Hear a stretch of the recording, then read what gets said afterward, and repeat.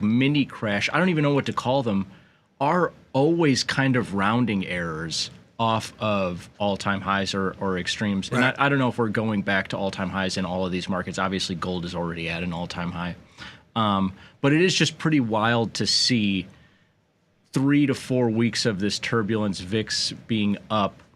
And I just had one of those things. You and I are so close to all this stuff that we're constantly looking at net changes. Right. You know, like where are SPUs up or down 20, 30, 40, 50?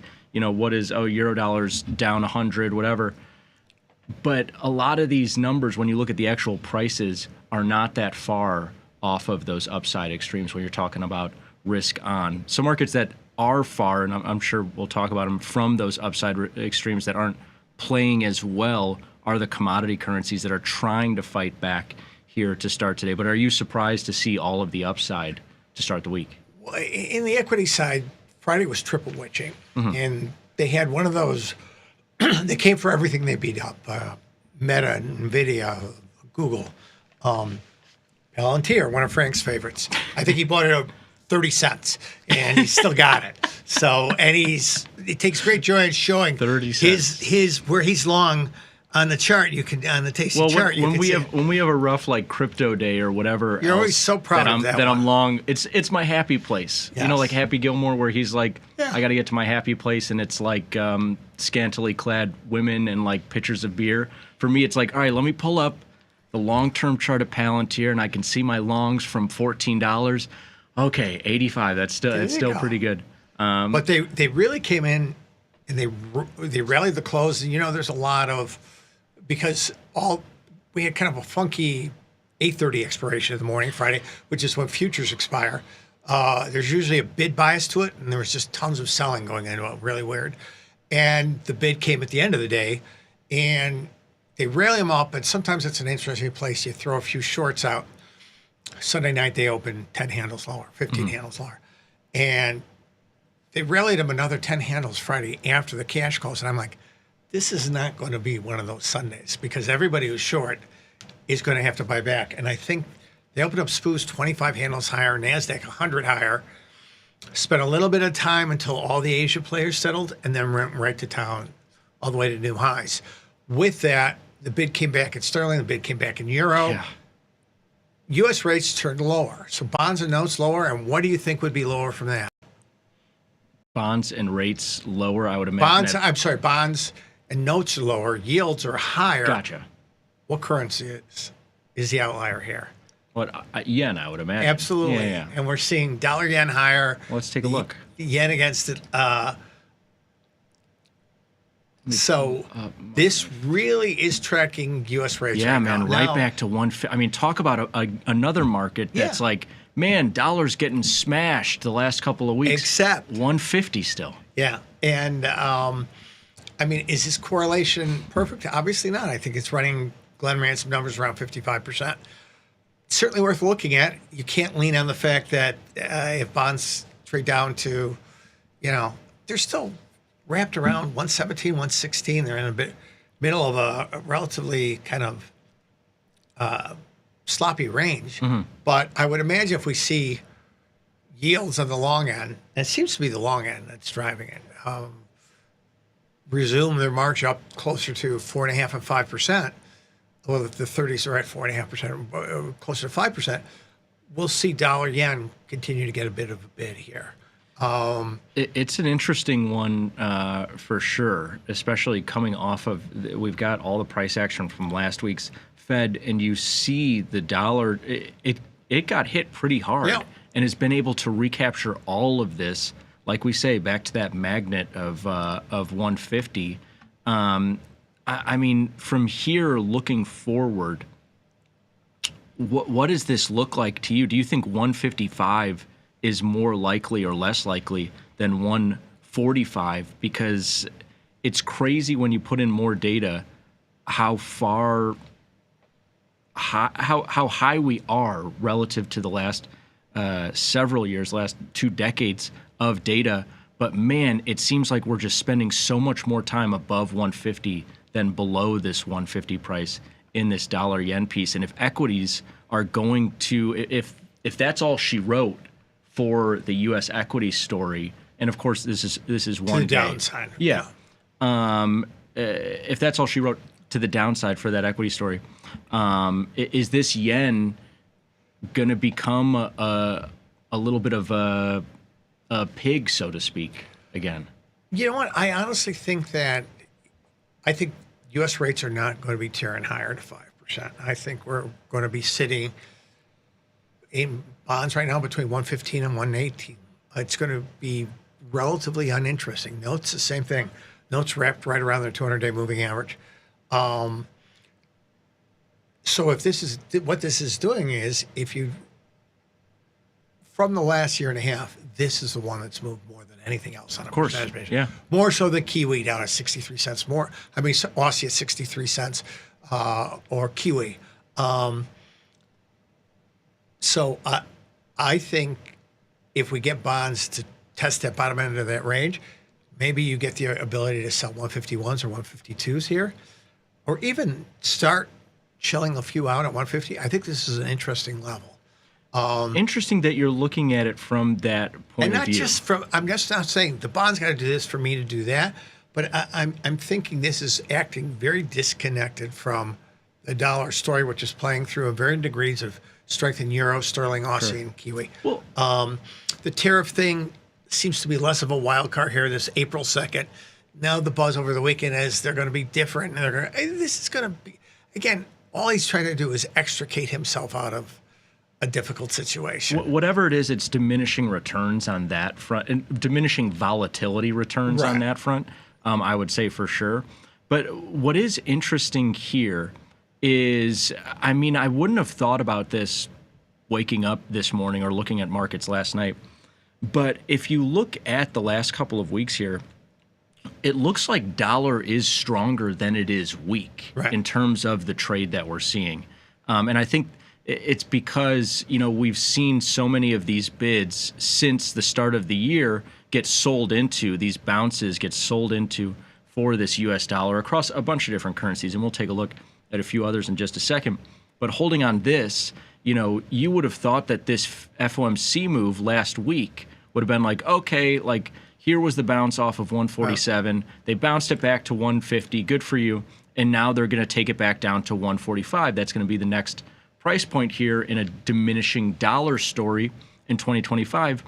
But I mean, I'll be damned if this isn't the strongest that we've seen this dollar versus the yen this year, in that it's put together a bounce from 147 or 146 half, whatever you want to say, up to close to 150, or pretty much a rounding error off of 150. And they've tried to take it down now a couple times in the last 2 weeks. This will be a really interesting week to see if the dollar strength continues here, because where it's been where it's actually not diminished at all, but it's losing a little ground this morning.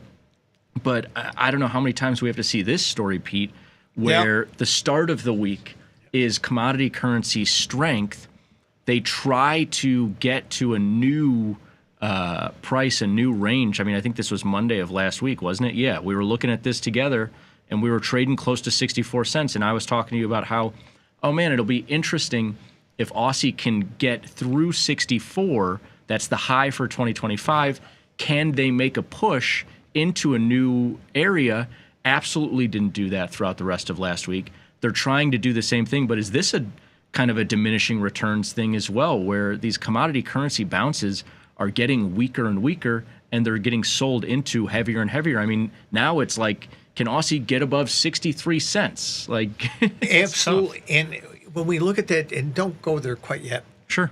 Frankie, when we look at the euro, we saw that rally, and granted, we had that huge couple of days, but then it started we get a little ebb and flow. And what we saw was when the highs were put in, they were always higher highs, and the pullbacks were higher lows. So I'm not a great technician, but just in terms of market structure, there you're seeing new highs put in that exceed the previous highs. When the pullback comes, they don't get anywhere near the previous lows. Here's one where it can't quite build. We get highs at the same level, 64 cents, 63.80. I mean, that's a rounding error. We haven't been able to get it. So in terms of this one, you would think, okay, well, Pete, you got a 100-point pullback here, 100-pip pullback. That's a nice pullback if you want to be long. Sure. But tape action wise, I would have loved to see us get to 64.5 or 64.75 and be buying the 64s on the pullback, because that would have shown me that structure of, okay, the market is challenging new levels. And of course, we know it doesn't go one way forever. Sure. Now, 108.5 euro seemed rich. We knew it wasn't going to, we didn't know. It looked like a good spot. Yeah. But the market tends to inflict more pain, as it did up to 109.5. We're not seeing that here. So is this going to be timed release? In other words, sometimes different currency pairs take a little bit longer to build energy to move. Right now, it seems like it's consolidating a little bit. And I don't see the same energy.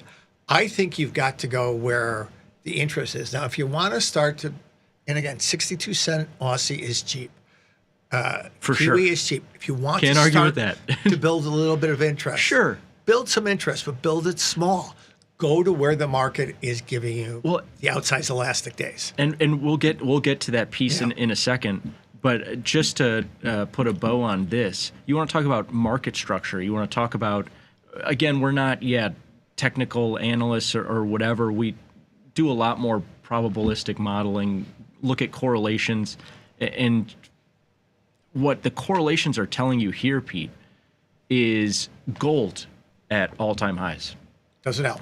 China, way off of their lows, Right. way off of their lows in terms of an equity market.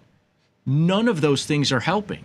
And this is one of those pieces where it's like, of course, in the grand scheme of things, if we were to look at, all the data points, and let's take a look at all the data points, and you were to say, okay, let's Now you look at the monthly, and I love this platform. Sure. Because you can so easily bring up that. And a lot of data. Trade. One of the things traders do, and I'm a victim of this too, is I use a lot of 5-minute charts because I'm in and out a lot. Take time during the day to change your perspectives. Yeah. Go out to an hour. Go out to a day. Once in a while, look at the monthly. Look at the weekly. It will help you get a little bit of context and not get so ground in every 20-pip move as to making or breaking it. This looks sick. And my point being here that, like, okay, if you want to make a case for Forex markets a lot of times being mean reverting in the long run and whatever, and let's say that the mean, the average price in this It's Aussie 75 cents. is 75 to 80 cents. We'll even say be relatively conservative, 75 cents. Now, I'm not saying that this market has to get back to 75 cents at some point in the future, but let's just say that's the long-term average, and this market is theoretically mean reverting. And you might say, well, Frank, then I'd much rather own this at 63 cents than, say, 68 cents. But in a market like this, Pete, wouldn't you rather see this market last week getting up to 68 cents, 69 cents, and then backing off to 68 cents and being long there? The higher highs, the lower lows. As Absolutely. opposed to a market that can't climb above 64 cents, and now it's bouncing back to 63, and it's like, well, yeah, this is cheaper than the euro dollar piece, which is where I'm sure you're trying to get to here.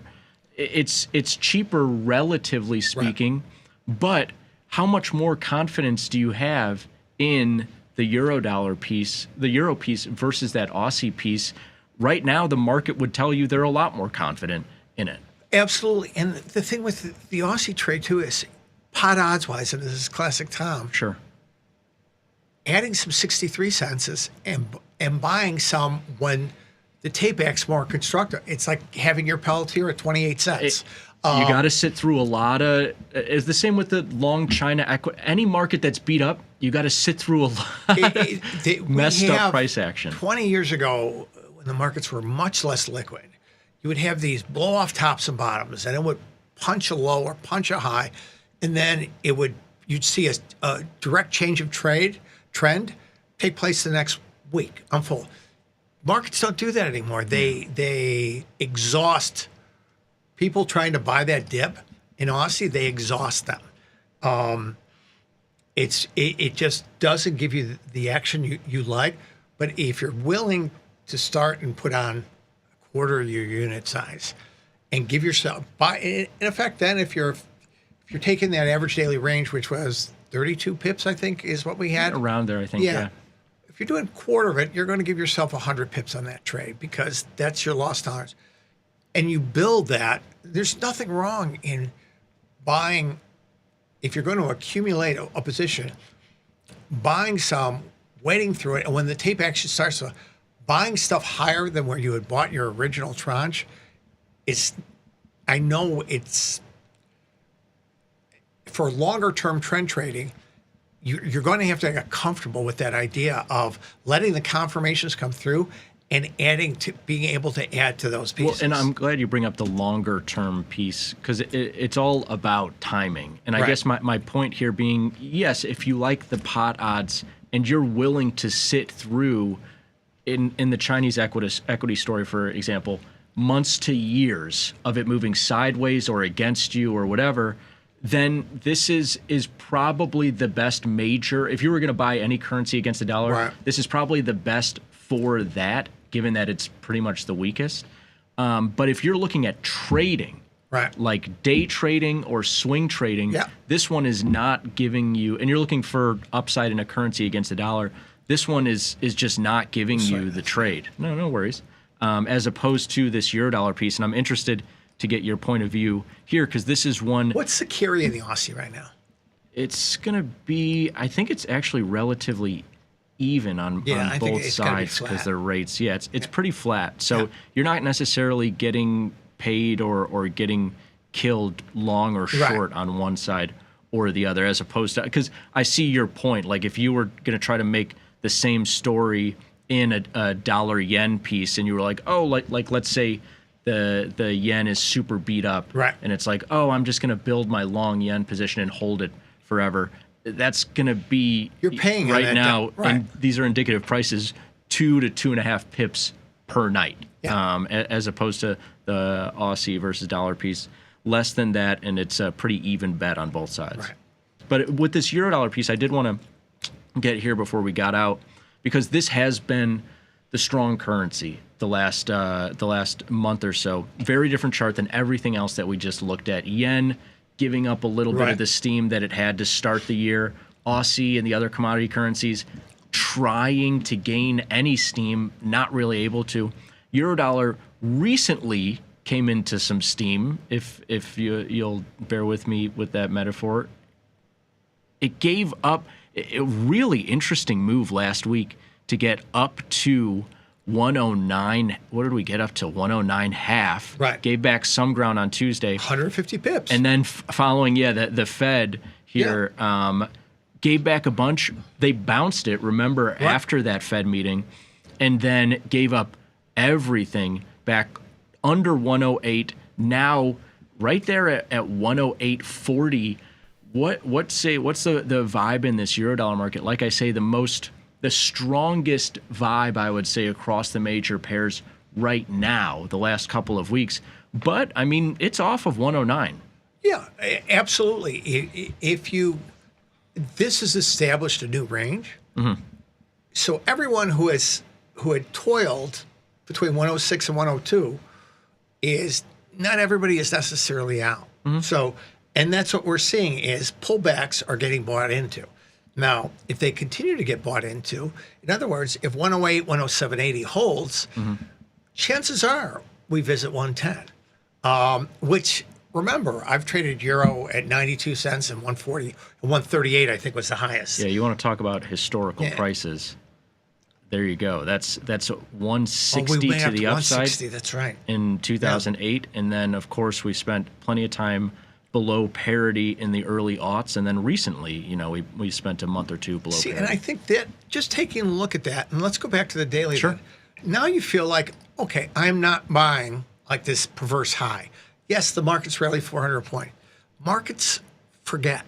They're perfectly memoryless. Yeah, they're memoryless. They're perfectly priced. So what I like about this is structure-wise, this sets up nicely. If you're going to buy something in this range between 108 and 108.40 here, you kind of know if it does roll over. If it gets below 107.80, 70, they're probably going to test it a little bit lower. Tough, yeah. Yeah, and maybe the next build point is 107 and a quarter. Sure. That's fine. So now I've already identified a reasonable level to get in, which is a 130-point pullback. I've identified my downside of what I'm willing to risk, which is about a day and a half's range on a little more than a day's range right now because we're out. And what am I looking for? The 110 print. Yeah. 2-to-1 risk. Setups like that, again, everybody can look at it differently, but if you can put together a scenario like that and then stick to it, you've got a pretty good game plan for something that is really pretty elastic. If it gets back up to 109.5, would I be a seller? For me, it would depend on what got it there. It'd be interesting. If it got there on a knucklehead PMI print or a CPI print, or I think we've got some of those things coming out this week, I might fade it. But if it grinds up there again, it's just confirmation that maybe we're in a new range. To your point, this feels like the healthiest market, the most two-sided market that Sterling does too. Yeah. And, I would almost want to, let's go to Euro Sterling. Sure. Just to take a quick peek before we go out. So, and you've seen Euro Sterling actually roll over a little bit more here because why was this? Well, the Euro gave ground. Sterling didn't give back so much ground. Yeah. This is a nice move back and forth from 82.5 all the way up to 84 and a quarter-ish, and then coming back pretty significantly in a lower volatility pair than the ones that we've just been talking about. So if Euro and Sterling are both moving and you want to stick in the dollar pairs, you can kind of get a sense. Looking at this, you can run the math. Well, which is outperformed in the short run? Which is the strongest one? This chart tells you exactly which is the strongest one on a day-by-day basis. Right now, the Euro strength, which we saw play through there, gave back some ground. Is there a trade there? Not one I'm seeing right now. I'd rather stick in the outrights or the dollar pairs. Yeah. But there's some interesting takeaways from that cross. Yeah, talk about a rounding error from recent highs. I mean, they're not 50 points off of 130 here in this pound, but we'll cover more of it later on in the week. Pete, thanks for spending some time with me, my friend, and everybody out there. Get ready for Tom, Tony, and Vanetta coming up next. Peace.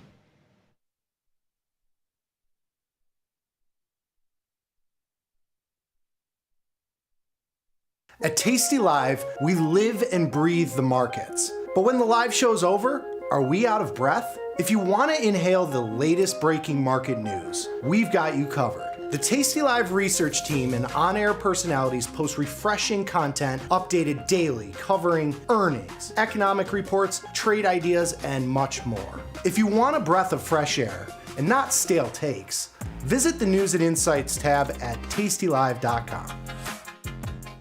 The beauty of Thinkorswim was that we were different. From the name to the front end technology was clearly what we wanted as traders.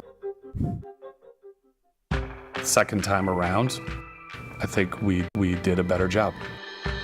Yes, we are known for our ability to support complex derivatives traders, but we also have the tools for somebody who's brand new who wants to come in on the first floor and work their way up to the top of the building.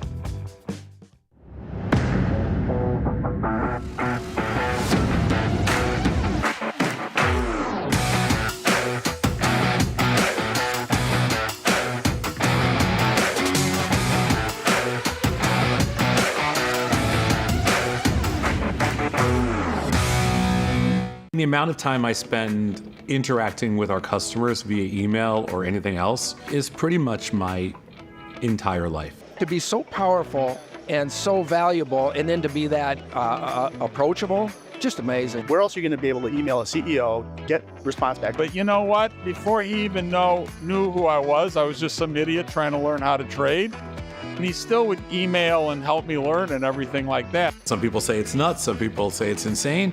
That's what I do.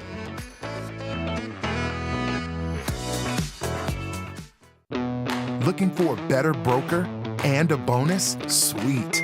We got you. Right now, you can get a bonus of up to $4,000 when you open and fund a Tasty Trade account. Plus, low rates, smart tech with the analysis tools you need, and award-winning support. So, get a broker who's actually got your back. And up to $4,000 at Tasty Trade. Make your move, genius. Tasty Trade.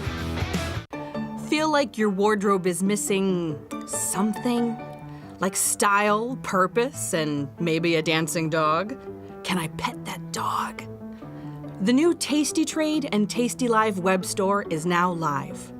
New merch, bold designs. Did we mention all net proceeds go to one tail at a time? Invest in the real bull market, dogs.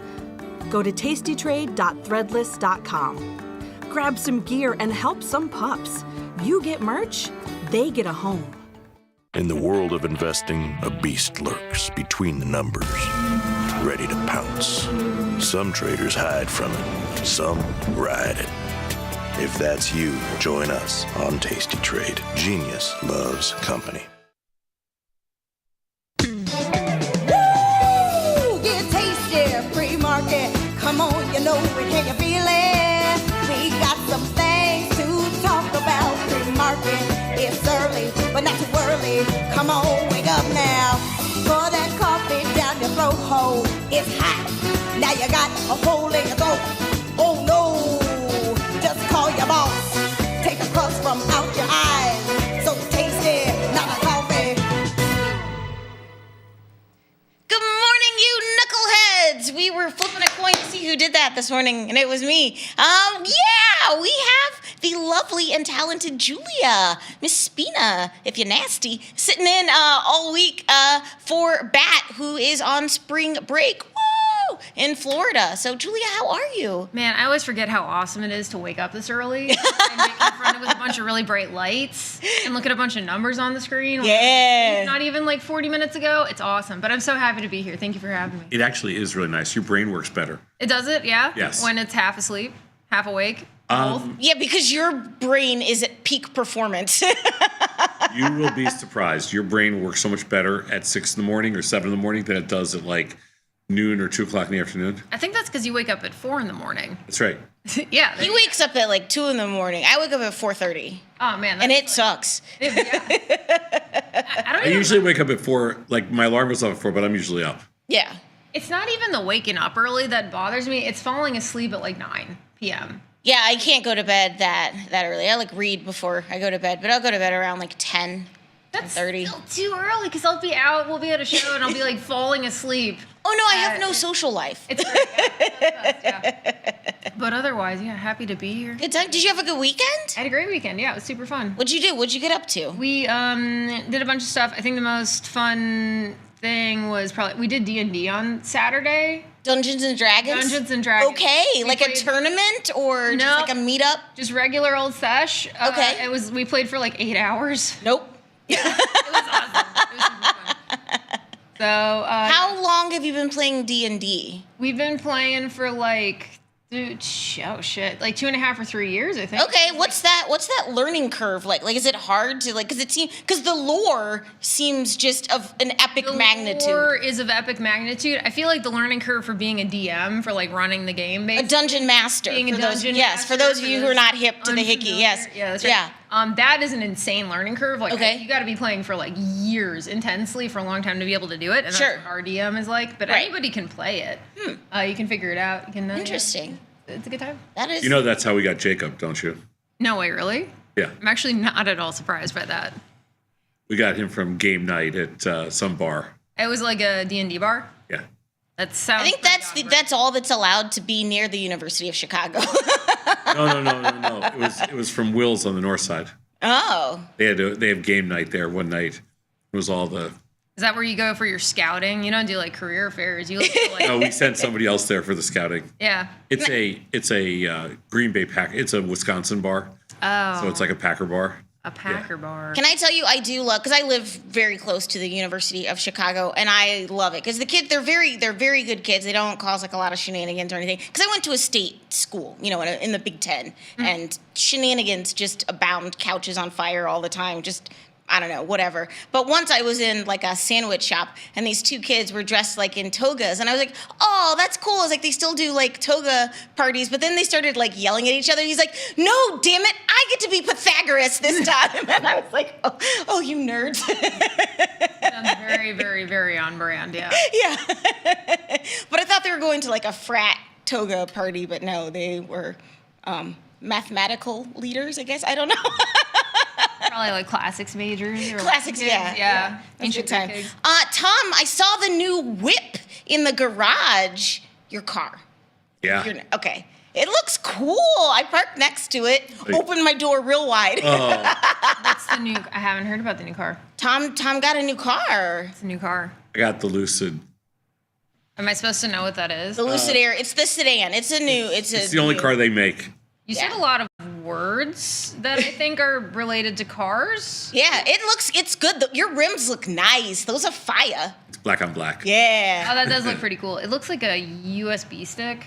Like a really nice one. So, really but no, nice USB stick. What are your thoughts on the experience of the whole technology? experience was really good. It was very similar. It was, first of all, they have a beautiful place where they deliver the cars at, Okay. And they built it out beautiful, and it's very similar to when Tesla first started. Okay. Like the first time I got a Tesla, I think it was 2015, and they gave you all this stuff, like a whole shopping bag full of, Swag. Yeah. They gave you, and It was a good customer experience. it was a real customer experience. My second Tesla, they gave me the car with dirty with mud on it. They didn't even show up. They were like, "You do it yourself." Oh no. So that's how much they fell off over like a 6. I think first one was 2015, the second one was 2021. The Lucid thing was really nice. They did a great job. Okay. And it was actually a bunch of people that used to be from Tesla. I kind of remember they used to work there. Oh, sure, So, sure. But How's the get up and go? Same acceleration, pretty similar. Everything's pretty similar. The nav screen, the interface, all that. It's a little bit different. Yeah. Some of the Tesla electronics, I like some of the Tesla electronics more. Sure. But the Lucid has way more gadgets. Okay. Like it's got more toys. Okay. And you haven't cut the seatbelt out of this one yet? Not yet. Julie, he cut the seatbelt out. I didn't cut it out of his anymore. car. But it's really nice. Please don't do that. Please wear your seatbelt. Yeah. Okay. Anyway, it's really nice. And He's an adult. No one can tell him what to do. Mm-hmm. Including. So far, so good. I mean, today's the first day I drove it. Yeah. I didn't drive it all weekend because I was away, but I didn't. And will the plug that you have in your house that was Tesla installed, will that work on the Lucid, or you have to get a new plug? No, I only have a 220 volt, like a washer dryer plug. Oh, okay. I don't know. Yeah, you don't need and it's the same. There's only two kinds of chargers. There's either a charger for a Tesla or there's a charger for everything else. Okay. So it uses the same charger as my Range Rover. Same thing. Oh, okay. They're all That's the a nice rich guy problem to have. You're like, well, it uses the same circuitry as my Range Rover. And they give you These are problems that Julia and I do not have. I don't think I can relate. Yeah. They give you a cord. Okay, great. It's all good. It's fine. It's good. Okay. So now you got to start buying Lucid stock, though. It's $2.50 or $2.25. Yeah. Scoopy. What a time to get in. Yeah. Yeah. Yeah. I asked the woman that gave me the car because I was the last person there on Friday, and she said because they've been doing this all day. Yeah, she said they delivered 5 cars. Wow. And every single person was a Tesla conversion. Sure. She said 5 for 5 today. Wow. I go, well, it's good for business for you guys. And she goes, yeah, absolutely. Yeah. I go, what do you do with all these Teslas? She go, we've already sold it. Like they've already wholesaled it out. Yeah, it's interesting. It'll be interesting to see what happens to that secondary. Well, they're buying them market. so cheap right now that I don't think they're going to lose any money on the Teslas because they're saturated with them, but they're paying they're paying. Do you feel that you got a fair price for your car? I feel they gave me a fair price based on what's going on right now. Yeah. I mean, I definitely sold it. The last time I traded a Tesla, I got way more money than I did this time. Sure. And so, they knocked about probably 30% off the value. Yeah. I would say that used Teslas right now are about 30 to 40% lower than they should be. Okay. I mean, if all things were normal. Right. Interesting. But, it's the price you pay to, that's it. It's the price you pay to not have to drive it. I did notice there was no cherry sticker on the car. I just got it. I mean, come on, man. You're supposed to be a company man. That you do. Yeah, you're a company man. You cut off the seatbelt and then you put the cherry sticker on. Like, that's what you do. That cherry sticker will be on as soon as I don't know who's got the cherry stickers. I'll get one today. Tori and Alyssa will hook you up. Yeah. They got I'll get one today. Don't worry, it'll be on. Well, It'll be all cherried out. shenanigans about. Julia, did you fill out a bracket? Are you in the March Madness? I'm out. I'm sorry. Is your name Julia? I'm out. No, I don't do sports, so I wouldn't ball? feel very. Yeah. I don't do the sports ball, so I wouldn't feel very confident doing a bracket. Yeah, Although but I don't- sometimes that's how, because you're free from any bias or That's any true, yeah. like, you know. Just randomly picking actually gives you better luck. Yeah. But I have friends who are doing that, who don't like keep up with sports at all, who are just like, they have brackets on, and they're like, oh, I'm making money today. I'm like, that's amazing. It's so stressful. I'm so stressful. I'm not a bracket girly either. Yeah. But I wasn't sure if you were just How from could you not fill out a bracket? Just, like a mathematical standpoint. What? how could you not fill out a bracket just for the hell of it? Well, because I like my money in my wallet. Like, I don't like to just throw it. Oh my God. I'm going to burn my money. Right, yeah, just like set it on fire. Do it. Yeah. Because some of these pools are expensive. It's like $20, $50, $100 to get in. Yeah. Our pool in the office is $10. Oh, I mean, nothing. that's still a nice time at Chipotle. Burn $10. I'll No, find it more is efficient not. ways to do it. Yes, it is. All right. Well, how? What do you mean you're out? What happened? What was your? What got busted in your bracket? St. John's. Oh, they lost. A lot of people had them going all the way. I had them going all the way. Oh no, because of Rick Pitino. I just thought they were the Cinderella story this year. They weren't. I guess they weren't. But Calipari and Arkansas slapped them. Oh, the Hogs, Razorbacks, right? The Hogs. Razor Hogs. Razor Hogs. Razor Hogs. Yeah. For the game. Razorbacks. Razorbacks. But they're hogs. The mascot, it's a pig mascot. Yeah, okay. I'm not wrong. Yeah, they scream out "Suey," you know. No, they don't. Yes, they do. Really? Yeah. I don't know. You got a whole. I mean, you never heard the Arkansas like chants and stuff. Why am I watching Arkansas game? Like, what? Yeah, they got all the Suey chants going. But Okay. But that's what. In a stadium of people in Arkansas just screaming "Suey." I know, yeah. So, but that's what busted your I mean, bracket. Calipari and Patino are like arch rivals. So Sure. It's kind of an. Well, Calipari, he's known for Kentucky though, right? Like that was his legacy, right? Well, he's I mean, he's a Hall of Fame coach. Right. Okay. Yep. See, I know things. He's been a couple schools, but now he's at Arkansas. Turned that whole program around. Interesting. Yeah. All right. Well, we'll. It was fun. It was a good weekend of if you like college basketball, it was a good weekend. Did you see the hilariousness? Jaden Daniels, the number one draft pick for the Washington Commanders, was at a basketball game and he was sitting next to the very popular Juju, right? She plays for USC, right? Yeah. His mama did not like that. His mama sat in between them because no one is messing with her son's future. And it was the internet had the most glory because he looks so happy and he's just talking. They're just talking. They're just sitting next to each other. But Mama Daniels shut that down. I think he lives with her. I think she moved in. Yeah. I'll tell you right now. Well, those two are dating. Well, Mama sat in the middle. That's so awkward. Well, yeah, she's. That's what I mean. Oh man, she is really good. I mean, but yeah, I mean she's. I mean, Juju's no slouch. Like she's gonna have crazy contracts when she comes out. She's the best woman player in college basketball. I know. Nobody's I know. even close. I know. That's what I was saying. But it's also weird.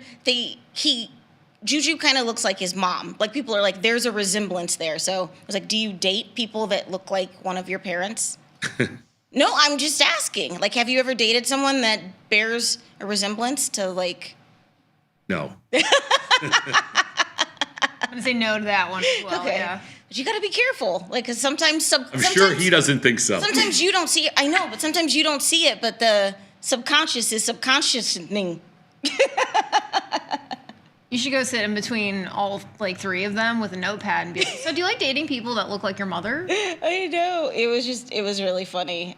Good times. Hey, we got a great show for you today. We got a jam-packed week full of content. We are off to a rockin' start on this Monday. At the top of the 8 o'clock hour, we got a research corner with Kai, Tom, and Julia. What are you talking about this morning? Do you know? Yeah, Kai's just going over a lot of stuff from last week, plus earnings this week. Okay. Also, you're going to have PCE that's going to come out this week. It's the Fed's favorite. You don't care? Is that again? Personal consumption. Consumption expenditure. Yeah, that's a worthless thing. Also, you're going to get like the Michigan consumer confidence. That's also going to come out this week. So some numbers, some stuff. For being in a consumer economy, that seems pretty important. Yeah. Yeah. I gave you the number right now. You wouldn't know what to do with it. I also 840. the market would do something with it. 840. Dr. Jim in the house. See how his bracket is doing. Skinny on options abstract application. Do you know? I don't have a. Oh wait, I do. Hold on. The source of the velocity of risk. The source of the velocity of risk. Yes. What does that mean? What is Jim what's has- causing all the drama? Am I the drama? Jim has discovered something that nobody else has ever discovered. The source. Okay. It's like a risk wormhole. Then 9 o'clock, market measures when to hold, when to fold, when to just walk away. Gotta know when to hold 'em. It's heavy. When to fold. This is the ETF profit pivot point. That's hard to say without caffeine. Profit ETF pivot point. profit pivot point. Yeah, it's a heavy piece. Okay. Yeah, TP will be on for that. Okay. It's a little too tough for Julia. I know. And I'm a little then, rusty these days, yeah. And then live from the trade desk, big boy Scott Sheridan, counting down all the top trending tickers over at Tasty Trade. That's very exciting. Oh, it's gonna be a great week. This Yes. is like, Best week I ever. forgot my. Oh, I knew I wanted to bring in my flat Tony. Your flat. Oh, the cardboard Tony. Yeah, Where is it? Flat Tony. yeah. Wow, Flat Tony would get the first ride in the new Lucid. Oh, I forgot. I left it out. I left it out. Okay. Left it out on your patio porch? No, I left it on my table. Oh, all I right. had it all ready to go. I was gonna put it where when Julia gets up and leaves, I'm gonna put the flat Tony in there. I gotta go get Could it. have been a good bit, but you blew it. What about the foam Tonys? Can we just kind of stack them up into a pyramid? We should have made like a giant one of those. Oh, that would have been funny and impossible to maintain inside of this office. I would have Whoever has to stabbed it. lug it around every day. I would have stabbed it. All right. Sharpie mustache. All right, now, children. Hey, you guys want your daily dose? Yeah, let's Great. do it. Yeah. Hit me Yeah. with my theme music. Let's go. Our leading In story, today's breaking headlines. news, Breaking coming news. across the wire. Our leading story, top story. Let's jump in. In today's headlines. This just in. Breaking news. All right, everybody. Oh, I drank that water too fast. This is part of the show we like to call the Daily Dose, where we talk about today's financial news and headlines. My name's Vanetta. Are you ready for the news? Fire In the away. news. Analysts are cutting first quarter forecasts more than normal, but they still expect growth. Tariffs have made consumers, the Fed, Wall Street, and everybody more worried about the economy. But as investors turn their attention to first quarter results in the weeks ahead, much of corporate America is still expected to put up a profit gain. Tom, if you had to look into your crystal ball and you had to sort of describe this upcoming Q1 earnings, how would you describe it? Or what are you most concerned about? I'm not concerned about Or it. what do you think the trend will be? Okay, I'm I- trying. I have no idea, but I'm not. But things have been bumpy, like first quarter. Like it's not. Wouldn't say that it's been smooth for any business in any but- industry. And then that's just I going know, to get but you reflected. can't broadly say anything like that. I mean, every company is going to be, every earnings cycle is virtually the same. They're all 50-50. Everything comes out 50-50 in the end. How about for you, Julia? You don't think just the vibes are off, man? The vibes are totally off. I wouldn't be surprised if we saw kind of growth across the board, because also like a lot of especially like consumer facing companies like bought up a ton of products, right, to kind of account for tariffs before the tariffs actually set in. That might get reflected in some of the profits in this quarter. And in addition to that, like we saw companies just kind of like some companies keep prices high in an inflationary environment even after, right, like some of those external factors that caused the inflation started to go down, which resulted in high profits. So just because like consumers might be spending less often on more expensive things, you know, with the tariffs being the excuse, doesn't mean that they're like, you know, that could still result in having a profitable quarter. It works until it doesn't. It works until it doesn't. And man, I don't know when it's going to stop working, but I could see this being a profitable quarter for now, even though it doesn't feel too good. Not going to lie. Yeah. Well, consumer side. but also too, just the flip. I think one of the main reasons why we're up even so much this morning is just that whisper of news that the tariffs, which again are coming back now, April 2nd, may not come back for all sectors, maybe mainly automotive. So it's sort of just like this sort of just whiplash. How much longer can we sustain this, Tom? Because it's a massive move up this morning. Yes, it is. Yeah, but they were a massive move down on Friday morning. They closed up. I mean, so there's no way of knowing how much longer can we sustain this. Unfortunately, it looks like almost 3.5 more years. Markets, yeah. Or until the world crashes. What is volatility telling you about this week? So we have, maybe positive tariff news. We have PCE coming later this week. We have consumer confidence. What is the market saying that the move's going to be? No, I'm just saying, what's the market saying? You're asking people that trade on anything but fundamentals about what we think about fundamentals. I'm asking you what the market is going to trade this week. So just tell me what it's going to trade. So take the fundamentals out of it. Based on the way volatility closed last week, and based on the rally, and based on the contraction of volatility, at least this morning, I think the market's telling you we're probably going to grind our way a little bit higher. I thought we'd get to 5,800. We're at 5,780 right now. Sure, but what's the expected move for this week? $105. Okay, I don't know why you wouldn't answer that before, but $105. I didn't hear that question. Okay, yeah, that's what I was asking you. And then you were like, "Whoa, stop talking about fundamentals." Like, look, dude, all I'm asking. While you were I know. I was like, all I'm asking for is what the expected move is this week. Do you think that 105 is the right area? I mean, obviously, you don't. It's not a question of what I think. 105. Because we're already up 66 this morning. 105 is the number. I know, but we're going to blow past that. See how disturbing that thing is? What? Oh, there it is. There's Flat Tony. We got Flat Tony looking at us from the window. It's not creepy of the at all. If anybody's wondering, yeah, there we go. Yeah, that's nice. He's looking right at me too. I don't trust this. Hey, in geopolitical news, new Canadian Prime Minister Mark Carney on Sunday called for a snap election on April 28th, saying he needed a strong mandate to deal with the threat posed by this Trump administration. The comments showed the extent to which the relationship between the U.S. and Canada, two longtime allies and major trading partners, has massively deteriorated.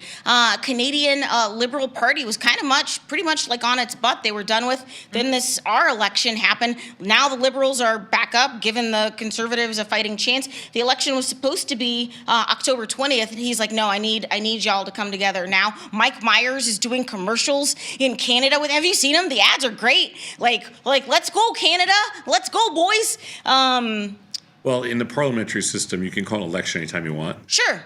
Like in Europe, right? Yeah, same. Well, it depends, but yeah, it makes sense. What are you doing in like Canadian dollar? Let's talk euro. We have a small pound. We have a small Canadian dollar position on. We're actually this morning. I was going to say we're tiny short, but we're not. We're flat Canadian dollar, but we're short premium in there. We're short. Calls and puts, both sides. It's a slow grind in there. Let's take a peek really fast. Canadian dollar. Yep, we're totally flat. Making a little money today. They're taking about 2 ticks out of the trade. Julia, do you trade currencies at all? I don't like trading currencies for the same reason I don't like trading bonds. Because like right now, like in the Canadian, it's slow torture. It's just slow torture, yeah. Because even though so Canadian futures IV rank is 58, like the IV index for the 46-day contracts is 7.5%. It never gets. It only goes down to like maybe 6.25. Yeah, it's just like even though the like relative volatility is high, the overall volatility is low. Yeah, but the difference in there is that the leverage is huge. Yeah. So it's like you're talking almost 40 to 35 or 40 to 1. Oh, because of the span pricing?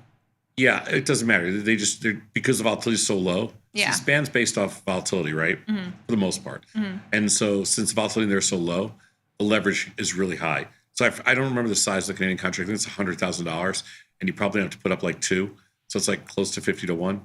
But see, that's what I don't like about bonds because then when you do have a big move in bonds or in a currency, like what we also saw in Canada, in the beginning of February, then it's balls to the wall. So actually, so the only thing I'm going to agree with you on is that the problem with currencies is just the liquidity sucks. The liquidity is also not great. Yeah. But with bonds, I disagree because I think that the moves relative to the amount of capital you have to put up they're priced perfectly with span. It's just the problem in the currency is just too thin. Yeah. That tracks. Interesting news coming out of China as they have a huge economic development forum. The Chinese Premier Li Qiang urged countries to open their markets to combat rising instability and uncertainty. CEOs from several major U.S. companies like Tim Cook, Apple, the CEO of Qualcomm, the CEO of Saudi Aramco, they're all in China converging. And China's basically like, hey, look, we're no longer the craziest nation. How about y'all come help us out? What are your thoughts on generating economic interest in investing in China?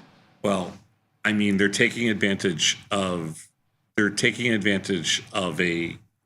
what's going on in the U.S. right now, and they should. Yeah. I mean, it's the smart move by China. For once, they did the right thing. Okay. But it is shade, honey. But, I mean, they usually don't do the right thing. Okay. But this time they did the right thing. The U.S., everybody, Trump's doesn't really get the way he's bringing the rest of the world together against us. Yeah. And, China's a perfect example. What are you doing on Chinese exposure, whether that's through the Chinese tech sector or just Chinese like FXI, the both of you? Nothing. Nothing? Because How about you, Julie, like a Baba, Baidu, PDD? I've looked at Baba specifically because it also had a They're really really expensive compared to where they were. Yeah, they had a really crazy rally, which honestly, like if you look at it over a much longer term scale, it's like a drop in the bucket.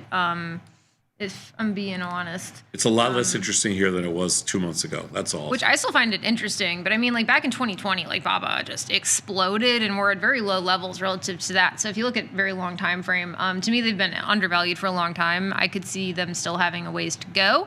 That being said, but I think like with China specifically, like it's you always kind of run into limitations, I guess, because like any kind of business relationship that you could form with any of these like amazing companies that are coming out of China kind of come with this conditional that they are under like a pretty consolidated federal regime, right? That could kind of change on a dime, and we're not doing much better because now we're kind of in the same situation where all of our business interests are kind of coming with this crazy federal government that's becoming more authoritative, in my opinion, but. That's just like, I think that's always fundamentally going to limit business interests with China. And there is still like a good amount of distrust between like European nations, for example, and China. But they're like everyone else is kind of coming together. Sure, my enemy's enemy is my friend. Yeah. Yeah. Exactly. Hey, I'm skipping a story here, John. Let's talk commodities. Gold is set for its third week of gains, ready to rise higher. Futures on gold gained last week, in the real nice range, still over around $3,000 an ounce. I'm not sure what it's doing this morning. Again, I pull this story. It's up $13. Yep. What are you guys doing in gold? Gold's challenging. I mean, we're a little bit short, and I'm looking for a spot to get really short. I think gold is the most. Why not just become a gold bull? I wouldn't short gold. I think I wouldn't either. I wouldn't short gold right now. I wouldn't either. I think gold's the most overpriced commodity there is, and I'm short gold, long silver, and I'm just short gold, and I think it's getting very close to. You're going to see within the next couple of weeks, you're going to see a huge pullback in gold. That's what I think. I think it's going to take a lot longer for that. I'm not I wouldn't be surprised if we had a pullback in gold, but I wouldn't say it anytime soon. The first time it rolls over, don't buy it. Julia, do you do anything in silver as well? I have a hard time trading silver, honestly, because I'll either go with the futures or the ETF for options on it. And sizing, I have a hard time in silver. Gold, I have a much easier time just because it's a little bit more liquid for whatever reason. The products are just a bit easier to trade. I'm checking the gold-silver ratio. I actually have that position on right now. But with uncertainty around the dollar still being really high, I don't know. I'm still pretty bullish golds personally. That's gold trading for. I like how Tom is literally trying to use a slide rule right now. I'm trying to figure it out. The gold-silver ratio is 33. Yeah. 30. Abacus, what do you do? Okay. Divided by, where's silver right now? 33.74. Do we have like a Jeopardy? Just under 90. Button? It's 89.86. What does it say? Say it again, Tom. 89.86. I trade the gold-silver ratio. I have it on right now. Okay. I'm going to add more to it when it gets over 90. It's 89.86 right now. Well, staying in the metal sphere, Copper's Uber Bull predicts a new record on the most profitable ever trade. One of the highest profile copper bulls is back predicting new price records as tariff threats drain global stocks and creates what he sees as an unprecedented opportunity for growth, especially in copper. Do you agree? Well, first of all, he's talking his own book. And who is this Uber Bull? I'm not saying. I'm curious. Well, you got to say who it is. Costas Bintas, the Trafurga Group. Never heard of him, and I couldn't care less what his position is. Costas Bintas, the copper mogul? Like what? Yes, the copper air. What are you guys doing in copper, though, or FCX? Nope. Nothing? Nope. Man, I thought you put on a position last week. You did. I did not. Yes, you did.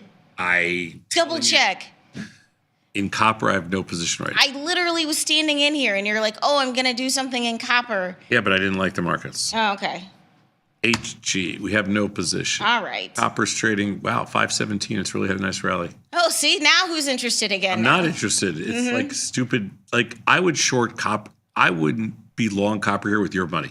You were not going to get far with my money. But I would not be long copper here under any circumstances. I wouldn't be short copper right now. What? Hey, here's something that's interesting. We really can't trade it, but we can feel the effects of it. Coffee roasters who were betting on lower prices opted out of hedging with futures, and now consumers are going to pay the price.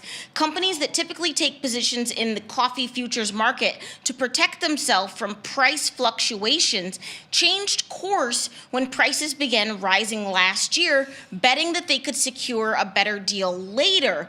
But supply shortages persisted and kept climbing, leaving many companies no option but to raise cost for consumers. Saying as you are literally in the coffee business now, I'm a coffee mogul. Are you going to have to pass cost increases on to your customers? We haven't. But are you going? There's going to be a point eventually. Yeah, well, I figure I lose money on every cup of coffee we sell anyway, so. Okay, so just double it. Yeah, I don't. That gives you a huge advantage in this market if you don't care about making money. But would you want to hedge that? Like now that you're a coffee shop owner, like knowing what I'm just asking. No. Like if you would want to hedge that, I thought. That I don't know how much coffee we actually buy. Let's see. We probably. You know a lot about your business. I don't know. I don't know how much coffee we buy. All right. Well, I'm going to keep it moving. Hey, let's talk Bitcoin real fast. Bitcoin's plunge could have further to go despite its recent bounce. So Bitcoin reached its high on January 20th, the day of Trump's inauguration, and that high tick was 109,225. It has since fallen 23% below that record. It was around 84,353 on Friday. Where are we going from here?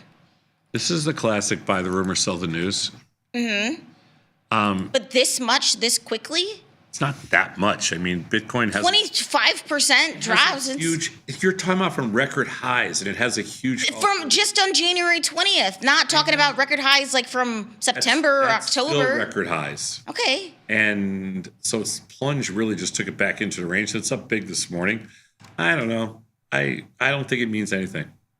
Julie, what are you doing in crypto these days? I was just being a nub. I wanted a little bit of skin in the game, so I just bought shares of Bito. It's a Bitcoin ETF. Oh, okay, yeah. I want to like long-term skin in the game a little bit for crypto.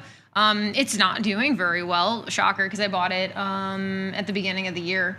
But yeah, no, it's just a little bit of unleveraged exposure. Have you bought any of the new coins that we're offering, like XRT or anything? XRP? XRP, I'm sorry. Knows the products very well. I was listening to XRT this morning. I meant XRP. LBJ took the XRT down to the IRJ. No, remember that song from here? No, never mind. No. I don't know. If there was this is going to sound crazy, but if there was a little bit more volatility in some of the major currencies, then I'd want to get into them a bit more. But right now, I mean, like Bitcoin's IV rank is 4.6, which makes sense with the size of the moves. But I think it's kind of more of a volatility game for me.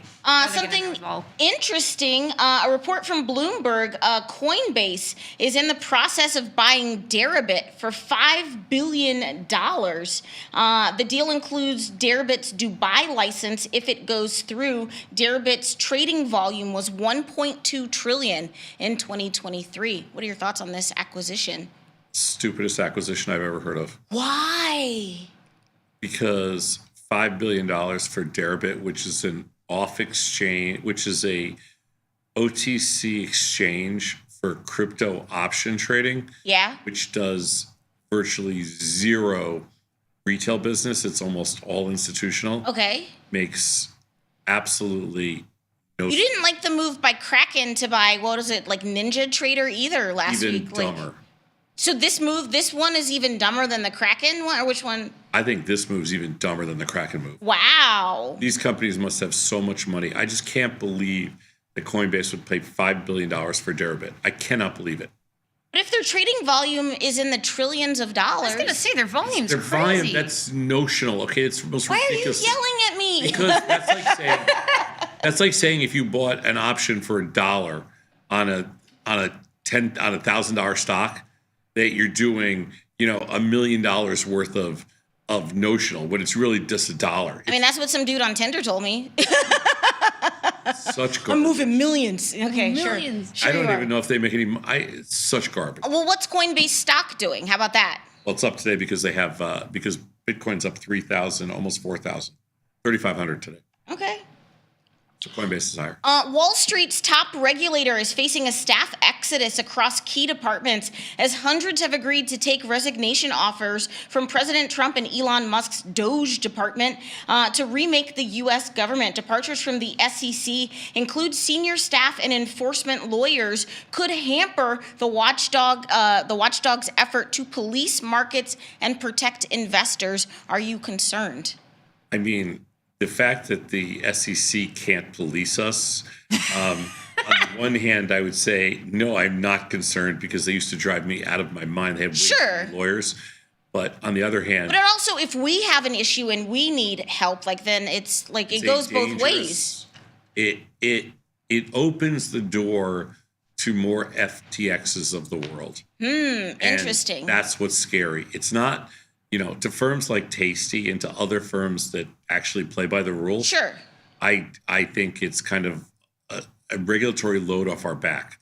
For the other firms out there that, But there's still live in the gray area. But there's still changes that we would want to advocate for, and then that just gets harder, like the more skeleton of a crew. You know what I'm saying? Actually, it gets easier. It gets easier? Yes. Okay. Because it gets easier because there's less. So we're going to have pattern day trading, just get rid of it by Wednesday? Believe me, we would hope so. Yeah, okay. The more FTXs you have, the more it reduces consumer confidence in the sector as a whole. No question about it. And this is based on, all of these businesses, legitimate and illegitimate, are based on confidence. So if you don't have these kind of protections in place, such as when you're killing the Consumer Financial Protection Bureau. Yeah. I agree with you. And then as a taxpayer, this is pretty annoying just because okay, right? So we fire a bunch of people at a bunch of these different federal agencies. I feel like the probability of these jobs getting replaced by contractors goes up. And there's there tends to be more waste, at least with regards to military contractors, when you do something like that versus doing it in-house. This is financial stuff. But the scary thing here is that you run the risk of what you just saw, which is Capital One and big financial institutions. And Everything got dismissed. That were ripping off consumers, just being told, you're not even going to get a slap on the wrist. Yeah. Hey, StubHub has filed for an IPO as companies start lining up to go public. The online ticketing service has long been eyeing an IPO, delaying its plans in July. AI infrastructure company CoreWeave is expected to debut this week, and Klarna has also filed to go public. What do you think of a little StubHub? I mean, the scam that they are. Okay. Go public. If I were them, I would have gone public a long time You think ago. they're a scam? I mean, they're just as bad as Ticketmasters. They say that they're an alternative to Their Ticketmaster. They're fees just are as bad. just as bad as Ticketmaster. They're just as bad. Prices tend to be a lot lower, at least for tickets. Their fees are probably just as high. Their fees are brutal. I will say StubHub was how I got to see Taylor Swift in Europe, but their laws in Europe are different than here. They cap resale. You can only resale something at 1.5x its face value. You can't. But StubHub fees are a third of what the ticket costs are. Yeah. Anyway, well, they're gonna go public, so nice, ticker symbol STUB. I like that. STUB. Stubs? No? Okay. We're kind of starved for IPOs. This is kind of nice. Yeah. So we're getting Klarna, StubHub, and what was the third one? CoreWeave, the AI CoreWeave. Oh, more AI companies. Yeah, more AI companies. More AI companies. Hey, the future of internet liability is uncertain as Congress is now targeting Section 230. Created in 1996, it's an amendment to the Communications Act, and it crucially says no provider or user of an interactive computer service shall be treated as the publisher or speaker of any information provided by another information content provider. This basically meant that platforms weren't legally liable for anything that their users created, right? So that's something nice. 230. Right, yeah, but that may be going away now. So of course it is. I think, but so that basically makes like Facebook, for example, liable for people posting information on there. Yeah. Right? That is Yes. either misinformation Yeah. or causes some kind of like violent thing to happen. Yeah. For example. Well, they're not trying to repeal it in its entirety, but they are trying to force the tech industry into negotiations and forcing them to come to the table and agree to meaningful reform. I think, is that a good thing? I don't know. And like everything just gets so twisted, and like basically whoever writes the biggest check now, like just gets what they want. So. But I mean, like social media has rotted in part to this extent because they're not liable for the things that go up there. Right? Yeah. Yeah. And people have literally died. Like. No, exactly. Yeah. Like we've seen like organization of like like terrorist groups and shit. Sure. Yeah. Right? That, radicalized people. Yeah. Radicalized people. Yeah. Like that's like this. This seems really. It seems like the slipperiest of slopes. This is the slipperiest of slopes. It seems really against tech companies. I'm kind of surprised with like all these tech moguls kind of being connected with the president that this is even up for discussion. We will see what happens. I'm really surprised by this. Speaking of tech companies, Microsoft rallied in the last 10 minutes of trading on Friday to avoid its first 8-week losing streak since 2008. Woof. With its late Friday rally, Microsoft avoided an 8th consecutive week of declines. The stock is down 16% from its record close in July. Oh no! What are you guys doing at Microsoft? I didn't know. I was like, but that's pretty impressive. 8 straight down. We're a little bit long, Microsoft. We were a little bit. We'll be flatted here this morning. Okay. I thought it was oversold. How about for you, Julie? Anything in Microsoft? No. I mean, I have like Q's exposure right now. Okay. So like, no, this one's been interesting to me. This is one of those companies where you can get like a good bit of quantum computing exposure, for example. Yes. But it's still very much a tech, traditional tech company, I'd say. It's been about as like sideways as you can be for over a year. Which is like, it's pretty impressive for Microsoft. But what's always funny, I like to go back and look at the very long-term chart for Microsoft. We forgot that it did nothing for 8 years. Yeah. Like, it did absolutely nothing from like, I think it was like 2001 to 2009 or something like that. Before it started to grow. So this is kind of nothing, I guess, compared to that. But I am a little bit surprised to see how much it's sort of sold off, especially since 2025 started, yeah. Meta is introducing more and more AI features and capabilities to its apps. But in another move that may not be received well among users, Meta wants to use AI to facilitate interactions between friends by helping them write comments on Instagram. Oh my God. I didn't write that. Stop I didn't right write that. now. Stop this right now. We're in hell. So it's a new feature called Write with Meta AI. And if, for example, there's someone makes a photo and then you want to leave a comment, Meta could suggest a comment for users so they don't have to come up with it on their own. What are we doing? You guys don't even looks write good. comments? Like, oh my God, so cute, girl. Yes, like basically. Isn't half of the content on the internet already bots? Basically, yes. Half the new content. We don't need now more even bots. Bodier, but these are personalized Bodier bots. I don't even know. Trash. It's trash. It's crazy. Yesterday, spam. So Frankie, who's in our chat right now. Yes. Yeah. So Frankie calls me. I was in the supermarket yesterday. And he goes, "Did you hear what Rick Pitino said to John Calipari?" Oh, he fell for an AI video. Yeah. So anyway, I go, you have to be careful, Frankie. Not everything you see online is real. So I go, "Frankie, that's not real." He goes, "What do you mean that's not real?" I go, "It's not real." Yeah. And he's like, You're gotta be kidding me. I fell for that. Yeah, it's AI video, and you can steal anyone's voice. You can make them trash talk or say anything. It's unbelievable what they do. Yeah, you got to be real careful with guys. stuff like that. The guys who do the post-game press conferences, they're so good. They're so good at making up the stuff. It's great.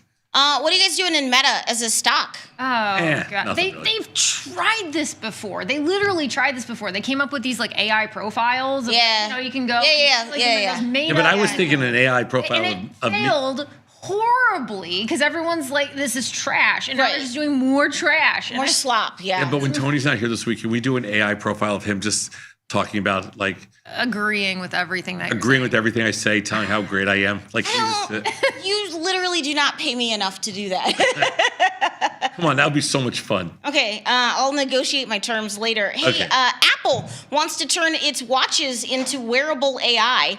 Its VR devices aren't working, and Siri is delayed, but Apple has a plan. Despite the general failure of wearable AI devices to win over consumer, Apple says, we got something for you. They're seeking to shoehorn lenses into both its Apple Watch and Ultra models, and then the lenses could capture everything around you, and then it becomes a full AI wearable. Oh, Apple, what are you doing in Apple? We're in the surveillance state. I have. I know. I'm actually going to be a little short Apple this morning. I came in flatted, but now I'm going to have to work my magic. Okay, work it. Work the magic. Yeah, I'm not touching Apple, just broad tech exposure in the Qs. I don't, why they could just, can they make like a Maps app that just works? That would be great. I mean, have you seen Google Maps lately though? That shit is bad. It's all bad. It's all bad. Everything is bad. Everything's bad. Nothing works. I'm like, I don't want an AI watch. Just give me maps that work. We're going back to MapQuest. I'm going back to MapQuest. I'm printing it out. I'm skipping a story here, John. The Trump administration has awarded Boeing a contract to build the U.S. Air Force's most sophisticated fighter jet yet, giving them the contract over competitor Lockheed Martin. Lockheed Martin losing billions of dollars in contracts across the world just because we're America's being America. So LMT has been losing contracts. Boeing then now got this contract. What are you doing in Boeing? I know you don't really trade LMT, so. I don't trade LMT. I have a small position on in Boeing. We were flat. We'll be a little bit short this morning. Okay. Disney's Snow White opened up to the box office with a sleepy $43 million. The budget for this movie alone was above $250 million, but it was not without controversy about some comments that some of the stars had made, and the idea of whether they should use actual little people for the dwarves or if they should use CGI. But people are like, dwarves need jobs too. I don't even know, but right? But I would think if you would want those jobs to be. Anyway, Snow White, just maybe another stumble for Disney. What are you doing in the House of the Mouse? You wore the right shirt for today. I know. Yeah. I have no Disney position at all. Yeah, I don't Disney. This movie looked, I don't know. Were you excited to see this movie? Not, I mean, I don't know. I just looked pretty bad. But I also, like, I don't know how much of their stock price movements actually tied to movies these days. Right, sure. Just because they do have so much exposure through, like, streaming. Sure, and their parks and ESPN, franchising, sports, yeah. all that kind of shit. So, I don't know. I'm not expecting this to affect the stock very much. It's also exactly what I think everybody was expecting because the movie just looked pretty bad, at least for my personal opinion. Yeah. But yeah, not touching Disney, nothing like that. In a funny instance of why maybe your company should have some diversity, please don't come at me. This is just actually a very funny story. So the Orioles AA affiliate, the Chesapeake Bay Sox, unveiled a new alternative identity and logo. So they're like, oh, we're going to be the oyster catcher. So the oyster catcher is actually a bird that's in Baltimore, right? So they put this logo out, and the internet immediately was like, yo, that's a vagina.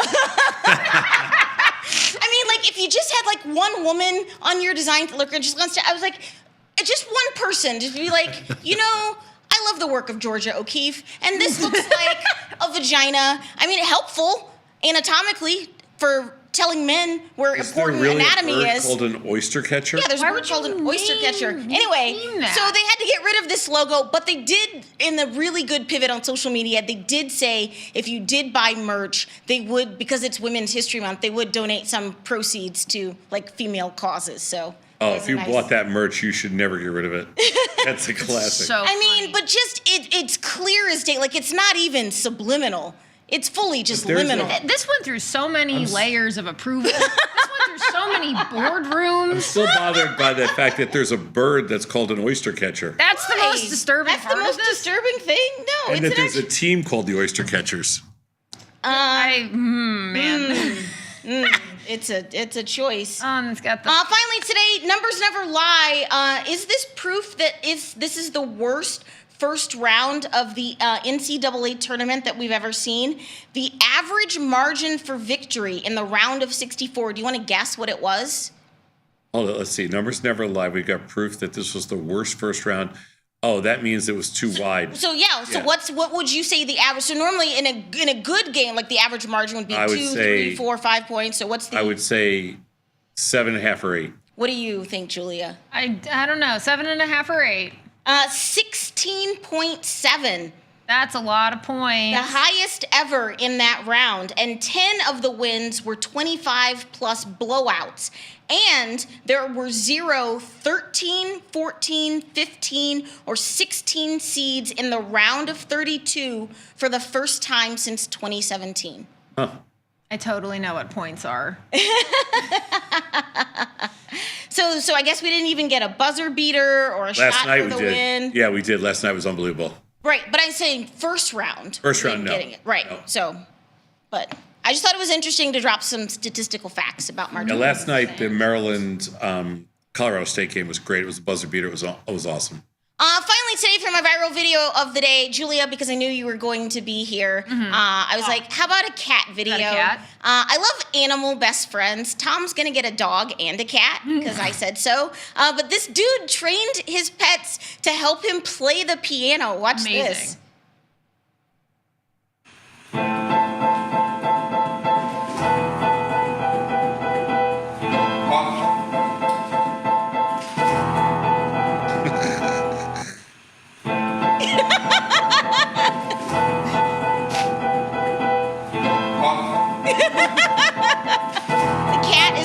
The dog is off beat.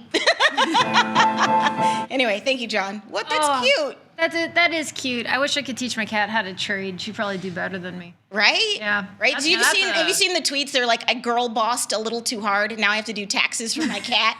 So people have made their cats famous, and so they have to do taxes for their cats now. What a problem to have. We're gonna take a quick break, and when we come back, Tom and Julia gonna answer some viewer questions and confirm and send. You're watching Tasty Live. Peace.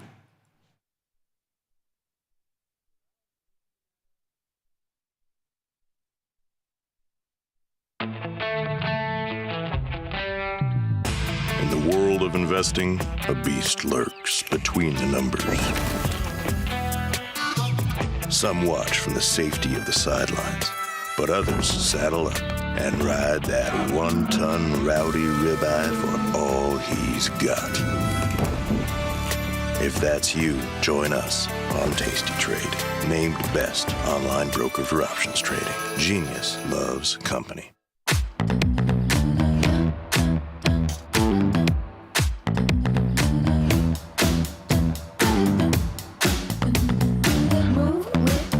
Shake it up, stop when the clock hits 13. Sing 1, 2, 3, 4. Cause no one can do it like we do it, like we do it, like we do it. Cause no one can do it like we do it, like we do it, like we do it. Get a bonus of up to $4,000 when you open and fund a Tasty Trade account. Make your move, genius. Tasty Trade.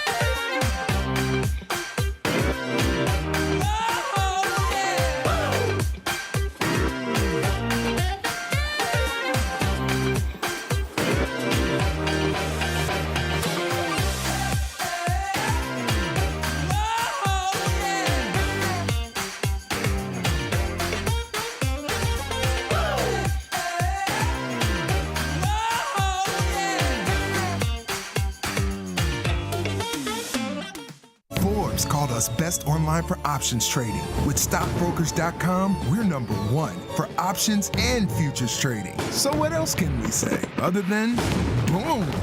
Trade like a trader. Tasty Trade. Make your move.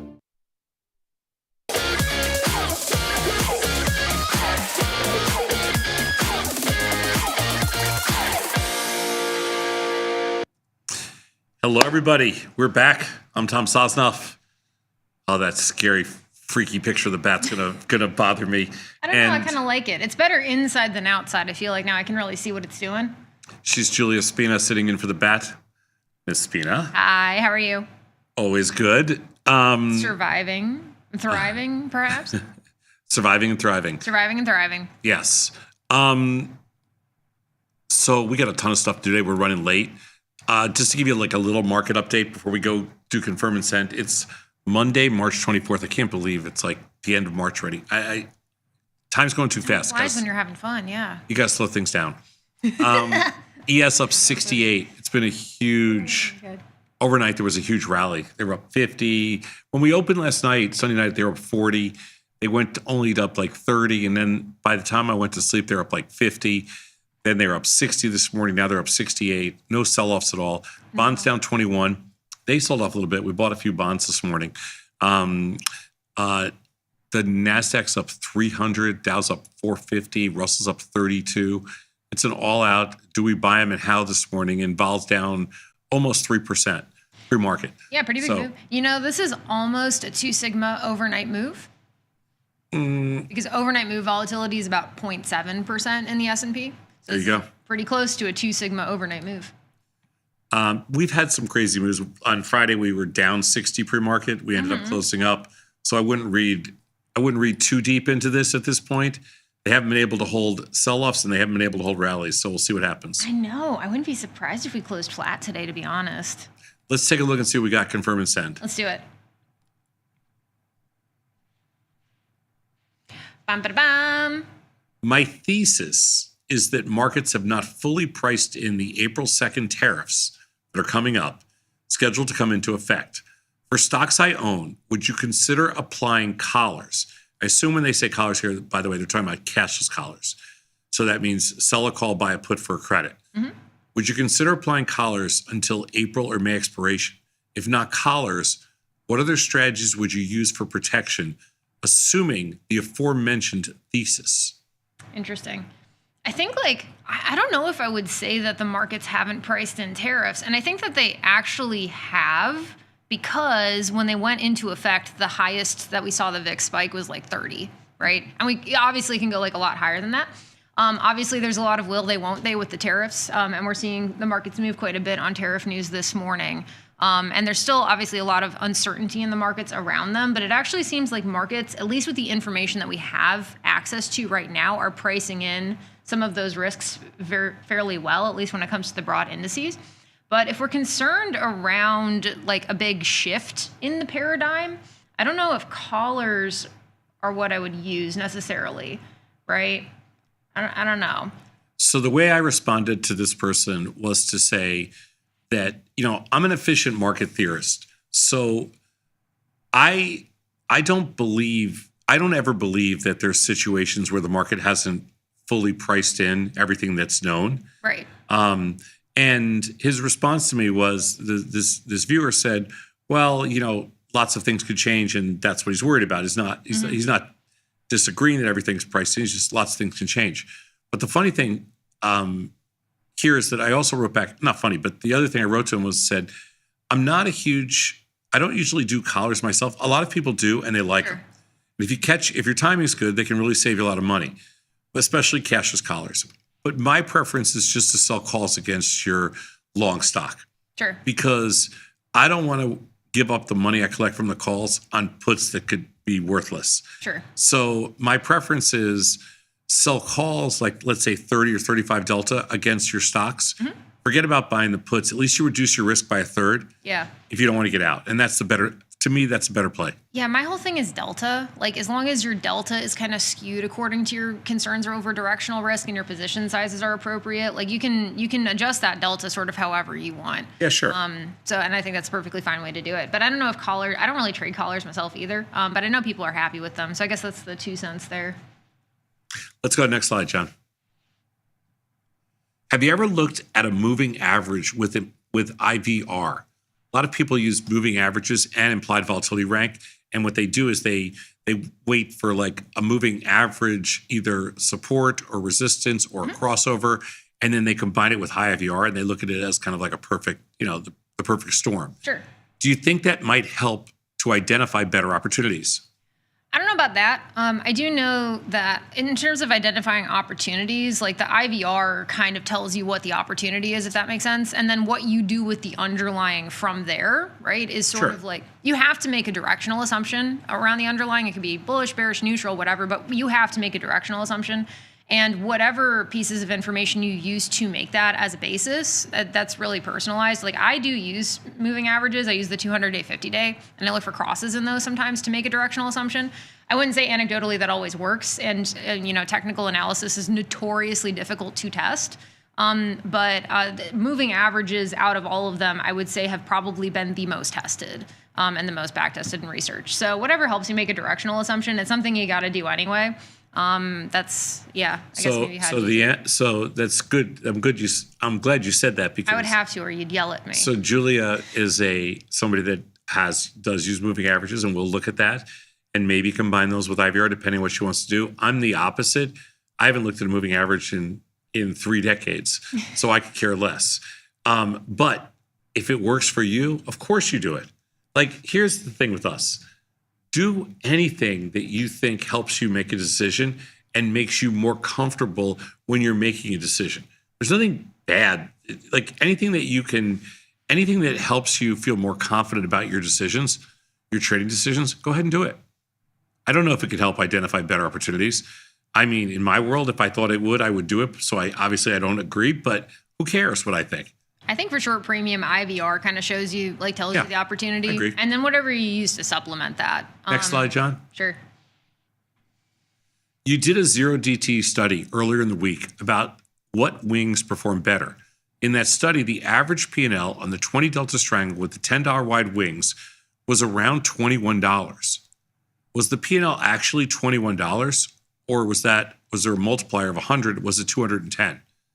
I don't know if you saw that study, but I did not see the study. Okay. But I have intuition around this. What are you saying? It's $21. I would also say it's $21. Like Yes. that makes a lot more sense than $210. No. Jacob does those studies and he uses the real dollars. There's no multiplier on top of that. Yeah. The reason it's only $21, I know that $210 would seem like it's what would seem like a more accurate number, but the reason it's lower is because you have to factor in those outlier losses. Right. And they take the total number down over time. Right. So yeah, if you could eliminate the outlier losses by managing early, the number would be much higher. But the actual number, including letting the losses go to max, was $21. Yeah, and I'll say here, maybe the intuition is that it should be closer to $210. And my guess here, and I didn't see the study, but my guess here is that $21 is the average, but the median is probably closer to $210. Well, the median's a lot higher. I don't know what it is. Median's a lot higher. I don't know what it is, but my guess is if you feel like it should be higher, you're probably thinking intuitively about a median rather than the reason it is because we take profits at 25%. Yeah.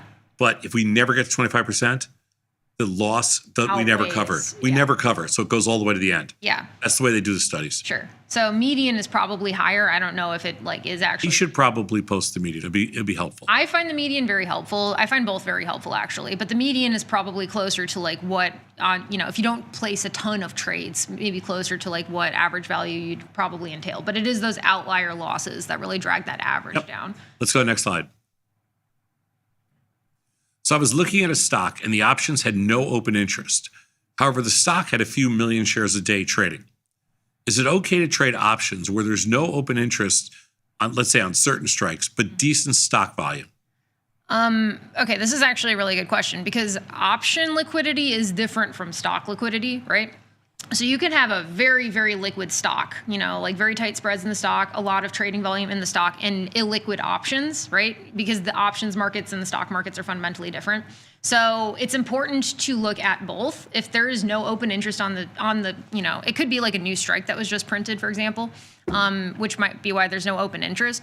But I think that you just have to be really careful about looking at that option liquidity. And if it doesn't have any open interest, I'd be a little bit worried about trading it. I probably wouldn't. We don't really look at open interest that much, but we do look at volume. And when you say the stock had no open interest, remember, open interest doesn't hit till the next day. So you have to look at the volume first. I assume that the reason you looked at open interest is because there was no volume. And if there's no volume, you have to be very careful and look and see how wide the markets are. Because if they're wide with no volume and no open interest, even though the stock trades a few million shares, you're going to walk away from that. But if there's just no open interest, but there is some volume and the markets are okay, then you can trade it. I would just be careful. No open interest is definitely a red flag, but no volume is more important. I would say, yeah, I agree. Let's go to the next slide. Whenever I hear you talk about defending a position, you talk about adjusting the other side. I assume that means for strangles. What if there is no other side, though? You can add another side. I mean, we do always adjust the untested side. Yeah. But what if there is no? What if you just sold a call and the market went up? Or what if you just sold a put and the market went down? I actually don't know. You could add another side. You could add the other side. You would add the other side. So of course you could roll it out in time. You could do something else. But what we like to do, if you're just short a call and the market starts to rally against us, we like to sell a put because A, it requires no additional capital. Yeah. And B, it reduces your delta by whatever the delta is on the other side. Mm-hmm. That's all it is. So what if there's no other side? Then create another side because it doesn't cost you anything, or roll it out in time. Sure. Yeah, that Those makes are your sense. choices. Let's go to the next slide. And the last one. From my understanding, selling options around 45 days to expiration and early management is where we get our edge. But what about zero DTE trades? Where does the edge come from there? Zero DTE trades are a bit of a black box. To me, they're much closer to earnings trades. Although we certainly have more data when it comes to zero DTE trades compared to earnings trades. At that point, you're just dealing with so much, your Greeks are kind of out of control. At that point, you're dealing with just so much volatility that quantifying the edge of that trade to me is pretty precarious. Because at that point, your volatility is so high that understanding your edge, which I also don't like using that with regards to options at all. I kind of where does it come from? It's the same principle as longer dated options, right? You're just dealing with a lot more volatility. So quantifying how much, on average you can expect to profit and over what period of time, all of your stats kind of become skewed when you're dealing with that much volatility. So I have a hard time actually quantifying the edge, but the principle comes from the same sort of market theory as the longer dated options. Yeah. So Julia's spot on. The theory, in principle and theory, everything stays the same. But the problem with zero DT trades is exactly what you're talking about here. They're very fairly priced. And the edge just comes from if there is any edge, it comes from whatever mechanics, like in our world, based on all our research at Tasty, the edge in zero DT trades comes from managing early at 25% or less. That's the entire edge, is that you have an opportunity early in the day. It seems like you always have an opportunity early in the day, or a very high percentage of the time, to manage at a certain percent of max profit, to take small profits. That seems to be the edge in zero DT trades. But you're not going to have the advantage of being able to roll out in time. You're not going to have the advantage of necessarily adjusting the other side. Everything moves too fast. Zero DT trades are like earnings trades. They're in a sense a variation of a binary trade where there's not a lot of wiggle room. Yeah, there's really not. Yeah. There's really not. And then on the flip side, at that point, your Greeks become really unreliable. Your pops as well become pretty unreliable, right? Because again, a lot of these statistics are based on models that break under extreme conditions. And when you're trading zero-day options, those are very extreme conditions, right? So that being said, quantifying the edge is, I wouldn't be very confident doing that, if that makes sense. But the theory is based in the same market theory as 45-day options. It's just a totally different ballgame, though, when it comes to actually quantifying what your average expected behavior is. Yeah. She's Julia Spina. I'm Tom Sosnoff. And we're going to take there's the bat. There's the bat. Yes. We got the bat. And we're this scary bat. The photo, this is when we had to do a lot of, how do you say it nicely? Body sculpting. Body sculpting? Oh man, you're lucky he's not here to see that. Body sculpt. Body sculpt? I think Photoshop is maybe the word you're looking for. No, I'm looking for body sculpting. Body sculpting, Yeah. okay. And Bat in a corset. Anyway, we're going to come right back. We've got Kai coming on in about 90 seconds. Perfect. Thanks, guys.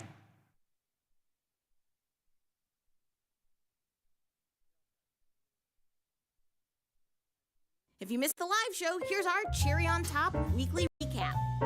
What is going on over there, girl? His hat was a late entry today. He came in. Girl. Oh, it's all jaunty now. It's you gotta move more towards your left. I hate when that happens. Your other left. Like when you can't get your Yeah, there you go. you can't get your bangs right. Oh, I hate that. I know, you know? I hate that.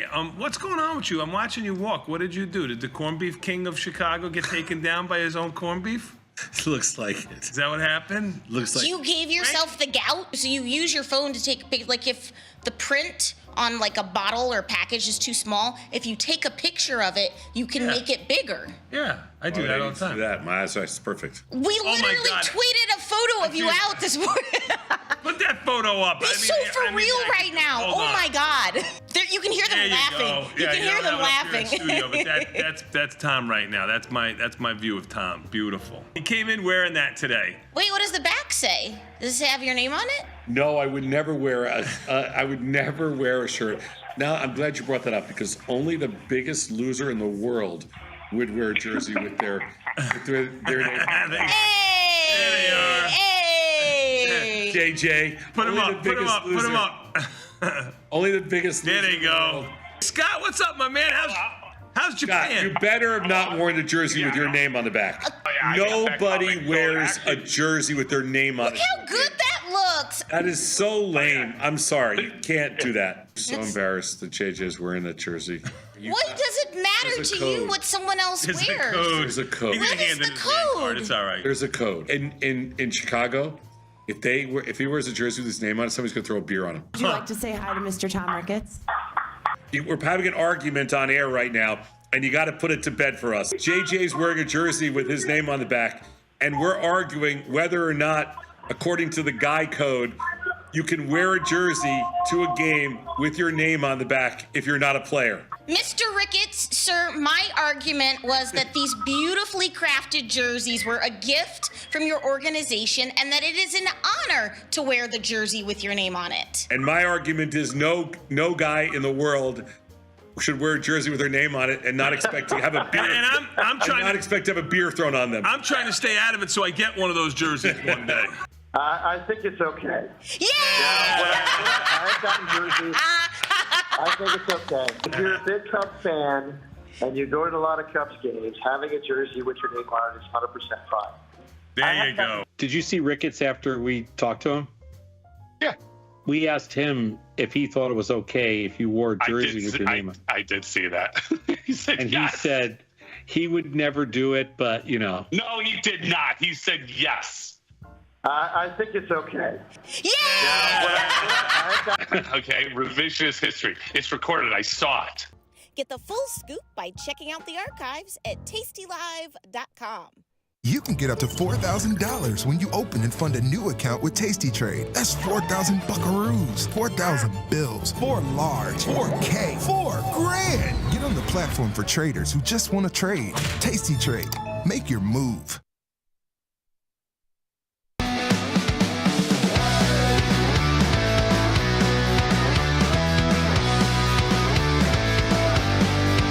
It's options. Jive. Hasn't killed me yet. Not yet. Hello, everybody. Welcome back. I'm Tom Sosnoff. She's Julia Spina. Kyle be on in 1 second. And you ready? I think we're ready. All right, let's do it. I'm ready. All right, Kai, you're on. Perfect. Hi, Kai. Hello, Kai. Hey, good morning. Man, haven't done a research piece in forever. Oh, this is going to be fun. Yeah, this is actually a research corner. So talking about what happened last week and also what we were looking at this week for some important events. Ah, sick. Yeah, you want to get into it? Yeah. Yeah. Sure. Well, you don't actually. We don't have to do very much. Yeah, I can sit Kai's back to and do all the work. relax. I've never had Sit back, relax, enjoy the flight. Yes. never get to do this for a research piece. This is crazy.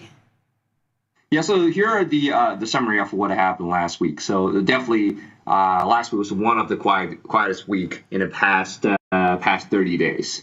So we saw the S&P almost didn't move in the week, slightly up with decreasing volatility. Everyone can feel that if you sell premium in the last two and a half days. I believe premium comes in very quickly. So you can barely sell anything at Thursday afternoon or Friday.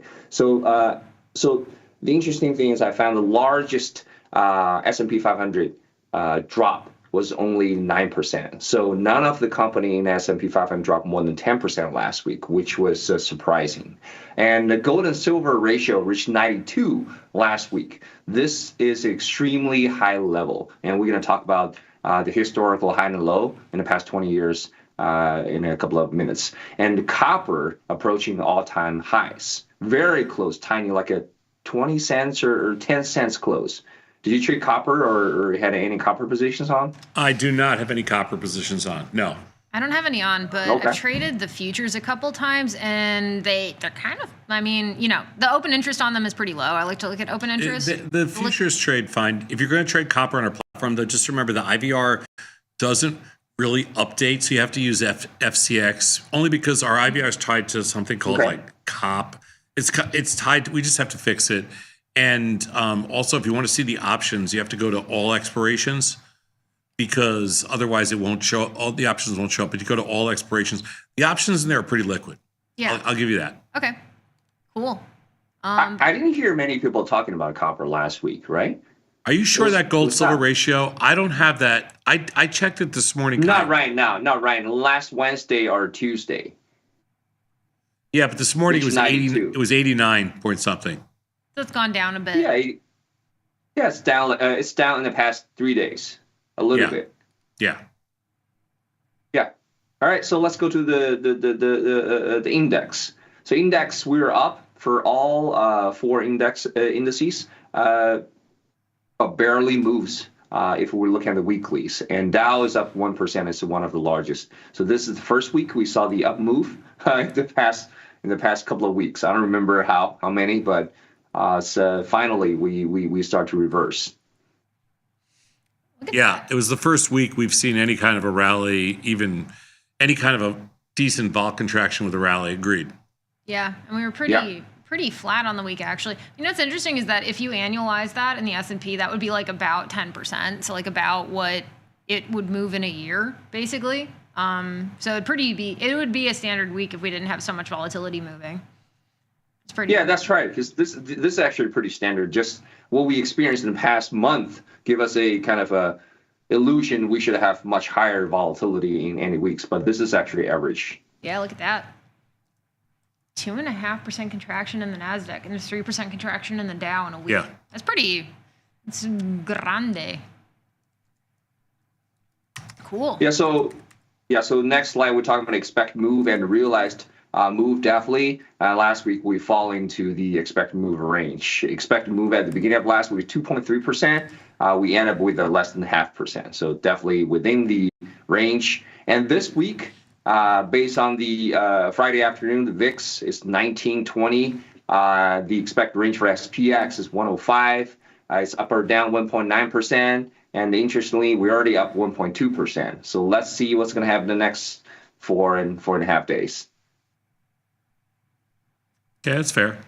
Cool. Yeah. And now this chart can show pretty much all the IVR drops last week, except the natural gas, which is not that important. Pretty much all the assets, right? If you sell any premium the week before, you can see even your delta start to move, your theta actually depreciate much faster. Yeah, that's a very good indication of what happened last week, and that's kind of one of the things that why it worked for us. Mm-hmm. Yeah, great week to sell premium last week. What a beast natty gas is. Do you trade natty gas? Yeah, it's a beast. It's a beast. I always used to say that's very big content. Natural gas is like tequila. You either really love it or really hate it, depending on how college went. You can either have very good experiences with natural gas or very bad experiences, but we've had actually some pretty sideways movements since like mid-February in natty gas, which is kind of interesting, despite all the volatility. I have your rank of 42 though, very tradable. So Tom, a quick question. Under what circumstances do you trade natural gas? High IVR, that's it. Either ridiculous, what about the price? Yeah, ridiculously low price. I sell puts in there naked, but it's not low now. So I just high IVR. I sell premium. Low price. I sell puts. I never sell calls. I never sell calls naked. I mean, yeah, this is a huge product. Nice. Okay, some of the large movers, or some like. One of them is gold. Gold is trading above $3,000, and the gold and silver ratio you can see it reached 92 last week. And this is the chart in the past 20 years. So you can see we saw the high actually above 120, but that only happened one time. Majority of the range is somewhere between 95 to the bottom is somewhere between 50 to 55, that's the bottom of the range. So there are only 2.5% of the days that this gold and silver ratio trade above 22. So we're actually at the extremely high level right now. Yeah, I remember, if I remember correctly, you sell this spread or last week, I have it on right now. I'm down small on it, but I'm long silver. Long silver, short gold, and and somebody just wrote me, don't worry about the months. The active month in gold is June, is M. The active month in silver is K, but don't worry about that. It's a 1-to-1 spread, and I believe right now it's about 80, almost 90, just under 90. Yeah, it's pretty high. We're 2008 levels. It doesn't matter. This is a pairs trade. This thing just goes all over the place. Oh, it really does. But it hasn't come back down. No, it got down. It got down into the 70s like a couple months ago. It got up 73, I believe, a couple of months ago. Yeah, right. It did. It moves around. If you do the micros, I talked about this last night. If you do the micros, it moves like a couple $100 a day. If you do the minis, it moves a couple $1,000 a day just on a one lot. So do the micros and test it out if you want to. Nice. Yeah, look at that. And we're gonna have. I'm gonna put together a piece about the gold to silver ratio. I found some very interesting correlations. It has very strong negative correlation against silver, but not against gold. Almost not very strong correlation against gold. It's pretty interesting pattern. Cool. All right, so next one is copper. This is what we see. It's pretty much touching the highest point. I didn't check the price this morning. I think the highest point is 5.1 something. We're getting there. Unfortunately, everything is going to be very expensive if you want to fix your water pipes or anything. I tried to do a project in 2022. The guy told me pretty much 3/4 of the cost is actually coming from the copper pipes. They only charge a small portion of the labor, although it's very expensive. But so the total cost is beyond your imagination. That was 3 years ago. Damn, look at that. Yeah, copper's been out of control. Copper has been out of control, and I don't know. I traded the futures a couple times, or futures options on the futures. Oh, really? Like a couple times last year. And for whatever it's worth, the trades worked out pretty well. But yeah, that one you have to be kind of careful because the volume and the open interest are kind of low. But I didn't really have trouble getting filled. So, Is it mini futures? I don't have any trouble. I don't have a lot of trouble in the actual futures options. I have trouble like FCX and stuff like that. Yeah, I haven't traded FCXs. I usually just do the futures options in copper. Yeah. I've only traded it a handful of times. But those times it's actually worked out pretty well. But I also went pretty consistently bullish in that, so I'm not going to be a contrarian Tom trader at the moment. Oh wow! Okay. Yeah. I haven't traded copper for years. Are there any mini copper features right now? I don't think there are, and if we are, we don't have them. I've always used HG. Okay. Yeah. Yeah. It's regular, Yeah, understood. regular old copper futures.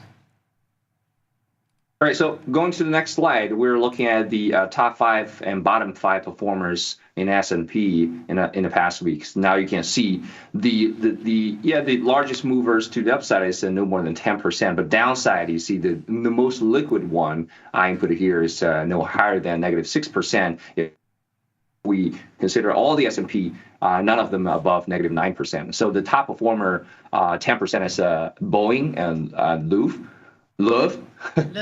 Definitely impacted by the news and announced by the Trump. And Expedia, 7%, Uber, EMPH up 6%. IVR dropped significantly last week. The week before, we saw the IVR is about 50 to 70%. Right now, it's somewhere between 25 to 35 range. And the bottom 5 is Micron, MLT, Moderna, Nike, and the FedEx. Nike and FedEx, we had earnings on Thursday, so that's part of the reason. Yeah, all those had earnings. MU had earnings. MU had earnings too, right? Yeah, Nike, FedEx, they all had earnings. Yeah, LMT had extremely high IVR. If you dare to trade, they just lost the premium. They lost the contract. That's why they had that. So, yep. I know. That's why Boeing is up 10%. Yep. Do you think it's a great opportunity? Do you think it's a great opportunity to sell some premium in the LMT because the IVR is 100%? I never traded. It's too illiquid for me. Yeah, the liquidity isn't. Yeah, you got to move, Kai. We're going to run out of time here, so you got to go.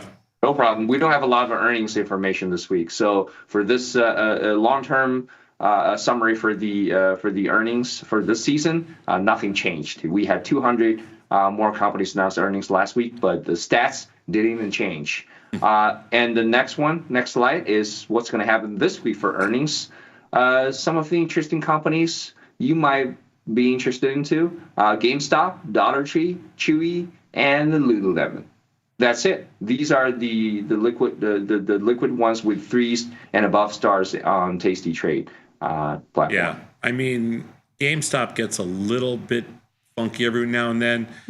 Chewy, yeah, these are all like 2.5 stars. Potential tradable one. I gave each one of these 2.5. The best of all of them may be Lulu. I don't even know. Lulu is good. Dollar Tree, ugh, be careful. Tread carefully there. Same with GameStop. And Chewy. And also, additional information, for some reason, Lucid is expect to announce their earnings before market opens today, but it postponed for some reason. I don't know. All right, Kai, thank you. Thank you so much. Perfect. Awesome. Thanks, Kai. Peace.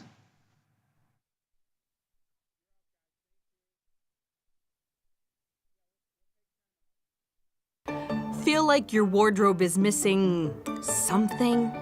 Like style, purpose, and maybe a dancing dog? Can I pet that dog? The new Tasty Trade and tastylive web store is now live. New merch, bold designs. Did we mention all net proceeds go to one tail at a time? Invest in the real bull market, dogs. Go to tastytrade.threadless.com. Grab some gear and help some pups. You get merch, they get a home. Ready to take your trading skills to the next level? Dive into the world of stocks, options, and futures with Tasty Trade courses. Whether you're a beginner or more advanced trader, our courses can empower you with the knowledge to succeed. Watch as our team in Chicago shows you how to use the Tasty Trade platform and go over the basics of trading.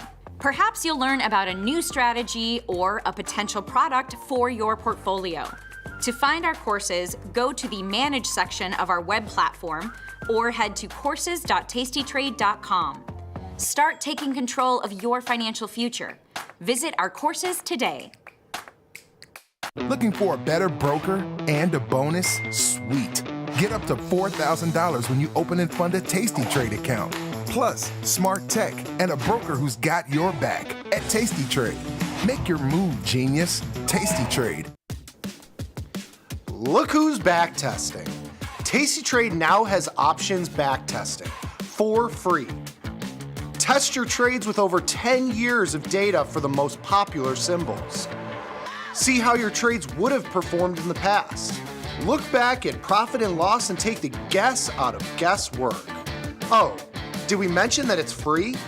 Get back testing at Tasty Trade. Got trader's block? We've got the cure. Get data-driven trade ideas with Cherry Picks, our weekly newsletter that gives you insights into the market. Sign up at tastylive.com/newsletters.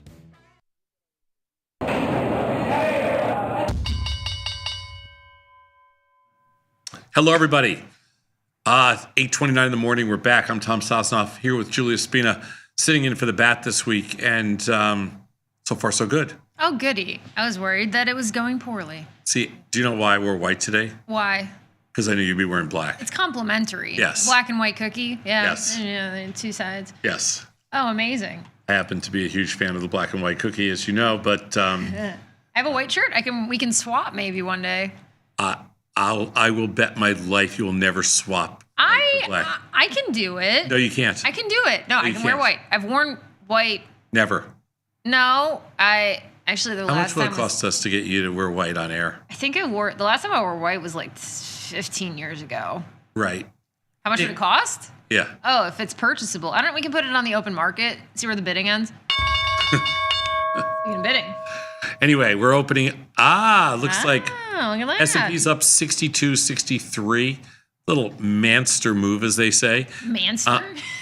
Manster. A manster is a half man, half monster. A manster move? A manster move. I don't think that's what they say. I think that's what you say.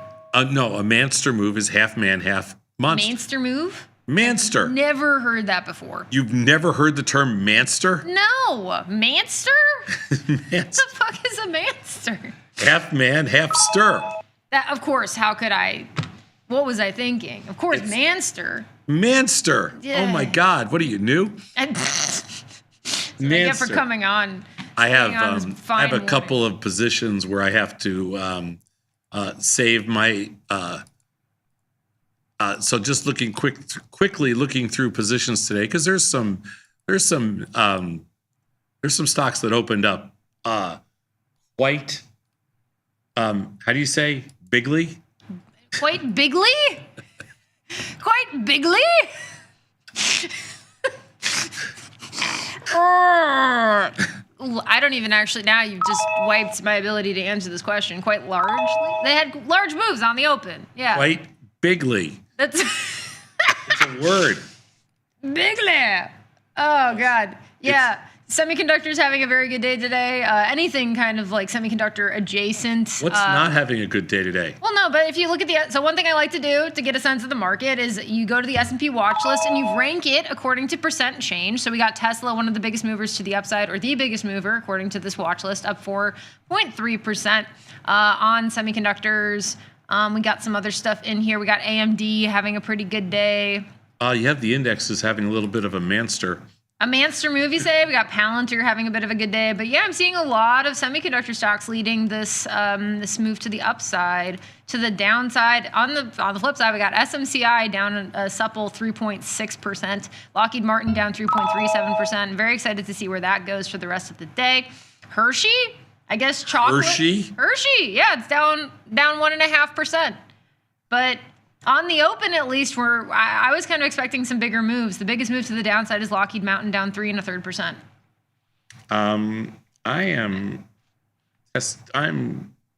I'm confused here, but a little bit. Not, I shouldn't say confused. I'm testing the. You can zoom on this. I wouldn't say testing. Whoop, shit.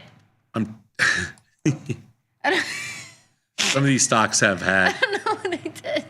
Some of these stocks had some big openings, so I adjusted it. Everything zoomed in. Hang on 1 second. So I'm going to get things. Okay. I didn't need my I'm going to phone. get things in line here.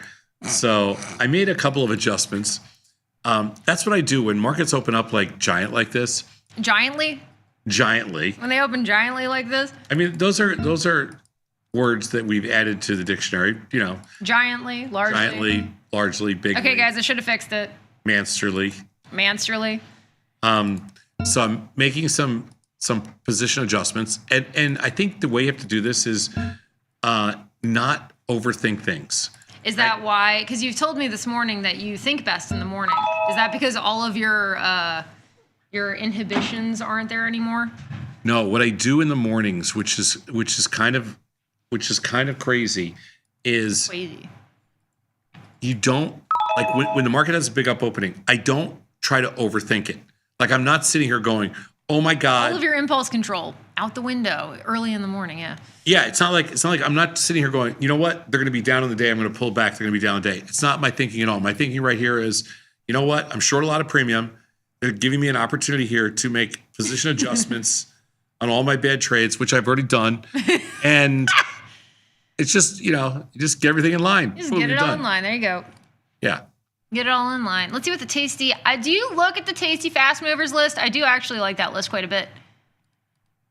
Okay. And what do you do with it? I just kind of reference it. I want to see it's a nice little compilation because this is also, so I like to look at the big movers. Usually I look at the S&P watch list to get a sense of how the markets and how the different sectors are moving. But this shows you underlyings that are not necessarily in the index, which I like. So IonQ up 13% today. So I'm not even close to break even. I bought that stock because of you. I know. And you've made more money on it than I have, which is fine. This is all over the place. This is a real, I don't want to say it's a meme stock, but it kind of had movement like a meme stock when Google announced their Willow chip.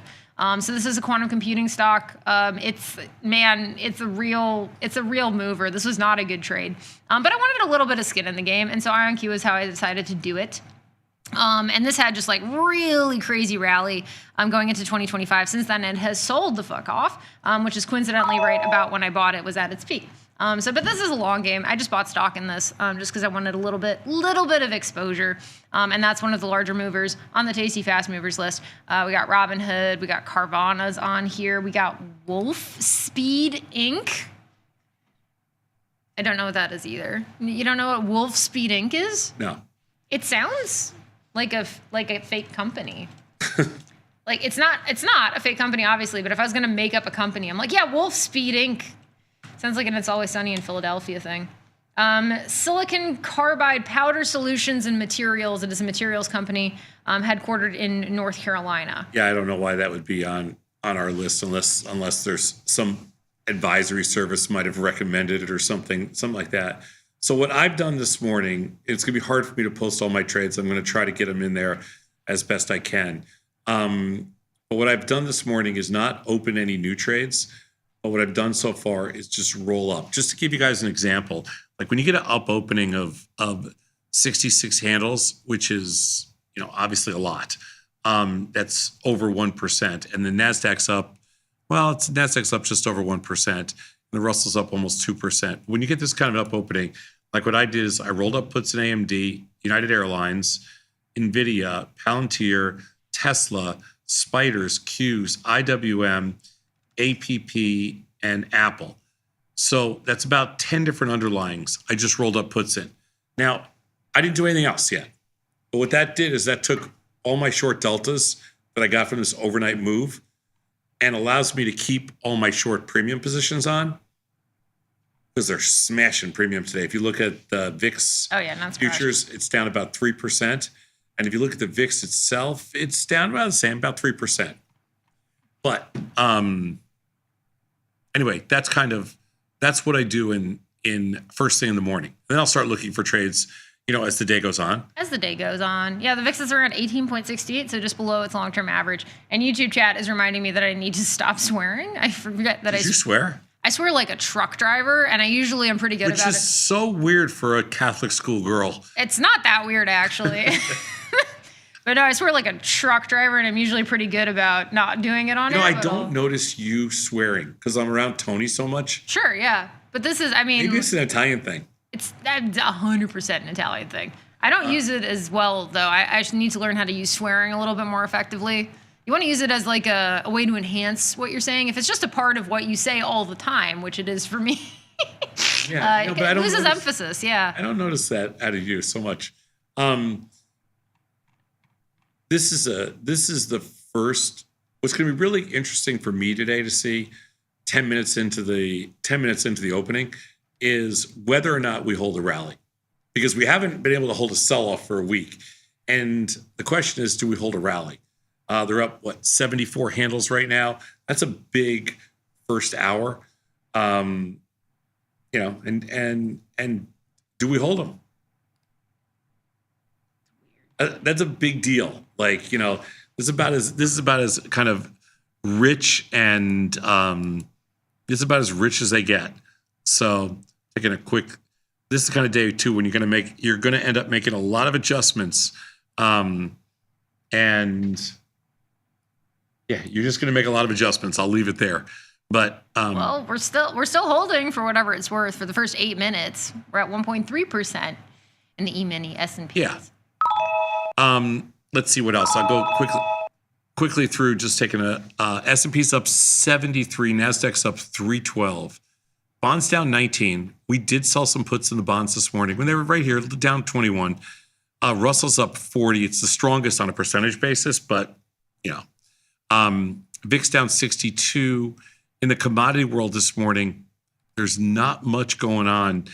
Gold, silver, crude oil, they're all pretty much nothing.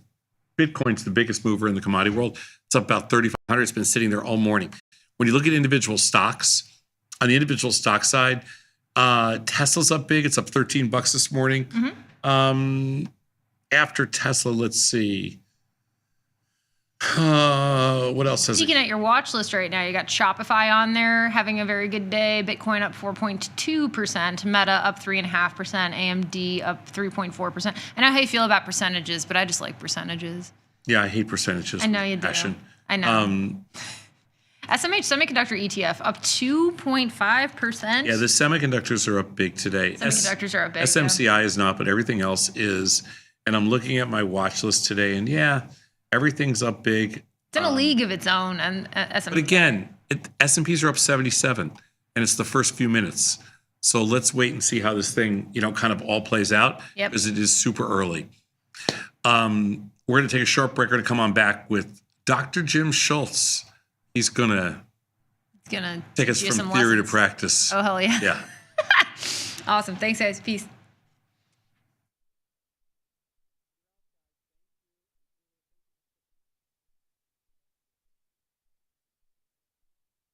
You can get up to $4,000 when you open and fund a new account with tastytrade. That's 4,000 buckaroos, 4,000 bills, or clams, 4,000 in dough or cheddar, not the cheesy kind. 4 large, 4K, 4 grand, which is no small thing.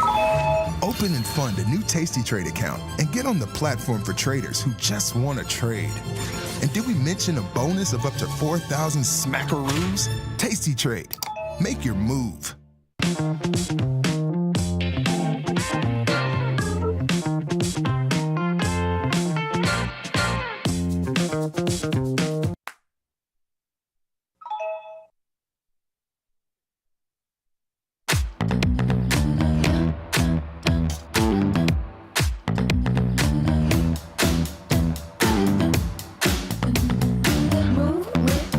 Shake it up, stop when the clock hits 13. Sing 1, 2, 3, 4. Cause no one can do it like we do it, like we do it, like we do it. Cause no one can do it like we do it, like we do it, like we do it.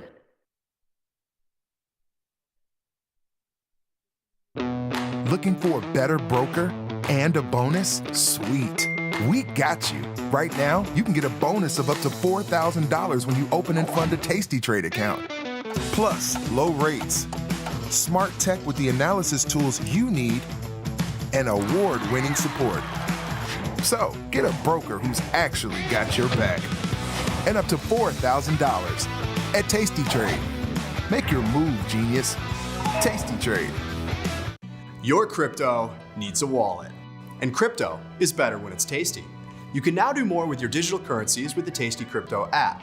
We're proud to offer a self-custody wallet for Bitcoin, Ethereum, and Polygon. Transfer your digital tokens directly in-app and access thousands of tokens available only on-chain. Your wallet is your key to decentralized finance. Download the Tasty Crypto app and get started today.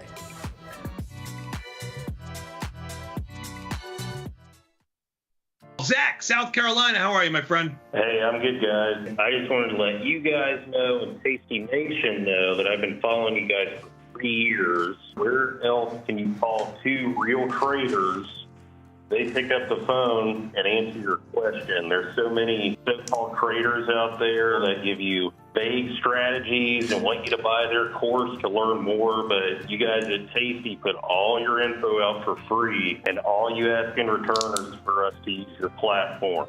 Thanks as always for what you guys do. Love it, man. Thanks. Thank you, man. Thank you. I really appreciate it. Very kind word. Forbes called us best online for options trading. Investopedia, best for options trading, period. With stockbrokers.com, we're number one for options and futures trading. The Motley Fool really likes us. And so does Business Insider. So what else can we say other than boom? Trade like a trader. Tasty Trade. Make your move. There's a beast in the financial world, and it's not the bull. If that's you, join us on Tasty Trade. Genius loves company.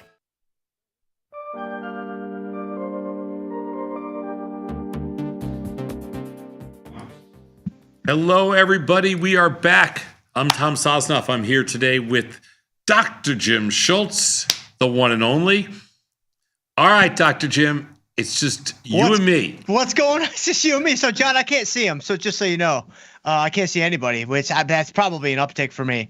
But, man, you kind of pulled the last-minute sub on me there. Like, I was all ready to be with the one and only Julia Spina, and now it's just you and me, like mano a mano in the arena? Man, I don't know about all this.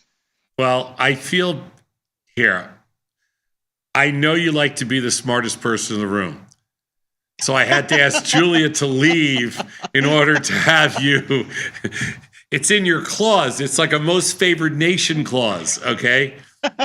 So I had to ask her to leave so that we hit all your clauses. Well, I appreciate you. I appreciate you very much. And I am going to be filing for hazard pay again here today, just like I did a few weeks ago when I was there live in the studio with you, which was, that was definitely not what I expected it to be. And now this morning I got you, I got John. Plus, not to mention, Tom, are you ready for this week, my friend? Because the baseball season begins on Wednesday night, my brother. And don't forget, we're over under Red Sox 84.5. We're Red Sox Cubs. Who's going to win more? So it all begins this week, my friend. I forgot already about those bets, and now I'm even more excited that baseball season starts this week. There you go. I needed a villain. I got $20 cash on hand. Don't forget, I got 20. I got a credit with Tom Sosnoff for 20 bones. I needed a villain. This is good. I like it. No, the Red Sox. All right, good. Your Red Sox will be my villain. I'm feeling good, man. We're moving Devers to DH. We're getting him off of third base. We got Alex Bregman. Huge uptick on the defense, and so we're feeling good about the season, my friend. Oh my God, you're such a typical Red Sox fan. They're just, I can't even discuss the whole New England Boston fan base. I don't know which one's worse for me growing up in New York, the Boston fan base or like the Philly fan base or the DC fan base. All of them were like, not good for me. So remind me though, I mean, you were a Yankees guy or you were a Mets guy? You were a Yankees guy, right? No, I grew up as a Mets fan. Okay. All right. Fair enough. Okay. So yeah. Okay. Because my dad was a Brooklyn Dodger fan. So it kind of passed down to the National League. But the funny thing is my dad grew up in the Bronx. And so he sold programs and, he sold programs. He said he made like 25 cents a day. Like at the stadium? At Yankee Stadium. And then he also he was like a part-time usher when he was in high school. So at Yankee Stadium, because he said he lived, walking distance. So, but he was still a National League fan. I don't know. I don't really know why. So look, that's actually really a really cool story.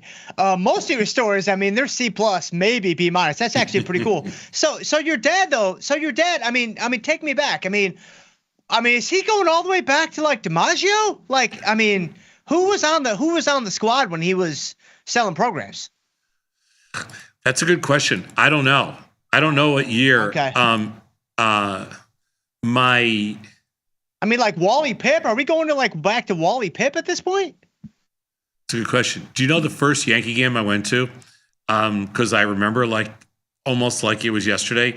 Whitey Ford was pitching, but I just really wanted to see Mickey Mantle. That's all I cared about. And my memories are it was bat day. I saw Whitey Ford pitch. Elston Howard was catching.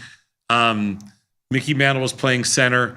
I got one of those mini bats for bat day, and my mom packed me a peanut butter and jelly sandwich. And your dad gave you a free program. And your dad got you a free program. I don't think he was an usher. At that time. That's good stuff, man. Yeah. No, that's some good stuff. All right. Well, Tom, are you ready to do a little finance this morning? And the other thing back then, which was crazy. Apparently not. Go ahead. One more thing. As kids back then, we would write to the baseball players. We would send a letter. Really? Oh, wow. We would send a letter asking for an autographed picture, and they would send back to us autographed pictures. Really? Wow. Every kid did it. You wrote to all your favorite players, and they would send back an autographed picture with a little like thanks, blah, blah, blah. And none of us saved any of them. But I had like everybody, like Mickey Mantle, Whitey Ford, You'd be sitting on millions. Willie Mays. Millions. Oh, yeah. I had everybody. Wow. That's crazy. Mays, McCovey, Marichal, the whole deal. But it all comes full circle now, right? Because, it's kind of like you were talking about when, Penelope and I were reading the Cherry Bomb this morning, and you were talking about the access, right? The access we have at Tasty where people can write into a Tom Sosnoff. They can write into a Tony Batista. They can write into a Julia Spina, right? And like their favorite players, like write back to them. And it's very similar to what you did as just a youngster there. That's pretty cool, man. But that was no joke. That is one of the things that really separates Tasty from any other, from any other firm in this industry is that we're accessible. Mm-hmm. That's absolutely right. I can tell you right now, if you wrote a letter to any other management team, not even just the CEO, forget Jamie Dimon or something, even if you knew who the CEO was, go send a letter to Charles Schwab, see if he writes you back. Yeah. Go write an email to Howard Schultz over at Starbucks and see if you get a response. Yeah, exactly. Anybody you want, just try it. Yeah. No, 100%. No, it's not gonna work. All right, let's do some finance, man. Because honestly, I'm very excited about this piece because we discovered a little something, Tom, and I think you're gonna learn some things this morning that you did not know beforehand. So let's do it, John. Get us going here.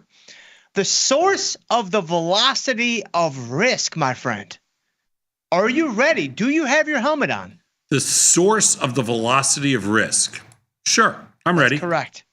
All right, let's go. Intro slide. Okay, so volatility is our bread and butter at the Tasty Network, as it is the metric that we're monitoring more than any other, especially as evidenced by the last week or so, where volatility contracted nicely and premium sellers got paid. Tom, the VIX is down, 10, 15, 20%, whatever.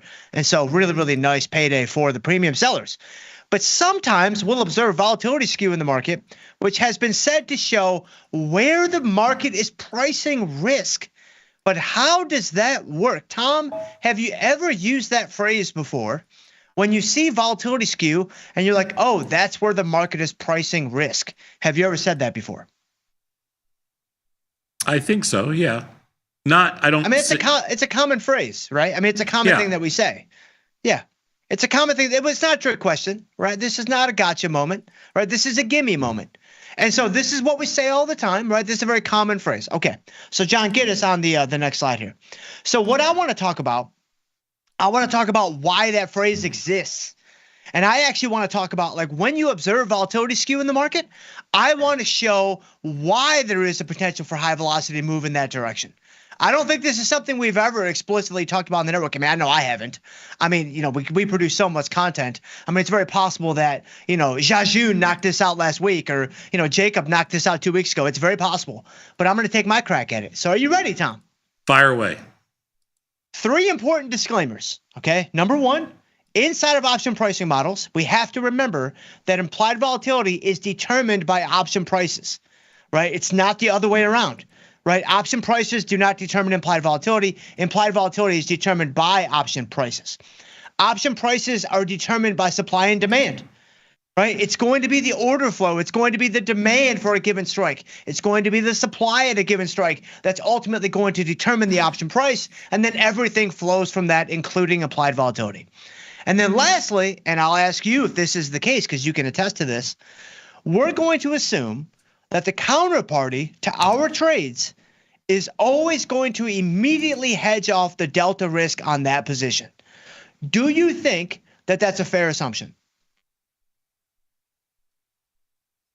Sure. That's what I'm doing this morning. It's exactly that's what you're doing this morning. Is that what you did when you were an official counterparty in the pits? For the most part, yes.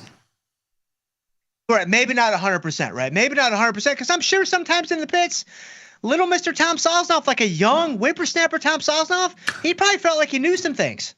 Like you probably felt like, I kind of think I know where this thing's headed, so I'm going to have a little directional risk, right? No question about that. But sometimes you also had to. Oh, yeah. You didn't have as much. Sometimes you needed to. Of course. No, I get it. But let's just assume, that the counterparty hedges off all the risk. Okay. Hit us on the next slide here, John. So we're going to talk about put skew and we're going to talk about call skew. And I think that this is going to be very eye-opening for people that are trying to understand why the velocity of risk exists and why we talk about, the volatility skew and the potential for big moves in that direction. Okay. Number 1, put skew. This is going to be where an out-of-the-money put price is going to sell for greater than an equidistant out-of-the-money call price. That is literally the definition of put skew. So I pulled these prices off last night. They're obviously going to be a lot different right now because the market is up huge. Is the market still up huge? Yes, SPOO's up 80. Yeah, oh, yikes. Okay, yeah. So market's pretty strong this morning. So yesterday we had SPY at 564. The 540 put was so about 25 points down, was selling for 645. The 586 call was selling for 606. So, trying to kind of get a symmetric balance between the two. Looking at this now, I'm like, that's not as symmetric as I would like, but it's close enough. So we've got put skew. Okay. By definition, the reason why that 540 put is priced so high is because there's a lot of demand for that strike. So if there's a lot of demand for that strike, because again, that's what determines option prices. That's one of the disclaimers that we put out there just a second ago. That means that dealers, counterparties, liquidity providers are short a bunch of those puts because, again, they're taking the other side of our trades. Okay, what are they going to do when they get short a bunch of those puts? Much like you did in the pits, they're going to hedge off that risk. How are they going to do it? I mean, there's a number of ways they could do it, but let's just assume that they're going to do it with short stock. It's going to be the cleanest way to do it to get nice, clean delta. It's an easy way to hedge off directional risk. So they sell stock against those short puts when the trade is originated. Okay. Let's say the market starts dropping. If the market starts dropping and it starts to approach that skewed strike, which again, in this case, it's SPY at 564 with the skew strike at 540. Now the dealers must sell into the down move to get more protection. That's going to exacerbate the move. That's going to lead to a higher velocity drop. That is why we say that is where the market is pricing in risk. It has nothing to do with opinions. It has nothing to do with, macro news or technical levels or anything like that. It's purely kind of a mechanistic function of hedging from the counterparty, selling into a down move, causing the move to be very high velocity. Tom Sosnoff, your thoughts at this point? I mean, you're basically right. I think you're. I'm not all the way there, but I'm basically there. I mean, you're putting a lot of emphasis on things that it's actually fair. I think the simple answer is that it's the market is not. You're right about the market's not trying to predict anything as far as, you know, fundamental, technical, or anything like that, or trying to guess market direction or any of that kind of stuff. And the market is essentially chasing, you know, it is pricing itself. Market is pricing itself off the order flow, and all of that is correct. But fundamentally under this is option pricing is just the common sense piece to option pricing is that it is skewed to velocity. And it's not something that people would recognize. Just it's not organic. Meaning that if you were to start something, if you were to build something from scratch, just like a two-sided market from scratch on anything, and you were to price puts and calls, let's say you were to build a two-sided market on a bottle of ice. Are you grabbing the pen? Don't grab the pen. Don't grab the pen. Bottle of iced tea. There it is. You build a two-sided market around a bottle of iced tea. Okay, it could be lots of different types of tea. You would have an underlying price for this, and you'd basically set your puts and calls at the exact same price. You would by default. Okay. Okay. And that's how all this stuff started. And by default, everything was priced the exact same. Over time, we started to realize that there's a velocity component that changes the way we need to price things. So Black-Scholes wasn't exactly perfect in the sense that velocity component wasn't necessarily priced in originally.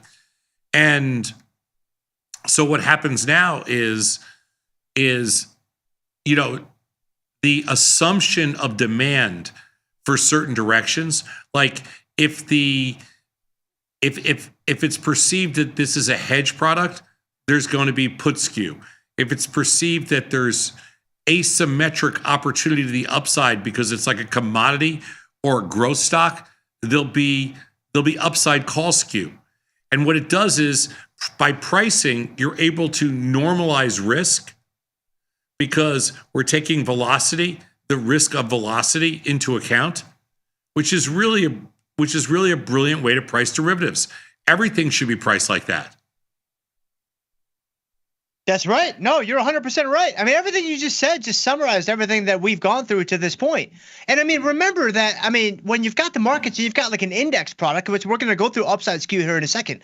When you have an index product, remember this all starts with a high level of demand for that out of the money put. That's the only way this can all begin. Right? Because again, without that there, you've got the calls and the puts are going to be the same. You've got the iced tea example. It's all there. But you've got a lot of demand for that out of the money put. And why do you have that? Because the world is default long and they want some insurance. They want some protection against that basket of stocks.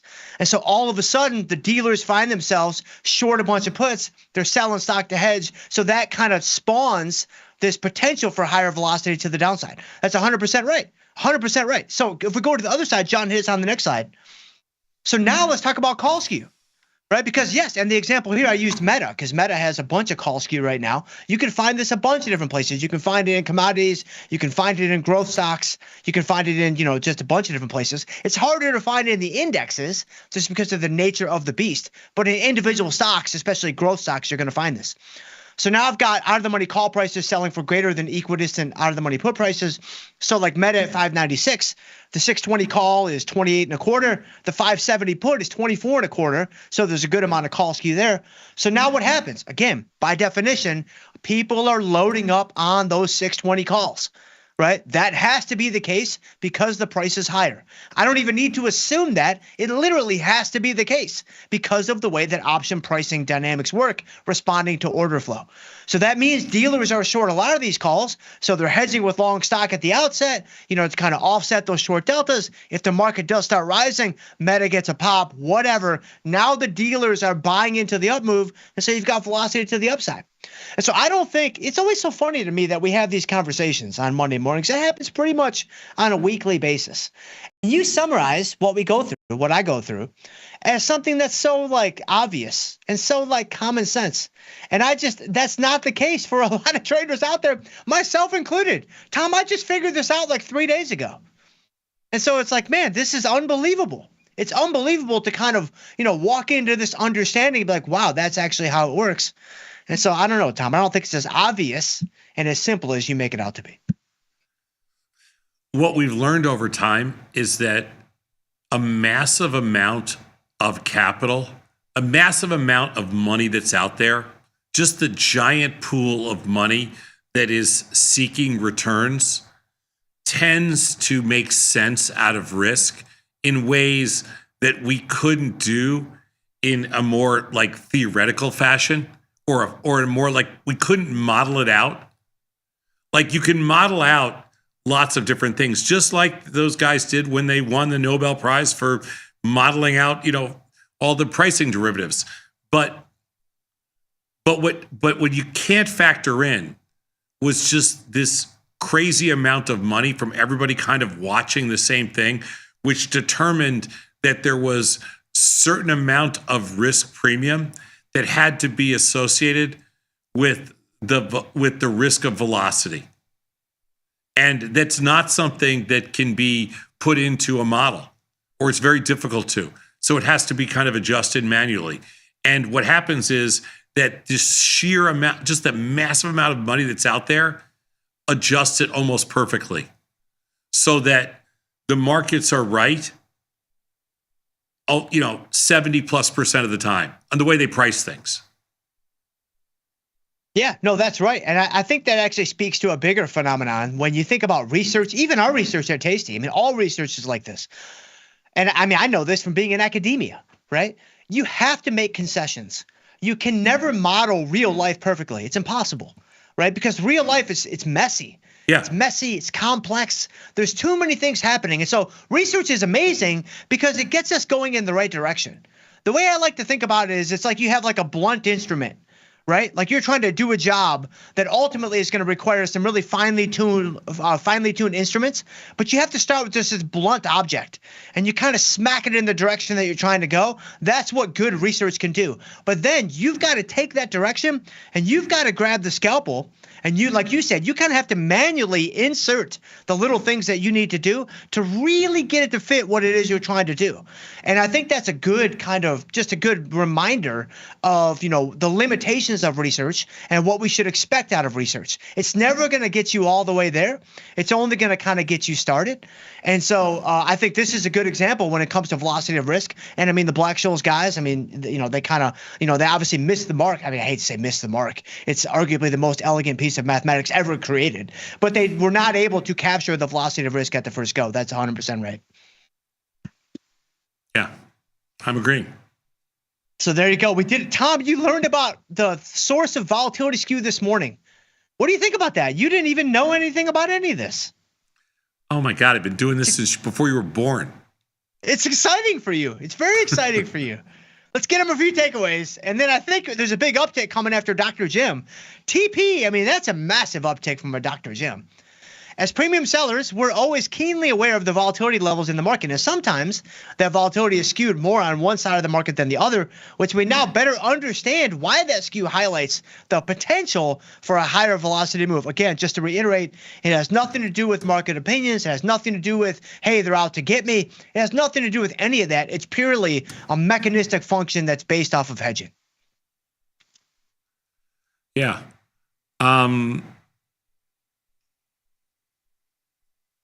I mean, I think that believe it or not, I think the biggest mistake that we make when it comes to skew is that people think that skew is an indication of like what's going to happen next in the market.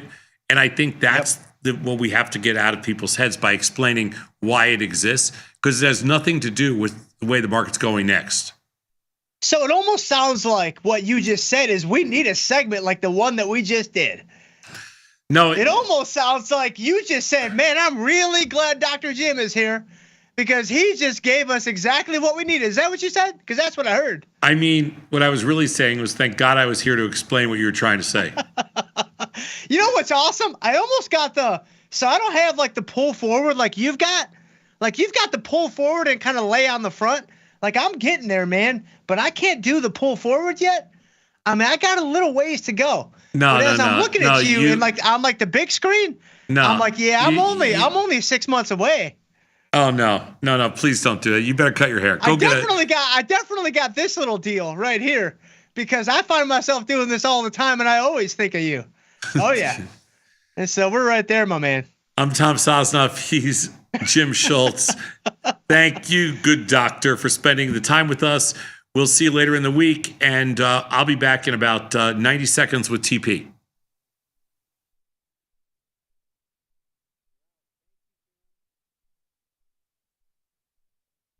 In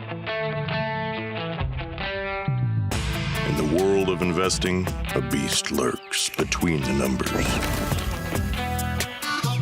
Some watch from the safety of the sidelines, but others saddle up and ride that 1-ton rowdy ribeye for all he's got. If that's you, join us on Tasty Trade, named best online broker for options trading. Genius loves company.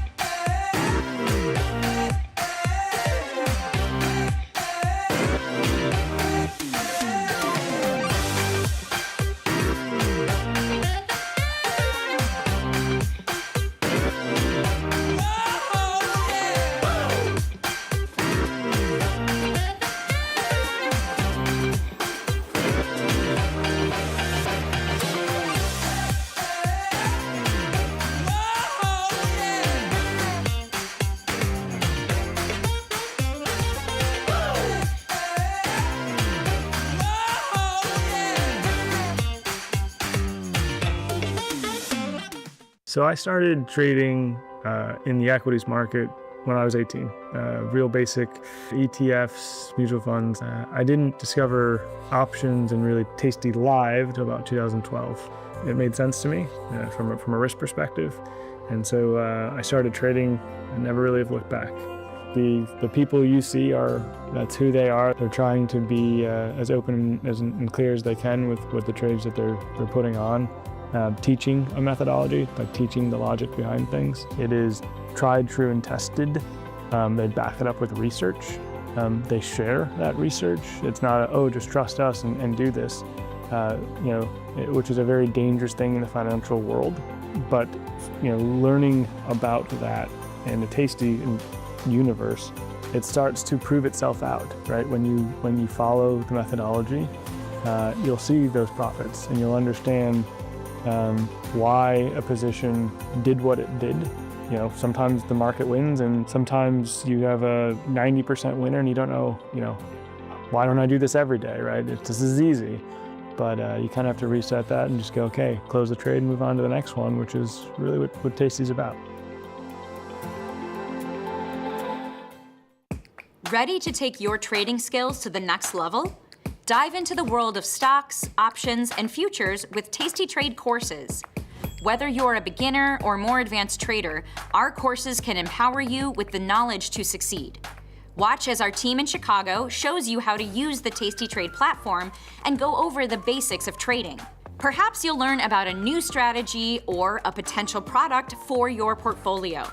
To find our courses, go to the Manage section of our web platform or head to courses.tastytrade.com. Start taking control of your financial future. Visit our courses today. What's up, everybody? Check out my new series, Life Cycle of a Trade, where I show you my real-time trades with insights into strategy selection, adjustment mechanics, all the way to the closing order for all of the tastylive core strategies.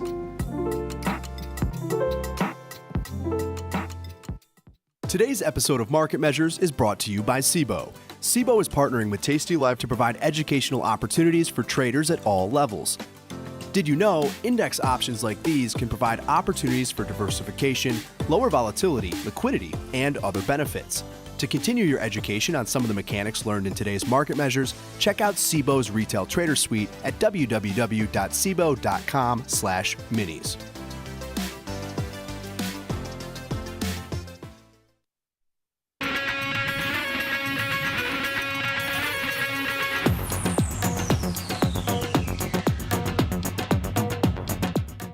Hello, everybody. We are back. And I'm here. I'm Tom Sosnoff. No Tony Batista today. I do have a big, flat Tony in front of me. Scary. And TP's here. I don't know if you can see this, TP, but it's frightening. There it is. It's frightening. No, I can't.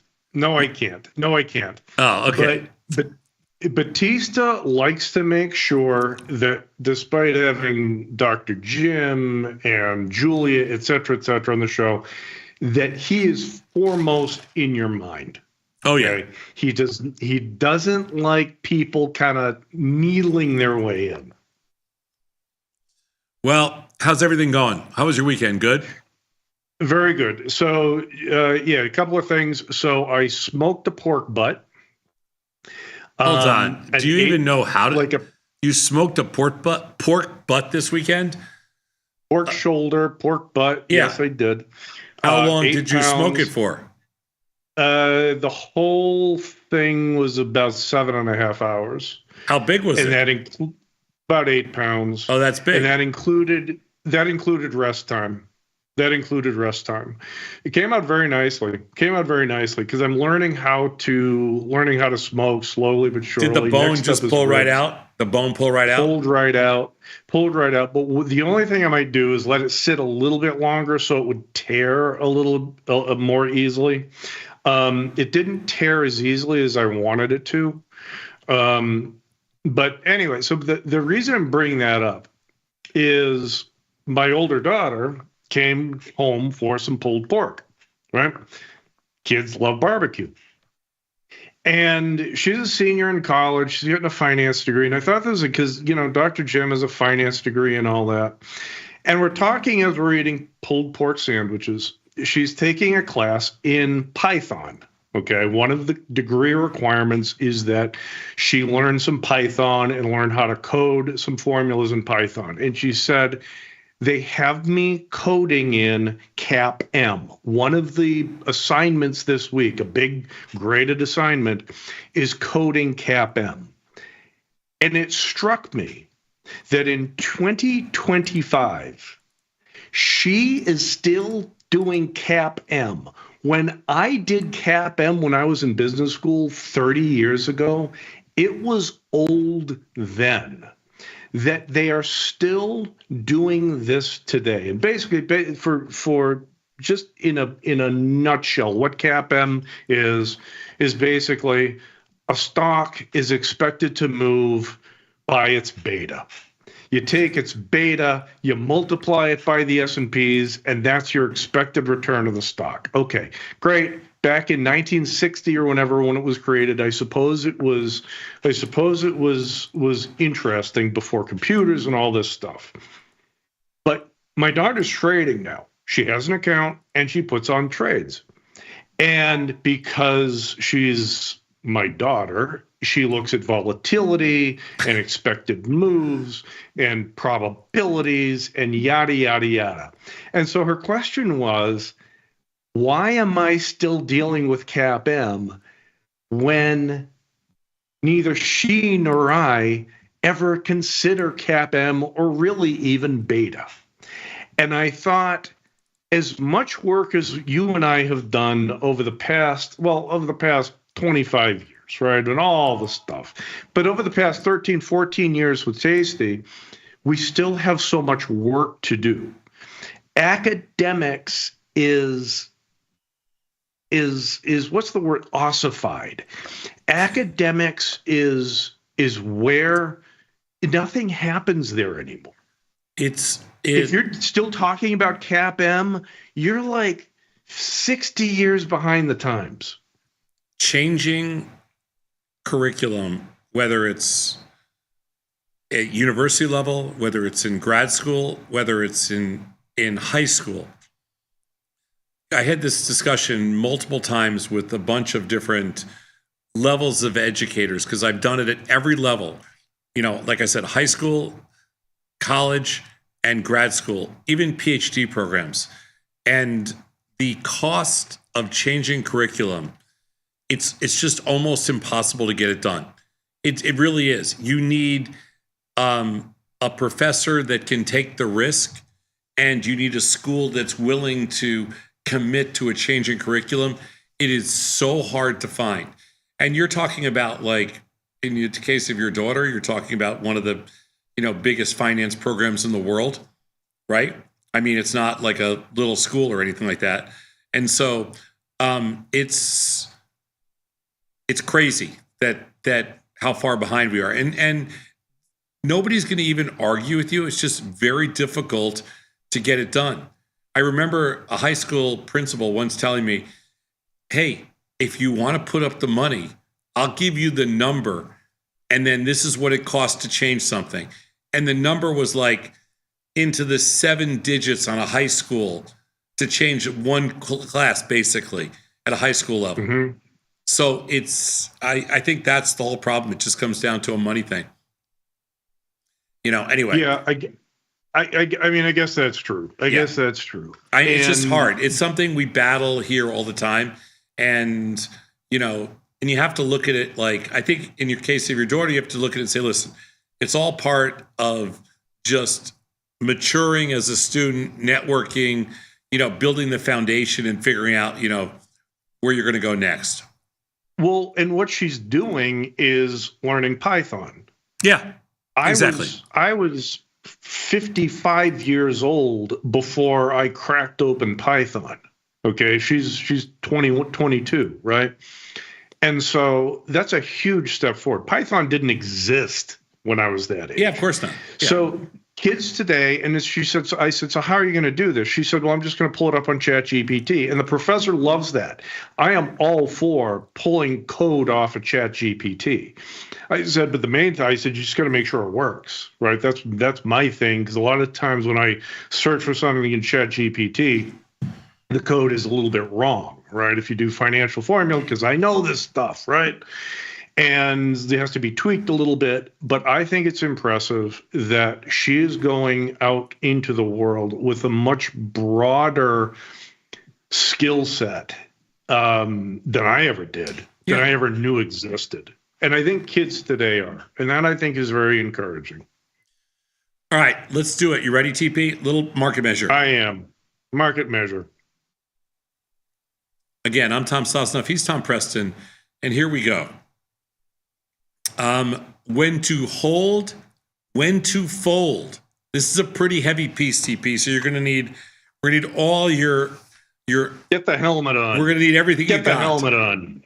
By the way, this week TP is gonna be joining me on Monday, Tuesday, and Wednesday. Is that correct? Monday, Tuesday, Wednesday? Monday, Tuesday, Wednesday, and maybe Friday. We'll hash it out with John and Beth, but we'll see. We'll see. From 9 to 10.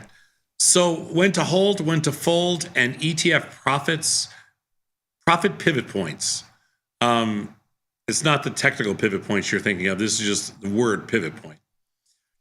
Understanding how different ETFs behave at specific price drop thresholds allows traders to implement precise risk management techniques, optimize position sizing, and make informed decisions of when to adjust, close, or maintain. This study aims to provide answers with data-driven results to the following question. How do varying degrees of price drops in the SPY, like we've seen recently, not today, of course, compare to major commodities, in the SPY, compared to major commodities, affect strategy performance metrics like strangles? And can we identify a critical threshold for optimizing trade management? So again, this is a very heavy piece for a Monday morning, but I think this is a fun one. We're going in very interesting. We're going into the deep end here. Let's take a look. It. 10-year study, TP, from 15 to 25. We looked at the S&P, and then we looked at gold, bonds, natural gas, and crude oil using the ETFs. Short strangles in all 45 days managed at 21. we considered four thresholds: severe drop, moderate drop, small drop, and a minor drop. So over 15%, 10 to 15, 5 to 10, and under 5. We examined the P&L, the premium collected, and the average return on investment. Let's go next slide. I like the word severe. Severe, yes. The distribution reveals stark differences in ETF stability. UNG experiences severe or moderate drops 44% of the time, while GLD experiences them only 1% of the time. Well, some of that has to do with the fact that the price of the underlying is, it's easier to get a 15%. What is UNG right now? I'm not even sure how much it's trading for. I haven't traded it in a while. I usually trade it's $20. $20 after a burst split. So Right. a 15% move in there, which would be severe in this case, you're talking about $3 as opposed to, on GLD, you're not going to get a 15% move. GLD right now is trading for, just under $300. So, Right. that's why it's different. Doesn't happen as much, but still. And I think when they did this study over 10 years, UNG used to also be like an $8 or $9 stock. So a 15% move would be $1.50. I'm just saying. That was pre-split. UNG was in single digits. And so this is what you said is absolutely right, that it is a 1 point change in a $20 stock is a larger percentage than a 1 point change in the $300 stock. So that's related to it. But still, the point is the UNG, nat gas, is a much more volatile product than either gold or bonds. That's what this study is saying. Anyway, we did it visually here so you can take a look at it all. And this is very cool. Yeah. This is very cool. Let's go next slide. Okay, more visuals for you here. So the drop frequency comparison, UNG experienced severe drops 26.9% of the time, where USO is 14, while the SPY is only 1.9% of the time. Yeah, I mean, when you think about it, the S&Ps are going to be far less, have far less major, severe drawdowns, as they wrote it here, than UNG and USO. GLD and TLT almost never experience 15% drops. That's also correct because, gold has for sure, bonds rarely, just because of the lower implied volatility. But anyway, this is a pretty good visual of severe drop, moderate, small, and then minor drops. Everything does minor drops. And this is why, if you're just starting out and you're going into the whole trade, small trade, often defined risk, yada, yada, yada, focusing in on or concentrating your capital usage in things like SPY, GLD, TLD can be a good way to do that. Because we're not saying you're going to make money. We're not talking about profitability here. We're just talking about how much these things move. And yes, UNG, because it has much bigger percent moves, is going to have a higher implied volatility than SPY, GLD, or TLT. Okay, so you're just like we were talking about before, you're rewarded for taking risk in UNG. But if you are a small account, you can step into these ETFs, SPY, GLD, TLT, and have a much smoother trading experience. Let's put it that way. Yeah. Not saying you're going to make money, but your P&L isn't going to swing back and forth as dramatically. Let's go next slide, please. So when we looked into recovery rates within 20 days after the drop, the SPY showed significantly better recovery rates across all drop categories, the SPY being in blue. These are the recovery rates. After severe drops, the SPY recovers 31% of the time within 20 days, while the commodity ETFs only recover 12 to 15% of the time. Now, do you think this is priced in already into the way all these, remember what Jim was just talking about with respect to pricing skew? Of course, all this is priced in, but it's really interesting to see because I really didn't know that. I figured the S&Ps have come back over the last 10 years. they've definitely come back very quickly. But I didn't realize commodities were such a laggard.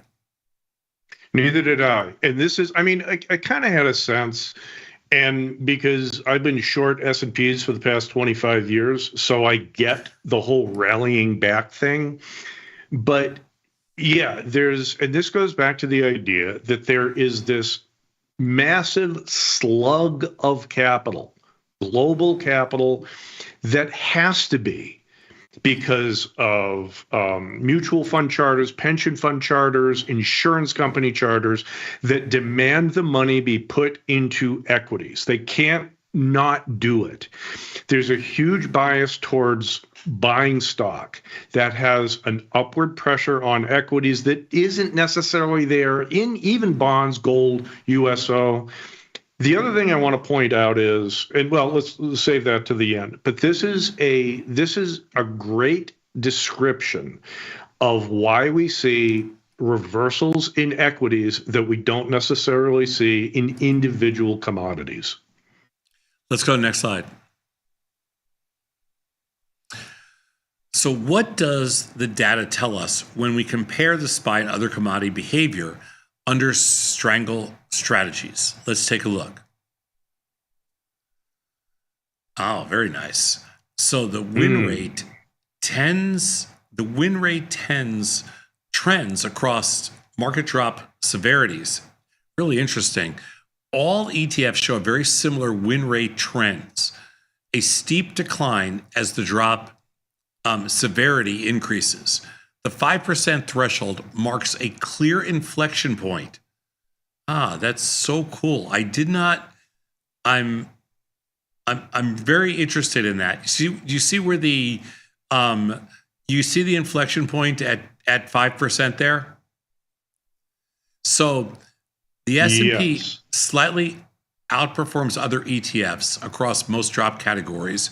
During severe drops, all the ETFs converge to near zero win rates, and win rates remain high, over 80% for all ETFs during minor changes.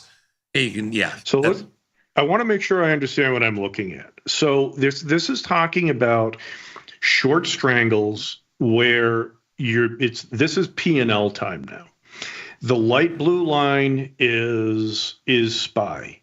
So that if we have a minor drop, for example, the win rate is still highest in SPY and lowest in USO.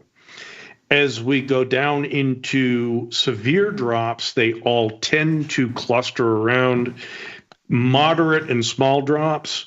You still see an outperformance in SPY, and UNG still underperforms. Well, I think the big takeaway from this actually is the 5% threshold, where that's the inflection point, because the purpose here is everything. When to hold and when to fold. And I think that 5% inflection point is where they talk about like that. That's the key takeaway. So what does that mean for a trade? It just means that if you're, I think we're going to explain it in the next couple slides. So let's do that. But it essentially says that's where you've got to decide whether, if you're playing it that direction, or if you're fading it, that's the inflection point when you have to make a decision. Let's go next slide.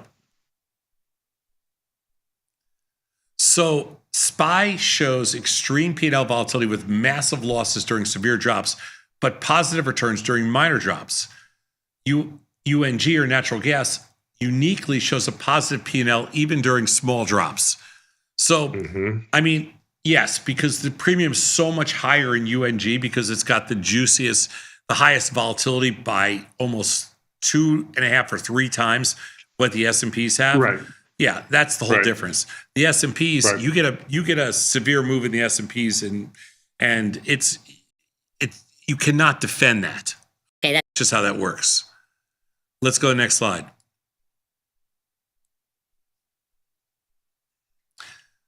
So the S&P consistently commands the highest premiums across all drop categories, while commodity ETFs like UNG and USO collect the lowest premiums. The premium collection appears higher during the more severe drop periods, and that's correct because the volatility goes up. There is just more premium. Very good slide, too. the thing is, I would say, just keep in mind that option prices are linearly related to the stock price. So hold all other things being equal, volatility, time, et cetera, the higher the stock price, the more expensive the options. And because SPY is the most expensive product on this board, it's going to naturally have the highest option prices, just regardless of volatility. So just keep that in mind. But this is an interesting slide that just points that out. Let's go next slide, John. So all ETFs show a clear transition from a negative to positive return on capital at the 5% threshold. UNG shows the best at their return on investment profile, maintaining positive returns even during small drops. But the real key here is that all ETFs show a clear transition from negative to positive at the 5% threshold. And that's kind of what the purpose of this was. That's where, that's going back, that's the inflection point. Mm-hmm. Hey, very nice artwork on this one. Let's go next slide. I like it. By considering the average of all ETFs, the return on investment trend line clearly demonstrates the critical 5% threshold where trading performance shifts from negative to positive. This suggests a strategic focus on trades with the expected price drops below 5%. That's interesting too. So the average of all the ETFs, so in other words, all 5 of them, the return clearly demonstrates the critical 5% threshold where trading performance shifts from negative to positive. Okay. Yeah. So that's when you step in when you see a 5% drop. Yeah, I mean, well, that's the inflection point. Again, it depends on what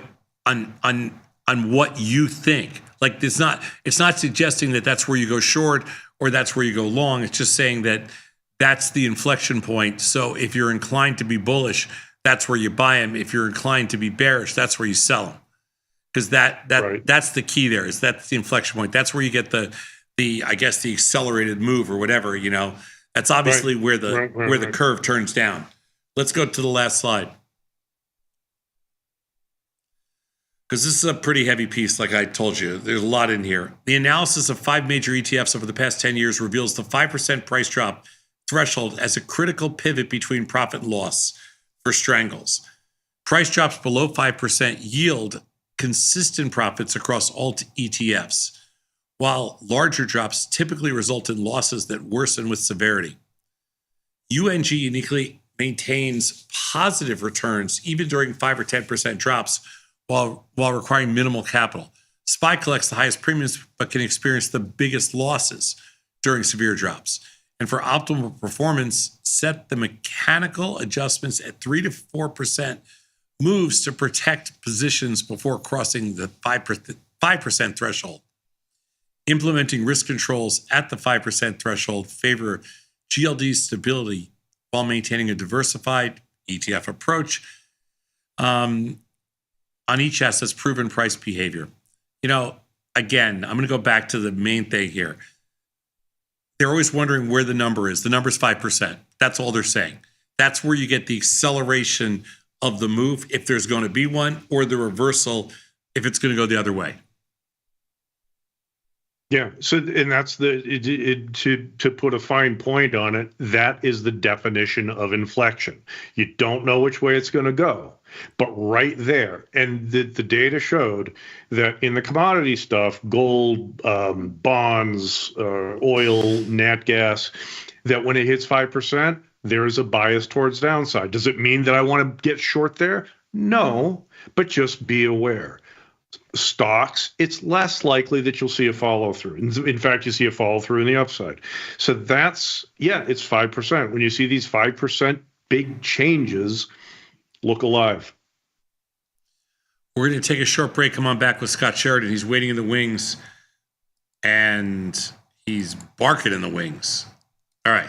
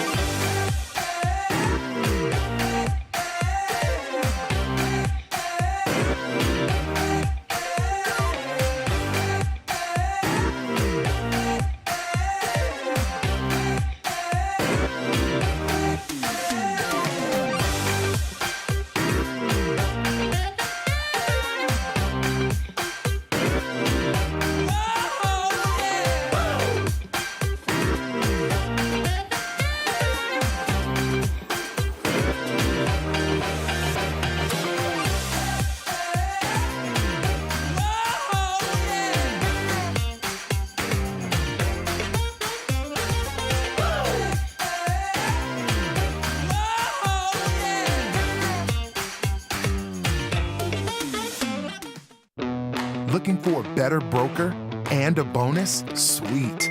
We got you. Right now, you can get a bonus of up to $4,000 when you open and fund a Tasty Trade account. Plus, low rates, smart tech with the analysis tools you need, and award-winning support. So, get a broker who's actually got your back. And up to $4,000 at Tasty Trade. Make your move, genius. Tasty Trade. Feel like your wardrobe is missing something? Like style, purpose, and maybe a dancing dog? Can I pet that dog? The new Tasty Trade and tastylive web store is now live. New merch, bold designs. Did we mention all net proceeds go to one tail at a time? Invest in the real bull market, dogs. Go to tastytrade.threadless.com. Grab some gear and help some pups. You get merch, they get a home.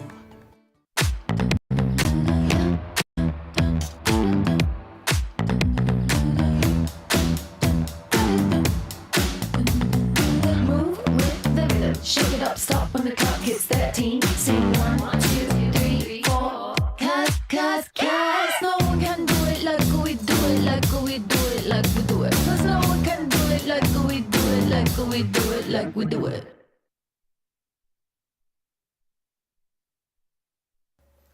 It feels good to get smart. Get even smarter with the ultimate how-to guide.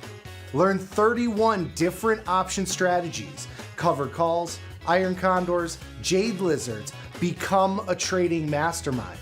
Get the guide at tastylive.com/guide.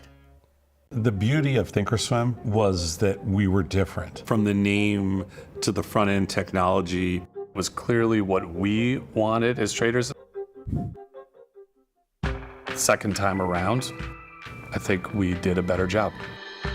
Yes, we are known for our ability to support complex derivatives traders, but we also have the tools for somebody who's brand new who wants to come in on the first floor and work their way up to the top of the building. This is Chicago. We invented the skyscraper, the Italian beef, and the standardized options market. SIBO is not only the birthplace of options, it's also where Liz and Jenny got their start. In an industry first, 2 female former floor traders broadcast live from the floor. Hear the sounds of live market action and feel the electricity as they present real-time trade ideas and research-backed market studies live from the SIBO's SPX pit. Watch Liz and Jenny live from the SIBO, only on Tasty Live.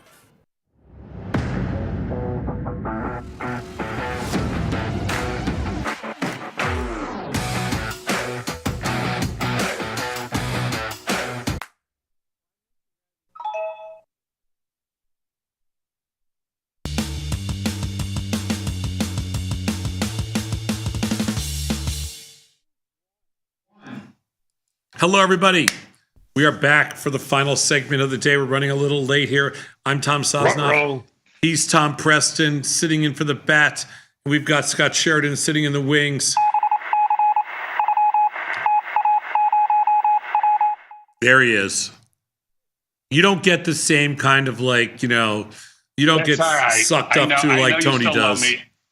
I got it. I know you still love me. You just don't know what to do. So you're just going to say, okay, now we're just going to No, I know what to do. I just don't feel the need to like, I'm a little overwhelmed with Scott's presence. Let me just say. He's over. And the other reason, Scott, you might be interested in this too, is I'm a little slow today because I have about 2 pounds of pork butt in my belly. So as I told Tom earlier today, I smoked a pork butt this weekend, pork shoulder, pork butt. Wait a minute, why is one a shoulder? Why do you? I don't know anything about pork shoulder. So it's pork all butt. the same. It's all the same. It's the same thing. And the reason they call it, Scott, and we don't have to let Tom know about this, so we can stay in the dark.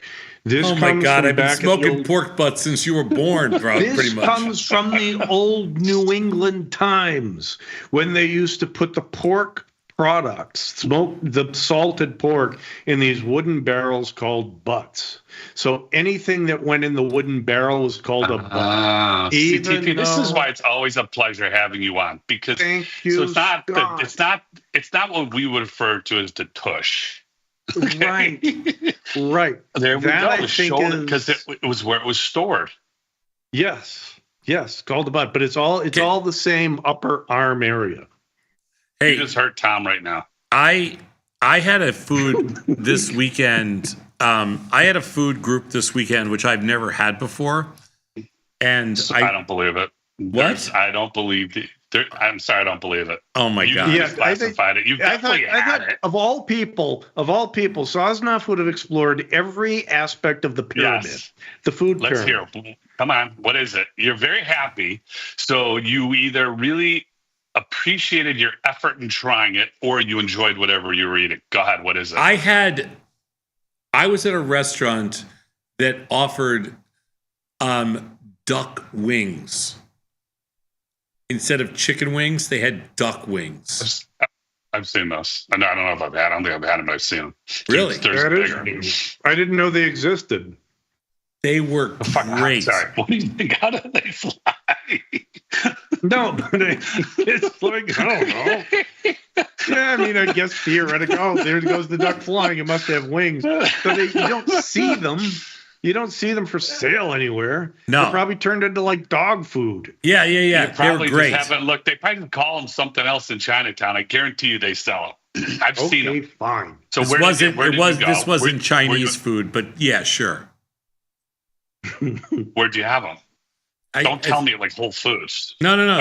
It's some restaurant. I can't tell you. It's over your pay grade. It's way over your pay grade, but it's some restaurant. It's what? EJ's? No. Some restaurant. You've never heard of it. It's not in Chicago. Okay. That is like Chicago. if you want to slap Scott Sheridan, just tell him he's never heard of a restaurant in Chicago. Okay, that is like it's not a in double Chicago. slap across the face. But now I got to ask, because now you're telling me the only other place that you could have been this weekend would have been if you were in Michigan, and I'm a seller of it being in Michigan. So you took a road trip somewhere. No, I was up in Michigan. And some restaurant in Michigan had it? Yeah. Duck wings. Duck wings. Great. Yeah. Well, how are they prepared? They were prepared like Okay. in an orange sauce, like orange chickeny. Really? Yeah. Okay. Delicious. Okay, well, you ate the entire plate because there's no way the missus had that. No, I don't. I think they had gluten. I don't know. Yeah, God forbid. I've lived that life. I got to tell you, I'm so happy I don't live that life anymore. I had two gluten-free, one mushroom, one vegan combination. Oh, yeah. That was all three. We're clear on all those now. Clear on all of them. It's great. My wife, when I met her, was an absolute vegetarian, and over the years, I've gotten her to eat fish and poultry, but pork butt is a bridge too far. And she was jealous. It's because she still likes the aroma. She still likes the smell of the smoked pork. But God forbid if she takes a bite of it. Oh my God! But anyway, it was delicious though. So the wings, yeah. I don't know. I had ducks are. Wait, how big was this pork butt? More than 2 pounds. About 8 more. There's pounds. leftovers. It was like 8 So pounds. there's left. So that's lunch and dinner tonight. No, it's pretty much gone.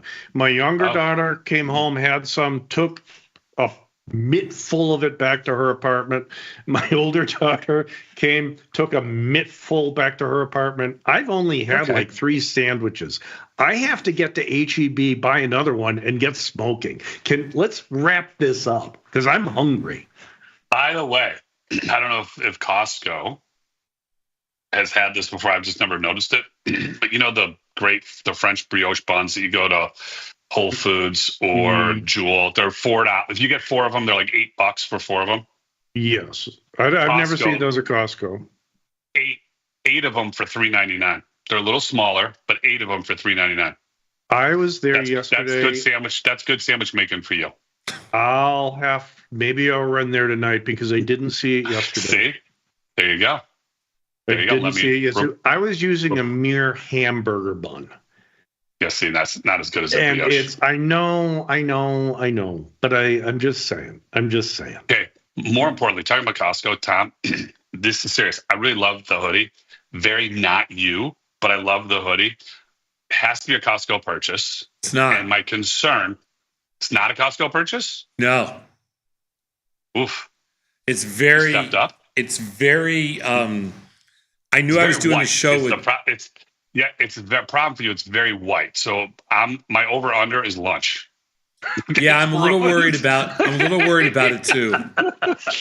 I'm a little worried. Yeah, my over under, and especially if there's red sauce involved with lunch today, it ain't making it past lunch. I'm a little concerned myself, but I knew I was doing the show with Julia this morning, and I knew she'd be in black, so I figured I'd go white. I just bought this weekend at a very nice, very fancy schmancy boutique. Oof. Yeah. You paid more than $20? I don't know, maybe not. And Scott, that thing has like a 45-minute half-life because he can't stop touching himself. He's like rubbing soft. it and caressing I like it. I like it's soft. It's very nice. I like it. Very nice. Yeah, Very it's kind of. More importantly, I'm looking at that. Okay. How many shots have you taken at bat this morning? Over under. Come on. I haven't taken a single shot. I just have his ugly little stand. How many shots has he taken? No, I haven't done it. Tony, really? He's been good. Okay. Out of sight, out of mind. He's fishing for my dinner right now. He's fishing for like blue fish, red fish, green fish. Red, redfish. That's what he says he's catching. What is that? Redfish? Yeah. I don't know. It's Can like you eat it's not a red snapper. It's just like they call it redfish. It's like I think it looks like more like I saw one once at a restaurant. Is it red? No, it's not really red, but it looks like it's more like a flounder type big. Like I don't know what you call. I don't know exactly what you call it, but that kind of a big flat fish. I think that's what it is. See, I don't think I would trust to eat any fish that I could possibly catch. I'm not a fisherman at all. I can't do it. See, I agree with you. I agree with you, TP. I don't think there's so much poison and toxins in the water. I don't know. Wait a minute, Besides, ooh. Oh, that's a redfish. That's a redfish. Tony looks good. Tony looks good with the beard. Oh, actually, let me take it back. That's not what I thought a redfish was. Neither I didn't know. It has I would call that the black spot fish. Do you not eat seafood? No, I eat a lot of seafood, but I buy it from a store where I trust the vendors. No, look, as opposed to me, Scott, pulling something up out of a lake. I couldn't do it either. I couldn't get the hook out. I would feel so badly for the fish. I'd be like, seriously, I think I tried fishing when I was like 15. Tried it a couple of times, realized that I was not cut out to be a fisherman. Okay, fine. Me too. But I love Hawaii. Oh, you know what I have been making, Scott? I've been making fish tacos. Deep fried fish tacos. You deep fry? What do you make it with? Cod?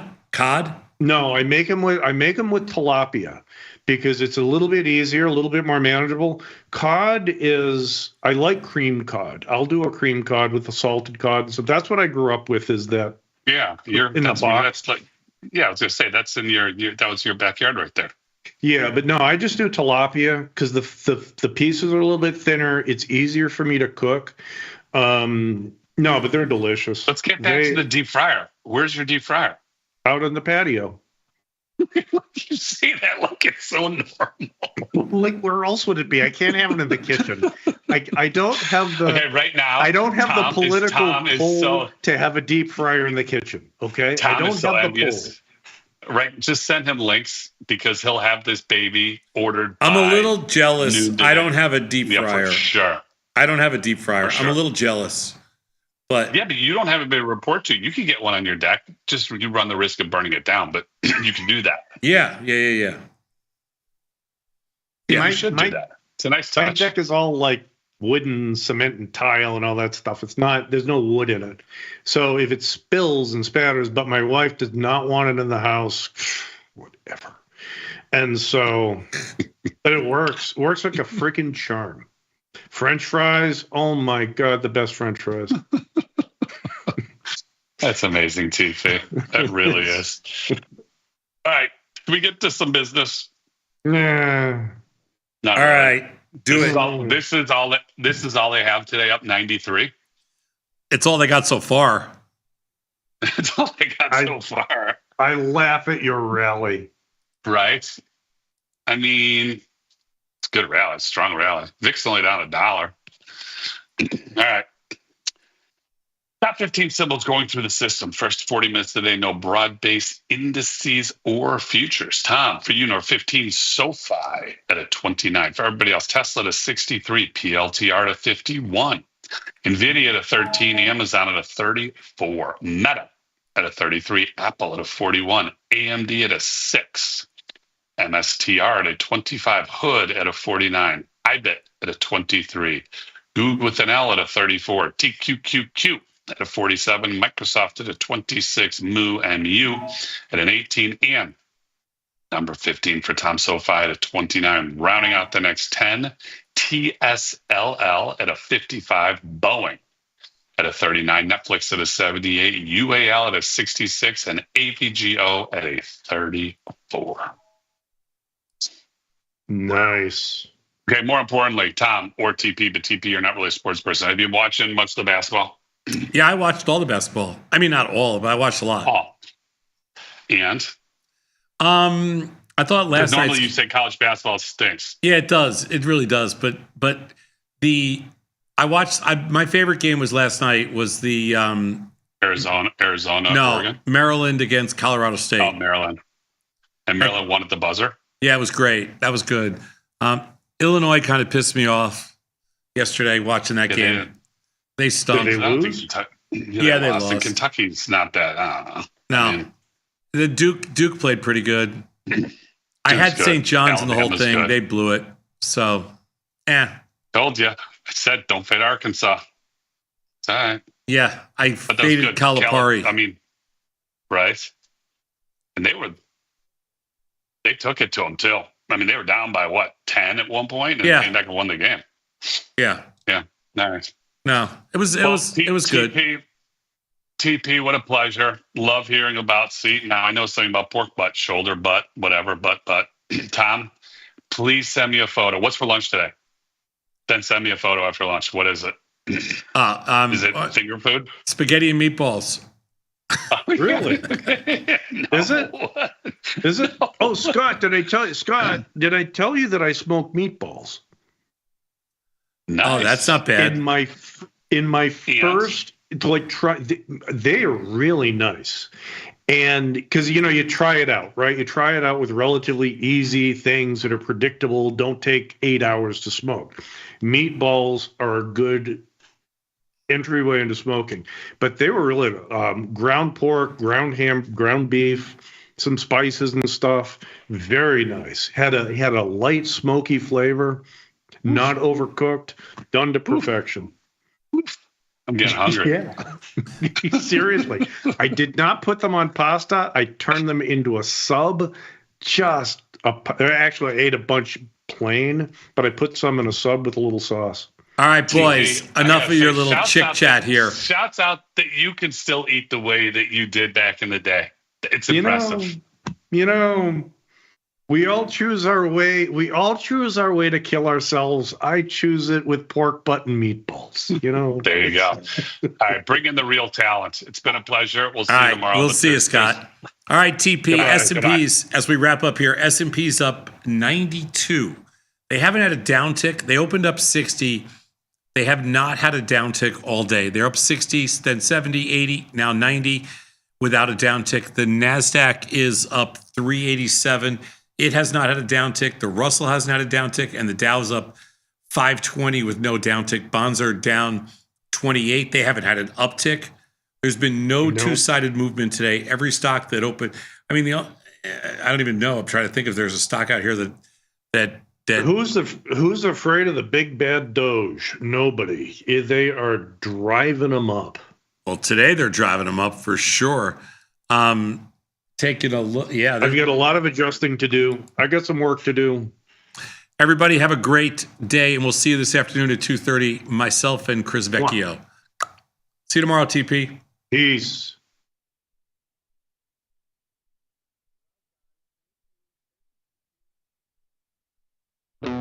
Looking for a better broker and a bonus? Sweet. We got you. Right now, you can get a bonus of up to $4,000 when you open and fund a Tasty Trade account. Plus, low rates, smart tech with the analysis tools you need, and award-winning support. So, get a broker who's actually got your back. And up to $4,000 at Tasty Trade. Make your move, genius. Tasty Trade. This is Chicago. We invented the skyscraper, the Italian beef, and the standardized options market. SIBO is not only the birthplace of options, it's also where Liz and Jenny got their start. In an industry first, two female former floor traders broadcast live from the floor. Hear the sounds of live market action and feel the electricity as they present real-time trade ideas and research-backed market studies live from the SIBO's SPX pit. Watch Liz and Jenny live from the SIBO, only on Tasty Live.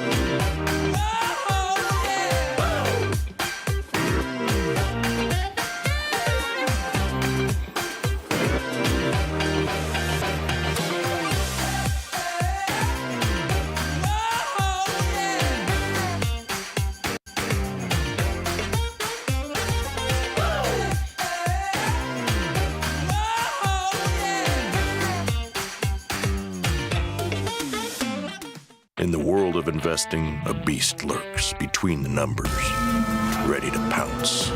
Some traders hide from it, some ride it. If that's you, join us on Tasty Trade. Genius loves company.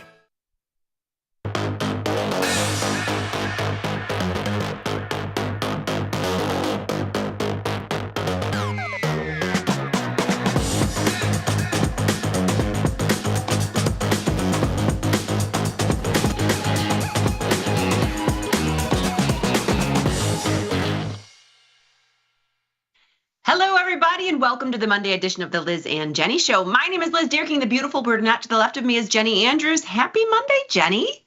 Happy Monday. What a Monday. Booze up 91. Whew. Close all watertight doors. There's a rally in the alley. Get your stock. Get your stocks. There's a rally in the alley. Get your stocks. Yeah, this is a monster rally. I know. I mean, it really is. 1.6. NASDAQ's up almost 2%. And the little rut is leading the charge up 2.25, which is, it's a lot. Yeah. So big move today, big move up today in the market on the heels of quite a rally at the end of the day on Friday. Yeah, I saw that. Now, if we can pop in the platform too and take a look, because I want to take a look at VIX. One of my favorite things we did on Friday, Kai's market recap, we were talking about, different things in the move, but VIX is down 5% today, which is a big move down for VIX, but it's not that big of a down move. Well, 18 is still It's the average. VIX is back in the teens. We're back to its average, right? So it's dropped a lot in the last week from 28 to 18. So it's lost 10 points. Wait, what was it? 20 days? Isn't that what, until all's right with the world? Wasn't that what we just read on Friday? Yeah, 20 We're days. almost there. We will see if this market, if the rally holds, if the VIX stays in the teens. I don't know. It's a little, how many days did we have before where market was up in the morning and by the end of the day it was down? I did adjust a lot of my positions, take some risk off. We can take a look at our positions. We don't have anything like too crazy. We don't have anything that's making us too much money, but our account is small and it's exactly 1-for-1, like what our delta is to what we're making. It's working like to a T in this account. Well, okay, and I would like to state for the record, it is working to a T in this account, but it did not work to a T on the way down. We lost a lot more than our deltas, I believe. Oh yeah. Well, I don't know. I don't know. I was gone that week. Yeah, it was a bloodbath. So but that is, our account is very buttoned down. We had to take some risk off the table. We had to make some very bizarre adjustments, which I think we should. Let's take off Hood. Speaking of a bizarre adjustment, and I say this is bizarre only because we have a zebra, and our call that we have against the zebra was actually in the money, in between the two strikes. I'm sorry. Right, we adjusted the zebra and the call was still, we moved our zebra up. This trade, since we put this on, is a win. Net, are we down in Hood? Chat, pop out the chains. Okay, let's see. I'm curious. Not much. Well, that's in the last 30 days. Go year to date. Let's go year to date. Yeah, I mean, that's it. That's what we had. Oh, so that's not much. So let's just change this Hood position. Let's take this off because this can't make us any more money. Not really. Okay. I don't think there's much left. Take a look at this move in Hood, and this is why this had to get adjusted. We had, and I will tell you exactly, we had the 40 put. Okay. Which is why I then created the zebra Hood on whatever day we had the 40 put. That's what we were short. And then the market took a dive and this thing, the buying power in this blew up and exploded. And I wound up just putting a zebra. No, we didn't have the 40 put. We must have had, because then we rolled the zebra up. Yeah. And so I just put a zebra on with that same 40 call, mimicking the exact same trade. And you can see that in our activity. Here, I'm going to show the activity now because here's what we had. And you can see it all together. Not today. I'm going to go 30 days, whatever, because these will be the last moves that we had in Hood. So in Hood, we had the 40 put, as you can see here, right?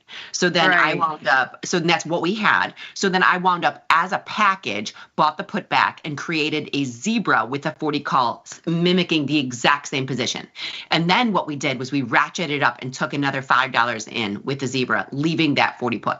Okay, so that's where we're at right now. I'm going to close this trade. Now that looks super complicated. I say we can't make any more money on this. There's not much left in our short call, and I think there's about $1 left in our short call. There's 60 cents. There's 60 cents in that put left. That's basically it. Oh, right. That's the put. That's the one. That's the put. Yes. So just take this whole thing off and let's go out to May and just sell a put if we want to. So there's still a 44 rank in Hood. This got complicated and we're going to close it. So we're closing it as a package. I'm going to take it down for 310. And can I tell you the bonehead phone call I had to make today to Tasty support? No. Okay, this has never happened to me before in my entire life. And I actually was laughing when I got off the phone. So I want people to realize that I've been trading for years and this too can happen to you, okay? So I had, and I was like, oh, whatever, it's no big deal.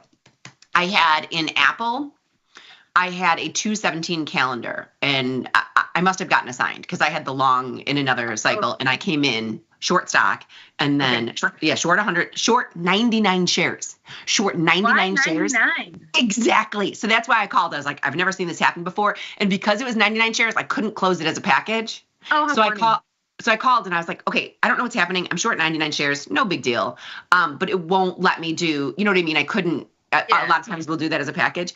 And he's like, I've never seen this before either. He's like, the only thing I can come up with is, were you long 100 shares? You were long one share. You were long one share. Yes. So okay. So that's my strategy. When I want to remember where a stock is at a certain point in time, I'll buy one share. Okay, one share. Jenny, this too can happen to you. So you don't have to make the phone call. Know that if it comes in with 99, they're never wrong. I was like, that's the weirdest thing I've ever seen. And he's like, so your 217 calendar, you were assigned on your short call. call that was in the money. So you got 100 short shares, but you were long one. So you only have 99 short shares. You've got one 217 call left. You could have bought, you could have just closed them separately or bought one share and closed it as a package. So that's what I said, Carl. Shout out to you. You did a great job today. But I was like, so I should just buy one share and then or sell one additional share and then close it out as a package. And he's like, or you could just separate them and close them right now. I was like, that's what I'll do. Oh my gosh, that is funny. And I like that. I like having one share in. It really is when I'm placed just to see, like if I get out of a position, if I've been in a position, I get out and I want to remember, I'll buy one share to remember. And Hood, we were just in Hood and I'm going to look at this because this, we get out of Hood. It keeps you, it just kind of keeps this memory there of like, okay, I closed my position at this point in time. And then when I want to get in, that'll remind me. So Hood, I have one share of Hood. One share of Hood. Where did I buy it? 29. No. I don't know. I can't see on my phone. I can't see it. No, you can't see your phone. That's why I figured I would alert you, Jenny, because this too can happen to you. Be careful. But then when you're going to put a new trade, you're like, geez, I bought my one share at 35. Do I want to get back in here at 48? It does keep you in check. And I mean, even Reddit, that was something that's interesting. Reddit, when I have a Reddit position now, but my one share of Reddit was I bought so much higher than we are now. So then it's like, oh, okay, yeah, I don't mind selling puts here. The last time I was looking at it, it was so much higher. I do like having that in as a frame of reference. I know, I do too. I really do too. That's too funny that you got assigned and had called about your 99 shares. Carl was great. Shout out. And what I love about it is they answered right away. It was very, very smooth. So you too can call support if you have any random questions. But I was like, what is happening here? Totally forgot. So yeah. Okay, SPOO's up 94. I did put on the SPX Iron Condor today, and I waited. I probably put it on around 9 o'clock. And I think when I put it on, SPOOs were up 82. Okay, so let's take a look. Yeah, I mean, that sounds about right. We have not had a downtick today, though. No, I mean, there was a point in time where it was there was a point where I think we're up like 80, up in the high 80s and then came back down to up only 80, but now we're up 95. It's probably, oh yeah, my short strike is 57.60. So it's right there. 57.60. Yeah, you're slightly in the money. Right. Just right there. That's okay. Just wait. I'm not sweating. I think I said to you, Liz, like if we keep going and are up 150 points by the end of the day and this is a full loss, I'll take it because that means the rest of my account is doing okay. I agree. I want to take a look at a couple things real quick. Taiwan Semiconductors. It's only 30%, but we're up $100 on the position, and we have the 70-30. Just a put spread. Just a put spread. Just a put spread. I say we take it. With the two-way action we're having, and the fact that that's May with 53 days. Yeah. Yeah. Let's take that. There are a few things we can take off that are, a decent percentage. SoFi, we have some short puts in there that are only worth 23 cents. Oh, 70. We're at 75% profit on it. We'll take that too. Take that off. We'll take all these off. Then we're going to... Okay, we're taking live tweets. If you have anything any questions, comments, whatever, send a tweet. Include the hashtag LIZJNY. We are going to go over spiked lizard today. We've had some requests for the spiked lizard. Maybe we do that later in the show. Yeah, let's do that second. Let's do that second half. Okay. I'll go to Twitter real quick just so we can kind of see. Hold on. I'm going to go Twitter. There we go. Oh, this is my favorite tweet. Here we go. Jenny and I at the SIBO. This was one of my favorite market measures, and I appreciate Cupcake Trader went back to watch it. So thank you very much. Honestly, I think we've been on this at the SIBO since August, and Jacob's been sending us pieces. We've been doing SPX pieces every week. This one was my favorite one. Oh, it was my favorite too. Okay, we're out of TSM. And then Jeff, go Cats. Jenny, I apologize. Cats beat your alma mater yesterday. Oh, did they beat U of I? They did beat U of I.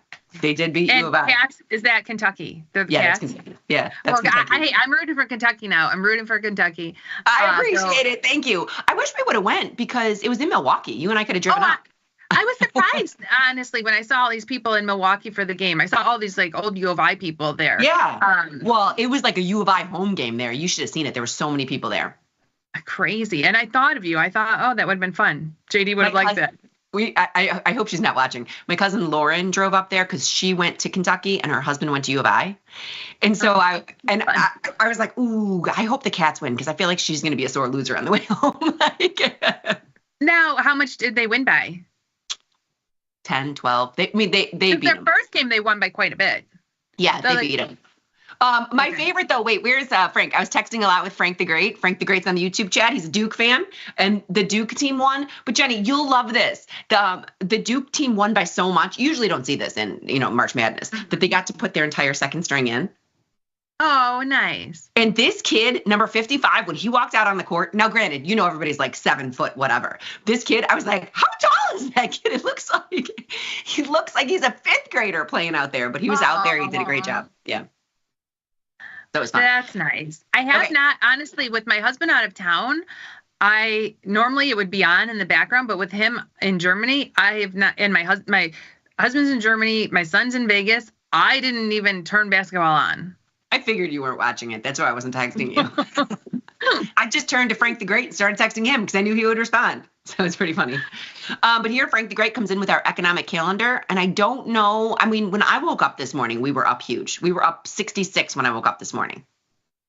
Yeah, so when I went to bed last night, we were up like 36. And when I woke up, we were up like 60 something. Yeah. So I don't know that it was any of these that really turned it around, but we're growing some teeth here in the market. Bob I on think it was more of like the tariff news. KBH.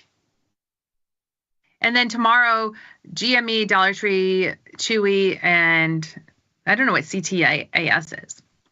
Yeah. I don't know. And then nothing Wednesday, Lulu Thursday. So that's it. That pretty much wraps up earnings season. That is, I always say the official end for the Liz Deer King earnings season is Lulu. Well, it is Thursday. You see? Yeah. Yeah, the official Lulu. end. So the official end, you heard it here first. Lulu is the absolute conclusion of the earnings cycle. So we'll be there. We'll be doing that Thursday. And then I think we got the tweets. So you know how I had to go to Lulu last week and it wasn't very busy. So I don't know how I'll be playing Lulu this week. But when I went into Lulu last week, it wasn't very busy. I was sent to get pants for my son to take to Vegas. None of them fit. None of them. Well, you didn't have a size. You can't. That's what I'm saying. Like Lulu, it doesn't matter. So I do love Lulu. Number one, I think most people order online. And then number two, you can't, like, if I go in there to get a pair of pants, it depends on the type of pant. I could be a 0 or I could be an 8. It depends on what kind of pants it is. Well, this is like men's pants. So he gave me the size and I went and I got them. And the girl at the register said, is this for a young person or an old, like, is this for a young man or an old man? And I said, this is for a 20-something-year-old kid. And she's like, these are not the pants to get for a 20-something. So she changed them to the like slim fit and they were all too tight. Well, Logan was a soccer player. Did you tell her that? So he's got some thighs. Soccer players have legs. You know what I mean? No, I'll be back. I'll be back at Lulu tomorrow if you need anything, making my returns. It's hysterical. That's hysterical. So I'm not sure. I'll check out the crowds while I'm there tomorrow. But I was there last week, not very busy. Lulu is mostly, I think most of the people are online orders because they don't carry many things in the stores. That's their MO. They don't have a lot of stuff in the stores. All right. Well, I don't know. We shall see. We'll see. Okay, so I'm gonna pop back in. Let's do, because we got to everybody in Twitter, and I think, is there anything else to manage before we go into the Spike Lizard? So you can kind of sort by P&L open and just we can go by percent. As far as the percent goes. Joby. That's just we're just long. I'm leaving that one. Yeah, I would leave that. AI, we have a put spread. We're almost at 50%. We are 3 cents away from our GTC. We're going to take this. I would take that. I'm going to leave you with lots of buying power next week, Jenny Andrews. Great. Next week. So next week, Liz is gone. Next week, I have a star-studded cast. Monday, I have Ryan Grace. We're talking about crypto. Tuesday, I have Dr. Data. We're doing back testing.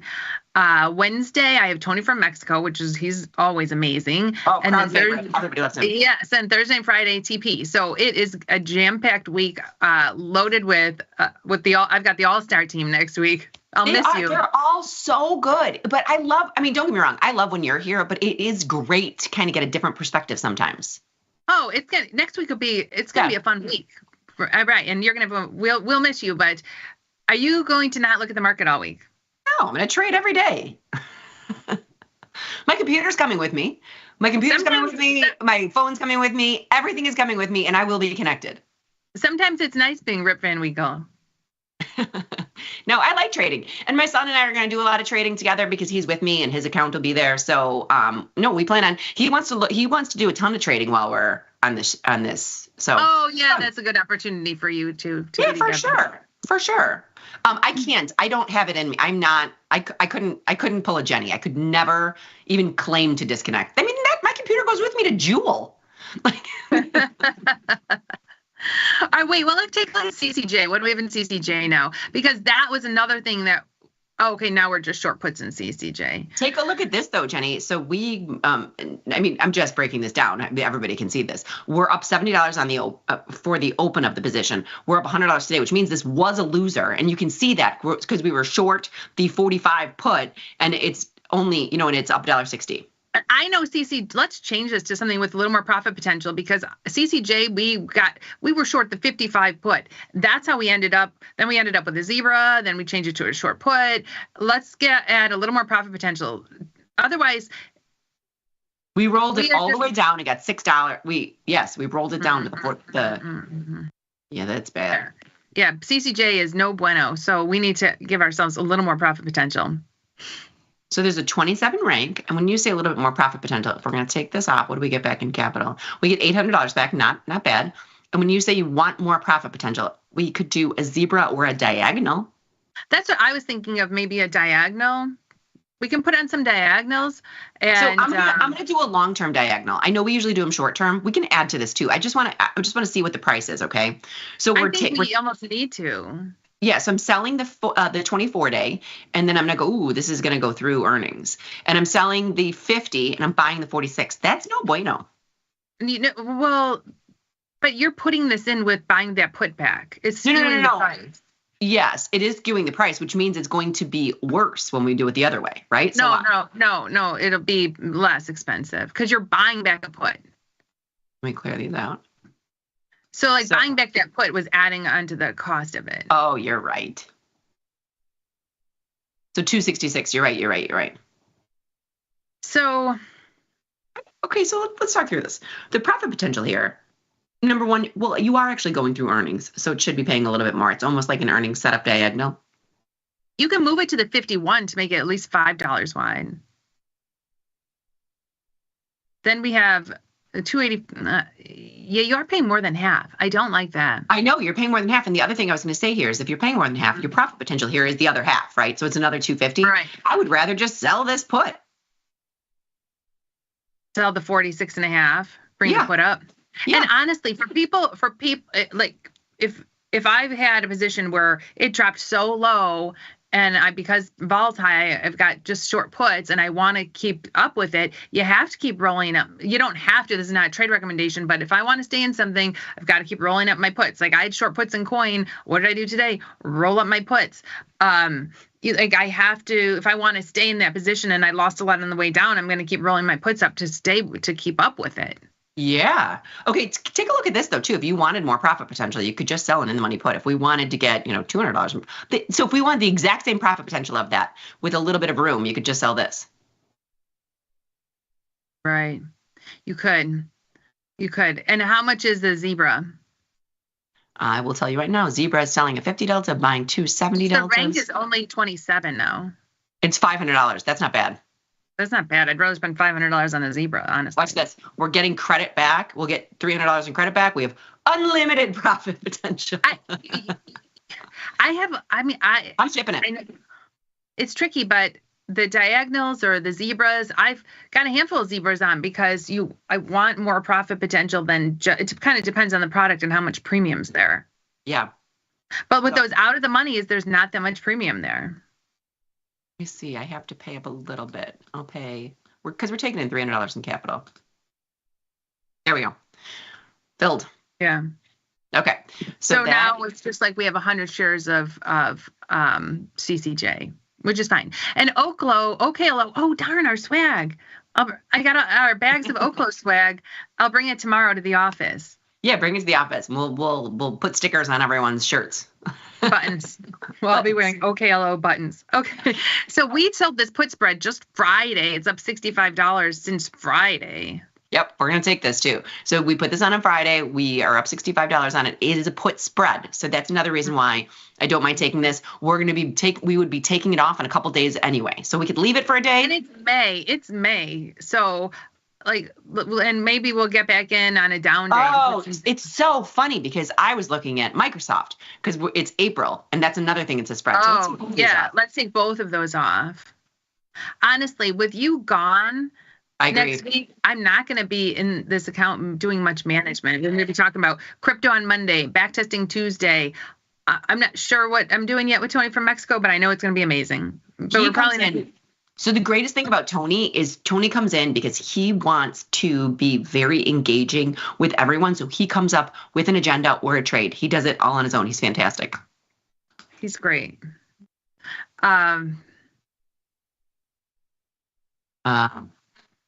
Okay, so that's off. And what's our current Intel position?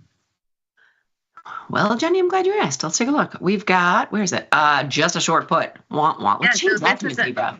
Well, or move it out to, or move it out to, we don't need to change that. No, I'm sorry. That's AAL. This is AAL. INTC.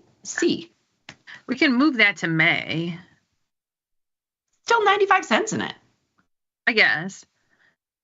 But by the end of the week, we'll be moving to May. Can you go to AAL? That's what you were in for. Oh my God. Did you see this, Jenny? What? We haven't had this in years. Oh, that we have less than a page? Yes. That we have less than a page. Yes. We have not had this in years. Crazy. It's funny because our one naked long call that could actually be making money that's the only thing down today. Well, AAL is a naked long call. Oh, but MDT. Well, that's not worth much. Okay, so I just want to show people this is something I've been doing. If I have long calls as a stock replacement, this is something I will do on a big up day. So if you look at AAL and you open it up, there's 24 days. We have the 10 call. If you go to the trade page, okay, and you open it up, there is not much. So I will move them up. I will move them up to just take some risk off the table. I know what you're saying, but it's such a. Well, and not necessarily just in AAL, but just across the board. Across the board, if I had long calls to replicate stock, I have this morning moved most of them up. It's very ratchet-esque, like the zebra, right? So you can take them and move them forward, right? Yeah. Right, because you can see, and you just know, if you go from the 10 to 11, you're moving at $1. If whatever you're not getting less than $1, if you're getting 83 cents, you're giving up 17 cents in extrinsic value. You just do the math. You're moving it up $1 in strike, and if you're taking an 84-cent credit, that's 84 cents in risk you're taking off the table, but what you're giving up is 17 cents in extrinsic value, the difference in cost there. And I'll look at these. I'll move mine up too, because you do the ratchet, but you got to make sure you're not giving up too much. Right. And if I'm giving up too much, and so a lot of mine that were out further in time, took them off in April, put them to the week, moved them to this week. So okay, so this is something totally different. So you buy this back because this will save you some cash too, and then you buy.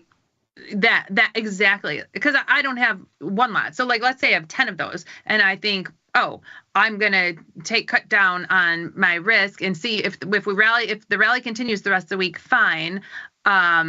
And so I would move them from April to the weekday, the weekly. And this is giving up very little extrinsic value. Little. Yeah, I just went to the 11. I'll do this for the week because we'll be here to manage this, but I wouldn't do this next week if I were you. No, and you don't even have to do this with AAL. You could just leave the April. That's no big deal. But just across the board, I went through all of my synthetic stock positions and moved most of them to this week because I took a lot of credit off the table, a lot of risk off the table. And if we keep running, fine, I'm just going to leave them for the week. Do you think we're going to get the two-way action this week? I don't know. I don't know either. I mean, we did last week. So last week, it wouldn't surprise me. We're up 92. You close unchanged. Like that was very common practice. That was how we were last week. So now we I have don't not know. it's usually after our show now that we would get because I mean, I always said that we moved during our show, but in the past weeks, I would after our show walk away, go do something like walk the dog, then come back and be like, am I not updating? What is happening? Because that's how big the swings would be. I know. So I'm not sure. Did Jack Tucker, is he on Twitter today? Is he putting on his SPX? I know he was on Friday. As a fellow trading enthusiast, Liz, I fully support your approach on vacation trading. Those AK winning trades hit harder. Yeah. Yes, we will miss you. That's right. Thank you very much. Everyone will miss you. I will miss you. I will miss you. I'll be so happy when you return. But we do have a good group. Yeah, you have a great group. I'm super happy with your group. I'll watch all the shows when I get back too. Okay, so Samantha says she's bullish Lulu because I have a yoga teacher that can't afford a car but only wears Lulu priorities. No, Samantha, I'm going to tell you a little secret, and I just learned this actually from Beth. If she's a yoga teacher, she gets it really cheap. 25% off. I thought it was 50. 25% off because my daughter is now they hired her as a teacher. Did I tell you that her dance company hired her as a teacher? Oh, so, yes. So she gets 25% off Lulu now. Thank Which God. makes no sense that I went to the store and bought those men's pants. Yeah, Jenny, you're making no sense. The one good thing too is I'm pretty sure Lily and I could share the same size. So this is going to work out great because they don't. But she can buy whatever. I don't think she has to just buy her size. No, they're strict about it. You can only have your size. So she can't go in and buy like different sizes. Oh, I mean, so she could probably buy men's because I don't know. Maybe she's buying a gift for her boyfriend or her brother. Do you know what I mean? But usually it's got to be within your size range. And she went on a whole rant about how, well, and I don't know, and I'm not like saying good or bad about whatever company, but she very much prefers all the Lulu clothes to Fabletics, because I joined Fabletics and she likes her Lulu clothes way better than Fabletics. Oh, I like Lulu way better than Fabletics. Way better. And like if you ask my daughter or any kids, they like Lulu so much better. I don't know why. Oh, I love Jeff Goldblum. I forgot to ask, and inquiring minds want to know, how do you manage your Micron diagonal? So we have a Micron position in our account. What about you? My short puts just rolled for more premium, so rolled up to collect more. Check. I had the diagonal, which was almost full loss, but I, that day, in my infinite wisdom, reestablished, because you're long, I want to be long. We're in this together. So I actually reestablished my diagonal, so it's doing okay. It's not doing that much today. Let's go back and look at Micron. We have something in Micron. What do we have? We have a put, and that's what he said. He rolled up his put. Yeah, We rolled still up. quite No, a bit it's still credited. worth 330. That's a decent amount. Yeah, it's still worth quite a bit. He rolled up his. So it's up today, but that's going to be a slow, that diagonal's a slow upturn for me. That's one of the first things I looked at, the diagonal. I was like, why isn't Micron jumping back up? But I know, but we made $100 on that put today. The diagonal probably only made $100. Yeah, that's true. Well, true. I mean, my diagonals that I had, you put the diagonals on because it's less risk. But then you look at them on a big move today and you're like, why I oughta?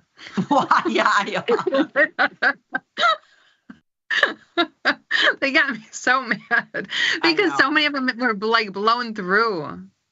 I know. I had a Tesla diagonal on. And look at this Micron chart. That looks crazy. That Micron chart looks crazy. Okay, so thank you very much. Yeah, look at Tesla. How much is Tesla up today? Tesla was up. I looked at it because my son's account. It's up 10%, $22. $22. And guess how much I made on my Tesla diagonal? $22.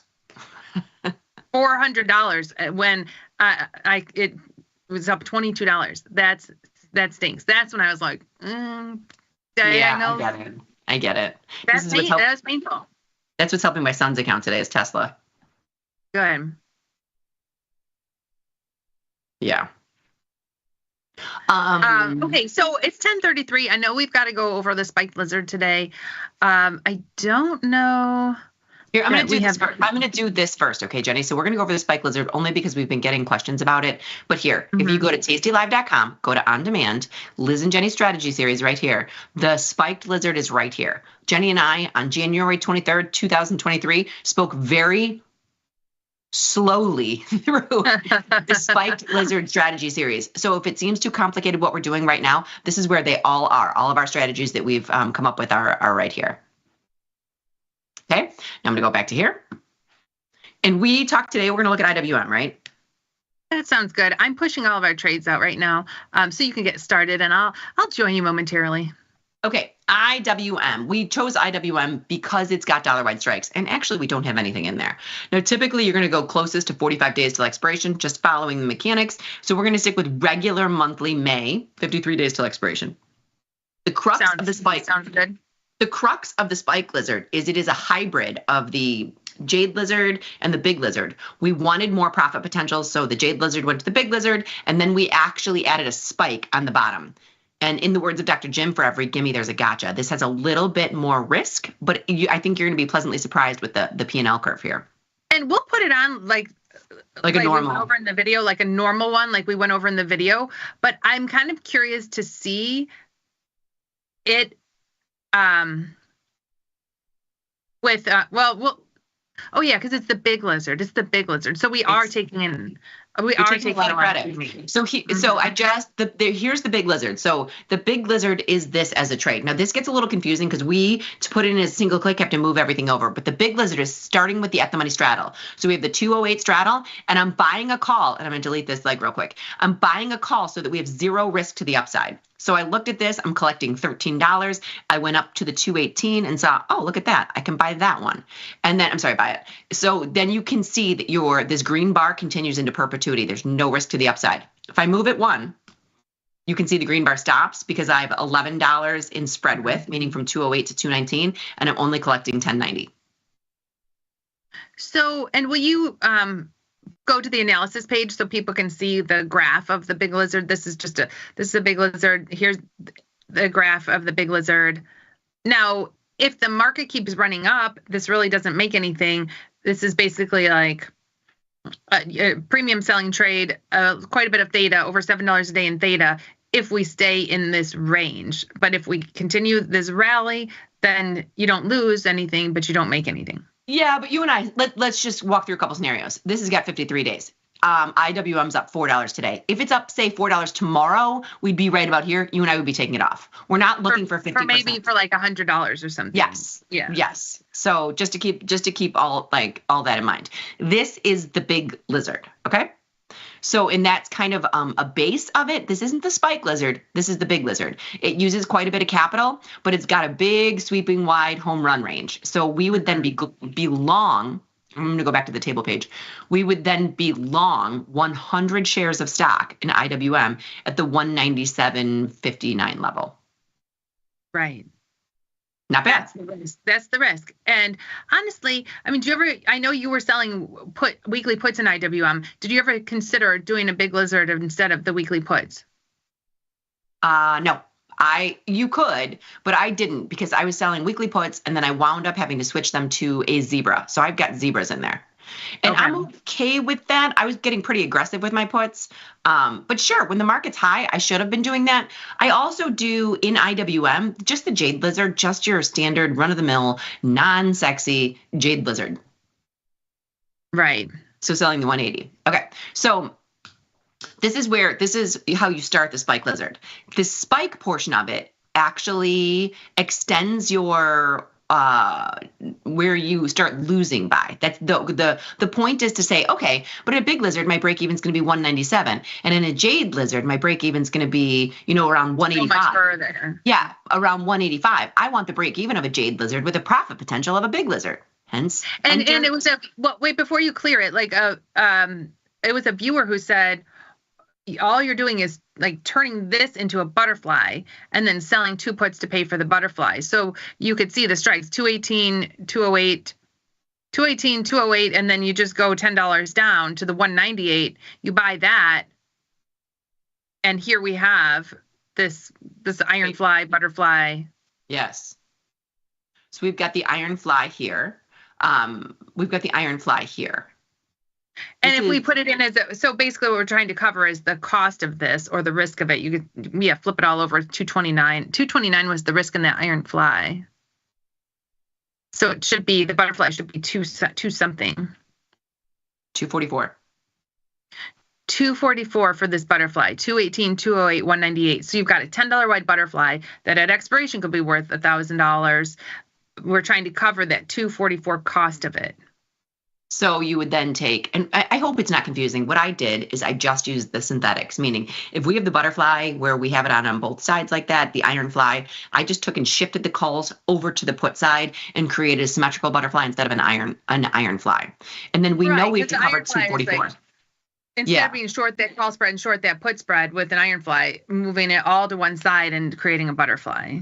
Then to Jenny's point, if we want to cover 244, that's where our break even is going to kick. I need about 120 in each put. So here we can bring our break even in this get $1,000 is what we can make. I'm selling 2 puts to cover the cost. So now we have this in for a credit. I'm using the same amount of buying power as I did in the Big Lizard, by the way. Right. Yes. With the risk starting, and you can see this, the green bar where we won't lose any money is all the way down at 187. So I'm going to show this. So it moved it down by $10. Yeah. Moved it from like 197 to 187. We did not change our profit potential here. It's still the same thing here. All that we did is add that spike to the bottom. So it moved at $10. So now at 185, we would then be long 200 shares.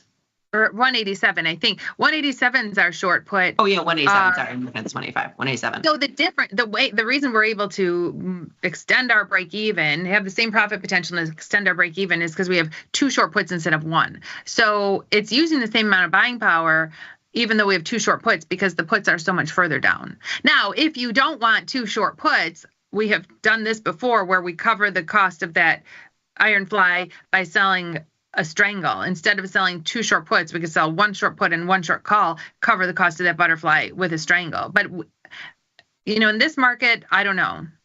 So you think we need 144 on each side? In this market, I don't know either. So you can go up to you can't put Scott refuses to give us 5 legs. We've asked and asked and asked and asked, and he refuses. But if you were going to be doing that, you'd be selling, I have the butterfly still in. We need to cover 244. So the up top break even would be 227. So about a 15 delta. And then it's the same to the bottom. The 187, it's about a 12 delta. So 187, and what was the call? 227? 227. Will you go to the chart and just look at those on the chart? 227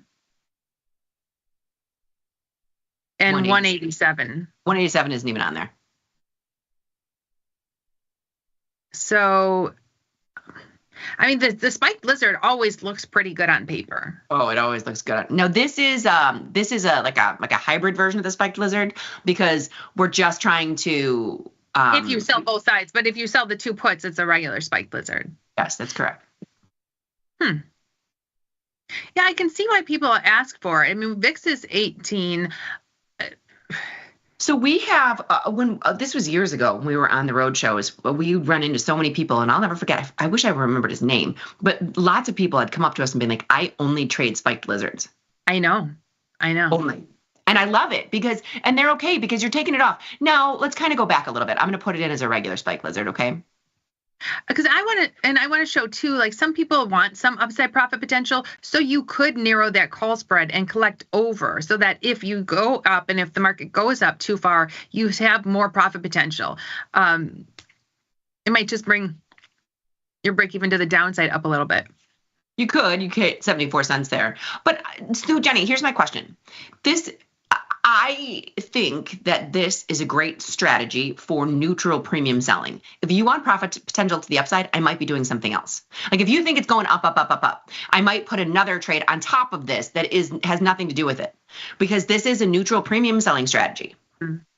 I get what you're saying. If you think the market's going up, you could do something else. Do something else. This is just a neutral trade. And 53 days, for the way the market's been whipping around, 53 days is a long time to sit right here. But if you, to your point earlier, if the market pops up a little bit, this would come off for a small profit. But when you think about that, if it pops up and you're taking off for $100, that's not much when you're putting on $4,000 to put this trade on.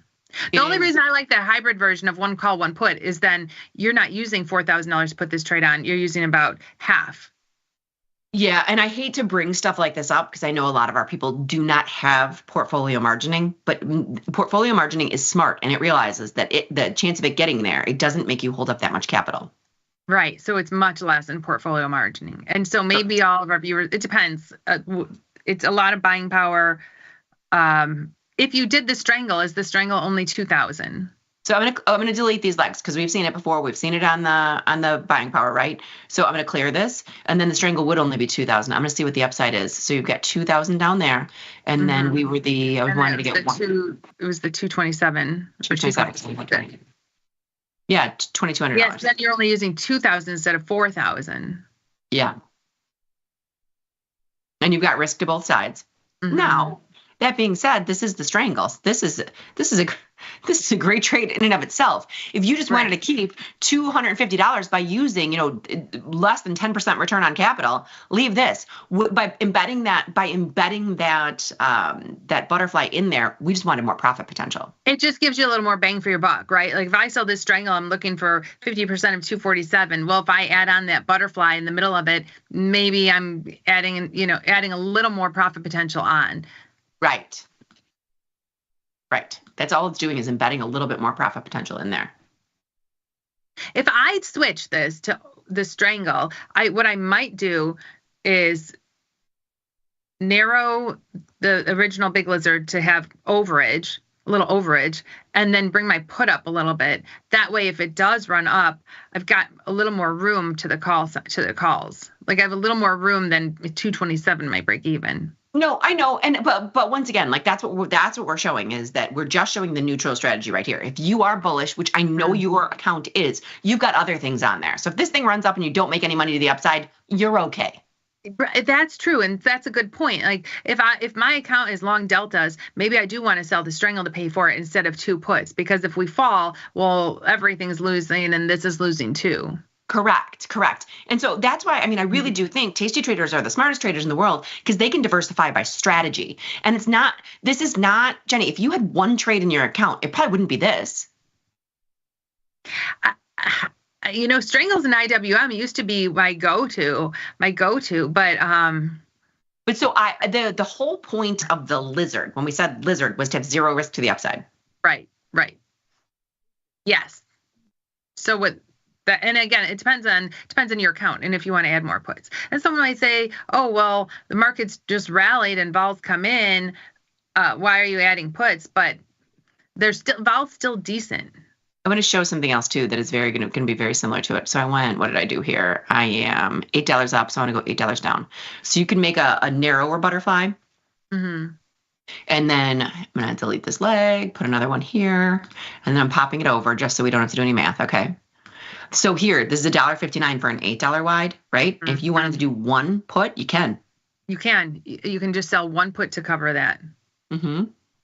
So it's just like, you're getting that premium from the put. And if we stay right here, you're getting a little more theta per day than just that put. Yes. So that's what I was going to say is when we talk about the big lizard or the spike lizard, the big lizard, the lizards, there's a loose set of mechanics. But to your point, you can do anything you want to. If $4,000 is too much, when you look at this return on capital, it looks fantastic. You can make $800. Now, granted, holding you'd have to hold it till the end and only put up $2,500 to do it. If this goes up, you can take your put off and just have the butterfly. That's true. If the market goes up, take your put off and just have the butterfly. And I kind of like, I don't like using $4,000 for this trade. I kind of like using just $2,000, $2,500. As far as the profit potential for the buying power, and you're looking at return on capital. Yeah, but this is maybe I'll have Dr. Data back test the spiked lizard when he's on next week. Yes. Everybody put your helmet on for that one, because you're gonna be like, no, you're gonna put this one in, this one in, this one in, because the hard part with that is it's credit based instead of delta based. Right, you have to pick the delta. So if you're looking at this spiked lizard, if you put on a regular spiked lizard, it's like, okay, buy one put with a 70 delta, sell 2 puts with the 50 delta, buy one put with the 30 delta. That's part one. It's eerily, this is an $8 wide, not the full one, but it's eerily close to a 30 delta on both sides. Yeah, right. So then to the downside, and then you have to add on that one short put. I think I'll pull it up and have him back tested. Dr. Data, I hope you're listening. But the question is, what profit percent are you looking for on this? So, Jenny, let me ask you this. We can go backwards with it. If you sold a straddle, which I never do, I remember just selling straddles. When you get closer to the 50% mark at the deltas, my bar for profit target goes significantly down. I'd be looking for 20%. It's usually right. I mean, my bar goes way down. I mean, sometimes 15%. So if you're, but again, the question is 15% of what? If the max profit is $800, now you're not looking for a percent of that $2,500 in buying power. You're looking for a percent of that $798. So yeah, 20% of that would be just $160. Yeah. And then when you take the profit, then you can lather, rinse, repeat. So if you're using, $2,000, it's not that crazy because it's only every 45 days.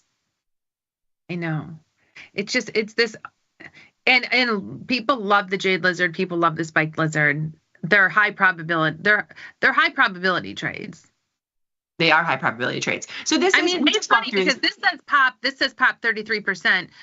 Go and adjust your strikes. They're 85%. So you need to have where you're not paying for it. Like if you look, that green bar moves too, right? So let me just bring this up.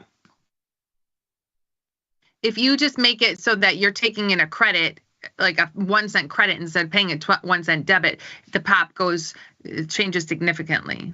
Mm-hmm. It does. So it was funny because I said, "Oh, it's a real high pop trade," and it was like 30% pop.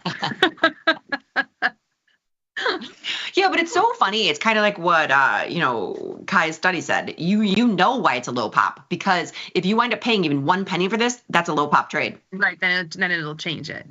Yeah.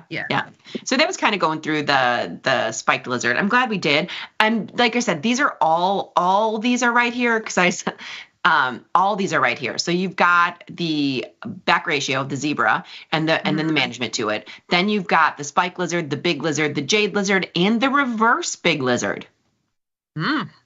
So, and keep in mind, you can always add a fat tail to any of these. And I know we're just saying random words at you, but that can eliminate some of the capital. The reverse big lizard, that's not bad either. I know. I saw Jenny's wheels turning as we said reverse. Do you want me to, we can go through a reverse big lizard real quick. Sure. Because it's just to the opposite side, right? Well, we're not looking at a spiked, we're just looking at a reverse big lizard where, yes, again, if someone has a bullish portfolio, this is because I was interested today. I was actually going to look at putting on some of those downside buffer trades where I have room to the upside before I lose. But if the market goes back down, they make money. I was looking at those, but reverse big lizard is also another option. So this is because you have the one, it's still going to put up the big lizard and this will put up $4,000. This brings your break even to 219. Now, with these, and you can go to the analysis page to show what this looks like. So just selling the straddle and buying a put. So you have no risk to the downside. Your risk is to the upside. When you're dealing with the reverse big lizard, unless there's call skew, you could usually take your $5,000 down to $2,000 by buying a call and giving up very little. So if our break even is, let's see, where's our break even? 219. Take it up to 240 and buy the 240 call. I think you're adding buying power. No, you're going to use $2,000 instead of $5,000. So like here now I'm using $2,000 instead of $5,000.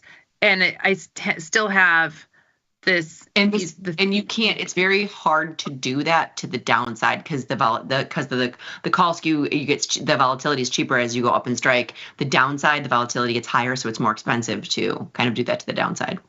So not bad. Yeah. Yeah. Now, if you look at this on the analysis page, we have 7 minutes. So if you look at this, if someone wanted to, to put something bearish on to protect in case we go down again, and you look at this curve view and you compare it. So here keep in mind this is $7. So I just want, it looks like it's no matter what happens. Okay. So you've like no risk to the downside. You make money if we stay right here, and our risk is $2,000. Now can you throw in a buffer? Can you throw in a buffer with similar risk to see, just to compare how the two look for if someone wanted to add on some short deltas? Because this gives you 25 short deltas. So this is a buffer. You want a reverse buffer? Yeah, reverse buffer. Okay, so let's do that. So I'm going to clear this out. And I'm going to go to the trade page. We're going to clear this out. I'm going to go to the table. So if I'm going a reverse buffer, I have to talk through this because I'm used to doing it to the other side. You're going to buy a call spread. You're going to buy a call spread. So I'm going to buy a call spread right here, right? Like just at the money? Right. Yes. Let's say I'm going to go $10 wide. Yeah, because where was our break even on the other one? 218, 219, something like that? Yeah. So I got a $10 wide call spread. Whoops, sorry. I've got a $10 wide call spread, and I have to cover $4 in extrinsic value. So I'm going to be selling the in-the-money call. Let me go down. I can go to 204. Go to 204 and sell that call. And okay, will you make your call spread just a tiny bit narrower? Make it one strike narrower. Mm-hmm. And then you've got 37 cents to buy a call. So then you have 37 cents to buy a call. So I'm just trying to do apples to apples and see if we can use $2,000. Okay, so $1,898. The other trade had. I'm telling you, we went over the buffer trade the other day. This is very, very high level stuff, especially when you're trying to flip it over. So we flipped it over so there's to the other side. So this is a reverse buffer trade. And now if you go to the analysis page, you have anywhere to the downside that $600 in profit potential. But your risk kicks in at 218, similar spot to where the risk kicked in for the other trade, right? Yes. Similar risk, but then this is giving you short 35 delta instead of 25 delta, but no matter what to the downside, you make money. This is a delta buster.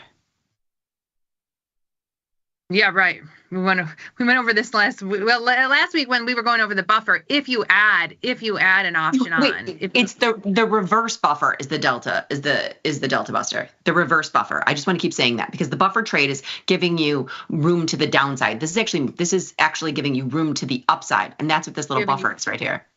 Giving you profit potential to the downside, a little bit of a buffer, room to the upside. Yeah.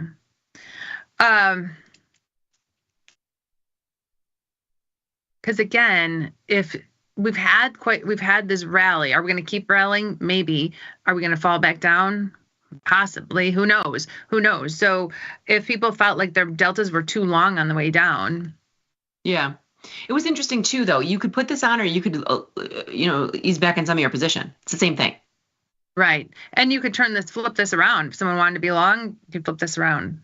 The buffer trade is flipped around. The buffer trade that is everybody's talking about is flipped around, meaning you can make money if it goes up, and you've got a buffer to the downside. And so if someone thinks we're not moving, we're sitting right here, the big lizard, reverse big lizard, those are all just premium decay. We're going to stay in this range, where then the buffers are directional. Correct. Directional. They're for sure directional trades. And I don't want to confuse people because these are very complex. We just gave a complex on top of a complex on top of a complex and then compared them to each other. When people say, I want to learn about trading, I'm going to watch your show, I tell them, don't start with our show. Start with Dr. Jim. Start with Mike and his whiteboard. There's plenty of beginner shows. 100%. All right, I'm going to clear these out. We're up. Spoos are up 94 still. I'm going to go back. I'm going to see if we got to everybody in Twitter. And then, because I know we're almost out of time, Jenny, and I gotta get going to my golf lesson every Monday. Oh, okay, so Jack Tucker, here we go. Yeah, so he's got narrower. Look at this. He's $10 wide and $10 wide.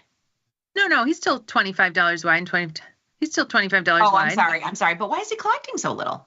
Because the vol is only 18. This is what happens. And it's 10:30 instead of 9:30. So the trade I was putting on last week for 1080 and then 920, today I put on for 820 or something. Like vol's coming in, I'm putting on the same trade, and you're collecting less because the vols come in. Yes. Yeah, move up and vol decreasing. Smaller size today because only 6 and 8 instead of 10 and 10. So where are you? Where are your strikes again? So we know what to root for you, Jenny, because I think you might be breached. Oh, I'm right here, 57.60. That's my short. His is the 57.65. So you're 57.60. So yeah, you are just one strike in the money, which isn't bad. No, that's not bad at all. And I'm only $20 wide. So 57.60, 57.80. What's that spread worth? $12. And I collected 8 something. That's not bad. It's not bad considering. Do you know what I mean? It's not good. It's not good. It's not bad. All right, Jenny, we are done for the day. The fast hour of the day done and dusted. Everybody have a wonderful day, and remember to trade small, trade often. Laugh with us, learn with us, and watch the Liz and Jenny show. We'll see you tomorrow. See you tomorrow, everybody.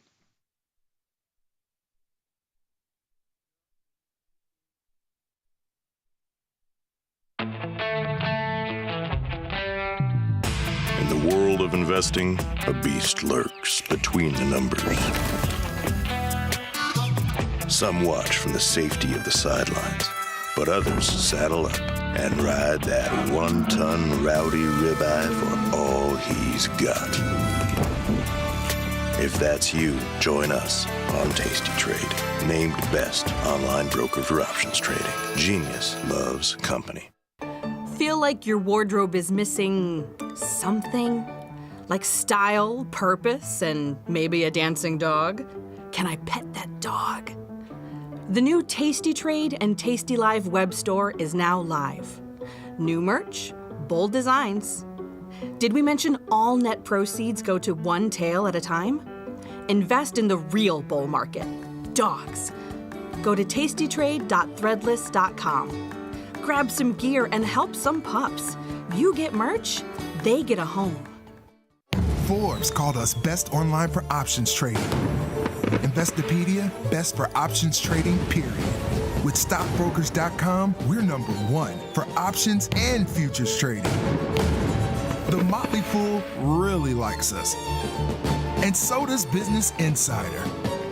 So what else can we say other than boom? Trade like a trader. Tasty Trade. Make your move.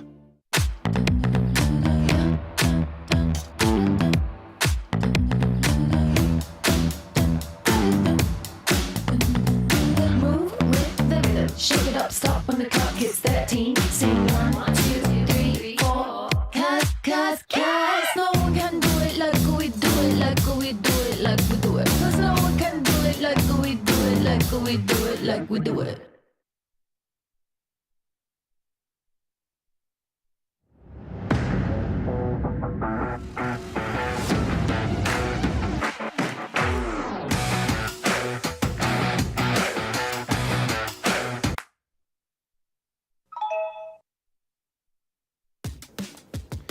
Look who's back testing.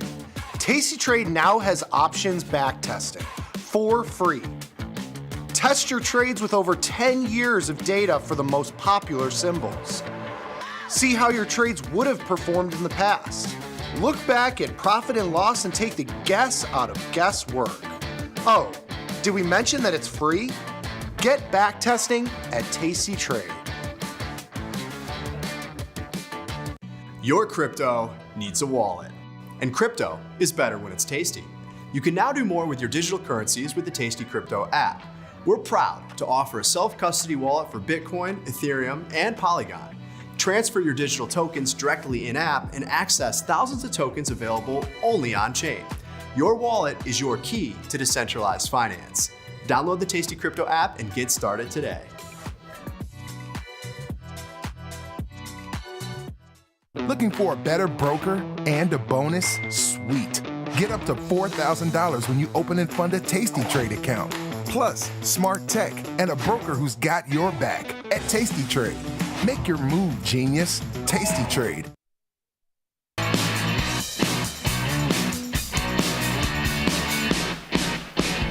John. Good morning, everyone, and welcome back to the show. This is Option Trading Concepts Live. My name is Nick Batista. I've got my man, Mikey Butler, and of course, Ryan Grace in the house with us today for our crypto takeover. And if you want to come join us, hop over to YouTube, type in Tasty Live, come to our channel, give us a like, and subscribe to our videos because that helps us immensely. But more importantly, just come chat with us live because we'll be taking questions throughout the show. Whatever you got questions on, from strategies, concepts, trade ideas, trade management, whatever. Just come hang with us for the next hour of the day, my favorite hour of the day. I get to spend it with my buddies, Mike and Ryan. Ryan, good morning, sir. How are you? Good morning. I'm doing well, guys. As we've talked about, I take a hiatus, the coins go down. I return, the coins go up. Yeah, some would call you some sort of messiah of the coins. The only thing driving the market is my Tasty Live appearances. Well, Do you have a cot in the back because you're no longer allowed to leave this building? Yeah, hostage. We're gonna keep you here. Okay. In this little. So we get to like 200. There you go. Yeah. 200, then we can leave permanently. Okay. Right? Yeah, there will be signs, as they say. If we get 200 in the near term, there will be signs. You probably won't see Ryan anymore. Yeah. Why'd the brokerage shut down? All the people left. Yeah, exactly. Yeah, it's nice to see a little rally here, a little gap higher after the weekend. Wasn't expecting that. No. Volatility getting crushed, contango steepening. These are all things we love to see as permabulls. Yes. It's been a good weekend. I like that you guys are contrarians on a contrarian network. Yes. In a sense. And are the lone permabulls betting on the tech stocks, optimistic about the future. Let's go, America. We are we are the contrarians. I like that. So Tom is the contrarian, even though he's kind of public now because everybody thinks like that there's some sort of crash coming. So we're the contrarians to Tom's contrarian, which is really the public. So we are the real contrarians, is what I'm trying to say, by the inverse properties. Yeah. If you could follow that one. We were anti-Elon before it was cool. Now we're pro-Elon. No. You can't be anti-Elon. He's sending. Oh, I'm saying like the air, you know, taking it private for 2069. Yeah, that we were was saying this guy's just a stock promoter years ago. Yeah. But then, maybe that shifted. Yeah. Although we did last week, we put on some bullish Tesla trades just because we're like, well, you might hate the guy, but this stock is, the stock come is down significantly, cut by 100%, 50% in 3 weeks. Yeah. Well, when you got what's his name out there just cheering it going lower, the guy that ran for vice president. That was pretty amazing. Yeah. I don't remember his name. Anyways. Yeah. Those are the signs, right? Those are the signs. They're equivalent to the family text, like, should I sell my stock as it's down 20% already? It's like 100%. Buying everything. 100%. But I do think, from a risk perspective, obviously we didn't know that this market was going to be up 100 points today. It's a big rally to the upside. Yeah. But I was having the conversation with Chris and Ilya when I was a guest on their show last week, and they were asking me about Tesla, and I was like, the 2 year down the road or 5 year down the road, maybe it's zero. Who knows if that's the case? That's the fear everybody has. Okay, maybe it goes away.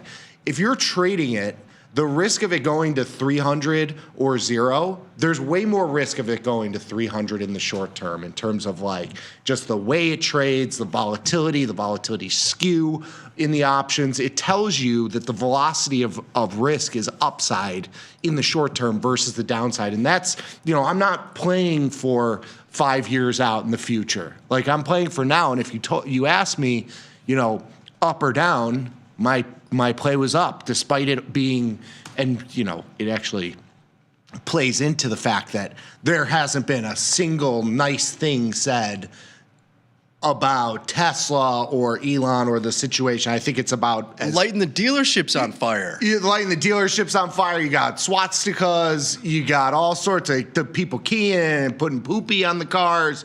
is all stock's only going up. Yeah, this is like, this is when and it's felt like the market has been in that same realm as well of just like peak. Blah. That's what you said last week. Yeah, it was like everything has been like peak blah. Yeah. I mean, I think if you just like detach from all of the narratives, the news, those headlines, right, what we see on X, Twitter, whatever, this is a stock that was down 50%. Massive unwind. We saw the growth scares show up. You saw a lot of this kind of trigger beginning of February. It's not just Tesla. Whether you love or hate Elon Musk has really nothing to do with that. You saw the same unwind in the NASDAQ. You still have some bearish signals in there. You saw the same unwind in NVIDIA, Bitcoin. The S&P is down, which, as we know, rarely happens. And so I don't think it really has anything to do with kind of some of that short-term narrative that we're seeing. But even if you go back to when we saw, a similar unwind, at one point you had Meta down 50%. Yes. It was the buy of the year at that point. But everybody, $90. Yeah, everyone was questioning, $10 billion into metaverse, these guys are idiots. Yeah. Well, maybe, but I think when you have a pullback like that, a correction, or maybe in some cases a collapse like that, to your point, unless it's going out of business, and if we just look at Tesla, best-selling EV of 2024 was a Model Y, over 1 million units, vehicles sold, whatever. I don't think there's an argument really around it's going out of business tomorrow. So if you get into a more conducive market environment where some of this stuff, Mag 7, higher beta stuff goes back up, which maybe we're seeing some signs of, we'll jump into in a moment, then you have a huge, maybe just short-term trade opportunity, but an opportunity regardless. 100%. I was having that conversation with one of my buddies who's, he doesn't like trade like we trade, but he's very in tune with the markets. And for the last 2 weeks, we've been talking about, how orderly the down move has been, and volatility not exploding, and seeming like the opportunity is for this sort of upside. Like, sure, can we be lower a month or 6 months or a year from now? Sure, that's a possibility, but it has seemed like there's been at least an opportunity in the short term. And going to your comment on beta, that's the sort of stuff, your Teslas, your NVIDIAs, some of the smaller name stocks, some of the AI names, the crypto names. If you do have those bounces, those are the names that move 2 or 3x the move. So you get this 1 or 2% up move in the market, and most people are like, oh, well, that's, it's a nothing move. It's 1%. But then you got a stock like Tesla that's up 10%. Those are the kind of tradable opportunities that I think you were kind of highlighting, and I totally agree with that. Yeah, absolutely. I mean, nothing is going to go up every single day as perma-bullish as we might be. But when you look around, this is not necessarily some sort of global recession. You're not seeing every single market collapse at the same time. And even if you were, clearly, given the track record, monetary authorities would step in. We saw a little bit of that, not so much stepping in, but we're going to end QT here, as we've talked about on this show. You still have interest rates around 4%, so there's some wiggle room there. But when you look around globally, and I'm just trying to pull it up on my screen here for reference, I mean, the trade over the last few months has been to be long Europe versus the U.S. Mike Martin texted me the other day and said that trade's about to reverse. We'll see if he's right. He's a pretty good I've been trader. telling Chris that too. Chris has been trying to tell me, Europe, they're going to spend $500 billion on defense, and I'm like, oh my God, $500 billion. That's like 3 days in the U.S. Like, what do I care about $500 billion in Europe? Come on. Yeah, I mean, there's been pockets of strength elsewhere. You can see this via just any of these country ETFs. Koifin does a decent job from a dashboard perspective, but yeah, I just don't see this kind of global weakness that would have me overly concerned outside of you're getting a short-term correction here. Yeah. And we'll get past maybe, and we're seeing some headlines here today, right? There's been a lot that's centered around tariffs, and it seems like maybe it's not going to be as serious. The tariffs aren't going to be that large on every single country across the board as maybe it was once explained. Yeah. Which was, I feel like you had to think that. I think so. That's the Trump playbook, right? You come in up here, and ultimately you come back. Yes, we've watched this already. Like we had 4 years of this in similar fashion. So you have to play for that. It's the art of negotiations or whatever what's the book? The art of the deal. Art of the deal. Yeah. Yes. You can't come in at where you're going to land. You come in aggressive and you scare everyone in the market. Like that's what happened, really. Yeah. And if it does come down to that, I think it'll be interesting to see where the market goes. But there is some movement. Speaking to interest rate cuts. A month ago, even a week ago, there was a significantly lower probability that we would get a 25 basis point cut by June. May is creeping up too, but June, the probability that we get to 4.25 is almost 60% now. So if that happens, I mean, the narrative just a couple weeks ago was we're going to push cuts out as far as possible. But if we get the cut sooner than later, maybe that's a sign that things are not so terrible. Bring in the liquidity, baby. Yeah. I think you will see that. We're kind of on a one-way street. I don't really think you're going to have, we're coming out of a tightening period. Let's just put it that way. It's unlikely we'd be entering back into that. Yeah. Yep. Quick little market update. E-minis up 98. We're about 2 points off the high here. They've been a rally pretty much through the entire session. If you looked at the overnight session, we opened up like 30, 40-ish points. They stayed there pretty much the entire overnight session and kind of exploded into the morning here to the highs of the day right here. Have had really no sell-off throughout the session. NASDAQ up 400, a little over 2%. You got the Dow up 578 and the Russell up 48. So the Russell and the NASDAQ, the higher beta, of course, of the markets, seeing a little bit bigger of a move to the upside, both very, very strong. Oil futures up 97 cents, 69.25. You got volatility futures down 82 ticks. They were down about $1, a full point at one point today. 18.35 was the lowest session. So, volatility has continued to come in despite the little bit of a down move that we saw over the last 2 weeks or so. Volatility was still coming in. It goes to the whole point of volatility itself. It's a measure, it's a fear gauge, and so when you have elevated volatility and you're still having these quote unquote big moves, we look at 50, 80, 100 points as big moves, it's still within the expected move. And so you have to expect volatility to come in despite seeing the downside moves that we have over the last month. This has not been like a crash type acceleration of volatility, and hence why volatility is back to 18. Bonds down almost a full point, 26 ticks here. Gold and silver both relatively muted. They're off the highs here. Gold's down $2, silver up 5 cents, and then Bitcoin futures up $4,500. You got the spot up 1,500. Been a nice little rally there. Even Ethereum. Yeah. Wow. Above 2,000. Wow. Crazy. It's back. Who's buying that junk? I am, I guess. I'm the sucker. There he goes. And just I've done a ton of trades today because I want to go through some of those, but just to point out as well that we do have Ryan on the follow page. We're going to have him post in some just buys because you can't really short the crypto coins. So it's long only, but he's going to start posting some on there. We're going to base it on some of his technical stuff that he looks at and just his momentum gauges for those cryptos. So we'll talk a little bit about those in the future as well.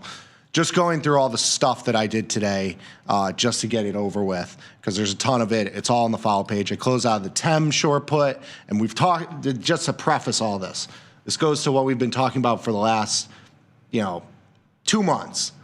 We've had big moves in both directions. So if you were leaning short, you're taking off short delta by closing out of those winning trades into down moves. It gets you long delta just by the process of closing out of short delta. It's a way to get long delta without having to add risk on the table. So we've been doing that. The same sort of activity we're doing into the up move. So you have a big up move, you take off some of your long delta, it flattens you out. It's an easy way to do that. So I did a lot of that. I closed out of XLE and Iron Condor there. Micron, we had a short put there. Rolled up puts in Shop and Tesla. We had that trade from last week, which was great. I took that one off and rolled into an out-of-the-money put spread. So still leaning directionally long, but less long because I had this crab trade, which is dynamic delta to the upside. You have a little bit of gamma exposure, so it kind of moves quicker. Take the profits, roll to an out of the money put spread. Legged out of an Amazon short put spread as well as a call diagonal spread that I had, so long delta, took those off the table. Coinbase got bailed out on a couple positions there. Again, did a similar trade to what I did with Tesla, closing out in my April, rolling to an out of the money position in May. Hood, we had that put. I think you took that off as well. Short put, closed out of that. I have a call ratio on as well. Did some more adjustments in Tesla in my Johnny Trader account. DraftKings I rolled, SMH I rolled. Took advantage of the move today. It was a beautiful move. I'm still long, a little bit less long than I was last week, which is exactly what you should do into a 2% up move. Unless you think it's going to keep going, which I think it will, but lightening up a little bit because nobody knows anything. I like it. Yeah. I did some similar things. Close a Hood short put for 65-cent profit from last week.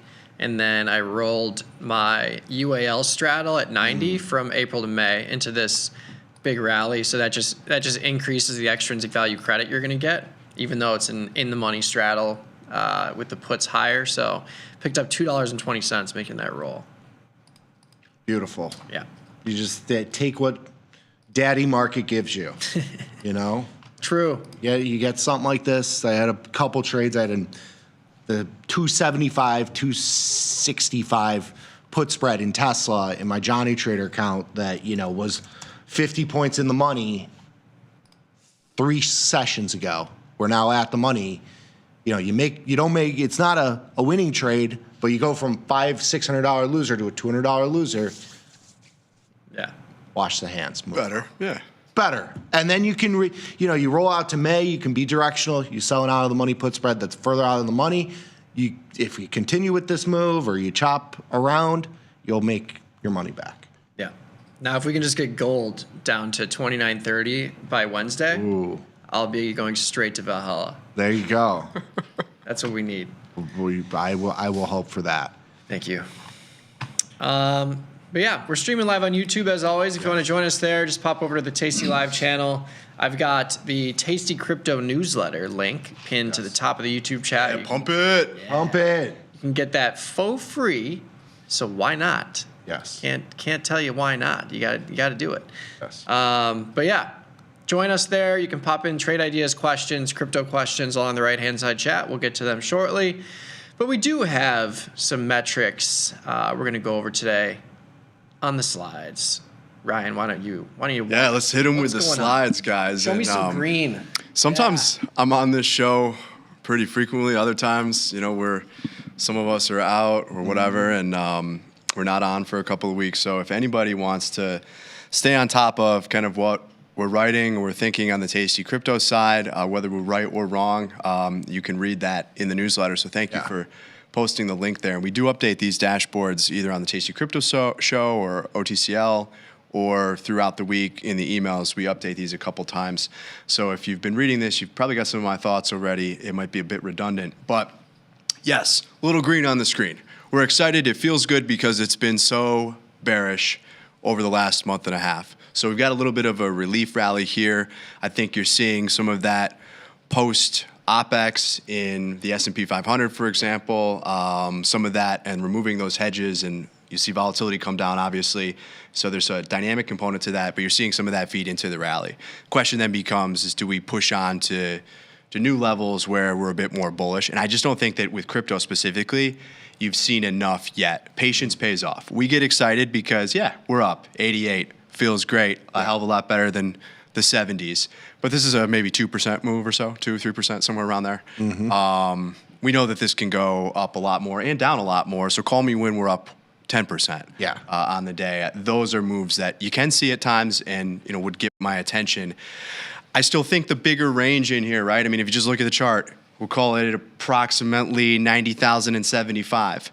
I'm not really bullish, and the signals don't shift bullish until we get up above 90 and probably hold there. That said, I will call out a couple of early signals that we're seeing where you're transitioning or moving from bearish to neutral. that in itself, I suppose, could be interpreted as bullish, but we don't have those buy signals that would get me a little bit more excited, where I'm going to step in, I'm going to trade those ranges, buy those dips a little bit more aggressively here. Still kind of mid-range when you look at it. So that said, one other call out, volatility has come down quite a bit. We'll see that in the volatility dashboard in just a second. But for the week, nice start. You can still see here on the screen, Bitcoin, et cetera, still down and trading pretty poorly over the last month, the last 3 months. It's still been kind of this bearish trend in there. But Bitcoin's daily price momentum has shifted from bearish to neutral. XRP has gone from neutral to bullish. Talk of potentially an XRP ETF. So there's always going to be those headlines that kind of, well, you know, how much does that even matter in the short term? Maybe it's good for, you know, a couple percentage points here or there. But that is one that has kind of stood alone recently when we just look at this, you know, from the signal perspective. So these are some of the larger market cap tokens. In addition to the next slide here are a handful of tokens that we added recently. A couple that I'm interested in personally, Aptos and SUI. These use the Move programming language. These are blockchains that, while still early, in some ways have come out of what you saw with Facebook's Libra project a few years back with the programming language. There's some others out there as well, but these are ones that if you just think of, okay, what's that big picture narrative, you start to think of things that are going to compete with Solana, with Ethereum this cycle, but still very early. But you know, that's the narrative that you might want to look to trade. That said, we've seen, you know, a pretty kind of poor trading environment across the board when you get outside of Bitcoin, still market cap dominance close to 62%. But you've seen a bounce everywhere today, green on the screen, which nice way to start the week, I suppose. Yeah. And these volatilities are, and you're calculating these. These are realized vols. Because there's no options. And even in like some, like Bitcoin and Ethereum, there are like outside the U.S. option markets that you can kind of use as a implied vol. But here we're looking at really realized vol. But what it's telling you is that, you know, these things are going to move significantly with the rest of the space. I'm sure the correlation is very, very high across all of these. It is. These are your high beta. When we were talking about, you know, some of the high beta stocks like a Tesla or an NVIDIA, these are kind of in that realm of the higher beta. If you think the space is going higher, these might move on a short term 2 or 3x. Exactly. Or potentially more. Yeah, could go down as we've seen. They do go down 80, 90%. And they go up 300, 400%. I guess know what you own and understand its kind of characteristics in the market. There are a lot of trading opportunities within these. You know, sometimes people will knock the crypto market. Like, sure, you can't short it in the spot market, and you can trade derivatives. You can sell futures, at least against some of the majors like Bitcoin and ETH. I think we just saw Solana futures launch recently. So you're going to see more of that. But that said, if you're just looking for trades where there's a lot of volatility on a short-term basis, you can pick up 10% plus. You know, you get that in the spot markets with a lot of these smaller market cap tokens that we've added. And we're going to continue to look to expand that list. But that's what I'm excited about here. And we'll see more of that on the follow page too, where you can kind of get these shorter-term signals. And you've got to be a bit more aggressive in there, but you can definitely trade these. Yeah. And to put 200% volatility. Oh, of course, that is a trader's paradise. That's exactly what we were looking for. That's realized. Yeah, a little bit more than from a risk reward standpoint. You know, if you're trading on both sides, I don't know if you want 200% implied volatility, but when you're looking for an opportunity, it certainly speaks to that. I wanted to add, just to put this into context, like I'm looking at IBIT right now. IBIT, Ivy rank 22. So, you know, when Ryan was kind of mentioning that volatility has stayed and has even gone lower in kind of the bigger names, that puts some context for you. You know, we are kind of on the lower end of implied volatility for Bitcoin, despite the action that we've seen in both directions. Yeah, and it's not 100% of the time, obviously, but what we quite often observe is that there's an inverse correlation in equities and volatility, but not so much in crypto. We see volatility tends to spike when the price goes higher. And I don't know if it's fair to look at this and say, oh, vol is at the lows, IV ranks near zero. That must mean that we're going to see volatility explode and price go along with it. It's just that more often than not, those bigger moves are to the upside. And that is definitely contrary to what we see in the S&P. You can get a 5%, 7% down move. You hit the circuit breakers. You don't often see those to the upside. That you do see in crypto. So again, I wouldn't read too much into it. Vol's low, it must go up.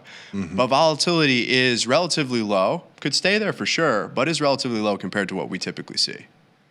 And even if it stays at this level, 50% is still very good for premium selling in general, regardless of IV rank, which is why we like IBIT as a year-long trade, because it's a $50 stock. You can take any sort of directional stance you want, and you're getting paid to take that risk because implied volatility is at its lowest 50, 55, 60, and its highest, it can exceed 100%. But another interesting little factoid for IBIT today, the total volume, share volume is exceeding the NASDAQ QQQ ETF, which I think is interesting. Just shows that there is plenty of attention and transactional attention being paid to IBIT.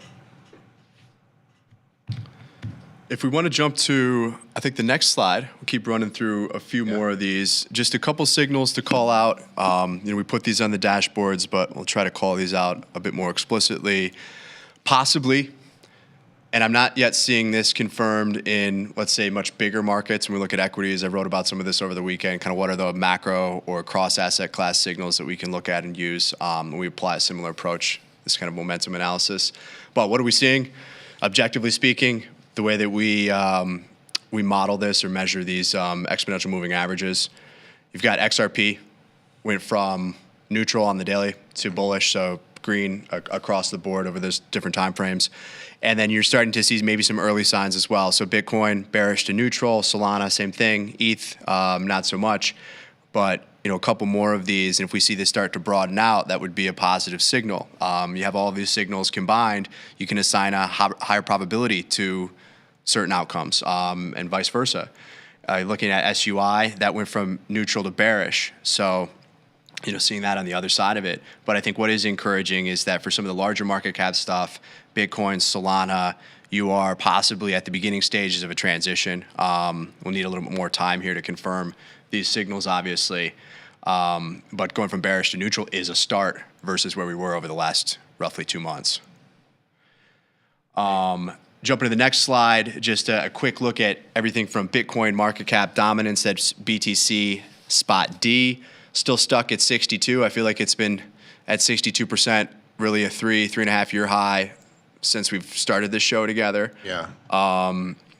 Seeing a bounce in everything against Bitcoin short term, but again, ETH, BTC, still pretty bearish. Solana, BTC, short term bounce. If I had to pick between Solana or ETH, Solana relative outperformance at this stage, but could change in a heartbeat. And then just to kind of look at two ends of the spectrum, Bitcoin versus Dogecoin. Doge as a proxy for memes, as a proxy for alts, microcap. Not that it's a microcap, but everything else that I would couple or bucket into that space. You're still seeing that Bitcoin outperformance again, as illustrated by the 62% Bitcoin dominance. Yeah, it hasn't had it's not back in the meme circuit yet. It's not. No. It's still, as Mike would say, coiling. Like we're ready for the big move in the space so that everybody can come out and talk about the Doge millionaires again. And there will be narratives that catch fire. We saw in December, maybe a little bit earlier, we saw the AI agent narrative, the meme coins. You saw the explosion of activity on Solana, culminated in Trump launching a token. Yeah. So we saw that this weekend too. What's that? He's pumping. He's President Pump. He's gonna pump it. President Pump. I've heard people on Twitter calling him that. So the pump or the Trump and dump. Yeah. But yeah, so you're going to continue to see some of that, right? And there's going to be trades in there, like anything else. Just forget what the ticker symbol is. You're going to get something that's been beaten up by 25% to the downside in a short period of time. It might catch a bounce. Yeah. But I don't think anything has structurally changed there with the trend. And I think really, again, it's going to take us, and this could be second half of 25, but I think you're going to see, you need to see really just more liquidity in the financial system on the margin to really drive some of this stuff. That said, just jumping over to quick relative performance view, if we look at this on a year-to-date basis, everything is still down. Bitcoin's down a little bit less now, down about 5% versus what we have on the chart. But on the next slide, we've got XRP is in positive territory, but a lot of the others that we're looking at here are still in negative territory on the on the quarter, on the year to date. If we jump to the next slide, we've got a quick look at volatility and expected moves. So we've talked a little bit already about where we are with lower implieds. Realized still up there, so your implieds are trading at a discount to realized by about 30%. I haven't really modeled that. I don't know if that's a significant discount or not. When we look at equities, for example, and you see that the volatility premium, the VIX versus what realized is in the S&P over the last 30 days, when that gets to 150% implied, 150% of realized, then you got real premium. And typically we see that as a sign of a bottom in the market, and really you want to hammer those volatility sales. Yeah. I don't know, 32% discount here. Could it go lower? Sure. But I do think you're going to see, you're going to see people come back into the market here, probably on a rally where it's reactive, and you get call buyers come in on the upside with, a little bit more time. You probably go out 6 months, 12 months. There might be a trade there at these cheaper implieds. Yeah. Expected moves, have come in as we would expect with lower implied volatilities. Your range is interesting to me in that, versus the last couple of weeks, we're pricing in a higher low on that expected move. So we're back kind of low end of the 1 week expected move on Bitcoin being low 80s, high being just above 90. These are not static, obviously. ETH looking a little bit better as well, 1891 to 2259, Solana 113 to 173, given the spot prices and implied vols or realized for Solana at the time that I put these slides together, which was about a couple hours ago. One more thing, a couple more things I suppose to call out. If we jump to the next slide, just looking at our correlation short term, as we've just seen when we look at our screens, very strong positive correlation here in the short term between equities and Bitcoin, and also, as we might expect, a inverse, pretty strong negative correlation between S&P 500 volatility as measured by the VIX and Bitcoin.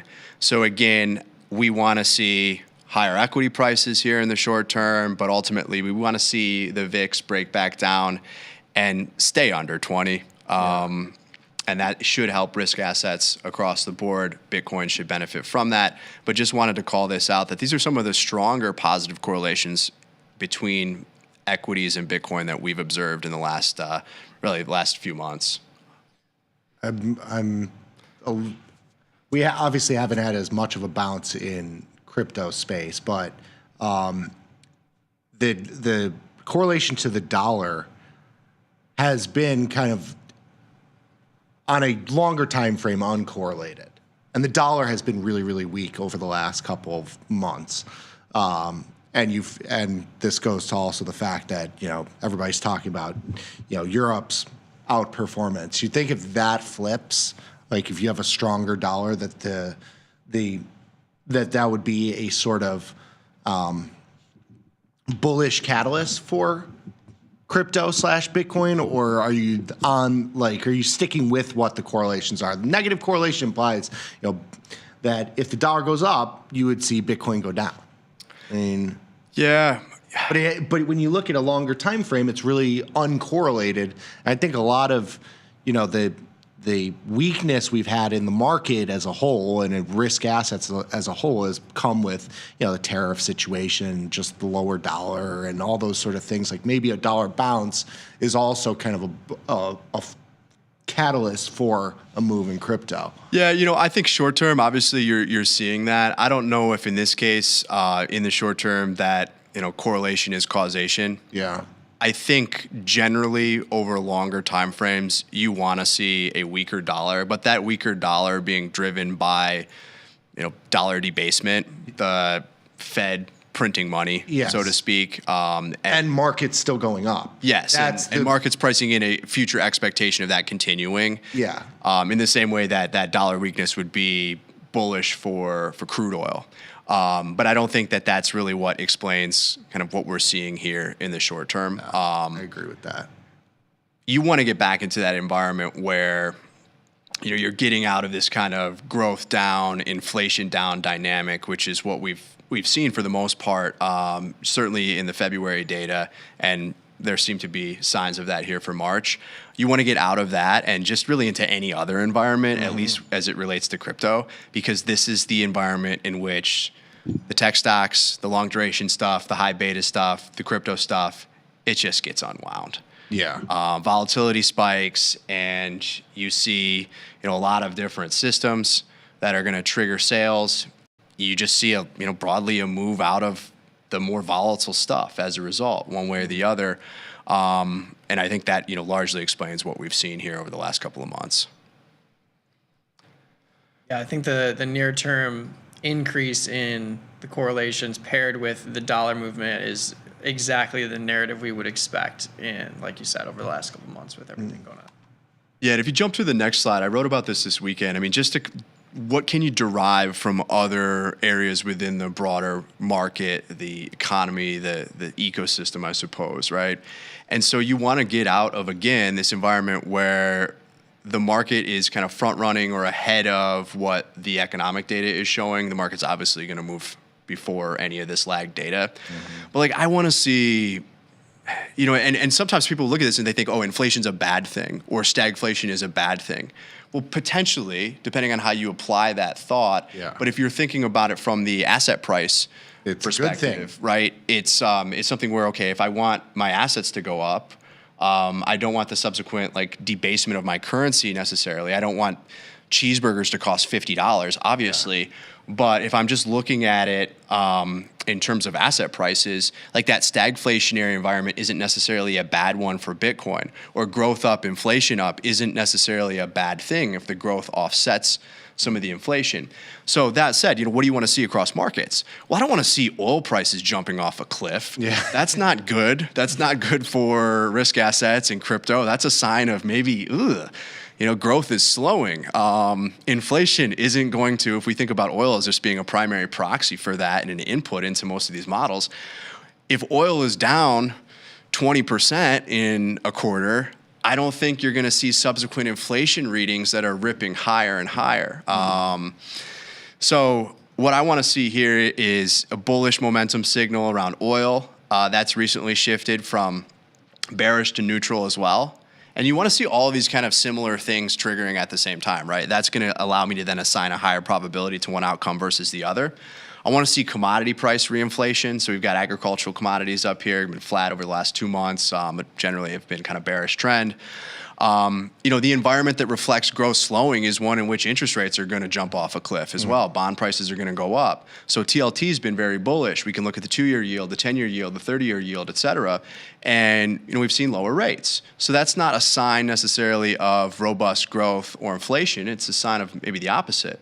Gold does well in those environments as a non-yielding asset, right? Interest rates and more so real rates going lower. Gold's going to go to all-time highs. What have we seen? That's what you're seeing. I want to see all that stuff change for me to then see the signal that, okay, it's really time to lean into this, and it's not just a quote-unquote dead cat bounce, short-term relief rally here. And we haven't seen any confirmation, aside from the fact that it feels a lot better this morning than it did last week in equities. The S&P and the NASDAQ are still pretty bearish short-term, and the NASDAQ, and these signals, again, are lagged and can be noisy, but just went from neutral to bearish on the weekly.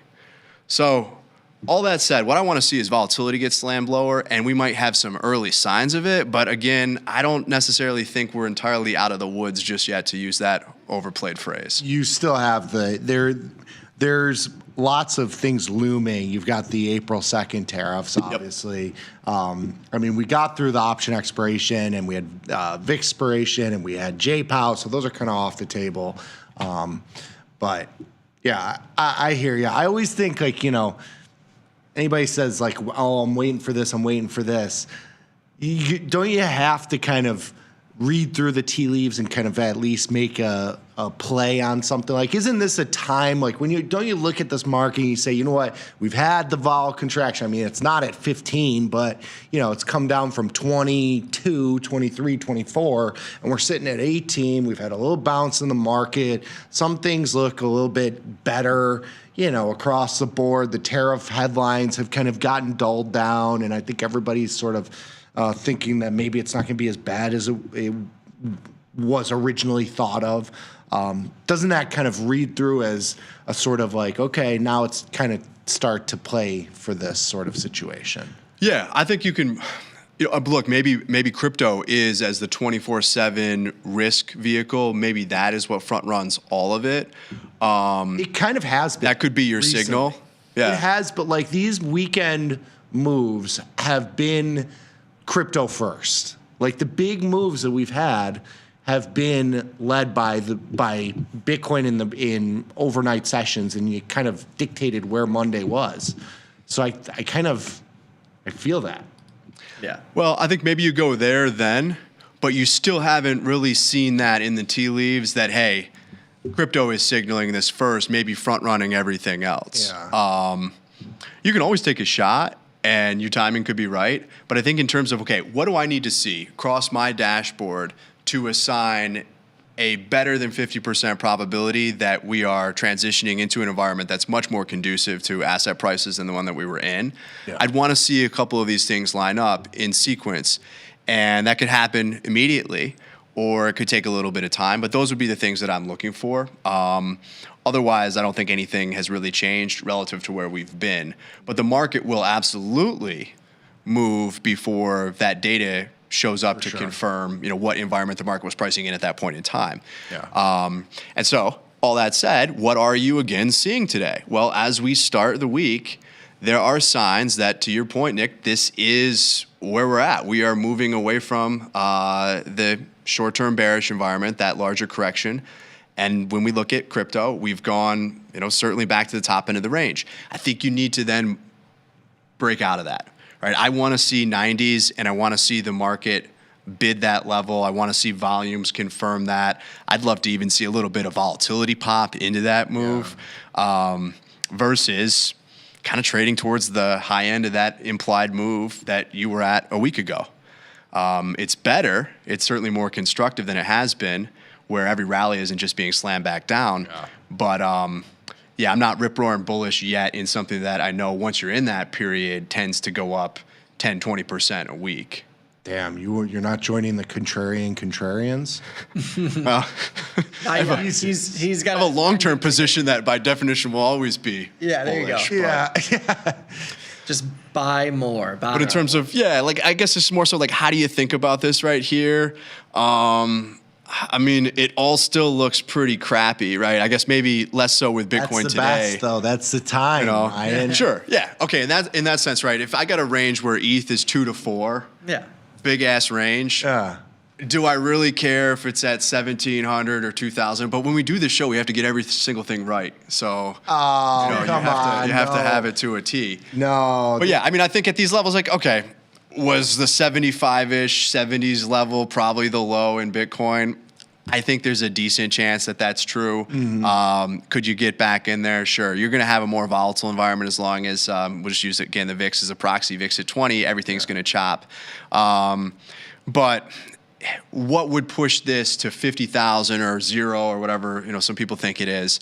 0. Yeah, I just don't see I don't see those signs. But also, this needs these constant catalysts. Yeah. And aside from kind of the macro driver right now, there isn't much that's been able to push this back into the the 100,000 level. That's fair. Well, GameStop has earnings tomorrow after close, and they talked about earnings. Potentially getting into their own crypto reserve. So maybe that could be a micro catalyst. But really, all kidding aside, I think when you ask yourself the question, how can we get back to the E-minis above 6,000? a very simple answer is volatility has to be in contango. You will not see the E-minis go back from 5,800 to 6,000 if we're in backwardation. It's just not going to happen. And we're getting signs that we are creeping out of backwardation into contango today and late last week too. So that can flip too. Like if this market just sold off and we were back to flat, you would see backwardation come into the market. But right now, we are in contango in the volatility futures. Volatility futures are below 20. I think both of those things combined, if they are sustained, creates a narrative for a potential risk recovery. on. Yeah. Yeah. Yes. I love it. Yeah. I love it. Ooh, GameStop, yeah. So, I mean, GameStop, what's really funny about GameStop is like I write these earnings previews, and normally I can find some kind of commentary from the CEO. Absolute zero commentary. Well, it's still, what's his name? Yeah, Brian Cohen. Yeah. But there's didn't no he, like move on? Didn't he go back to Chewy? He was I don't know. He was Chewy to GME. He's still GME. Or to my did knowledge. Bed Bath & Beyond. He did something else. He's just all the memes. Yeah, he's all the meme stocks. Yeah. But yeah, there's zero commentary that you can find, which I think is amusing. But yeah, GME earnings, I mean, it's just a volatility event. Like there's still a 10% move projected because people love GME because of the meme stock craze that we saw. But yeah, I'm not putting any weight on it really. But yeah, hopefully for us, we see volatility below 20, contango steepen, and that kind of gives you the early signs that maybe the pain is over for us. Maybe. Can we jump back to one of the slides too? Because I didn't see this one. This one's kind of interesting, the stablecoin market cap. Absolutely. This is kind of good to see. Yeah. It's staying in the ecosystem despite the pain. It's growing. Yeah, as a fundamental metric, stablecoin market cap growth across chains, not just Ethereum or Solana, but across the crypto ecosystem continues to grow. That's new money or capital moving into the space for whatever the use case might be. It might be DeFi, it might be trading meme coins, whatever it is. You're seeing more capital, more US dollars move on chain. And I think that's only going to continue as you see, the further kind of participation by institutions. Just today, we had a headline that Fidelity has filed for an Ethereum-based U.S. Treasury fund. You're seeing treasuries move on chain. Obviously, dollars are there with stable coins. Money market funds are there. You'll have more kind of credit instruments, I would imagine. I think you're going to have ultimately the tokenization of securities, equities, et cetera. So you're just seeing blockchain rails being utilized for financial services. And when you look at where a lot of that is going, regardless of what the short-term price action has been, a lot of it is being built on Ethereum, leveraging layer 2s. Not necessarily on Solana. It's not a knock on Solana, but like where are you seeing some of these larger institutions start to participate? Well, they're building on Ethereum. Just something to keep in your back pocket, I suppose. But yeah, when you look at some of these measures, and this isn't going to dictate whether the price goes up or down today or tomorrow, but if you want to have some understanding of the health of the ecosystem, I think starting with stablecoin market cap growth is one place to look. Love it. Fantastic. We got about 10 minutes see if we got like some questions in the chat for some crypto-related stuff. But I will tee up. You have a special guest today, right? We do. We have a trader by the name of Professor Satoshi, who's going to be on the show with Not the original Satoshi. No one knows who Satoshi Nakamoto is, whether it's an individual or a group of people, the CIA, who knows? Who knows? The Chinese? Yes. No one knows, or maybe somebody knows. I don't know, but we're gonna talk to Professor Satoshi. Looking forward to this. Going to talk all things crypto markets, get his view as to where he sees things going, where we are in the cycle, other areas of opportunity. So hopefully there's a lot of alpha that is unlocked there. But that's going to be at 4:30 Central here on Tasty Live, and clearly get over to the Tasty Live YouTube chat and type in some crazy stuff. Yes. Love it. Come join them. Yeah, that'll be fun. Yeah. I was on the plane and I found the OneCoin documentary.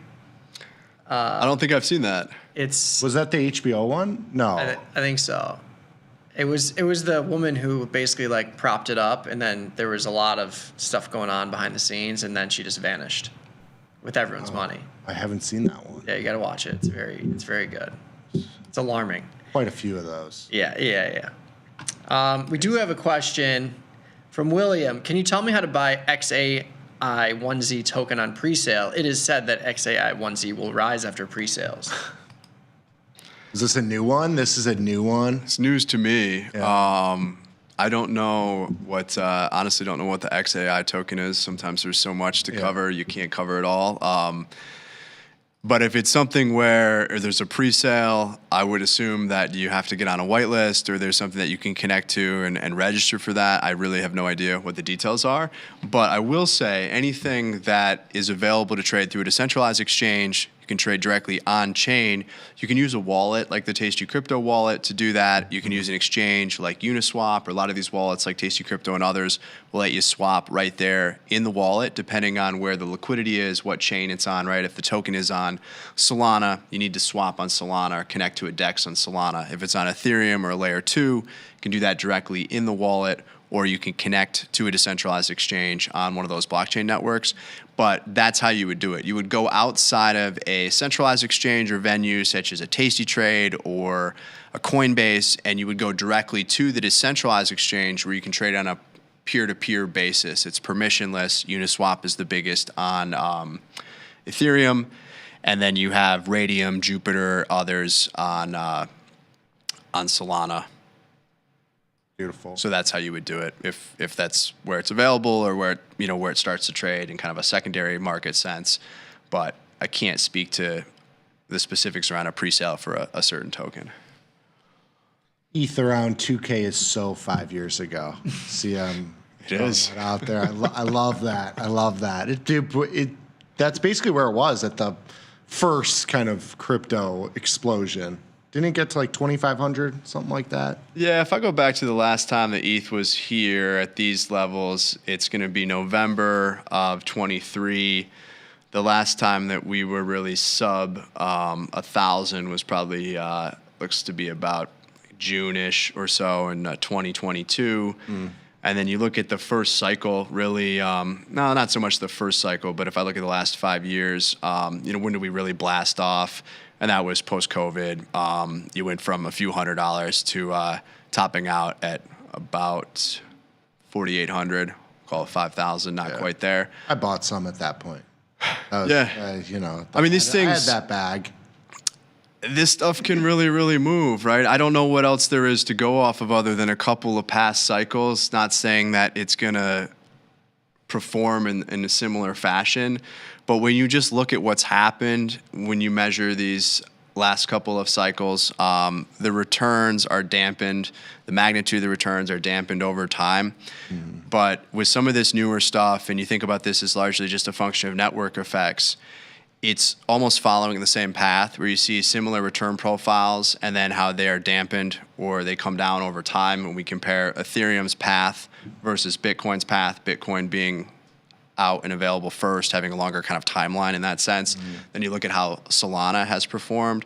And so just given how volatile these things are, it's not that they stay there, but stuff can get really, really crazy. And this isn't necessarily the call, but it's not a 0% chance that you see Ethereum go from 2 to 10. Yeah. I'm not saying that it does, or that if it does, it stays there, but I'm saying that there's a non-zero chance. We see much crazier things happen in smaller cap tokens. And so if there's capital that moves into the space for one reason or another, even if it's just only for a moment in time, you could see some massive trades. Like, I don't think that we've really seen anything yet. And I wouldn't sit here and necessarily think that, ETH is dead because it went from 4 to 2 in the last 5 months. Yeah. Let's see what the next 6 months look like, right? Maybe it doesn't go anywhere. But this stuff tends to move, and when it moves by a lot, whether that's to the upside or the downside, right? It's not like, oh, it's going to bounce and it just goes up 10%, or we're going to see a correction, it goes down 10%. No, the thing moves by 50+% to the downside and 100+% to the upside at times. At least that's what it's done previously. And you look at others that are smaller market caps versus something like ETH, they move a lot more. Mm-hmm. You know, I'm looking at a chart of Solana on my screen right now. And in October, November of 23, this thing was $20. Uh-huh. And January of 25, it was $280. It didn't stay there. It's back to 140. Yeah. Well, like, it moves. It moves. That's the big takeaway from this show. It moves. Last one here. What do we think about MicroStrategy? Is it now a long for us or bullish play? We've talked about it before. It is and behaves like a volatility product of Bitcoin. It is up 100 points from the lows almost over the last couple of weeks. Strategy now holds over 500,000 Bitcoin. Wow. That's a fun number. No longer micro. Just strategy. Macro strategy. It's macro strategy here. Yeah.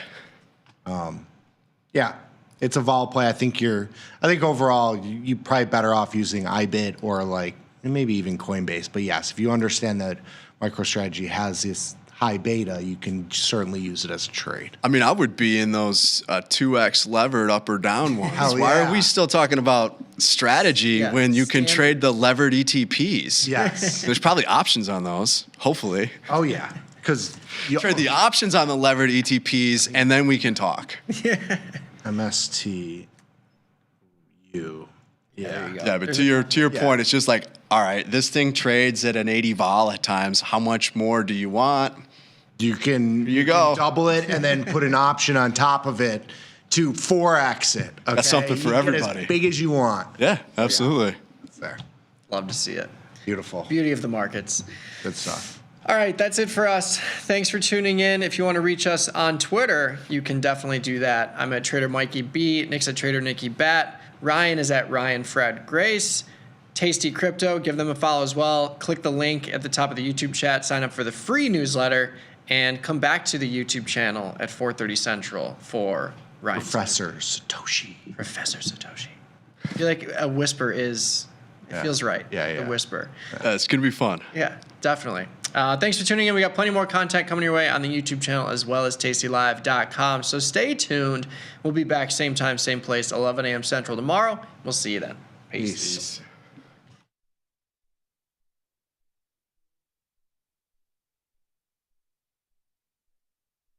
Dear Cheapo Airlines, thank you so much for sending my luggage on a magical side quest instead of my planned destination. I am glad that I had the sustenance of the single pretzel I was served on board while I was waiting for my bag to arrive. Looking forward to your reply, because surely the response can't be as delayed as long as my flight was. Warm regards, Bettina. Sometimes it feels good to get smart. Get even smarter with live trading insights and some live taunting. Every day I do God's work here. From the smart mouths at tastylive.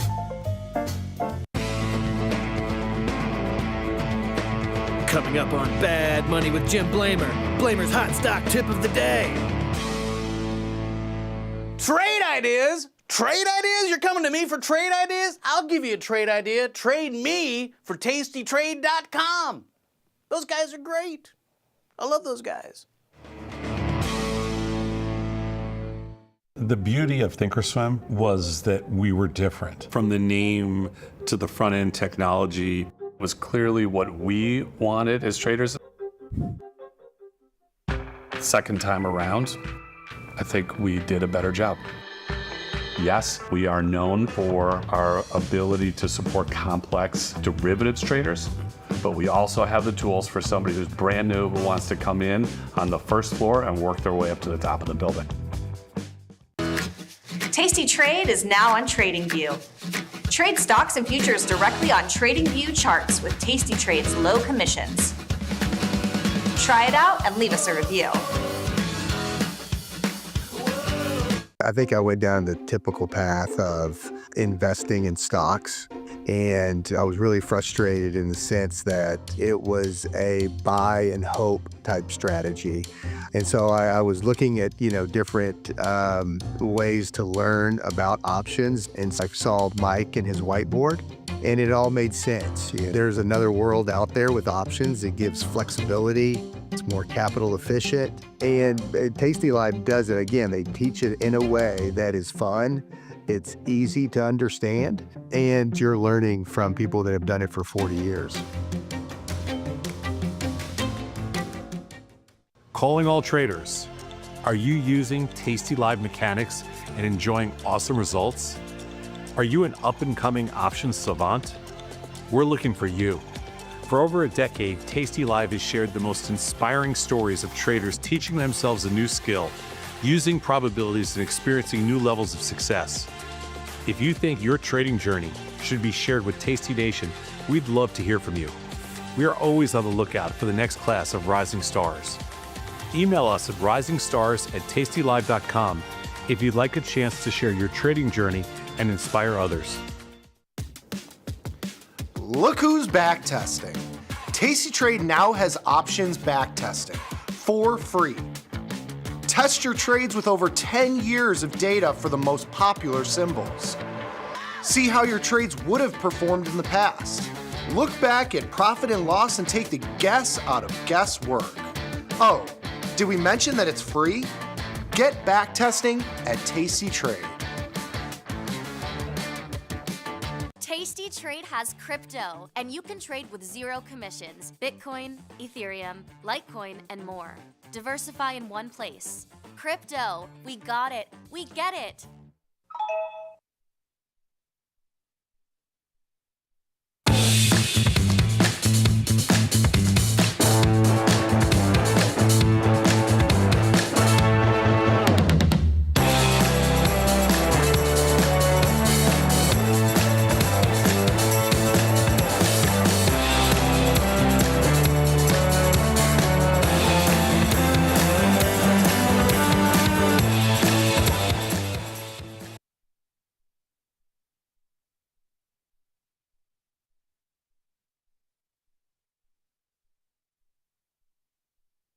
Ilya, quite a start to this week.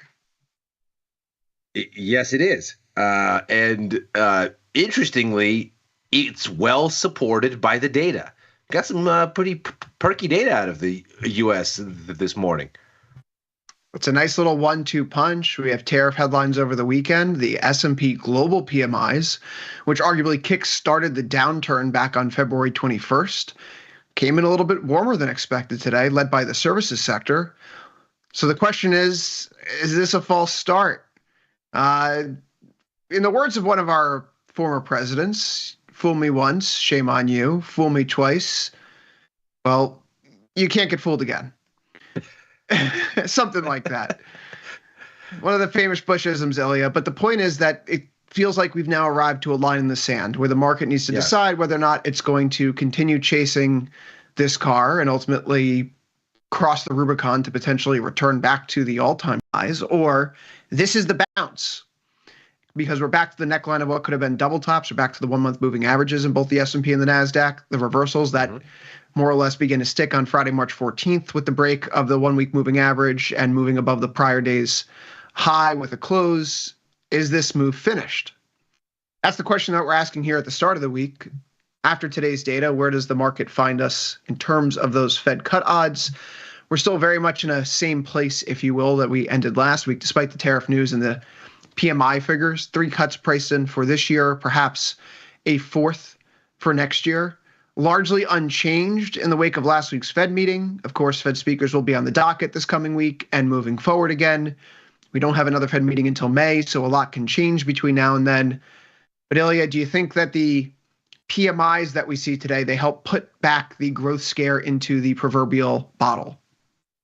Doesn't seem like it, because when you read the actual substance of the report, the forward-looking aspects of the PMI are still quite negative. This was the second worst reading on business confidence since October of 2022. So this is not good. The employment sub-indexes look bad. Jobs growth subdued. If you look at the inflation side, input costs up sharply, largely around expectations for tariff impact. So this does not look great. This looks like the kind of example of things don't move in straight lines that you typically see. But I don't think we're out of the woods by a long shot here. Obviously, there was a level of consternation after the last set of numbers. But if we look at, and this is relief in that context, but if you look at the trends, I don't think you see a reversal. I think you see the kind of oscillation that an economy typically experiences. It doesn't go down in a straight line. And so, at least certainly one would hope not. And when you look at, I think, the reaction from the markets, you see a level of response, but it isn't convincing, especially in those places where an economic downturn would tell you that there is perhaps more easing coming around. So take a look at the dollar. Take a look at what bonds are doing. Sure, bonds are down, yields are up some, but they're not breaking down. Look at the dollar. Sure, it's up a bit, but hardly running away, unless you look at the yen. That one may be something there. But Fed policy expectations, not very strongly changed. Still looking at 2 cuts this year, and still erring in the direction of a third rather than the other way around. So in the same way that we wouldn't jump out the window, as Powell forewarned us last week on survey data, when it's going down, so too we wouldn't jump out the window on the same data going up. If we now see a few months of building, yes, this would be an auspicious start, but we don't know that yet. We don't know that yet. This PMI report, when you talk about the subcomponents there, in the prices report, they noted specifically cost pressures intensified across the economy in March. Across both goods and services, input costs increased at the sharpest rate for 23 months, surging especially manufacturing, where the rate of inflation hit a 31-month high, but also picking it further to pace to an 18-month high in the service sector. Higher costs were first and foremost attributed to tariffs, though increased staffing costs were also widely reported. So, perhaps starting to see some of the administration's policies come through the pipeline, or at least the talk of those policies. And I think the talk is ultimately what's driving people left and right, up and down, inside and out, because it's the on again, off again nature of this stuff. Last night, the Wall Street Journal reports, it's corroborated by Axios and a number of other outlets, that the Trump administration is going to narrow the scope of the April 2nd reciprocal tariffs, providing carve-outs for autos and semiconductors. On this Monday, we have a Russell 2000, our NASDAQ leading the way to the upside. The S&P is also up above 5,800. It's 1.47% gain there, 1.86% for the NASDAQ, 1.02 for the Dow, and 1.93 for your Russell. Ilya, when you and I were talking on Friday, it was looking a little bit like a potential rising bearish wedge was coming together here in ES, or maybe an inverse head and shoulders pattern. While the other one the former was gathering pace on Friday, obviously the close and the gap open over the weekend, it kind of knocks it out. You never saw the former swing low cleared out, and thus remains this period of higher highs and higher lows, if only momentarily. But we do get a surge to a new swing high here, and that puts into question whether or not we've cleared out enough to say that there is actually a bigger bottom in place. Yeah. I would question that if we do that, this is a really good place for that conversation, because after the reversal on Friday, March 14th, I sent out a tweet. We talked about it then. We talked about it last Monday. We get above the 1 week. We get above the prior day's high on a closing basis. That sets us up for a move back towards the 1 week moving average and perhaps the neckline of the double top. And that puts you basically where we top off today in 58.20 or so. So now the question is this a bounce or is the rally done?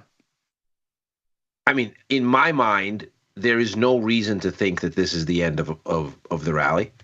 In my mind, there's every reason to think that you have legs to retest the range that you were carving out at the start of the year. So you kind of, if you broadly benchmark this in phases, The consolidation phase on the rally starts in late December. And that's where you get the peaks across all the indexes, and we sit there. We sit there until this sell-off starts. And while we sit there, we carve out a range.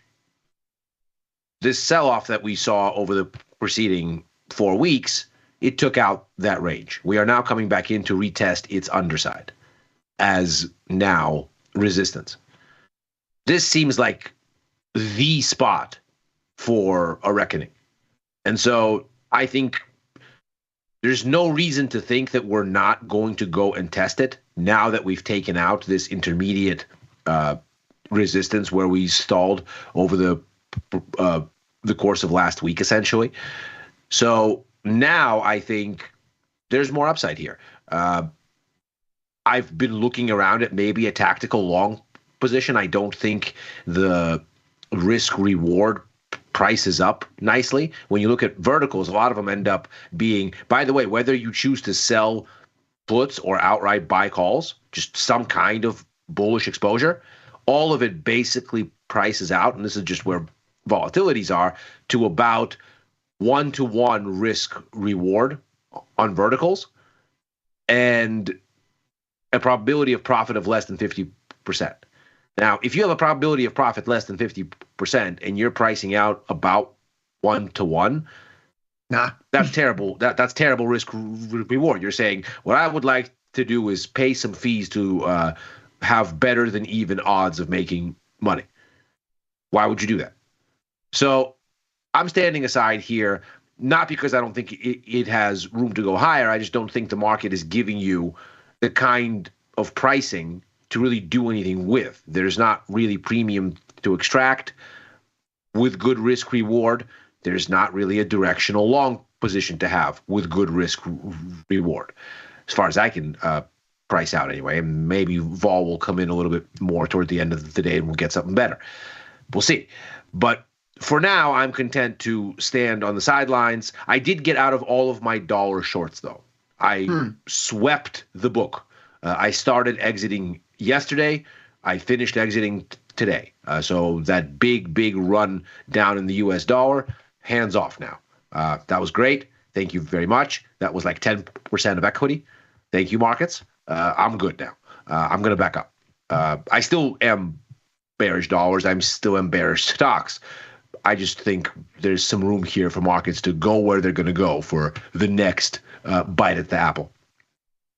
Yeah, I mean, you've had a really good run here in stocks. You were short in particularly with the Russell back in December, and then you caught the move down to the 200-day moving average. You got out, it bounced, you re-engaged short, it sells off again, you get out. Now it's swinging back to the upside.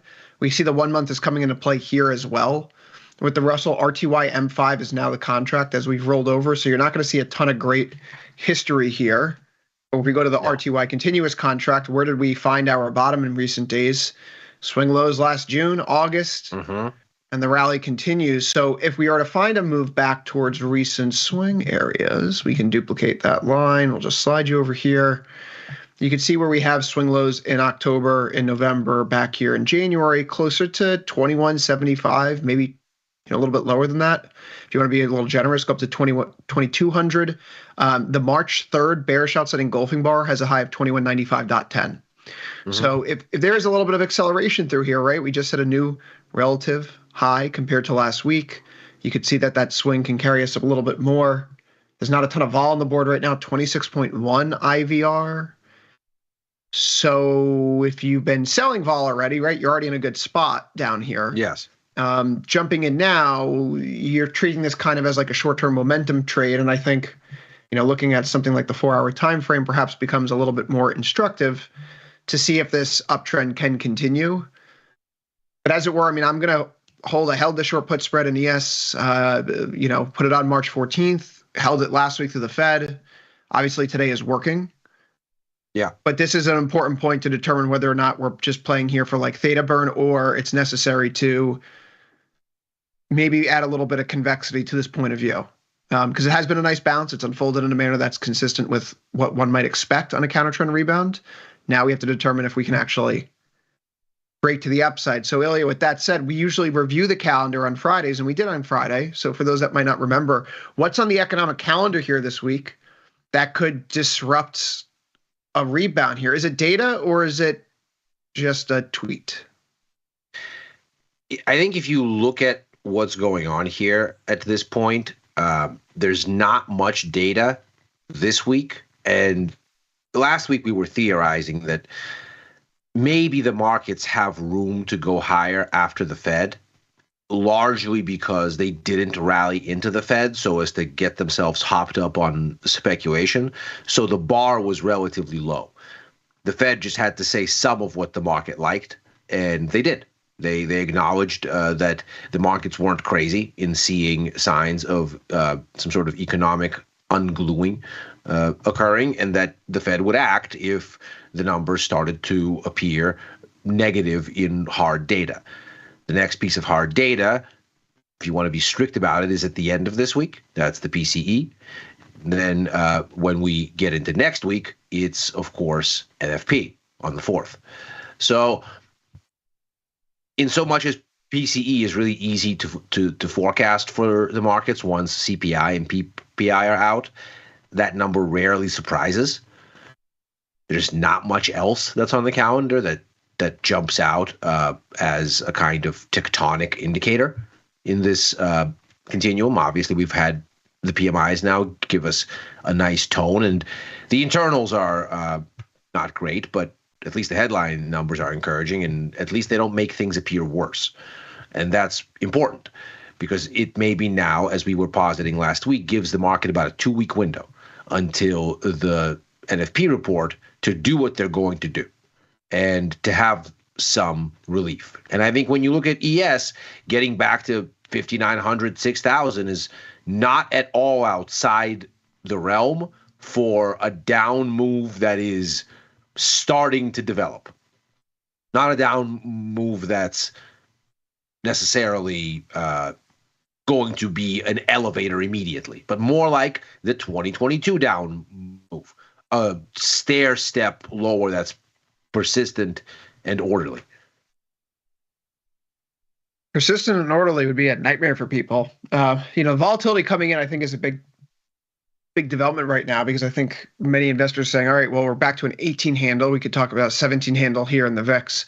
We're getting back to a world where you're below a 17. What really should you be doing with your equity market positioning? This is kind of, again, we talk about a line in the sand for the market in stocks sitting near these 1-month moving averages in ES, NQ, RTY. Mm-hmm. 18 is that danger point in the VIX. Victor Jones frequently remarks that if you see a VIX at 18, it basically has the same odds of going up to 21 as it does to falling to 15. If you look at long-term history of the VIX. Mm-hmm. So you can find yourself in a kind of an uncomfortable position where if you try to, VIX at 28, fading that is different than fading it at 18, right? Given the historical nature of how volatility moves. So I think this is a good spot to just, if you're not in, if you weren't in on the way down and you didn't catch the move on the way back up over the last, we're 4% off the lows. This is a really good spot to see if we can get a more significant directional break. But in terms of those levels, we go to the NASDAQ here. Is this still technically a bear flag? I don't know if we can rule that out. This channel's been in place for the past week plus, and today where we're finding a little bit of resistance cuts into a zone where the market has stalled out previously. Mm-hmm. Right? It's been a congestion point here as we turned from March 6th into that weekend to the 10th or so. It's great rally. But, fool me, can't get fooled again kind of situation. If this is Boy Who Cried Wolf, then who's to say that we're not going to, if the administration's stated goal is to bring down yields, interest rates are up today. So who's to say that they're not going to send something else out to shake things up? Well, this, I think, is the main thing. I read some of the comments this morning from the great Jared Dillian. And he was talking about he of the Daily Dirt Nap newsletter, a very, very good newsletter. He's the former head of ETF trading at Lehman, and very insightful. So I was reading some of his comments this morning. They were shared around the various text threads I'm on, and the upshot was that it's generally not a good idea to fight the government when it is telling you what it wants. And what this government is saying, or at least this administration, is that it wants lower bond yields, that it cares much more about longer term bond yields, ostensibly because it wants to go on a debt refi spree. There's been increasingly a lot of conversation, in particular on the right of American politics over recent years, in particular taking issue with former Treasury Secretary Janet Yellen for not doing enough to term out U.S. debt. And it's interesting because, of course, there was a strong effort to term it out, and it is as termed out as has been done historically. But ostensibly, that's not very long. And so you could maybe term it out even more. And so to do that, there's perhaps an effort to lower longer-term borrowing costs in order to achieve this, which isn't necessarily a bad goal or a goal that isn't wise. The question is how you get there, and it seems like the sort of driving narrative is we don't care about stocks, okay, so we're not going to come out and save them. We want the bond market higher, okay, don't fight that. And a weaker dollar would be helpful because we're on this reindustrialization, exports, rebuild mission. So if you had to come up with 3 layup ideas, at least if you were to try to ride the administration's coattails, higher bonds, lower stocks, weaker dollar. That's, of course, exactly what we'd seen since the beginning of the year, for the most part. Sort of when you take the fuzz away, that's exactly what we've seen. And so I think it's probably not a bad way to think about things going forward. The question is, what are the methodologies to achieve these things, and whether these are the wise ways of doing it? I suppose we'll see. But there doesn't seem to be a reason to change the playbook. Yeah, I mentioned that Victor the other day, right? Like if I want to get down to, if my doorbell rings, I could walk down the stairs. Could also jump out the window over here. Yeah. I'm going to get downstairs either way. Yeah. Right? Yeah. The landing may be different, right? So the process by which I get down the stairs actually does matter. Yes. I digress. NASDAQ here, the continuous contract, the uptrend from the lows that we have in December 22, those that we find ourselves looking at in October 23, August 24, perhaps March 25. This uptrend is holding up right now. This is the weekly chart. This is the backbone support of the bull market that we've been in since the 2022 correction officially ended. Yeah. So if there's a place for the market to rally up from, it would be here. You saw that hammer candle 2 weeks ago. You see now we have a pullback above there last week, and now today, starting the week off on stronger footing. It's very similar for the S&P 500. We talk about longer-term support coming into play. This is obviously a little bit of a different chart than what we see with the NASDAQ here. But if we go back down to the daily, I would highlight the fact that this area on the continuous, July highs and then swing lows in October and November, that's where we paused last week on the rally, and we're poking back through there. Yeah. So continuous, you get up to like 58.75, and even a pullback into the low 5700s wouldn't mean that the move higher is finished. No. You have to be patient here. There's a lot of wood to chop still. There's a lot of overhead supply that could come into play here. We just chewed through a big barrier of it. It wouldn't surprise me if there's some more people who are short against that level, given the price action. This is also a market, by the way, that we've started to see some longs come back into play. I know that we haven't looked at the CFTC COT data in quite some time, and figuring out new ways to go about displaying this and make it more accessible for traders because it is a weekly indicator. In any event, the market right now is net long. It's net long to a minor degree. There's about 100 and we'll call it 90,000 contracts on the net long side. That's not historically long by any stretch of the imagination, but this is a market where even during the people weren't overly long, at least on the speculative side in futures, when we think about where the market started pulling back from at the end of February. In fact, because traders were probably looking at this market as being a little bit frothy, they've been adding over the past few weeks as the market has pulled back in. So there's ammunition here to the upside. I don't want to dismiss that.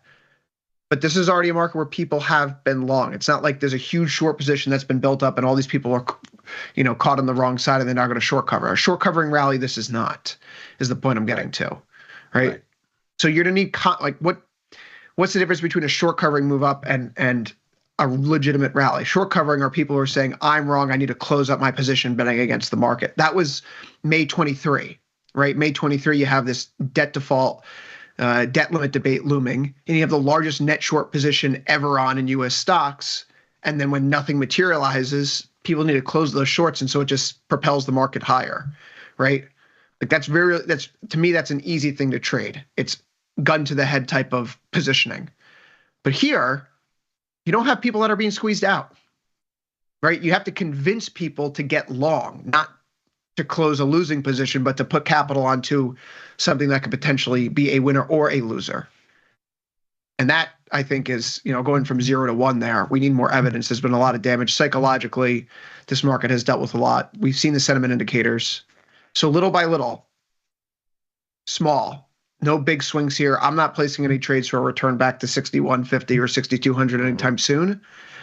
But this week, if we make that progress, right? If all of a sudden we're back at 5,900 this week, Ilya, on the close on here on the continuous, you start to have that conversation where, okay, do we need to think about the highs again? It's going to be difficult to convince me, but that's a conversation that must be had.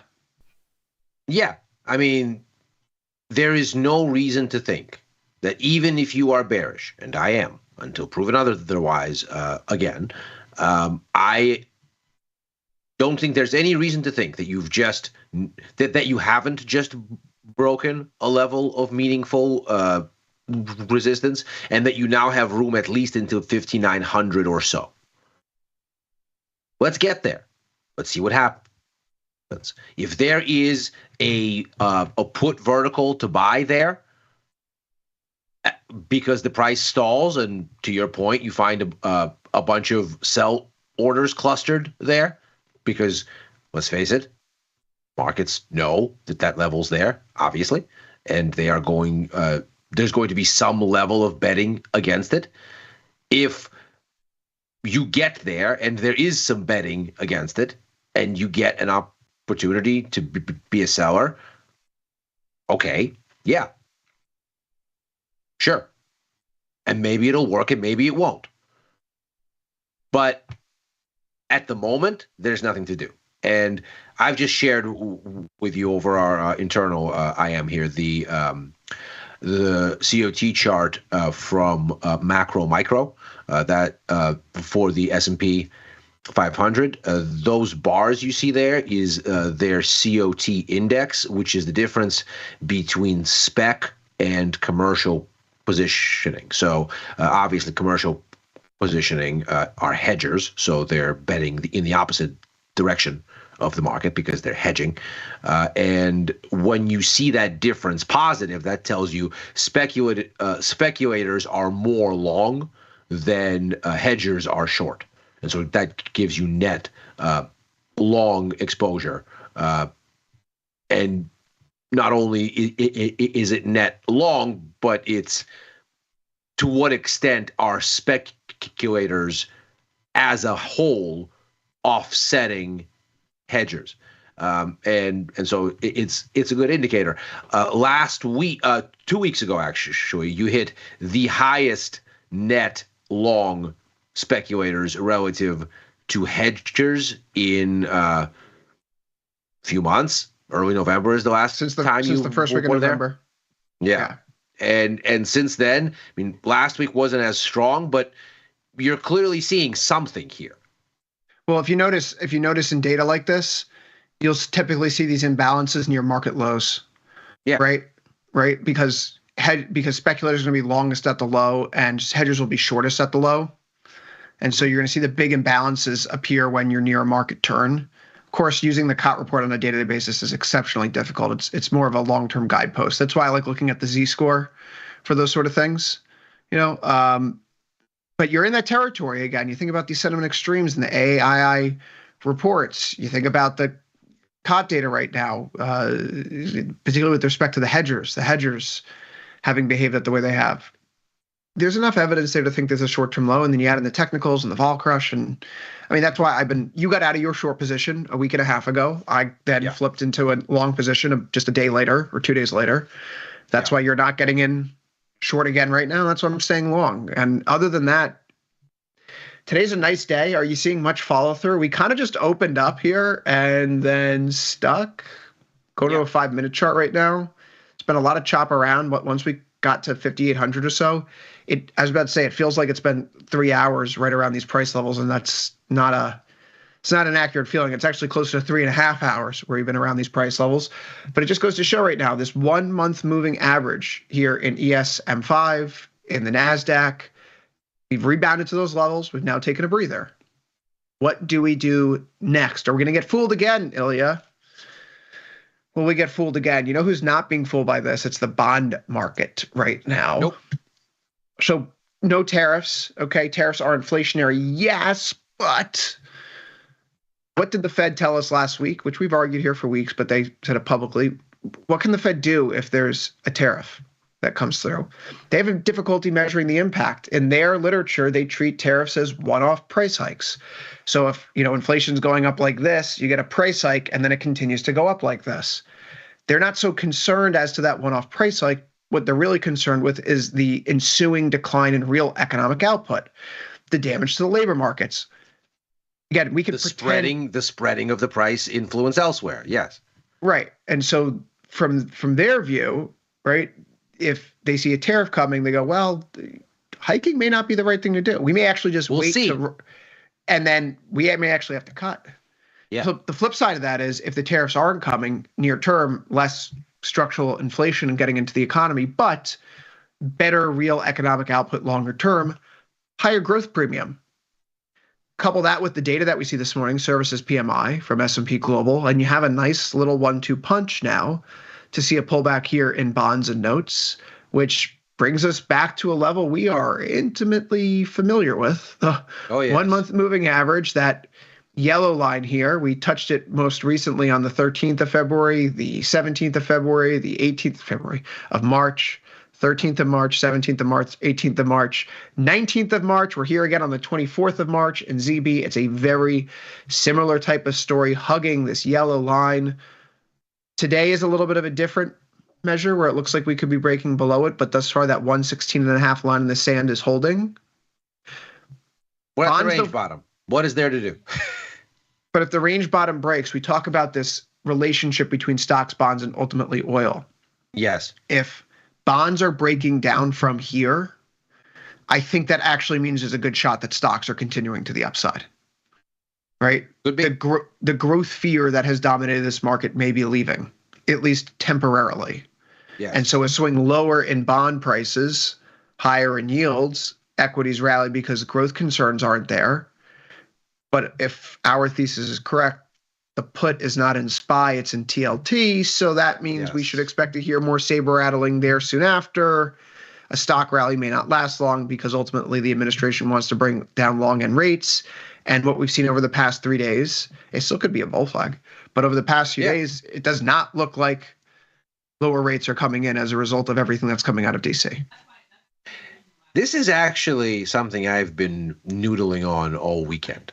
I mean, Scott Bessent is an object of lots of consternation by people that look at the markets here and go, well, this guy is a macro hedge fund guy. If anybody knows how the architecture of the system and the machinery of markets really works, Scott Bessent knows it among one of the best. Among George Soros acolyte. Yeah, I mean, this is one of the most advanced practitioners of the macro trading art that we currently know. So what is all of this chaos? Until you start to consider, well, yeah, if your goal isn't the stock market, if your goal is the bond market, and you, Scott Bessent, are an expert practitioner of all things macro, But you're a hedge fund manager. You're not an economist. You know how the sausage is made. You know what it takes to get market sentiment moving and why those moves occur and how they can be generated. Bond market is your objective. You might be doing exactly what you have in mind with all of this back and forth. Tariffs on, tariffs off, this, that, You might be just flooding the zone, as it were, and doing that on purpose to achieve your ends.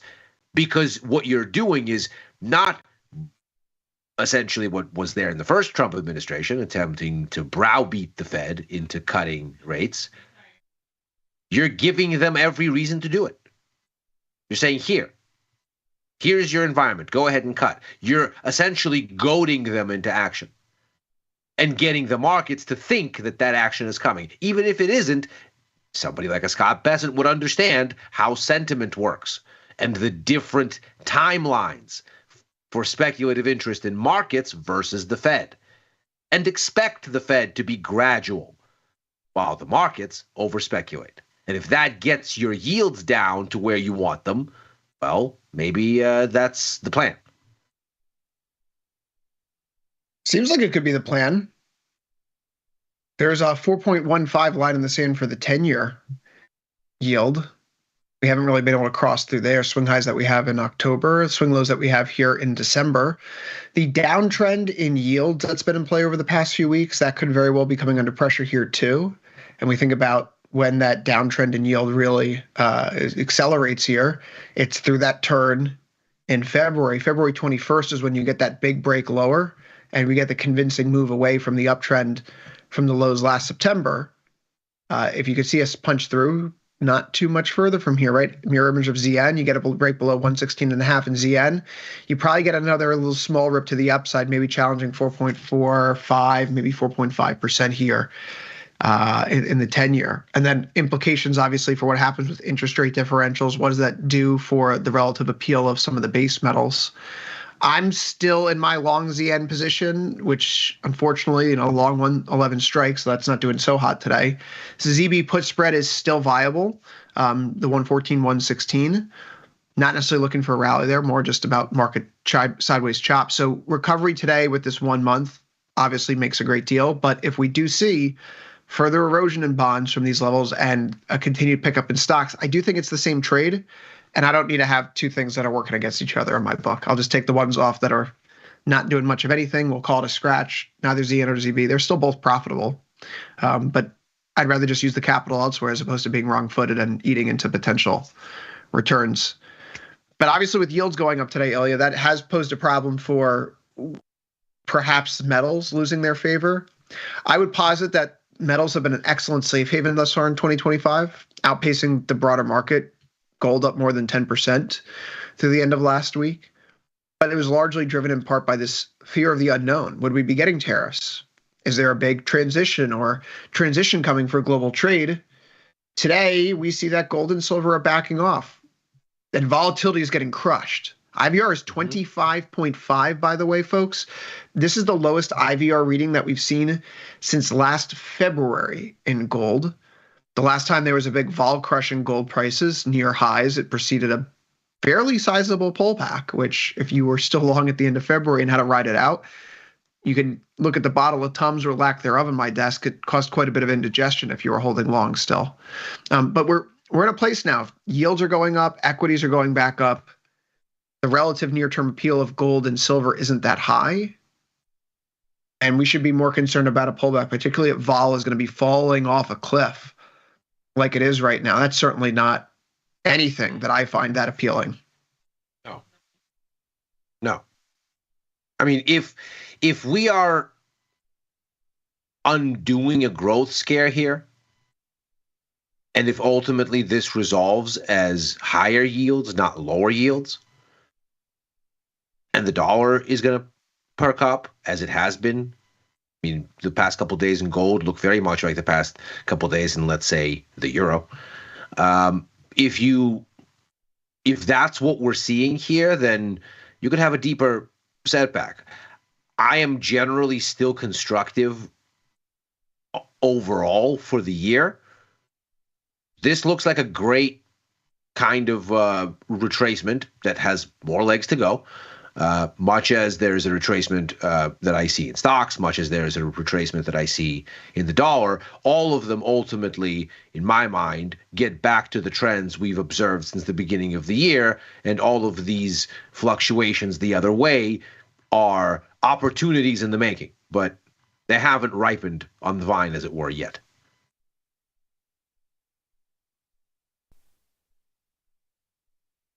Audio. GCM5, we roll over into the new contract here.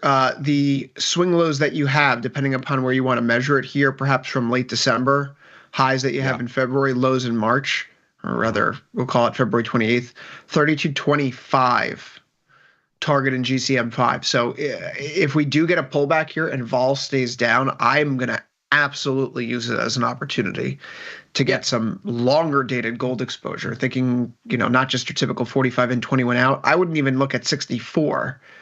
I might go out to 126 even.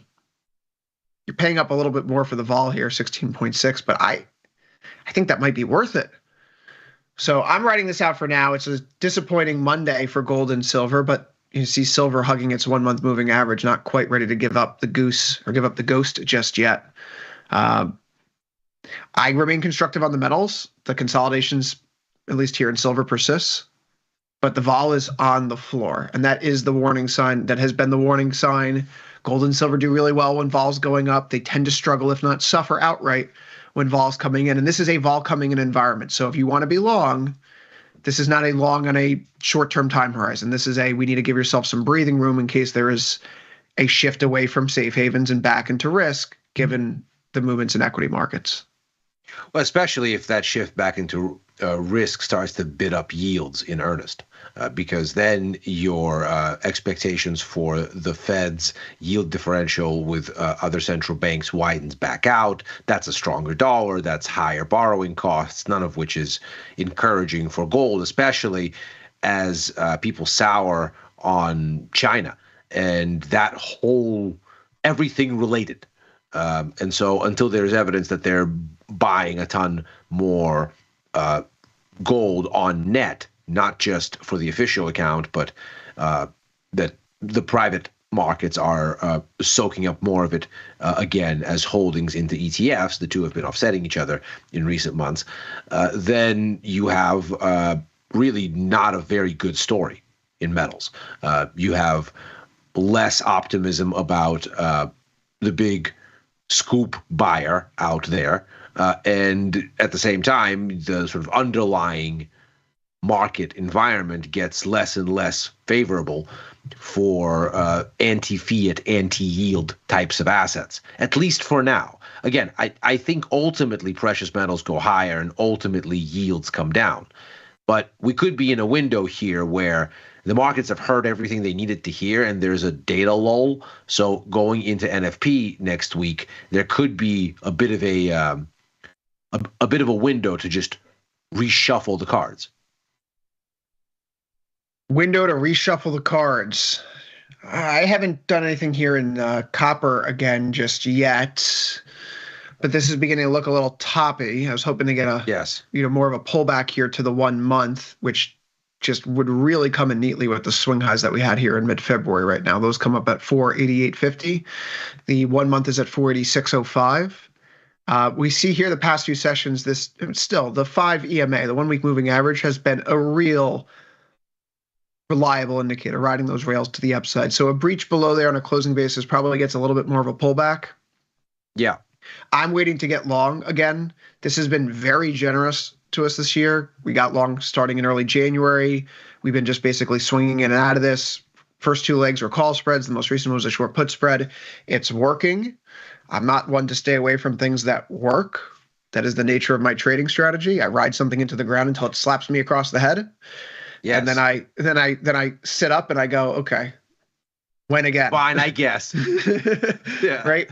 So when again is my question. We haven't been smacked around here. It's just been waiting on the sidelines for this to kind of settle out. But it looks like maybe that period could be coming back. Again, thesis, metals, commodities, at least, have been a great place to hide away in 2025. And if there's going to be a shift back into equities, then commodities probably suffer in the short term. You're selling down your winners at the end of the quarter to window dress some of the losers. Energy meandering here, Mr. Spivak. I have a natural gas position on right now, which is doing me no favors, no form, no luck. I need to see a little bit more recovery here today, though. Otherwise, this is going to be kaput. I was looking at the swing low that we had here on March 13th, a low of $4.02. We have since moved below there with today's open, and we have faded off against it. I don't want to be a short a put spread here if this is a market that looks like it's just lost momentum. That doesn't make any sense to me. So perhaps these swings off of the 1 month moving averages are ultimately failing. They're fading. This needs a little bit more improvement for me to feel confident about anything whatsoever, but it's down by 1.19% today. Oil's up by 0.98%. Net, not much of anything.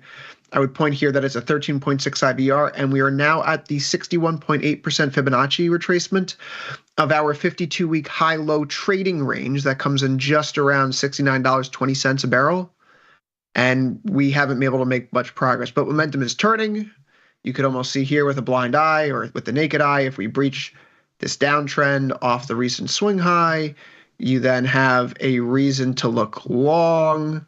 So a few things in play right now here, Ilya, for oil, if it's something people are trading. We have our downtrend off the highs from earlier this year. We have our 618 Fibo of the 52-week high-low trading range.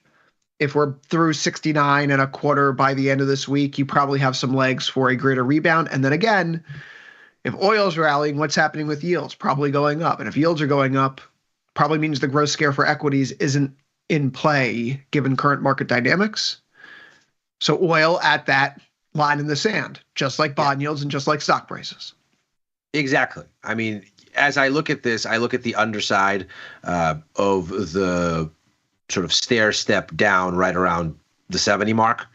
That chop that we had there between about 70 and 73 in February, we got under it. We're coming back into the underside of that. It lines up perfectly with the downward sloping trend line that you've set up here.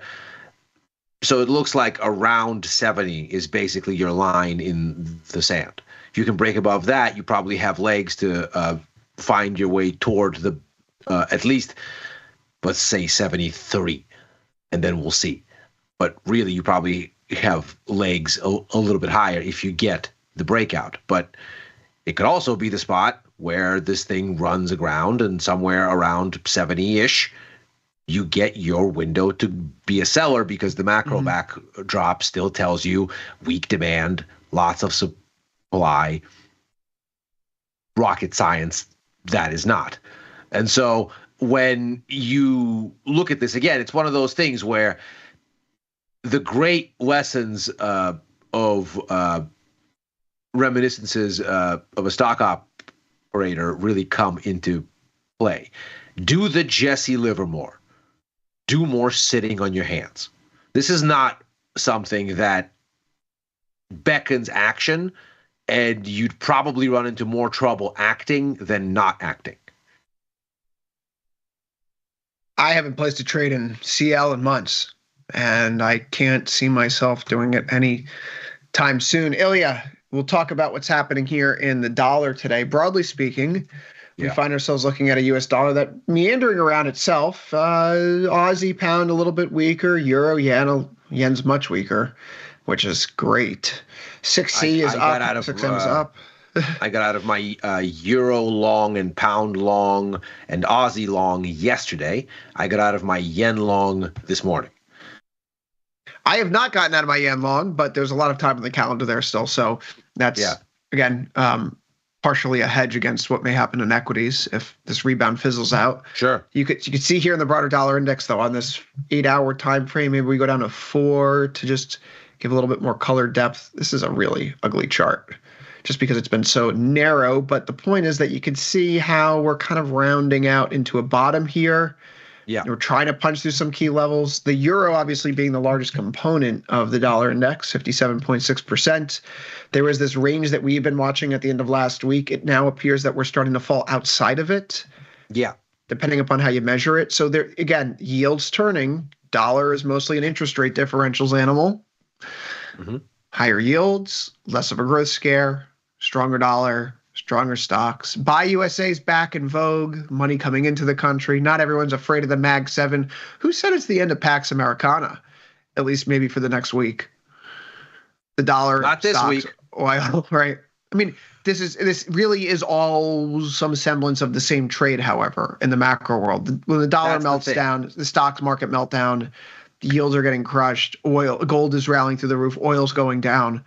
So if it worked for you, right? If it worked for you in late February, early March, it might not work now through the end of this month. Which is why I'm out of everything. Yeah. Which is exactly why I'm out of everything.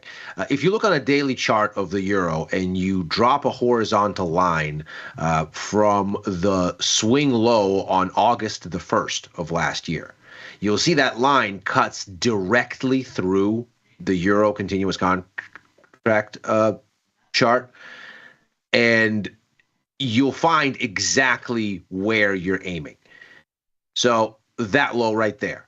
If you put a horizontal line at that low, what you find is the market has been respecting it as an inflection level, going up, going down. We can see that wiggle there in November that hits on either side. That basically, in my mind, is now the line in the sand for the dollar. If you crack that, then off you go. You have room, and I would be a buyer. I would be a buyer of dollars there. But if you pull back and you hold right there, well, then you have your next window where you start to get a little bit long euro again. So the bounds of the move seem fairly straightforward, much as you would have in stocks, much as you would have, we just saw in oil, in gold. You have these clear, here's where a correction is a correction. And if you get on the other side of it, that's no longer a correction. It's a breakout now. And you have to approach it that way. So much as we have seen in these other assets, it really is all just one trade. We hit an exhaustion point last week going into the Fed. The Fed gave the markets what they thought they wanted, and now we see. Now we see if we're going to ride this retracement to these initial levels or if there's another leg there. It would not surprise me in the slightest if the euro were to correct back to 108. I certainly don't think it's going back to 103. 103 would mean something really crazy happened with interest rate differentials. Like Germany's fiscal plans, well, they've already passed through, so. Not that one. Yeah, I mean, in the short term, it would, some sort of major liquidity crisis. Deutsche Bank blowing up. I mean, something like insanely. There's a whole range. I mean, Hungary blows up the NATO rearmament, let's say, or something. Mm-hmm. I'm going to hate that I just put that in the ether, by the way, when it happens in a few weeks, if that does, but so it goes. Calendar for tomorrow, you mentioned it's a light week on the calendar. That continues. Our earnings-wise, you're not finding much of interest, although, like, I suppose if you like the Oklo or KB Homes, those are after hours today. Tomorrow for the data, you're going to find a few Fed speakers, although it's kind of like where we were before the March Fed meeting. You'd see all these Fed speakers out and no one would blink. Yeah. Kind of feels like we're still there. And with not next month, but the month after for the next Fed meeting, these Fed speakers, which are already having a hard time breaking through and convincing markets that what they're saying matters, probably have a difficult climb ahead of them. So, yeah, they're out there. I don't know if we're expecting much of anything in terms of market movement. In terms of a treasury auction schedule for this week, we do have 2-year floating rate notes on Wednesday, 2-year notes tomorrow, 5-year notes on Wednesday, and 7-year note auction on Thursday. All those results released for the regular notes, the 2s, 5s, and 7 notes, those all come out at 1 p.m. Eastern, so right at the start of Futures Power Hour. Ilya, as we do at the end of every one of these shows, a brief bit of education. Today we're talking symbols and products, so head over to tastylive.com, top banner Learn Beginner Futures, where you can find this great coursework put together by the fine folks on the Tasty Live research team. In the futures universe, the ticker not only includes the futures product you're trading, but also the expiration month, which is represented by a letter, and the last digit of the expiration year. So if you're trading the S&P 500 and you're looking to trade, say, the June expiry, ESM for June 5 for 2025, or gold, GCM5, right? You have to know these things. The full ticker is represented by both, not only just the product, but you're going to see the numbers and letters. The symbology really does make sure that you know where you're operating. And if, depending upon the product you're using, there could be morning expiries as well for, stocks at least. Head over to tastylive.com, top banner Learn Beginner Futures. Click the link here on the bottom of the slide. It will take you there directly so you can learn all about the symbols as you're making your way into this new world of futures trading.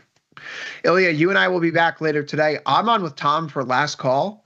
Then you and I are on for overtime. And then you're back with Macro Money. So our day is really just getting started.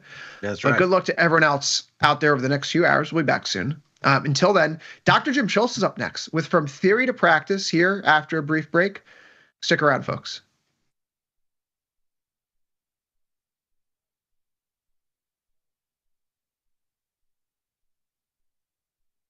Forbes called us best online for options trading. Investopedia, best for options trading, period. With stockbrokers.com, we're number one for options and futures trading. The Motley Fool really likes us. And so does Business Insider. So what else can we say other than boom? Trade like a trader. Tasty Trade. Make your move.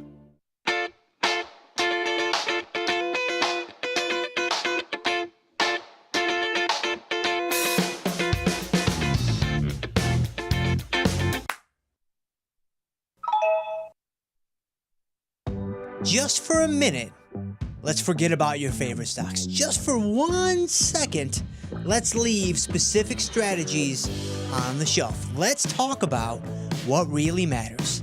Your portfolio. How do you build it? What should you target? How do you manage it day to day?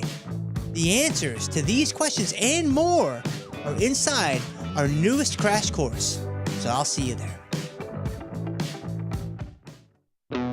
Looking for a better broker and a bonus? Sweet.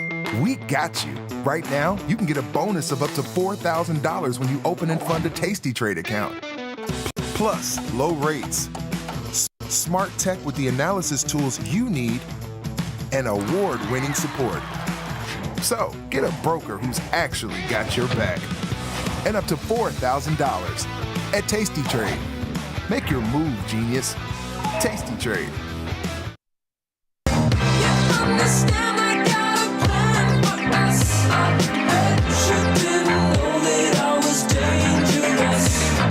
I'm Jim Schultz, and this is From Theory to Practice. Welcome to the show today. Welcome to the broadcast. Welcome to the Monday edition of what it is that we are trying to do. Man, I'm glad that you are here. Thank you guys so much for being a part of what it is that we are trying to do. It is only because of you all and all y'all from my Memphis, Tennessee crowd that we can do what it is that we are doing. So thank you guys so much. If you're watching over on the Tasty Lab Network, then I would actually bounce on over to YouTube because you can join the conversation, you can join the discussion, and communicate with your brethren who are also watching the show if it is indeed real time, right around 2 o'clock Eastern on March 24th, 2025. And so YouTube is where it's at. You can ask me questions to get them in the chat. I usually get to about, I don't know. The expected move on the number of questions I answer per show is somewhere between 1.2 and 1.7. So hopefully today will be on the upper end of that range.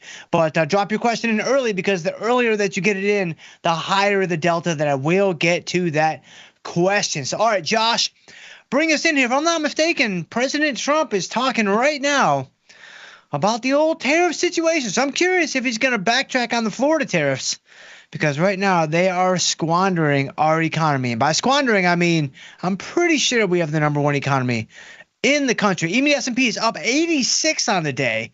Speaking of number one, even the S&P is up 86.5. Got the risk-free instrument.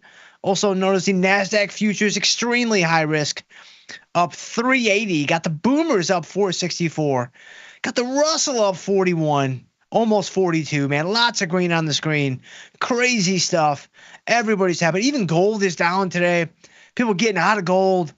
People getting into the market, man. People getting out of, notes and bonds, getting into the market. People getting out of, the euro, getting into the market. Lots of green across the screen. It has kind of held here all day, though. What's interesting is, overnight was strong, obviously. The early morning was strong in the pre-market. And I think we opened around maybe plus 70 or plus 80, like pretty much right here. And we haven't been able to continue to rally beyond this point. What does that mean? I don't think it means anything.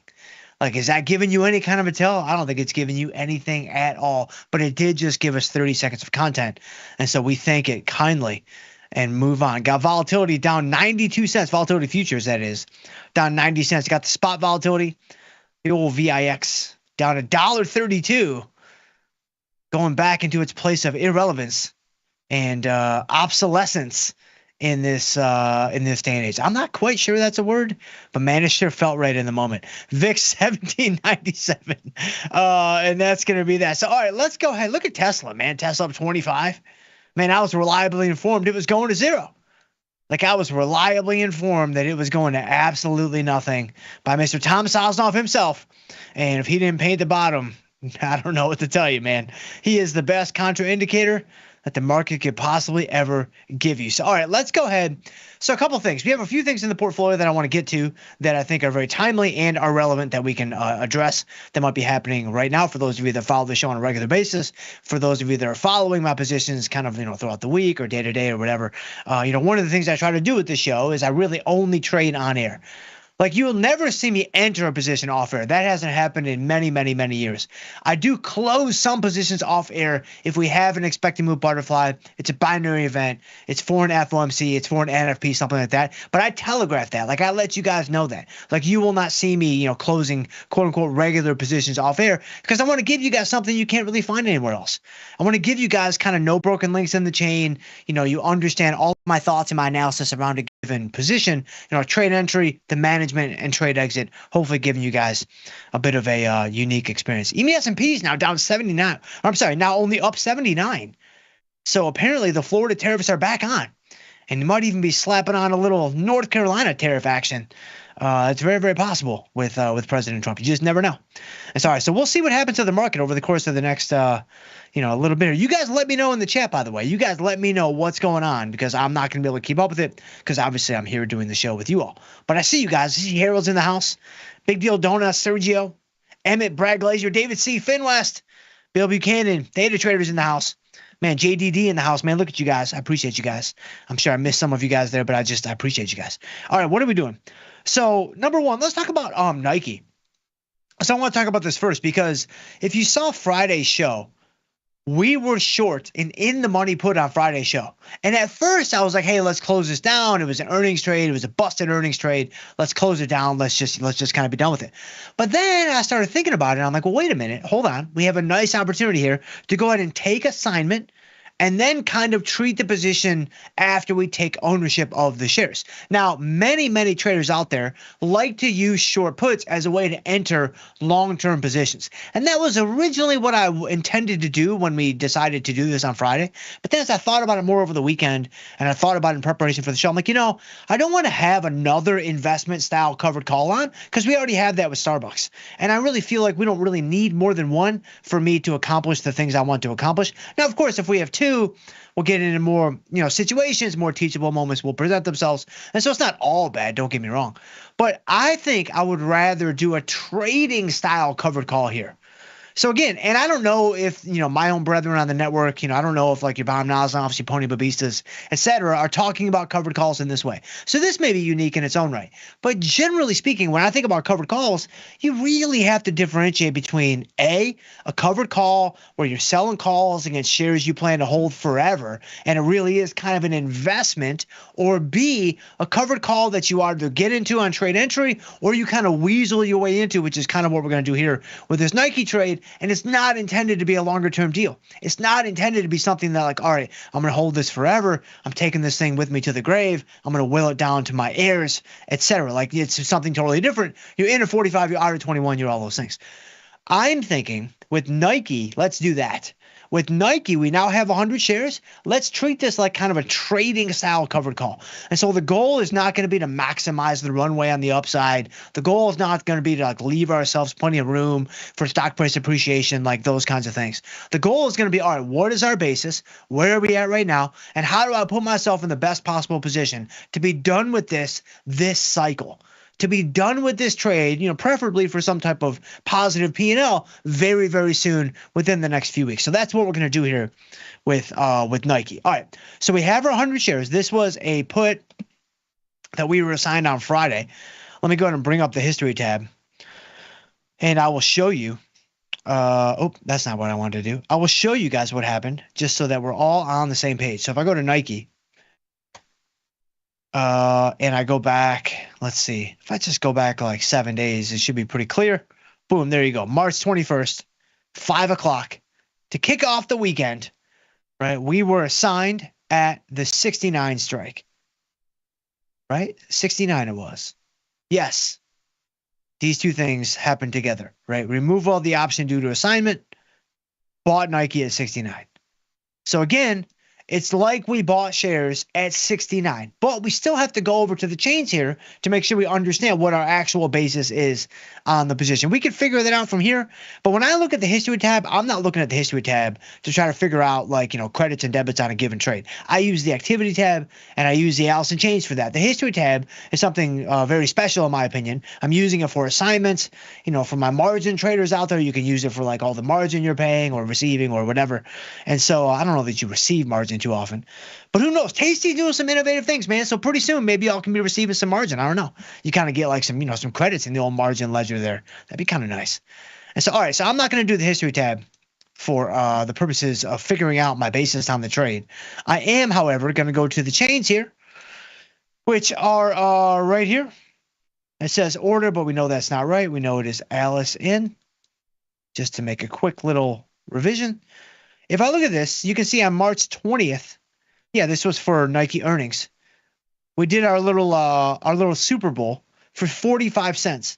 So now this is important because if I bought the shares for 69, which that's what we see right here, and I subtract 45 cents, that brings me to my basis. And we did this on Friday, but it's helpful to do it now because we're going to be selling some calls against this.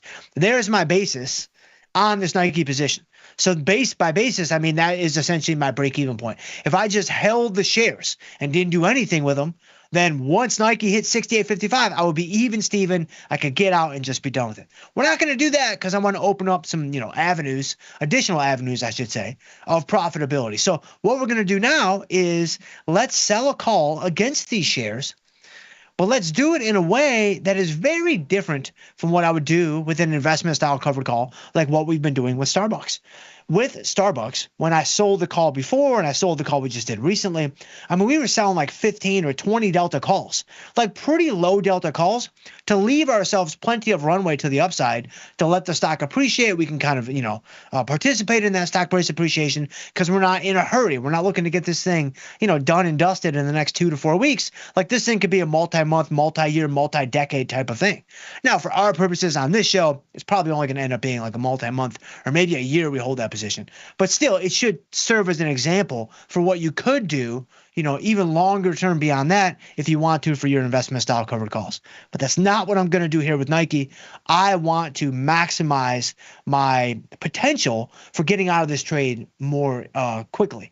And so understanding that my basis is, 68.55. Let me put that on the screen again just so I can remember. I don't really want to sell any calls below that number. Like, I don't really necessarily, like, you have Nike at just under 67. I'm in the May cycle with 53 days to go. That's your closest to 45. You look at the 67.5 call. Some of you might say, all right, Jim, just sell the 67.5 call. You're selling the at the money strike. I'm even slightly out of the money by like 60 cents.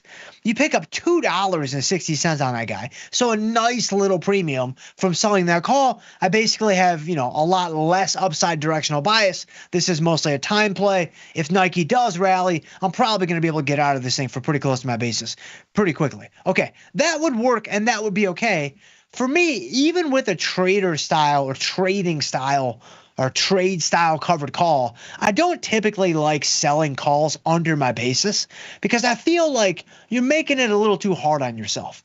I feel like, you're taking something that's, not necessarily a dire situation and you're treating it as such. Like when we start selling like underwater calls, which is what I would call this, you've got a basis at 68.5 and you're selling the 67.5 call. The only time you would consider that, in my opinion, is when the stock is like way down. Like when the stock is like way down, it's been beaten down, and you're just like, man, I need a miracle to bring this thing back. That's when you're like, all right, I just have to wave the white flag and relegate myself to the fact that I've got to sell calls under my basis, because if I try to sell calls too high, I'm not going to get anything for them. Like I can't get away with selling, a 10 or 15 delta call because I'm only going to get 20, 30, 40 cents, whatever. Here, excuse me, because Nike is not down that much, because Nike's only down to 67, we don't have to sell the 67.5 call. We can actually go above our basis here. We can sell a 70 call, right? That's going to be a 35 delta. I could even entertain the 72.5 call, which is a 23 delta. Now the 70 call at a 35 delta is a $1.50, $1.55 on the credits collected. The 72.5 call is only about 87 cents, and that's a 23 delta. This is where understanding where you're at, like where am I at? What am I trying to accomplish? What am I signing up for? Like all of these things factor in significantly to how you make your decisions, right? If this was an investment style covered call, I would not sell the 35 delta. I would probably sell the 23 delta, or maybe even the 14 delta. Now the 14 delta at the 75 strike is only about 50 cents of credit. So that may not be enough, but it might be enough. It would depend on how much upside I wanted to leave myself and kind of how I feel about the company and how long I want to hold this and a lot of other things that we kind of talked about with Starbucks that we don't need to address here, because this is kind of like a, it's a smash and grab, man. This is a heist. That's all it is. It's a heist. It's a smash and grab. We break into Fort Knox. We grab what we can. Now, once we get in there, we realize, man, there is no goal. So that's going to be a problem. But the idea going in is it's in and out, man. So that's what we're doing here with this Nike position. So I'm going to sell the 70 call for about $1.56, let's say. And again, the goal here is going to be, let's get out of this trade. If we can get any type of profitability, like we're out, we're done. Very similar to how you would manage any other losing position, where it's like, hey, you extend the duration, you give them time, and you really are just looking for a splash of green. You are really just looking for a splash of green, and that's all you really need for the trade to be done. So let's go in here. Looks like we can maybe get $1.54 on the call against the shares. Let's give this a shot. All right, let's go. All right, no takers at $1.54. Let's try. Nike must be. Let's try $1.51. Nike must be dropping as we speak. All right, fill there $1.51. There you go. So yes. So Nike. Okay, we did it. What else we got to do? IWM. We have a winner on our hands, people. Look at this trade. This thing is amazing. Look at this. If only they were all that easy. If only they were all that easy. And so 24 days to go, IWM, short strangle, sold it for $3.18, buying it back for $1.29, only on the Tasty Network. Only on the Tasty Network will you find strangles that work out this easily. These trades don't exist anywhere else. They're only inside of our ecosystem. And so, man, this is some good stuff. I really wish they were all like this, though. So IWM, we put this trade on. Let me see here. What are the strikes? I think we got... Let's kind of leg out the victory lap just a little bit in honor of our Boston Red Sox kicking it off on Thursday, I believe, in Texas, if I'm not mistaken. 195, probably hit up a little Pecan Lodge for the pregame fuel up. 195, 230 are going to be the strikes, and we did this trade back on. Let's see, we did this on February 27th, so almost a month ago, and it's 195, 230 on Feb 27. Let's take a look at this. So Feb 27 is going to be here. It's going to be right here. Okay, so look at that. So let me box off. So this is the price action that is going to be our trade. Our strikes were 230, which is right about there, give or take. Doesn't have to be exact. And then 195. Okay. We never got tested, right? We got really close to being tested though. Like, I mean, we were like just a whisper away from this thing hitting that 195 strike. But again, normally I'm a sit tight and I'm gonna let it simmer type of guy. Like, I'm a sit tight and like, let's let this thing work. I don't typically adjust, when my strikes have not been tested on a strangle. I know that some of my own brethren on the network, again, Aponi, Babista, Bomb, Nalsnoff, etc., they're going to adjust more aggressively. They're going to adjust more aggressively where they don't even wait for the strike to get tested. If the stock drops, they're rolling calls down. If the stock pops, they're rolling puts up. Now, I'm contractually obligated to say that is the best way to do it. That is my official answer. My unofficial answer is you might want to consider a different way. My unofficial answer is consider doing it this way. It's a little bit more relaxing. It's a little bit more kind of laissez-faire for my Adam Smith fans that might be watching the show. And so, it's just I'm not personally convinced. Again, this is all unofficial, off the record. Once this is over, it never happened. I'm not personally convinced that you're going to do better by hyper aggressive adjustments than you would by just doing nothing, because the strategy is so powerful. The strategy itself is so powerful by the fact that you're already playing into time decay. You're playing into short Vega. You're playing into all the power of short options, and you're not really getting in there and kind of manually overriding the process. And so those are my unofficial thoughts, which again, they never happened. And so 195, 230.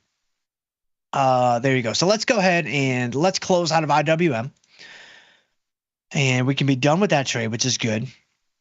And very happy about that. So let's get out of IWM. And then I think there might be one more thing. Shopify, Spotify, whatever it is. I think maybe we got to take a look at that.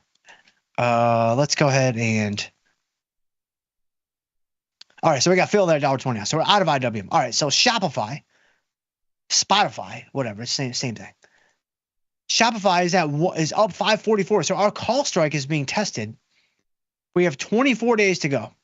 And so I think what we're going to do here is, again, I don't really think you need to overthink this. I don't think you should underthink it either. I think you should appropriately think it at the right level. And so here, 80 put, 110 call. What if we start by just rolling it out to the next cycle? If we roll this thing out to the May cycle. Wow, look at that. That's crazy. So if I roll this thing out to the May cycle, which we're at 24 days to go, it's like, all right, let's go ahead and do that. And then consider if we even want to roll the put strike up at all. If I roll it to the May cycle, you can see that my strikes are the same. And so this is the same position that I have on now, just in a later cycle. So I guess, for that reason, it's a different position. But the strikes are no different. The strikes are the same, 80-110, 80-110. Rolling out to May with 53 days to go is going to bring in a plump, a juicy $5.97 credit in Shopify. That's pretty crazy. I'm very, very surprised that it's that much. I thought it might be like $3 or something, but it's almost double that. Is this more than we collected on entry? I feel like this is more than we even collected when we put the trade on. Let's bring up the chains again. Yeah, it's a lot more.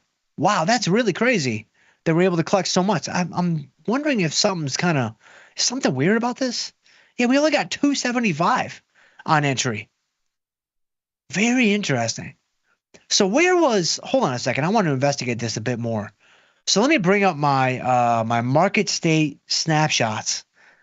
Where was the IV rank when I put this on? Interesting. The plot thickens, guys. A little bit of a twist. A little bit of a didn't see it coming. Shop IV rank at the time of trade entry on March 14th, so 10 days ago, was 55. Today, it's 37, just under 37. And yet, we are able to roll to the May cycle for more than double the credit that we collected on order entry. This is pretty crazy. And so I'm trying to piece together why this is so different, why the price is so high. So the only thing I can think of right now, again, I'm trying to double check and triple check. My put is the same. I've got an 80 put here. I've got an 80 put there.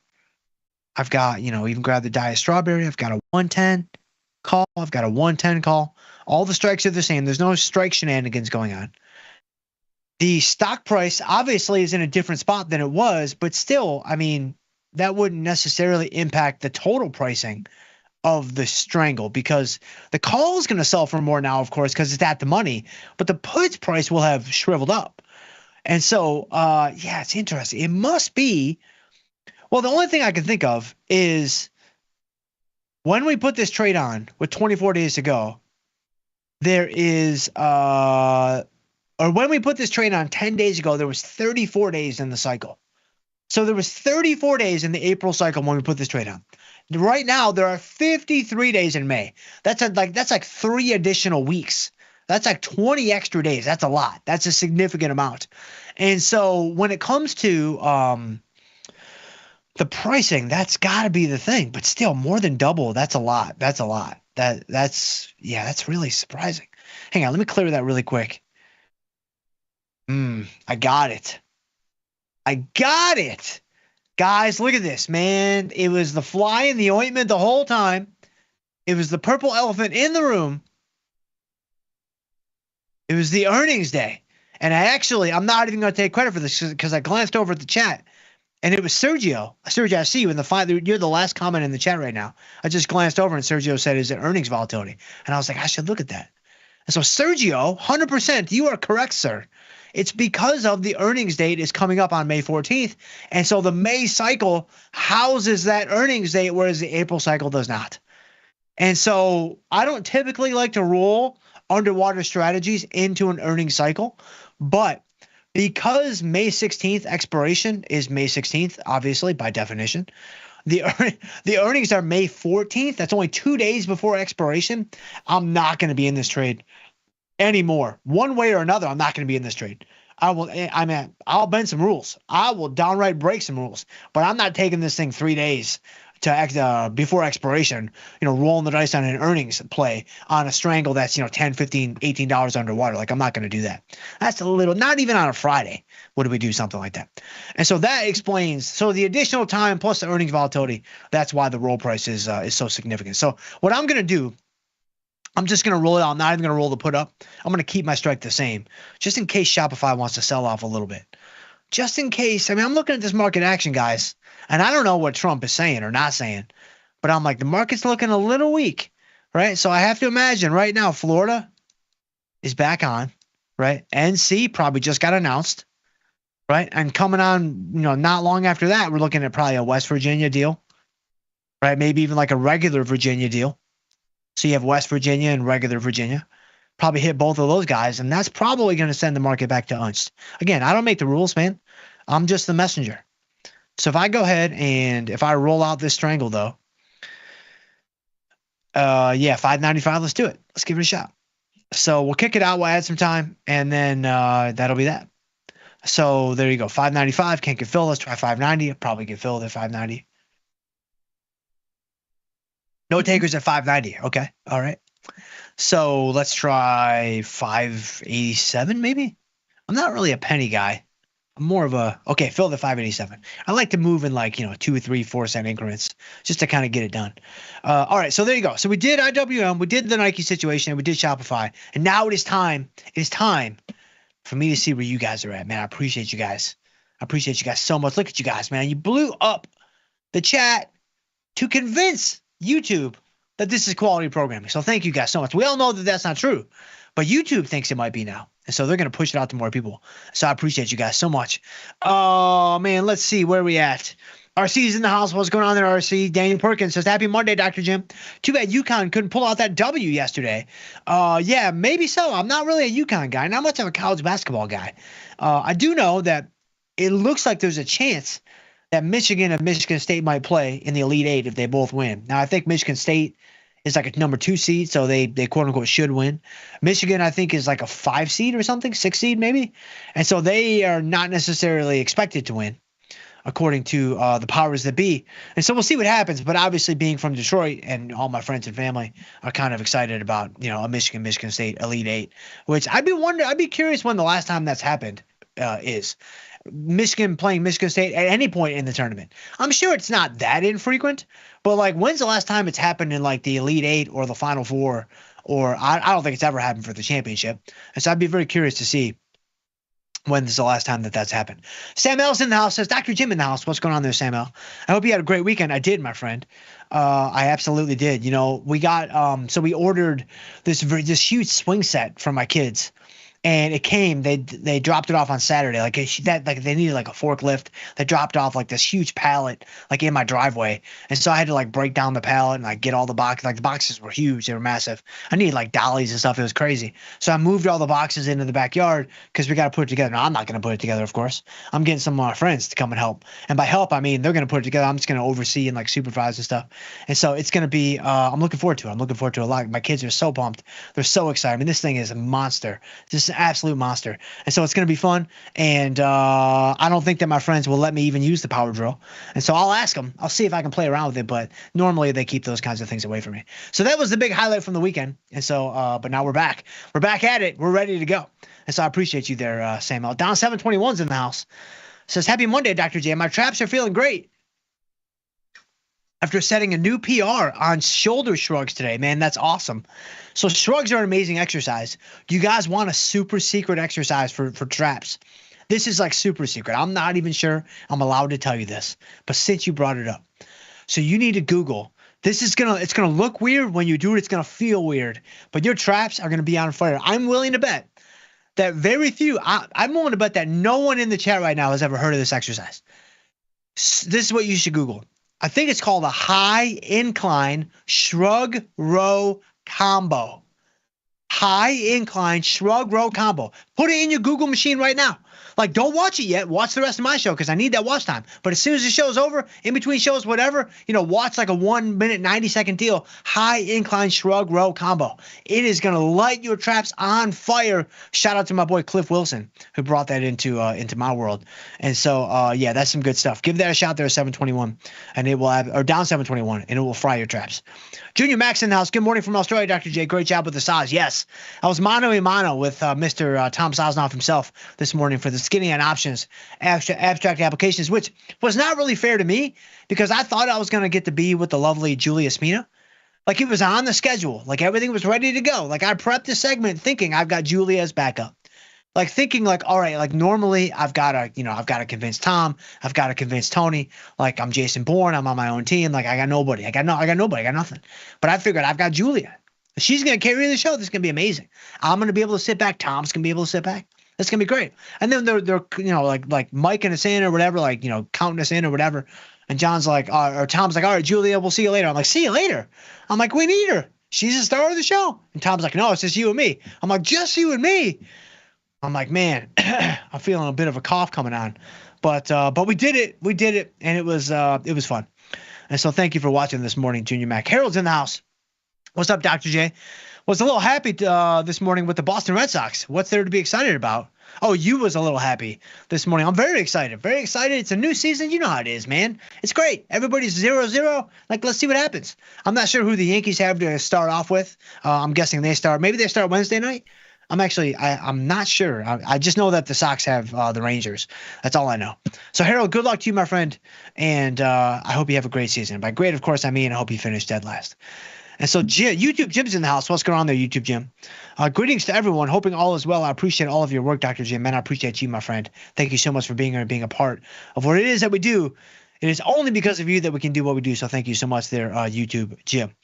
Rob Banks in the house. Good day, Dr. J. I'm sure glad that Tom was there this morning to explain your research to you. Yes. And, it's so helpful for me. It is so helpful for me to have Tom he writes all my wrongs, man. Like every I that I leave undotted, he dots it. Every T that I leave uncrossed, he crosses it. And then all the things that I just get wrong, all the misinformation that I spout off on Monday mornings, he cleans it all up. So again, my official answer is I don't know where I would be without Tom. Like I certainly wouldn't be where I am today. And so thank you so much there, Mr. Tom Sosnoff, for once again carrying me on Monday morning. And so let's see. Harold says, banging on the trash cans isn't allowed. You really think they have a chance of winning? I don't know. That's Cora's bread and butter, though, man. He'll find a way. He'll mic some people up. Don't worry about it. Like, we're thinking outside the box, Harold. Don't you even worry about it. Sparky Dog says, thanks for saving the market, Dr. J. Man, you are welcome. I don't know that I saved anything, though, because the market is selling off now. And so I guess West Virginia just got hit. And so that's not good. That's not good at all. EMI S&P is now up 78. NASDAQ only up 370. And so I smell a little bit of weakness. I smell a little bit of weakness in the market. So we'll have to see. Gold now down 10. And so that's not good. Let's see. Harold says, we're about the same rating. Let's play. Nah, still can't do it, man. Can't do it at all. I'm very protective of my chess play. And I'm very overly conscious. Subconscious? Conscious. So self-conscious. That's what I was going for. I'm very self-conscious of my chess play. So we'll keep it private for now. Brad Glazier, yo, Professor, what's going on there, Brad Glazier? Appreciate you. David C, hello and happy Monday, man. Happy Monday to you too, my friend. Appreciate you very much. Finwest, aloha from the islands, Dr. Jim. Tomorrow I'm back to Thailand. There you go. Awaiting your visit. Yes, it might be a minute or 2 or 3. We have internet now. Oh, nice. You guys finally got the internet in Thailand. That's good. That's good. That's really, really good. And so I don't know what's coming next. You know, I think that the way it works, and again, I don't make the rules. This is just the way it works. You go internet, then you have to work through a MySpace phase, and then I think you get out to the other side of all the wonderful things that we have now. And so I think since you just got the internet, you're looking at like a 24-month deal? Like you're gonna have to you just got to put your head down and slog through it, man. 24 to 30 months in the MySpace realm, and hopefully you can make it out to greener pastures. And so let's see. Harold took down someone twice my rating, and it went up 50 basis points. Look at you. That's amazing. That's incredible. Good for you, man. JDD, howdy, Dr. Jim. The best tasty show, man. I appreciate you, JDD. Man, I'm gonna definitely send you that cash that we talked about for you putting that in the comment stream at this very time. So thank you, my friend. Theta Trader. Oh, I'm not with these other fellas, Dr. Jim. I'm just here to show meme coins. Yeah, man. Like, what's Bitcoin doing? Oh, Bitcoin up 1,200. Yeah, so there you go. So Bitcoin up 1,200. Bitcoin Bro's doing okay. Back to 88,000. Man, look at that. What is the all-time high Bitcoin? Is it like 106? I think it is. Let me bring up a chart of Bitcoin real quick. Can I do that? Will they let me do that? Yeah, so you've got, I'm looking at the Bitcoin futures. I don't know what the spot is for Bitcoin. It was 109 actually. So Bitcoin got all the way up to 109. Wow, that's pretty high. Now it's at 88. So I mean, where are we going next? Let's say it's at 89. Are we going to 69 or are we going back to 109? I don't know. I personally would say 69, but I don't know, man. I'm usually wrong on these things. And so if you're a Bitcoin bull, like, you're welcome. Like, there you go. Let's see. Emmett's in the house. Happy Monday, Dr. Jim. What's going on there, Emmett? I appreciate you, my friend, so much. Big Deal Donuts says, great intro, man. I appreciate you, Big Deal Donuts. Thank you, my friend. I appreciate you so much. Let's see. Harold says Wild and Out is the next bang meme coin. Yeah, Wild and Out. I guess they're coming out with a Grok coin. I saw Elon said they're coming out with a Grok coin. Grok's kind of amazing. I gotta be honest. I don't Google anything anymore. I just Grok things, it just gives you a way, way better response, in my opinion. And it's the only AI tool that I personally have used. I'm sure ChatGPT is the same. I'm sure all the other ones are the same, Claude and whatever else. But since I'm already on Twitter a lot, Grok just is the most natural for me. And I'm pretty impressed. I got to be honest. And so let's see. Grok coin? I don't know. That might be the jam. Let's see. L&L says an in living color coin. Yeah, now you're talking. That's some real comedy. I mean, I remember that as just a young boy growing up in the suburbs of Detroit. That was huge. Like, in living color, absolutely hilarious. And so I have many, many fond memories from watching that. Late at night when I don't think my mom wanted me to watch that, but I snuck in there and I got it on, and it was awesome. And so let's see. Sergio, Dr. Jim, my man, great piece today, man. I appreciate you this morning. It's funny about this morning's piece. So let's talk about that for a second. Let's kind of wax poetic on this morning's piece. So if you haven't seen this morning's piece, obviously it would be more helpful if you had, because it'll give you more context. But if you haven't seen it, go back and watch it. I think it was worthwhile. I really do. Like, when you go into, like, here, let's bring it up really quick. So if I go into like SPY, let's just go to one of the indexes, because this is going to be the lowest hanging fruit when it comes to this. If I go to May, right? And again, I mean, I went through this morning on the piece, but we'll do it again right here, right now, just because we can. You've got SPY at 572 and a quarter, right? So if I go down to like 550, let's look at a 550 put and a 575 call. So if I look at a 550 put, it's going to be a little over $6. That's the price of a 550 put. If I go to a 575 call, I'm willing to bet it's going to be, or I'm sorry, not 575. It's going to be 595. It's going to be less than $6. If it's not less than $6, that's going to be a big problem. So 595, yeah, 475. So about $1.25 less. Okay. That's volatility skew. That is volatility skew. For those of you that might be brand new to the market, that are just starting trading, hey, this is a very exciting time for you. You're in a great spot. You're in good hands. Like, stick around, poke around. The live shows, the archives, the YouTube channel. There's so much content for you. And hey, reach out to me if I can ever help. If I can ever help you personally, please let me know. I'm happy to do so. But you've maybe heard of volatility skew. You're like, I don't really quite know what that is. It's nothing more complicated than what I just showed you. Now, the implications and consequences of volatility skew, that's where things get a little complex. But understanding, kind of what it is nothing more than what I just showed you. You're just looking at an equidistant call versus put to see if they're selling for, significantly different prices. If they're only off by like a nickel or a dime or 15 cents, that's not that big of a difference. And so there's probably not much skew in that market. It's pretty balanced. But here we see $1 and $1.25 difference. That's a pretty big difference. Well, what I wanted to explain this morning was, once you hear about volatility skew, another thing you will oftentimes hear is, hey, that's where the market is pricing in risk. That's where the market is pricing in, the potential for a really explosive move. And I used to hear that and I'm like, okay, how can they know? First of all, who are they? And second of all, how do they know? Like, how can they know that if there's going to be a big move, it's likely going to happen in that direction? I'm like, that's kind of crazy. I'm like, how do I get on this team? Like, how do I become part of this conversation, right? And then it dawned on me, I'm like, wait a minute, this is just a mechanistic thing. This is nothing more than a hedging mechanism. That's all it is. That's what essentially leads to the explosiveness of a move in that direction. And I explain how and why that is the case, in this morning segment with Tom on the Skinny that we just did, a couple of hours ago. So go, check that out. But it's basically the simple fact that the counterparty to all of our trades, they're going to hedge off all their directional risk. So when we do a trade, on the other side of our trade is, sometimes it's another trader, sometimes it's, it's a bot, sometimes it's an algo, whatever. But it's going to oftentimes be dealers and counterparties that are taking the other side of our trade until they can find someone else to kind of assume their place in the contract, so to speak. Well, while they're doing that, they're making their money by buying bids and selling offers. They're not making their money by taking directional risk. They're not making their money by making these big bets, directionally saying, hey, we're at the 200-day moving average. We're going higher. We're going lower, whatever. They're not doing any of that rigmarole. All they're doing is buying bids and selling offers. And they're doing it thousands, tens of thousands, hundreds of thousands of times per day, right? I mean, that's basically their business model. It's a pretty good business model. Right? Because if you could buy an orange for $1 and sell it for $1 or $2, 3 milliseconds later, you should do pretty well for yourself.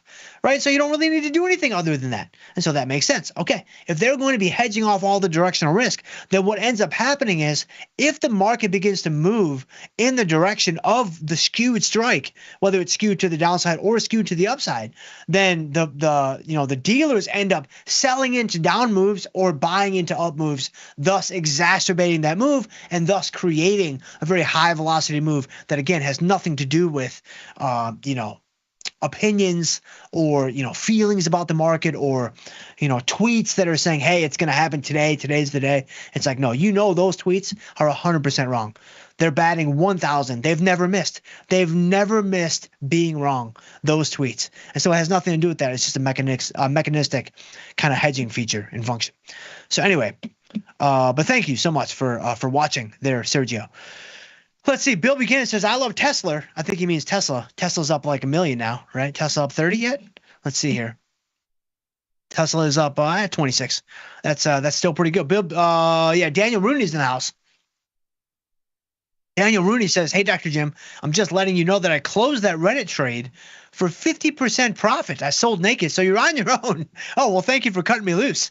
And, well, thank you for telling me that you're cutting me loose. That's very thoughtful of you. And so nicely done, my friend. And I'm not quite at 50% of max profit, so I'm going to sit tight. But I'm really glad you brought this up because this really highlights just how much more effective naked trades can be, just how much more effective an undefined risk strategy can be. Like when you are naked and you do have an undefined risk strategy on, like a short put as opposed to a short put spread, a short strangle as opposed to an iron condor, you just get paid so much more quickly. So much more quickly. And this is a great example with Daniel Rooney kind of talking about his naked short put versus my short put spread. And I mean, my short put spread, it's $10 wide. We're not even talking about like a $3 wide vertical spread that's going to move like molasses. Like we're talking about something that could potentially have a little giddy up in it, but it's just not quite there yet. So we're going to sit tight and we're not going to do anything, but it's looking good so far. You know, I'm not necessarily, oh, it looks like he must have walked back those West Virginia tariffs. Market back up to 80, plus 86, plus 87, plus 88. Regular Virginia's off the table now. And so, man, look, even gold. Look at gold now back over 30, 40. And so, yeah, I don't know what's going on out there, but hopefully you guys do. And so, let's see. Theta Trader says everybody's equally coined. I don't know what that means, but I like it. Big Deal Donut says, tell Zempic. That's funny. I don't know what that means either, but that's pretty funny. L3 says, hey, Dr. Jim, I just found out that ES contracts are not subject to PDT rules. That is correct. What other differences are there compared to SPX for zero DTE credit spreads? Thanks. So there's a lot of things. Well, maybe not that many things. So a couple of things. So number one, it's going to trade round the clock. So, you know, when the futures market is open, your futures options are also going to be open. So it's going to give you more accessibility throughout the day, throughout the night, early morning hours, you know, late night hours, whatever. So that can be really advantageous for a lot of people. And it can prove to be very helpful during different market scenarios. The second thing is the buying power on futures options is oftentimes very, very favorable relative to what you would have with like an SPY or even an SPX. And so that's another thing that, I mean, I talk about this on the show all the time. Like if you go into SPY, I know you brought up SPX, but if you go into SPY and I go to sell a put in SPY, like I go to May, I go to sell just quickly, I sell like a 40 delta put. You can see that it's going to be a $10,000 buying power reduction. If I go to MES, which is just going to be the micro version of ES, I do the same thing in the same cycle, 40 delta put. It's going to be maybe $1,000, maybe $1,500. It's $1,300. So you can see it's significantly less. Okay, so some significant gimmies. Where are the gotchas? Well, the buying power can expand more rapidly with futures options than it does with regular options, regular equity options. It's still not going to be like that significant of an expansion, but it can be a bit more accelerated. You're still not going to get anywhere near the buying power you would have had to put up on like an SPY or even like an SPX. Like obviously, if you're comparing, you know, big dog to big dog, then you're going to get a similar type of deal. In fact, I'm actually curious. I don't normally do this because, you know, we're not dealing with the Shooter McGavin type of trading style right now, but maybe one day, if I go into SPX and I go to sell a put in SPX, hold on. I go to like the May 16th, 40 delta. They're going to flag me with all kinds of errors. Yeah, it's 110,000. I mean, I can't do anywhere near than that, obviously. I'm surprised Scott Sheridan even let me look at it, to be honest with you. I kind of thought this was going to be a bit of a bird box deal where it's like, ooh, don't even look out the window, man. Like I would probably keep my eyes closed. But that's 110,000 for SPX. If I go to ES, which is what you were asking about, it's only going to be like 20 grand, I think. Maybe less than that. If I go into the May cycle for ES, sell the 40 delta, 13 grand. Yeah, obviously it's going to be 10x. It's going to be 10x whatever MES was. And so you can see that that's significantly less than what you would have to do for SPX. And so I would strongly consider potentially weeding in some ES exposure for things that you would have otherwise done in SPX. You know, one of the other limitations is, you can't do this in like Tesla. You can't do this in like individual names like NVIDIA, right? You have to do this with index style trading. And so, but since that's what you asked about, it sounds like this is going to jive with you pretty well there, L3. Hopefully that helps. A little bit. Let's see. Big Deal Donuts in the house. David C's in the house. Is he restarting the Trumpster fire? Man, I don't know what that means either, but I love it. Sam L says Fed Bostic is tanking the market with his comments. Well, we're ripping back now. I know you guys put these comments in there like 40 minutes ago, and so. But man, I'm out of time. I can't believe it. It's so fast. But guys, tomorrow we have a long show. Tomorrow, Thursday, and Friday, we're an hour 15, all 3 days. So please come back, drop your questions in, and I'll try to get to as many as I can. But I got to go. I got to run and get you guys to Jamal. Guys, if I can ever help you guys with anything, please shoot me an email. I'm jschultz@tastylive.com, or we can connect on Twitter. I'm at jschultzf3. I would love to hear from you guys on there as well. But stay tuned. We do have Jamal come up next with engineering the trade. In the meantime, guys, trade them small, trade them heavy, and stay generous. We'll see you guys tomorrow.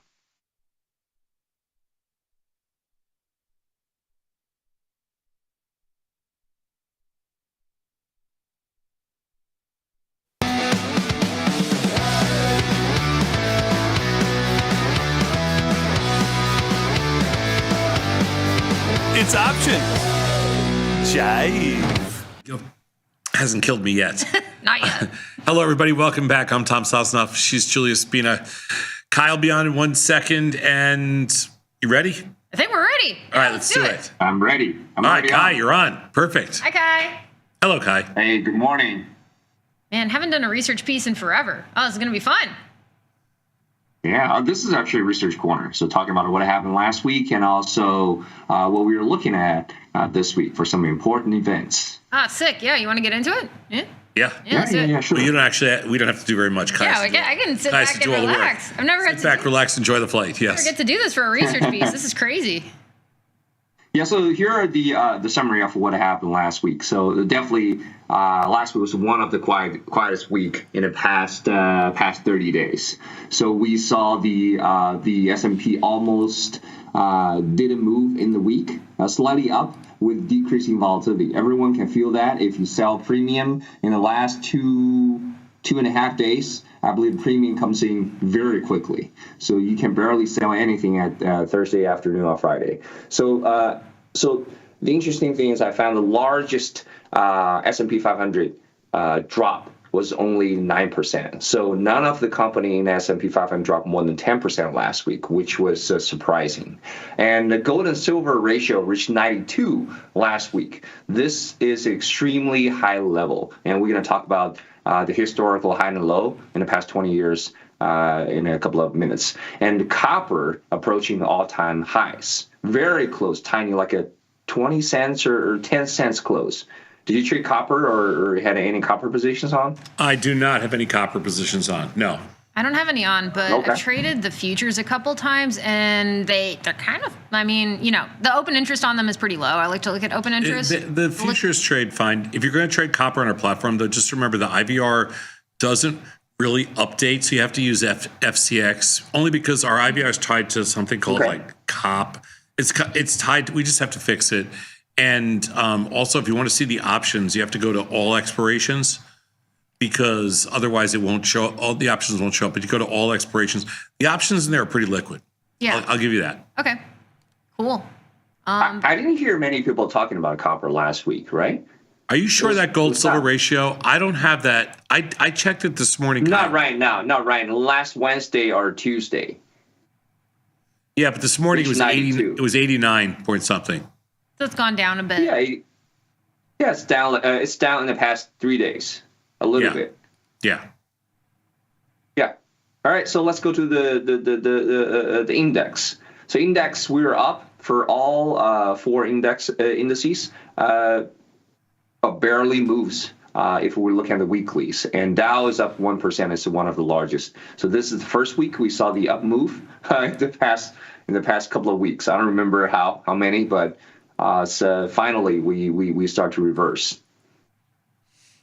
Yeah, it was the first week we've seen any kind of a rally, even any kind of a decent vol contraction with a rally. Agreed. Yeah, and we were pretty flat on the week, actually. What's interesting is that if you annualize that in the S&P, that would be like about 10%. So like about what it would move in a year, basically. So it would be a standard week if we didn't have so much volatility moving. It's pretty. Yeah, that's right. Because this is actually pretty standard. Just what we experienced in the past month give us a kind of a illusion we should have much higher volatility in any weeks, but this is actually average. Yeah, look at that. 2.5% contraction in the Nasdaq, and there's 3% contraction in the Dow in a week. Yeah, that's pretty. It's grande. Cool. Yeah. So next slide we're talking about expect move and realized move. Definitely last week we fall into the expected move range. Expected move at the beginning of last week was 2.3%. We end up with less than 0.5%. So definitely within the range. And this week, based on the Friday afternoon, the VIX is 1920. The expected range for SPX is 105. It's up or down 1.9%. And interestingly, we're already up 1.2%. So let's see what's going to happen the next 4.5 days. Yeah, that's fair. Cool. Yeah. And now this chart can show pretty much all the IVR drops last week, except the natural gas, which is not that important. pretty much all the assets, right? If you sell any premium the week before, you can see even your delta start to move, your theta actually depreciate much faster. Yeah, that's a very good indication of what happened last week, and that's kind of one of the things that why it worked for us. Mm-hmm. Yeah, great week to sell premium last week. What a beast natty gas is. Do you trade natty gas? Yeah, it's a beast. It's a beast. I always used to say that's very big content. Natural gas is like tequila. You either really love it or really hate it, depending on how college went. You can either have very good experiences with natural gas or very bad experiences, but we've had actually some pretty sideways movements since like mid-February in natty gas, which is kind of interesting, despite all the volatility. IV rank of 42, though, very tradable. So, Tom, a quick question. Under what circumstances do you trade natural gas? High IVR. High IVR, that's it. Either ridiculous. What about the price? Yeah, ridiculously low price. I sell puts in there naked. But it's not low now. So I just high IVR, I sell premium. Low price, I sell puts. I never sell calls. I never sell calls naked, I mean. Yeah, this is a huge product. Nice. Okay, some of the large movers, or some like one of them is gold. Gold is trading above $3,000, and the gold and silver ratio, you can see it reached 92 last week. And this is the chart in the past 20 years. So you can see we saw the high actually above 120, but that only happened one time. Majority of the range is somewhere between 95 to the bottom is somewhere between 50 to 55, that's the bottom of the range. So there are only 2.5% of the days that this gold and silver ratio trade above 22. So we're actually at the extremely high level right now. Yeah, I remember, if I remember correctly, you sell this spread or last. I have it on right now. I'm down small on it, but I'm long silver. What? Long silver, short gold, and and somebody just wrote me, don't worry about the months. The active month in gold is June, is M. The active month in silver is K, but don't worry about that. It's a 1-to-1 spread, and I believe right now it's about 80, almost 90, just under 90. Yeah, it's pretty high. We're at 2008 levels. It doesn't matter. This is a pairs trade. This thing just goes all over the place. Oh, it really does. But it hasn't come back down. No, it got down. It got down into the 70s like a couple months ago. It got up 73, I believe, a couple of months ago. Yeah, right. It did. It moves around. If you do the micros, I talked about this last night. If you do the micros, it moves like a couple $100 a day. If you do the minis, it moves a couple $1,000 a day just on a one lot. So do the micros and test it out if you want to. Nice. Yeah, look at that. And we're gonna have. I'm gonna put together a piece about a gold to silver ratio. I found some very interesting correlations. It has very strong negative correlation against silver, but not against gold. Almost not very strong correlation against gold. It's pretty interesting pattern. Cool. All right, so next one is copper. This is what we see. It's pretty much touching the highest point. I didn't check the price this morning. I think the highest point is 5.1 something. We're getting there. Unfortunately, everything is going to be very expensive if you want to fix your water pipes or anything. I tried to do a project in 2022. The guy told me pretty much 3/4 of the cost is actually coming from the copper pipes. They only charge small portion of the labor, although it's very expensive. But so the total cost is beyond your imagination. That was 3 years ago. Damn, look at that. Yeah, copper's been out of control. Copper has been out of control, and I don't know. I traded the futures a couple times, or futures options on the futures. Oh, really? Like a couple times last year. And for whatever it's worth, the trades worked out pretty well. But yeah, that one you have to be kind of careful because the volume and the open interest are kind of low. But I didn't really have trouble getting filled. So You know? I don't have any trouble. I don't have a lot of trouble in the actual futures options. I have trouble like FCX and stuff like that. Yeah, I haven't traded FCXs. I usually just do the futures options in copper. Yeah. I've only traded it a handful of times, but those times it's actually worked out pretty well. But I also went pretty consistently bullish in that, so I'm not going to be a contrarian Tom trader at the moment. Oh wow! Okay. Yeah. I haven't traded copper for years. Are there any mini copper features right now? I don't think there are, and if we are, that we don't have them. I've always used HG. Okay. Yeah. Yeah. Just regular understood. old copper futures.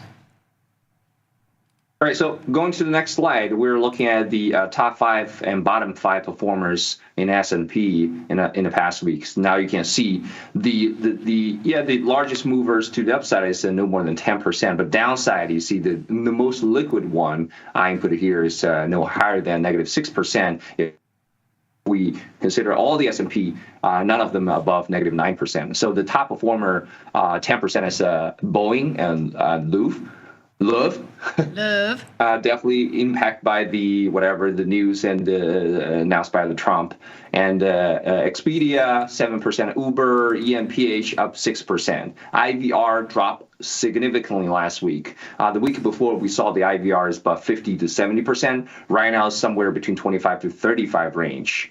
And the bottom 5 is Micron, MLT, Moderna, Nike, and the FedEx. Nike and FedEx, we had earnings on Thursday, so that's part of the reason. Yeah, all those had earnings. MU had earnings. MU had earnings too, right? Yeah, Nike, FedEx, they all had earnings. Yeah, LMT had extremely high IVR. If you dared to trade, they just lost they lost the contract. That's why they had that. So, yep. I know. That's why Boeing is up 10%. Yep. Do you think it's a great opportunity? Do you think it's a great opportunity to sell some premium in the LMT because the IVR is 100%? I never traded. It's too illiquid for me. Yeah, the liquidity isn't. Yeah, you got to move, Kai. We're going to run out of time here, so you got to go. No problem. We don't have a lot of earnings information this week, so for this long-term summary for the earnings for this season, nothing changed. We had 200 more companies announced earnings last week, but the stats didn't even change. And the next slide, is what's going to happen this week for earnings.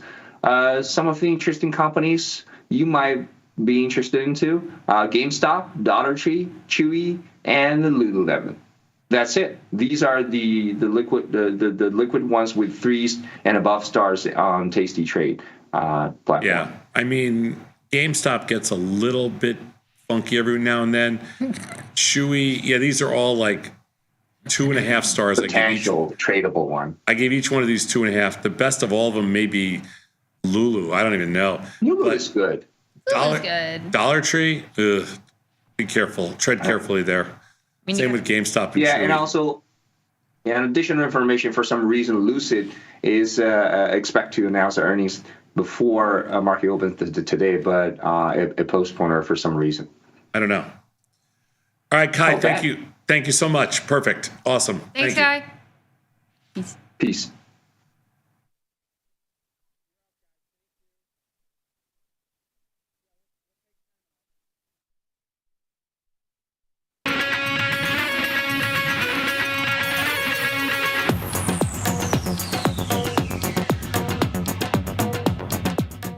Hello, everybody. We are back. And I'm here. I'm Tom Sosnoff. No Tony Batista today. I do have a big, flat Tony in front of me. Scary. And TP's here. I don't know if you can see this, TP, but it's frightening. There it is. It's frightening. No, I can't. Oh, okay. But Batista likes to make sure that despite having Dr. Jim and Julia, et cetera, on the show, that he is foremost in your mind. Oh, yeah.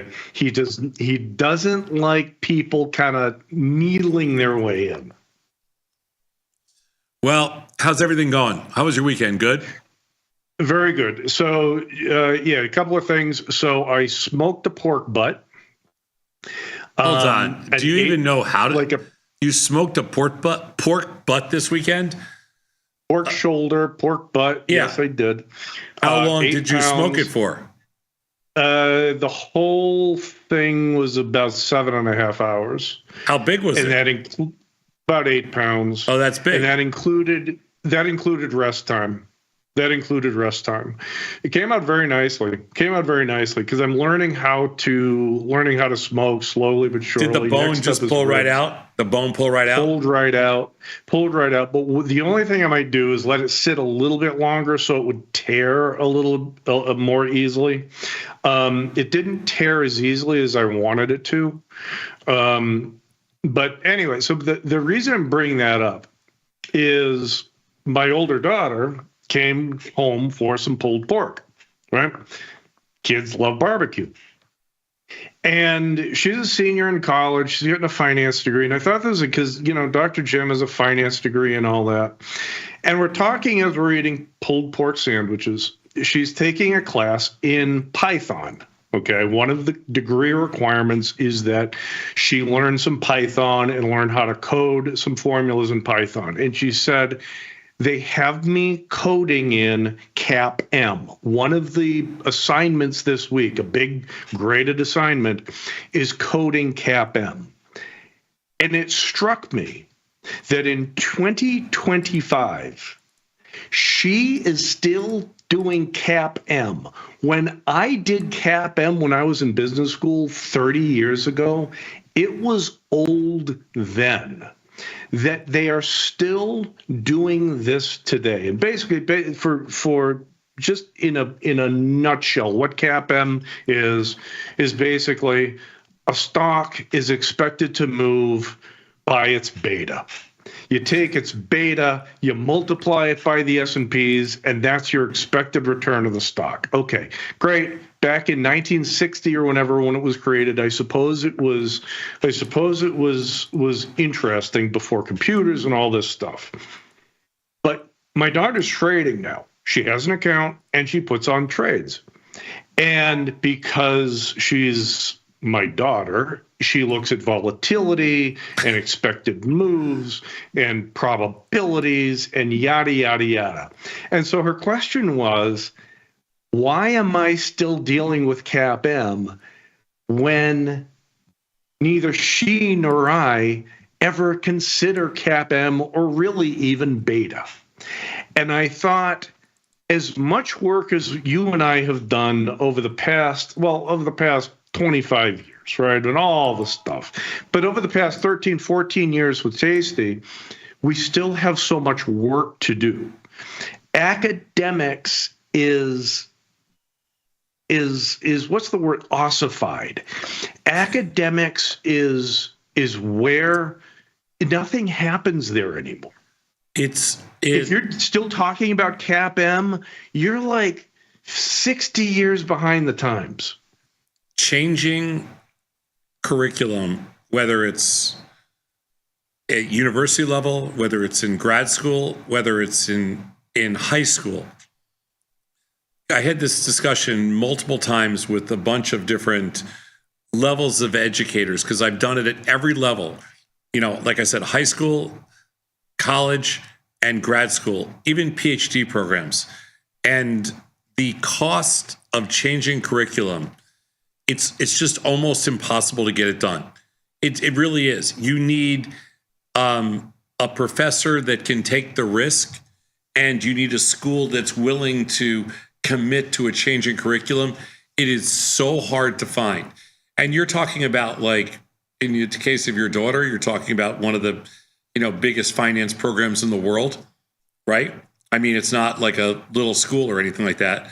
And so it's crazy that how far behind we are. And nobody's going to even argue with you. It's just very difficult to get it done. I remember a high school principal once telling me, hey, if you want to put up the money, I'll give you the number. And then this is what it costs to change something. And the number was like into the 7 digits on a high school to change one class, basically, at a high school level. Mm-hmm. So I think that's the whole problem. It just comes down to a money thing. Anyway. Yeah, I mean, I guess that's true. I guess that's true. It's just hard. It's something we battle here all the time. And, and you have to look at it like, I think in your case of your daughter, you have to look at it and say, listen, it's all part of just maturing as a student, networking, building the foundation and figuring out, where you're going to go next. Well, and what she's doing is learning Python. Yeah, exactly. I was 55 years old before I cracked open Python. Okay, she's 22, right? And so that's a huge step forward. Python didn't exist when I was that age. Yeah, of course not. Yeah. So kids today, and she said, I said, so how are you going to do this? She said, well, I'm just going to pull it up on ChatGPT. And the professor loves that. I am all for pulling code off of ChatGPT. I said, but the main thing, I said, you just got to make sure it works, right? That's my thing, because a lot of times when I search for something in ChatGPT, the code is a little bit wrong, right? If you do financial formula, because I know this stuff, right? And it has to be tweaked a little bit, but I think it's impressive that she is going out into the world with a much broader skill set than I ever did, than I ever knew existed. And I think kids today are, and that I think is very encouraging. All right, let's do it. You ready, TP? Little market measure. I am. Market measure. Again, I'm Tom Sosnoff. He's Tom Preston. And here we go. When to hold, when to fold. This is a pretty heavy piece, TP. So we're going to need all your. Get the helmet on. We're going to need everything you got. Get the helmet on. By the way, this week, TP is going to be joining me on Monday, Tuesday, and Wednesday. Is that correct? Monday, Tuesday, Wednesday? Monday, Tuesday, Wednesday, and maybe Friday. We'll hash it out with John and Beth, but we'll see. We'll see. From 9 to 10. So when to hold, when to fold, and ETF profit pivot points. It's not the technical pivot points you're thinking of. This is just the word pivot point. Understanding how different ETFs behave at specific price drop thresholds allows traders to implement precise risk management techniques, optimize position sizing, and make informed decisions of when to adjust, close, or maintain. This study aims to provide answers with data-driven results to the following question. How do varying degrees of price drops in the SPY, like we've seen recently, not today, of course, compare to major commodities, in the SPY, compared to major commodities, affect strategy performance metrics like strangles? And can we identify a critical threshold for optimizing trade management? So again, this is a very heavy piece for a Monday morning, but I think this is a fun one. We're going in very interesting. We're going into the deep end here. Let's take a look. 10-year study, TP, from 15 to 25. We looked at the S&P, and then we looked at gold, bonds, natural gas, and crude oil using the ETFs. Short strangles in all 45 days managed at 21. We considered four thresholds: severe drop, moderate drop, small drop, and a minor drop. So over 15%, 10 to 15, 5 to 10, and under 5. We examined the P&L, the premium collected, and the average return on investment. Let's go next slide. I like the word severe. Severe, yes. The distribution reveals stark differences in ETF stability. UNG experiences severe or moderate drops 44% of the time, while GLD experiences them only 1% of the time. Well, some of that has to do with the fact that the price of the underlying is, it's easier to get a 15%. What is UNG right now? I'm not even sure how much it's trading for. I haven't traded it in a while. I usually trade it's $20. $20 after a burst split. So a 15% move in there, which would be severe in this case, you're talking about $3 as opposed to, on GLD, you're not going to get a 15% move. GLD right now is trading for, just under $300. So, that's why it's different. Doesn't happen as much, but still. And I think when they did this study over 10 years, UNG used to also be like an $8 or $9 stock. So a 15% move would be $1.50. I'm just saying. That was pre-split. UNG was in single digits. And so this is what you said is absolutely right, that it is a 1 point change in a $20 stock is a larger percentage than a 1 point change in the $300 stock. So that's related to it. But still, the point is the UNG, nat gas, is a much more volatile product than either gold or bonds. That's what this study is saying. Anyway, we put it on. We did it visually here, so you can take a look at it all. And this is very cool. Yeah, this is very cool. Let's go next slide. Okay, more visuals for you here. So the drop frequency comparison, UNG experienced severe drops 26.9% of the time, where USO is 14, while the SPY is only 1.9% of the time. Yeah, I mean, when you think about it, the S&Ps are going to be far less, have far less major, severe drawdowns, as they wrote it here, than UNG and USO. GLD and TLT almost never experience 15% drops. That's also correct because, I mean, gold has for sure, bonds rarely, just because of the lower implied volatility. But anyway, this is a pretty good visual of severe drop, moderate, small, and then minor drops. Everything does minor drops. And this is why, if you're just starting out and you're going into the whole trade small, trade often, defined risk, yada, yada, yada, focusing in on or concentrating your capital usage in things like SPY, GLD, TLD can be a good way to do that. Because we're not saying you're going to make money. We're not talking about profitability here. We're just talking about how much these things move. And yes, UNG, because it has much bigger percent moves, is going to have a higher implied volatility than SPY, GLD, or TLT. Okay, so you're just like we were talking about before, you're rewarded for taking risk in UNG. But if you are a small account, you can step into these ETFs, SPY, GLD, TLT, and have a much smoother trading experience. Let's put it that way. Yeah. Not saying you're going to make money, but your P&L isn't going to swing back and forth as dramatically. Let's go next slide, please.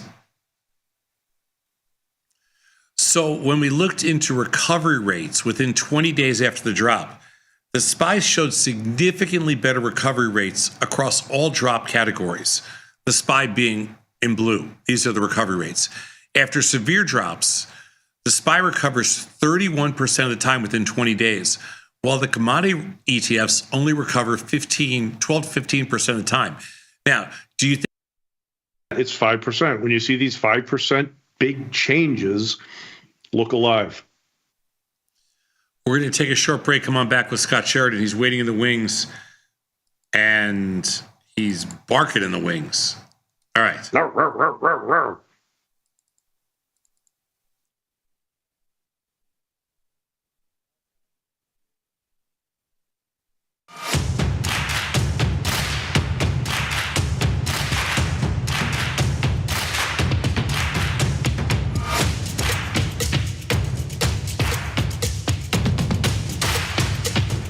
How we respond to the most difficult situations is ultimately how we learn to build on our successes.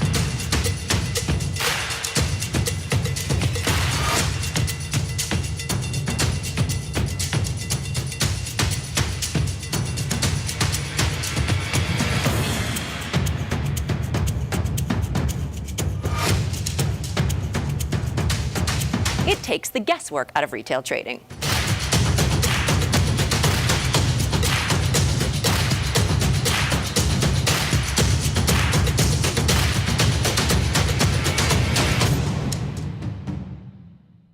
Looking for a better broker and a bonus? Sweet. Get up to $4,000 when you open and fund a Tasty Trade account. Plus, smart tech and a broker who's got your back at Tasty Trade. Make your move, genius. Tasty Trade.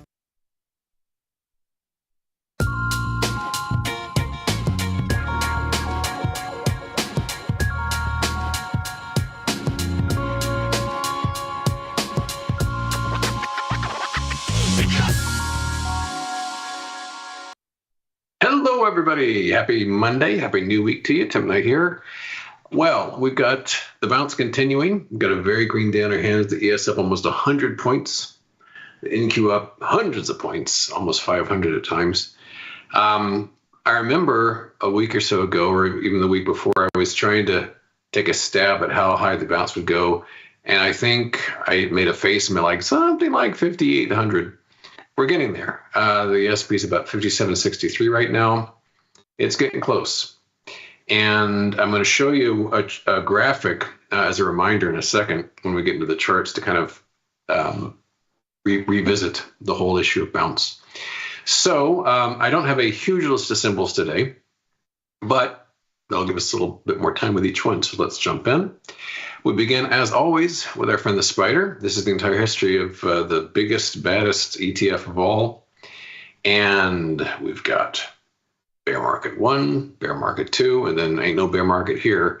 I should say bubble, more like it. So this is our big rounded top for the internet bubble and the financial crisis bubble. And then ever since then, the everything bubble has continued along. And recently we had one of the fastest drops in history. And we ground around the past couple of weeks, really just going nowhere. As I said, lots of smoke, not much fire. Today we got the fire. It finally reached escape velocity and we're blasting higher. And on the Spider here, this resistance line isn't rock solid, but it isn't a bad place to suggest the first level of important resistance. It gets a lot thicker up here. So we shall see. The reason ostensibly behind today's rise, of course, is yet another waffling on the whole tariff thing, because we've been told tariffs are going to be in trillions and trillions of dollars and we won't have to pay for it. And we might not even need the IRS. We'll just have the ERS. And tariffs have been on and off like a light switch for weeks now. And I guess most recently, the magical word is narrow. We're going to narrow tariffs, very specific, surgically made tariffs, which sounds to me like a lot less money. But the market got very excited about this because tariffs would have been freaking the market out during that brief but very tasty tumble. So, yeah, up we go. And the Spider's up, almost 2% right now. And as I said, the VIX is just getting pound-a-ronied here, which is a zero surprise, because for years now, if it gets anywhere close to 30 or so, then something happens. There's some new program or some bailout or some pronouncement to beat it back down. And so as we zoom in here, you can see that the peak we had recently was the second highest VIX we've had in years.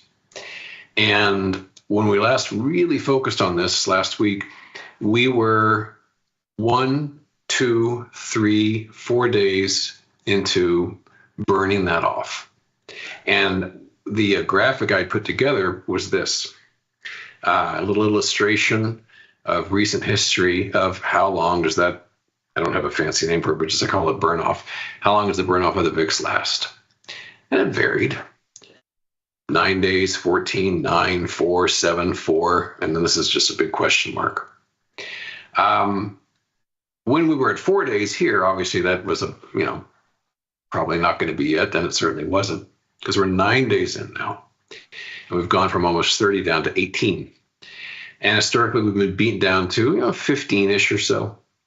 So we're on our way. 9 days probably isn't it either. We've gone as many as 14 in recent history, but there have been shorter ones as well. So we're making progress is my point. So there we have it, the VIX with an 18 handle, having peaked at 29.56 on the 10th. So we've come down a lot, about 40%, and we got a little more to go, I think. Looking at some other odds and ends ETFs, here's the diamonds. Obviously, everything's rallying, obviously. Here, too, is a not terrible resistance point, but not necessarily set in stone either. There's no super obvious gaps or anything like that. Just the higher it goes, the thicker that overhead supply gets. EFA is actually down. Overseas markets, basically non-North American markets, not enjoying anything like the rally the U.S. is, really just doing a whole lot of nothing right here. The lifetime high was, I guess, on Wednesday, and we've just been skulking around like so. But, the kind of lift we've been waiting for, Home Depot is not the market, of course, but I think it's representative of the kind of rally that we've needed to see. And I've pointed out this beautiful head and shoulders before, and we fell. And even on Friday, it was still really battered down, but we're zipping higher on HD, up over 3%. And, could keep going back up to that neckline. The closer a massive individual stocks gets to its own resistance, the more likely the market as a whole is done with that. The small caps themselves, IWM, also rallying quite smartly. They had bottomed a while ago, back on the 13th, and in fits and starts, they've been repairing themselves. So we're basically back to where we were during the plunge back on the 3rd of March. So as you can see, let's just say that dash line represents the end of the bounce. We're getting there, 70% or so. Good progress. The cubes also up strongly, like the NQ is up 415.5 right now. In this instance, we had broken this trend line going all the way back to around Halloween 2023. We fell very sharply and steadily, bottomed on the 13th, pretty universally. The 13th was it. Spent days just grinding around, going nowhere, and then blasting higher today. And so in this instance, the rally could get us up to maybe this line, maybe even the underbelly of that broken trend line, something like that. But as I say, we're there, about 65-70% done if the entirety of that potential bounce does play out. And more specifically, SMH, the semiconductors, up over 3%. This one I could make a little more of a case for being just about done. And so 233.14 is the horizontal on that one. It's not rock solid. I just keep issuing these disclaimers to you. But this is kind of the lowest level of a defensible resistance that I could argue. And of course, within that, there's all sorts of components. Just the one I'll mention is NVIDIA, which had a super obvious bottom here with respect to its trend line, and it went bouncing higher. Interestingly, it's lower now than it was intraday back on the 17th. So it had actually peaked here, fell again, and then is resuming that strength. So I'm using the high of the 17th as a possible resistance zone there as well. A few actual live positions. Apple's won. Apple's up today, but not that much. 0.74%, nothing like the 3% we're seeing like with SMH we just looked at. Pretty reasonable resistance right there, and a massive overhead supply with that reversal pattern. IonQ, this is the only quantum computer public company that I think has a really interesting pattern. Having a big, strong day on this one, a 17% gain. I think ironclad resistance is up at this gap, so it could have more to go. Although this topping pattern right here, maybe that's enough. Maybe today's about all she's going to get. Hey, you. Merck, another live position, is actually down. Incredible. You don't see much red today. This is down 1.25%. And we peaked on this one like so, fell a little, resumed, and then finally we're curving away from that resistance. So this looks interesting. We've got a massive overhead supply here, collapsed, sprang back, stopped short, and are starting to sell off again. And major support, of course, should be down where that trend line is. Netflix is up about 1%, but it hasn't busted above this midline yet. And I say yet because, as I've said every time, it keeps disappointing the bears by pushing above what should have been its topping pattern. It might do it again. One even modestly update tomorrow would do the trick. But at the moment, it hasn't done that. So we're still below that midline. Seagate STX, also up, but not that much. I'd say this dash line here represents pretty reasonable resistance on this one on STX, and you can see at a greater distance how well formed that topping pattern is. United Health Group, UNH. This one also down a little bit. It has respected its gap, and that is the hard stop there for any bearish positions on United Health Group. And one last one of the few that's falling even a little reasonably today is Wendy's, WEN, our big diamond pattern on that one, down almost 2%. And we have been slipping slowly but steadily away from there. And it takes time on these. I mean, I talk about Jack in the Box. Jack in the Box was a beautiful head and shoulders pattern, and it took months, but it's lost a tremendous amount of value. So kind of a similar situation, I think. Tesla is getting a much needed update, and quite a big update, double-digit percentage gain. You know what word's coming next, which is Fibonacci, sure enough. And we had rallied on Friday right up to the fib, and today didn't waste any time, gapped higher, and whoosh, up we go. So now we're in this range again.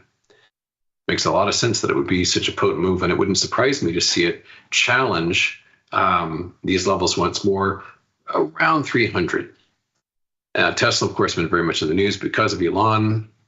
There's this 500 dealer protest plan for this upcoming Saturday. So a lot of negative press, a lot of defense of the company, et cetera. A lot of emotion tied around this stock, but it had plunged from 488 all the way down to 217, 55 or so % loss, maybe even more, and it's starting to recover from that. But I do think these fibs are going to be some pretty tough rebar to get through. Gold is off a bit, and I made mention on Friday that I was looking more than a little pricey. I actually bought puts on it for the first time in a long time early today, and those are doing pretty well. So GLD is down about 0.5%. Duke. Okay. How are we doing? A couple more odds and ends. NQ. Obviously a big update with this one, but take note of the channel. This channel is very important. Goes back a couple of years. We cracked this. We started a little damage, a little teasing right here, and then finally with some gusto on the third, cracked it for good. Fell, pushed back, support became resistance. You can see right here, bang, bang, like so. Fell away hard, and we're zipping higher today. And so it could well push all the way back to that trend line, which would be very powerful resistance, but it might not even get that far. This line might represent a stopping point. So a couple of prospects there here, and then higher still. The RTY, the small caps, maybe has topped out today. We've got a nice topping pattern here. We're between the fibs. We've gone all the way from this fib bottom to this fib top, and we seem to be stalling out a bit there. So that might be all she wrote on that one. And in the few moments we've got left, just wanted to point out SOXL, the leveraged semiconductor ETF. Beautiful topping pattern on this, a hard fall, obviously getting to retrace, but I would be very surprised to see if it could conquer even this dashed line right here. This is a very potent reversal. And the last point to make is about crypto, Bitcoin in particular. Bitcoin's been very strong lately. We have rallied mightily. We bottomed here. I beg your pardon, that's SOXL again. Bitcoin, where are you? I didn't punch it in. BTC, point. Bitcoin bottomed right here, down at about 76,000. We've gone up many thousand since then, but we are getting close to that psychologically important 90,000-ish level. And so, as I've said all along, if you have nothing to do with crypto, it's a very important element to the overall atmosphere. And if it stalls out at 90 and starts to sink, I think that'll contribute also to equity weakness. It is the bottom of the hour. I will get out of here. Thanks for your time and attention and coming to see me, and I'll see you on Tuesday. Take care. Bye-bye.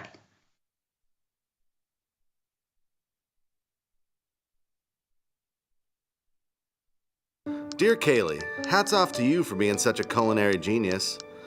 I don't think it has ever dawned on our kitchen staff to serve gazpacho hot. Sincerely, Bob.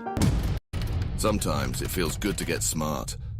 Get even smarter with live trading insights and some live taunting. I don't want to fact check you with my vagina, but I will.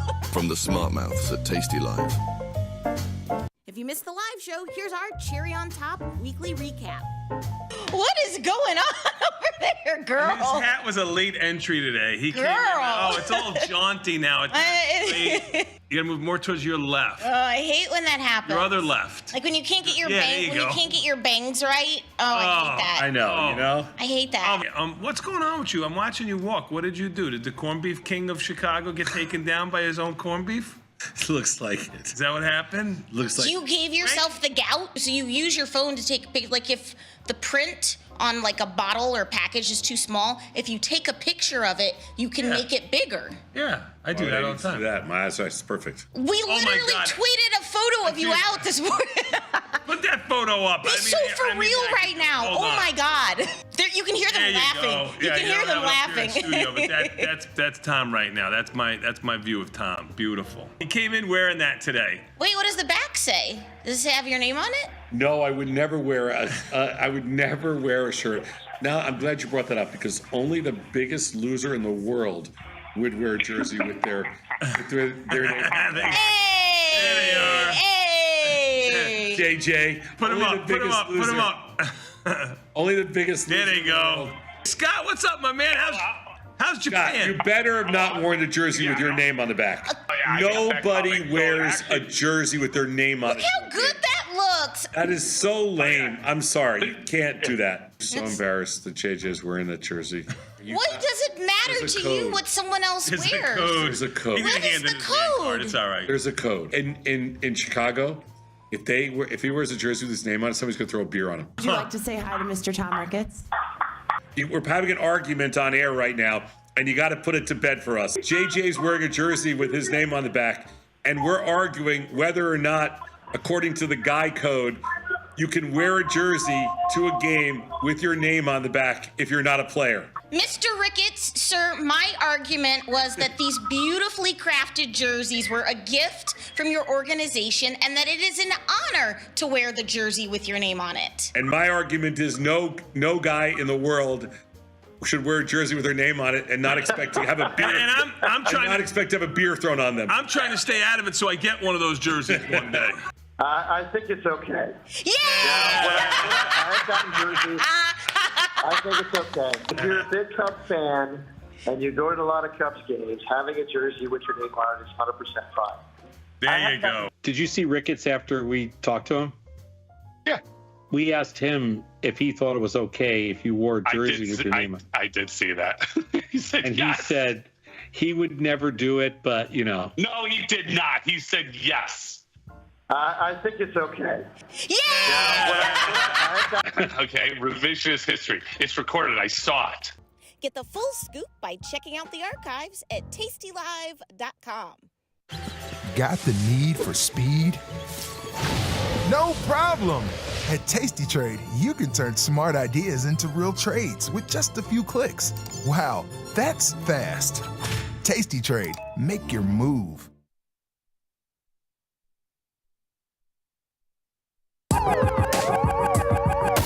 Ring the alarm, hey, ring the alarm, boys. Turn up the charm. Listen up, y'all. Get out the damn stall. It's the last call. Hey, the last call. The last call. The last call. Hello, everybody. We are back. I'm Tom Sosnoff, joined today by Chris Vecchio, sitting in for the bat. Mr. Vecchio, how art thou? Having a pretty good day, Tom. Not just because the stock market's rallying, but we found out that baby boy is due in October. Oh, congratulations. This is what number? Dose. Number 2. Beautiful. And the first one was a girl, right? Yes, sir. So can't believe that number 2 is coming in October, but it's a boy. And hey, you know what? When we first went, we were told it could be twins. So going from 1 to 3 would have been a big surprise. We were looking at 7-seater cars. Now we can go a little bit smaller. Nice. Yeah. Well, I did. No minivans. No minivans. I did girl boy, and it worked out perfect. So it's going to be good. But Just remember, girls are a lot easier. She's great. She's such a daddy's girl. But also, I've been my Taiwanese source has been asked to let you know. Apparently, my child's name will be auctioned off. The top two frontrunners are Tom and Tony. So feel free to make your case. Not here now, but at some point in the future, feel free to pitch why Tom would be a good middle name. Well, you could go Tom Tony or Tony Tom, and you could get the whole trifecta. I mean, that's like, See, that's my brother's name though. My brother's a Thomas Anthony. So if I do that again, it's like. Yeah. They back in the day in the OEX bit, somebody auctioned off. He didn't really auction off, but just to his friends, he sold the name to the highest bidder, and it went for $12,000. Oh gosh. I don't know if he ever told his wife that, but that was a real market. A real trade went down. Yeah, in case my wife's listening, we're not doing that here, honey. Also, Tom, let's talk on the side. Okay. Anyway, so kind of you know what? I was about to say wild day, but it's not a wild day because actually they pre-market, they were up about 69, 60, 68, 69 before we opened this morning. We opened, they were up 60. They immediately proceeded to be up 70, then 80, then 90. 95, and we've sat up between let's call it between 80 and 100 in the S&Ps for the entire day. The entire day. I thought they would get them. I thought they would, I don't know, maybe goose them, maybe sell them off once. I mean, it was was it weird? It felt weird to me. What did it feel like to you? I was surprised that it stuck around. I thought there'd be a little bit more, perhaps, of a rejection up here. We've rallied 4.5% off the lows in the S&P, getting into that 5% neighborhood for the NASDAQ. But this is also a perhaps end of the quarter. People feel the need to window dress their returns because it's been a rough quarter for stocks. And we see that the Fed is... I don't think like that anymore. I don't think about the window dressing stuff, but I do think... Why not? I don't know. I just don't think it's a real thing anymore. I don't think anybody has, I just don't think it's a real thing. Like I don't know anybody that even gets a quarterly statement. I mean, everything's real time now. Like, the reason they used to have window dressing is because at the end of the quarter, these investment advisors would send out, a statement that they would basically type up and then they would send it out to all their clients, and that's the only time you got an update. But that all ended, kind of in the Bernie Madoff era, where no more typed up statements from your investment advisor. Now everything is real time. You can log on anytime you want. You can see your accounts basically tick for tick. Everything is fully transparent. I just don't think that window dressing at the end of the quarter. Fair point. Means anything anymore. I think that's just a old just kind of an old Wall Street tale that doesn't carry any weight anymore. I mean, I do think that 58, I thought 5,800 would be a little bit more of an obstacle. It certainly wasn't. It went through it, like with ease, but we're up at the range. The expected move for the week was 105 points. We basically did it today. So now what? And I don't think you're going to see something. I don't think you're going to see something insane. I think the market looks really good today, but this is a market that has had trouble sustaining really good. So I think tomorrow, any sell-off is probably a buy early on, and then I don't know how much more. I don't know how much more it's got after that. What do you think about this vol crush here? We've seen the VIX flirt with an 18-17 handle at points today. Zero surprise. I mean, I don't think there's a network, a newsletter. I don't think there's anybody in the world that talks more about vol crush than we do here on Tasty. I mean, it's basically what we've built the whole network around. We talk about it all day long. We never shut up. I mean, you get an opportunity like we had over the last couple of weeks once or twice a year maybe. And we clearly took advantage of it because we never changed our stance. It's always tough, but it's been really, normally on a day like when the S&Ps are up 100, I would get killed. just from not even having dealt on, just get killed. And today it's been a great day. This is just all vol crush. There's still a lot of juice coming out. We're not even back to long-term averages or anything. So it's a good thing. It's a good thing. And I know when Vic talks about the VIX, he points to 18 kind of being like a gray area where the market is just as likely to see vol expansion as vol contraction. Do you feel the same way now that we've made a move below 18 in spot VIX? No, I mean, the VIX by definition, all it does is contract. I mean, there is nothing else, there's nothing to the VIX. It's a machine that contracts. It either stays in a lull state or it contracts all the time. There is nothing else. So I don't think of it anything other than, it's designed to contract. If 80%, if 10% of the time it expands, then there's just no reason to play it any other way. Front month VIX futures 18.20 here. This vol crush, Tom, it's helping a lot of the tech stocks, in particular, your favorite tech stock, Tesla, now up over 10% in today's session. I know over the past 2 weeks, I've heard Tony talk about this, Radigan talk about it, you talk about it. This looks like a decent opportunity to sell some puts in some form or fashion. What do you do here now? It's been a pretty sizable up mood. I mean, no, now is not the time to sell puts. The time to sell puts is when everybody wanted to buy puts in there. I was screaming from the top of the mountain when the implied volatility rank in Tesla got to 150. Yeah. We started selling puts at 148 and it got up to 150 and it was painful. Like it didn't work. But the first day or so, and it's worked ever since. So Tesla's our biggest winner in this whole move by far. Just because it was the most out of line. I mean, there was a point there when Tesla looked like it was all over but the crying. Now it's back to kind of that where it was like pre-election in that range, and it's kind of back to kind of, let's call it mid-range, or where it's a little bit below where it started the year. I mean, I wouldn't sell a put in Tesla here, and I wouldn't touch this stock, even though I think it's got a little bit more upside. Mm-hmm. But I wouldn't touch it with a 10-foot pole here. It's not a fraction of how interesting it was just a couple of weeks ago. I mean, the Ivy rank is down to mid 50s. It was 100 points higher, and so to me, it's not attractive. Am I short premium in there? Yes. But you've been short premium, right? So what? But you've been short premium, right? Like getting it on March 10th is different than getting it on March 24th now, given that 20% rise in vol crush. Yeah. I mean, today it's my biggest loser, but it's been our biggest winner all along. And today the only reason it's a big loser is because it's up 27. I didn't come in with any deltas. And so we were flat, and it just, up 27. You can't really defend it as a short premium player. You can't defend a 10% move. You're usually good. You could do 2 or 3%, maybe 4%.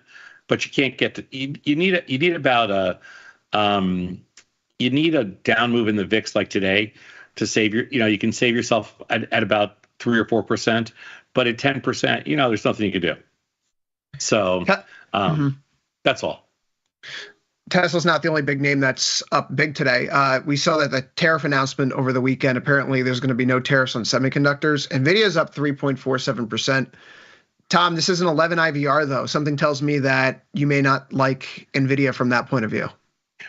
I don't. And in fact, we are in the process of, I've been bidding all day for some, to buy back some NVIDIA options. Now, what scares me is there's a lot of things that got cheap today. And in NVIDIA, I got back about, let's see, let me check my position right here. I got back about a portion of my position. I'll take off a little bit more right now, but you have a super cheap IVR. You're at at 11. There's just not a great risk reward.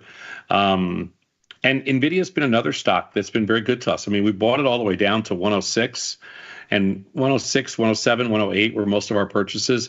We sold a lot of puts when it was down there. It's 121 right now. It's not interesting to me here.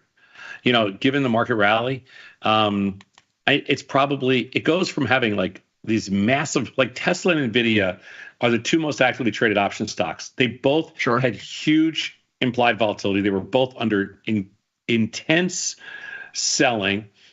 They were really interesting as contrarian plays to me, both of them. But after a 10 or 15% move, how interesting are they going to be? I mean, what are you hoping for at that point? And I think that's a fair point. I mean, some of these other names are starting to show some signs of life off the lows, Google, Meta, but you're not looking at any, substantial IVRs there in any case. Mag 7s, though, Tom, generally speaking, the Mag 7 ETF looks like it, technically may be putting in some sort of workable low here. Is there a name that's most interesting among those Mag 7 names that has your attention right now? I mean, the one I feel like that got the cheapest was probably Meta, but it's already come back $50. So again, it's $60. So it's a lot less interesting here. I mean, if you're talking just on levels of interest, I mean, it would probably be Microsoft and Apple would be the two that haven't participated the same way as everything else. But again, on a day where the S&Ps are up 100, it takes that hot odds out of the game. I'm not getting short.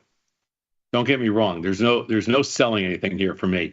I'm not getting short a single, I'm not getting short a one lot. So it's not a question of getting short. I think today was the first time I took off way more positions than I put on, because I had a lot of underlyings where I'll tell you right now, it's actually kind of interesting. Of the stuff I trade, things that got down to Coinbase, IVR of 1, bonds, notes, IVR of 1, Adobe, IVR of 2, silver, IVR of 8, AMD, IVR of 10, NVIDIA 11, Federal Express 14, CRM 15. There's some stocks that got into the single digits. So I just covered all those. And and it's not even a question. I still like the short premium side of everything that's out there, but I'm sticking by the tasty mechanics. They've been good to us. Right. If it's working, strategy works, you got to stick to it. You don't question it. Sell them when they're high, and buy it back when they get to single digits. I mean, it's not rocket science. You mentioned the IVR in bonds. ZN took a hit today. We see the tariffs are off the board. That's better for growth. There's some good data. Yeah. Is this a dead trade to you now? 1.4 IVR? No, this is a really interesting level for me right now. I actually sold puts in the notes, say not for a volatility play. I'm not up any money on them, but I just got filled a few minutes ago. So right now I'm down small. I sold the April 110 puts. My average is 31 and they're 32.5. And in the bond, that's what I sold today to get long notes. And to get long bonds, I sold the 115 puts, and my average is 49, and they're currently at 50. So those are not plays where you're selling puts to get to sell premium. Those are plays where I'm selling puts to get long bonds and notes, and I just want to get long. I just want a high probability trade. So I want to give myself a little cushion. Bonds are down a full point. Notes are down 18 ticks, which is over a half a point. So I'm gonna sit tight and hope they go a little bit lower. I would love to get bonds in the 115 handle, but I just wanted to have some position on because I was a little nervous I was going to miss them when they went up to 117 and change on Friday. So I was nervous, and we got some today, so I feel better. I'm still long some calls in ZN. I'm sure the put spread here in ZB. This looks like a great place for it to hold. If it's not going to hold anywhere, this would be the line in the sand. We've been kind of bouncing around this 116.5 area all month long. So you're going to take a shot on the long side. I mean, directionally, this feels like the place, from my view, that I would be doing it. And that's what I'm doing. So you and me are in the same boat here. There's a few things that you mentioned. Gold, silver, gold vol has been crushed here. And that to me is a real red flag. There have been so many episodes. I mean, recently when we had the highs at the end of February, vol was crushed first and then price fell off. Here we're seeing vol crushed again. This is the lowest IVR reading we've had in gold since February 2024. Right. And now it's a really interesting development. I mean, gold vol and silver vol, metals vol has been obliterated here at the start of the week.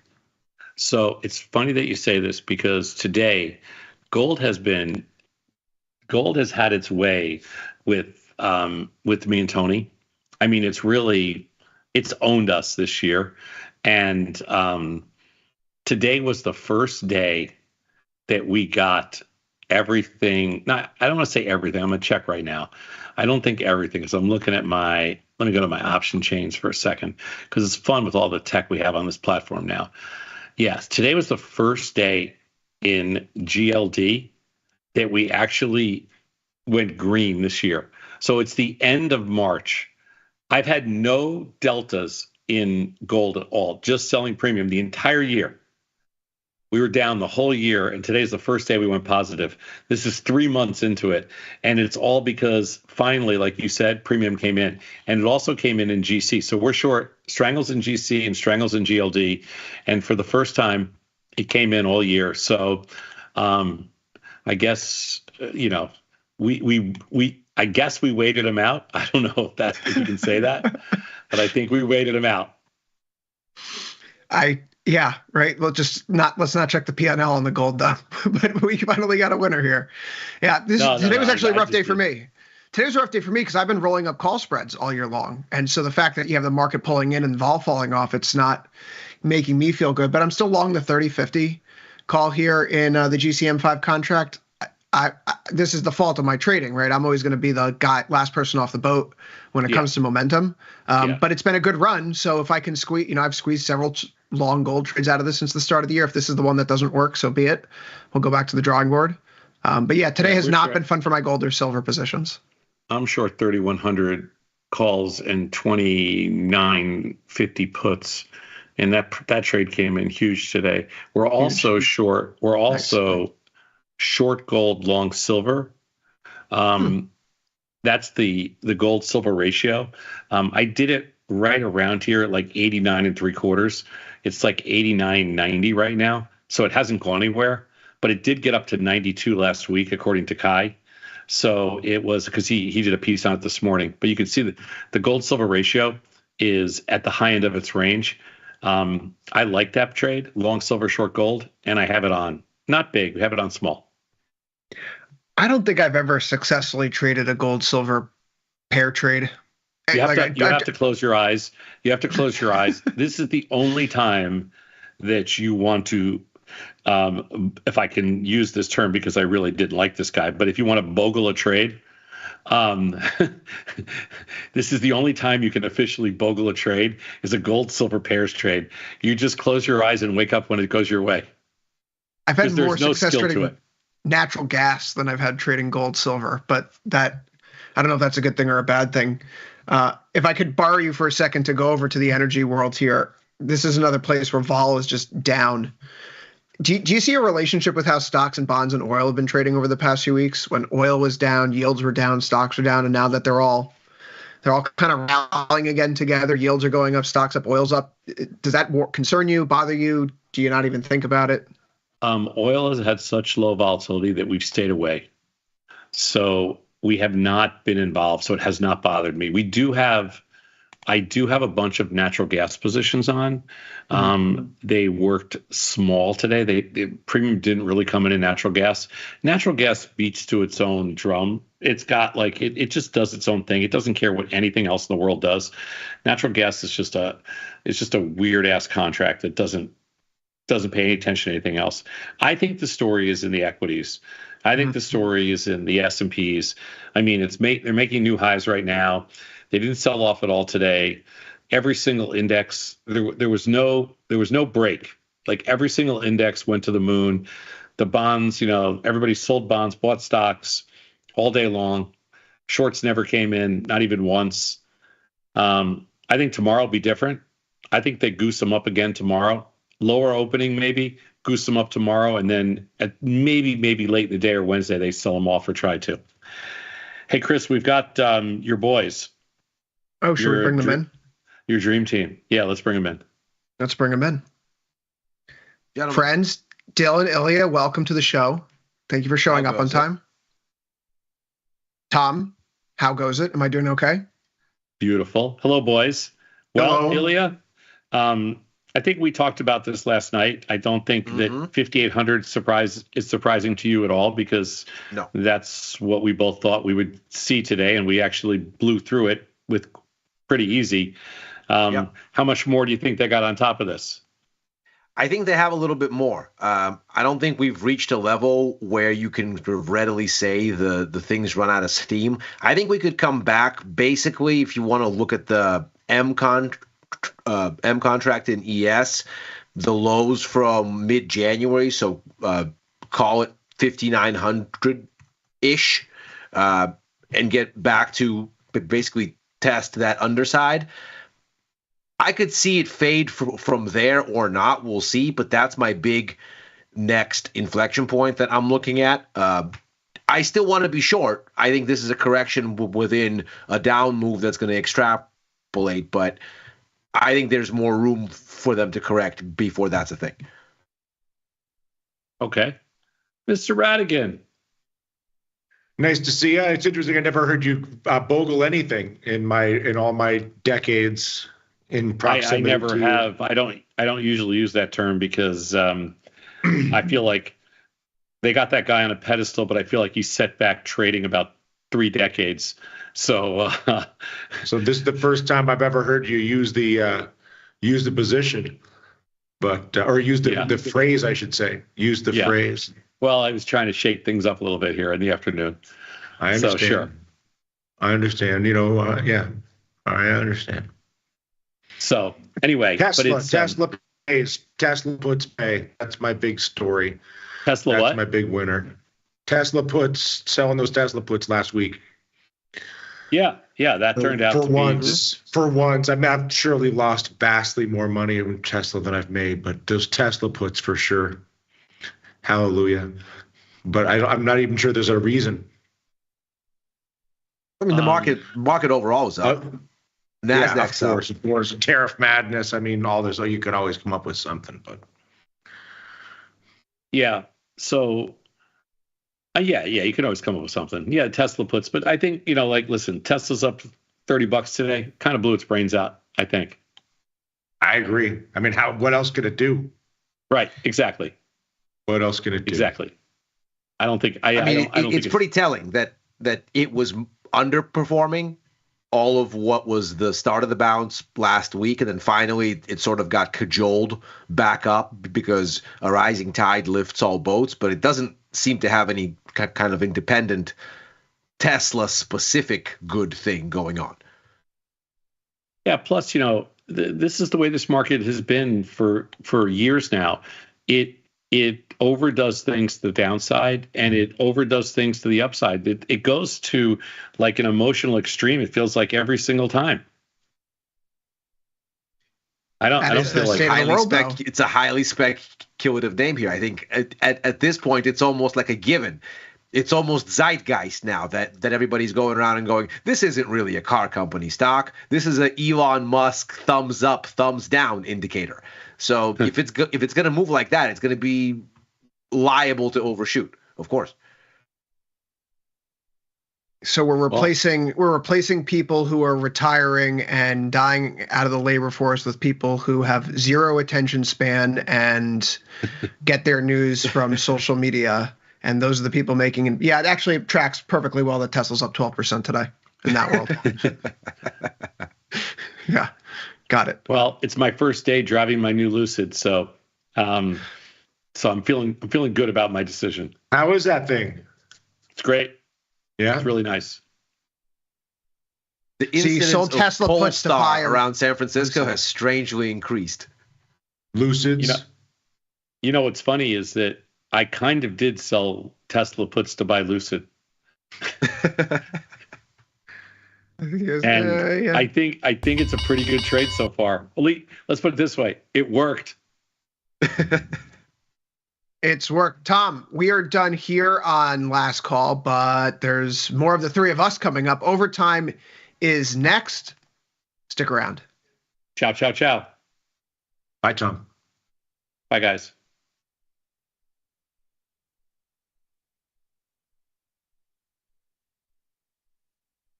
You can get up to $4,000 when you open and fund a new account with tastytrade. That's 4,000 buckaroos, 4,000 bills, or clams, 4,000 in dough or cheddar, not the cheesy kind. 4 large, 4K, 4 grand, which is no small thing. Open and fund a new tastytrade account and get on the platform for traders who just want to trade. And did we mention a bonus of up to 4,000 smackaroos? tastytrade. Make your move.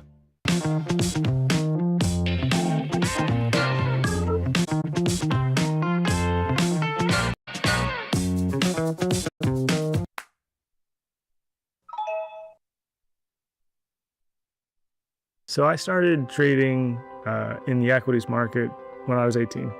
Real basic ETFs, mutual funds. I didn't discover options and really tastylive until about 2012. It made sense to me from a risk perspective. And so I started trading and never really have looked back.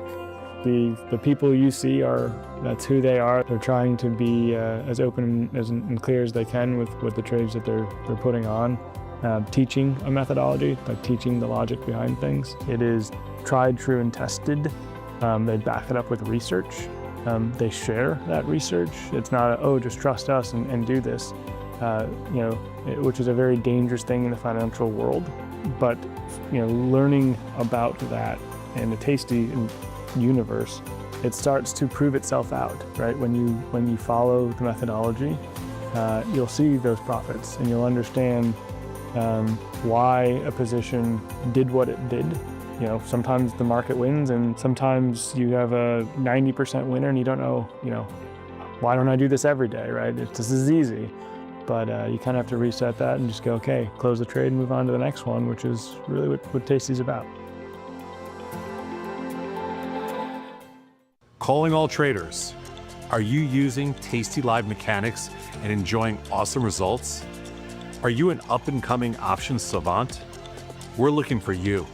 For over a decade, tastylive has shared the most inspiring stories of traders teaching themselves a new skill, using probabilities and experiencing new levels of success. If you think your trading journey should be shared with Tasty Nation, we'd love to hear from you. We are always on the lookout for the next class of rising stars. Email us at risingstars@tastylive.com if you'd like a chance to share your trading journey and inspire others. Ready to take your trading skills to the next level? Dive into the world of stocks, options, and futures with Tasty Trade courses. Whether you're a beginner or more advanced trader, our courses can empower you with the knowledge to succeed. Watch as our team in Chicago shows you how to use the Tasty Trade platform and go over the basics of trading. Perhaps you'll learn about a new strategy or a potential product for your portfolio. To find our courses, go to the Manage section of our web platform or head to courses.tastytrade.com. Start taking control of your financial future. Visit our courses today. There's a beast in the financial world, and it's not the bull. If that's you, join us on Tasty Trade. Genius loves company.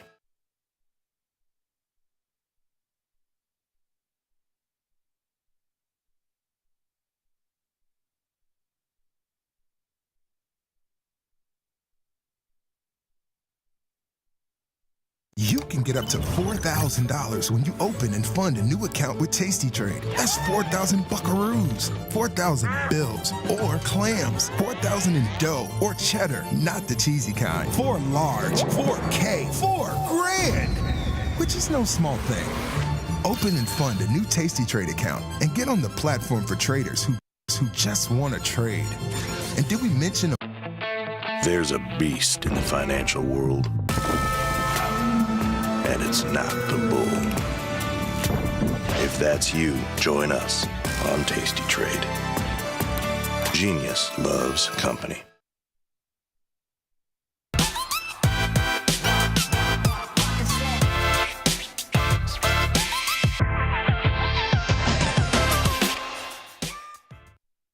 Boom goes the dynamite.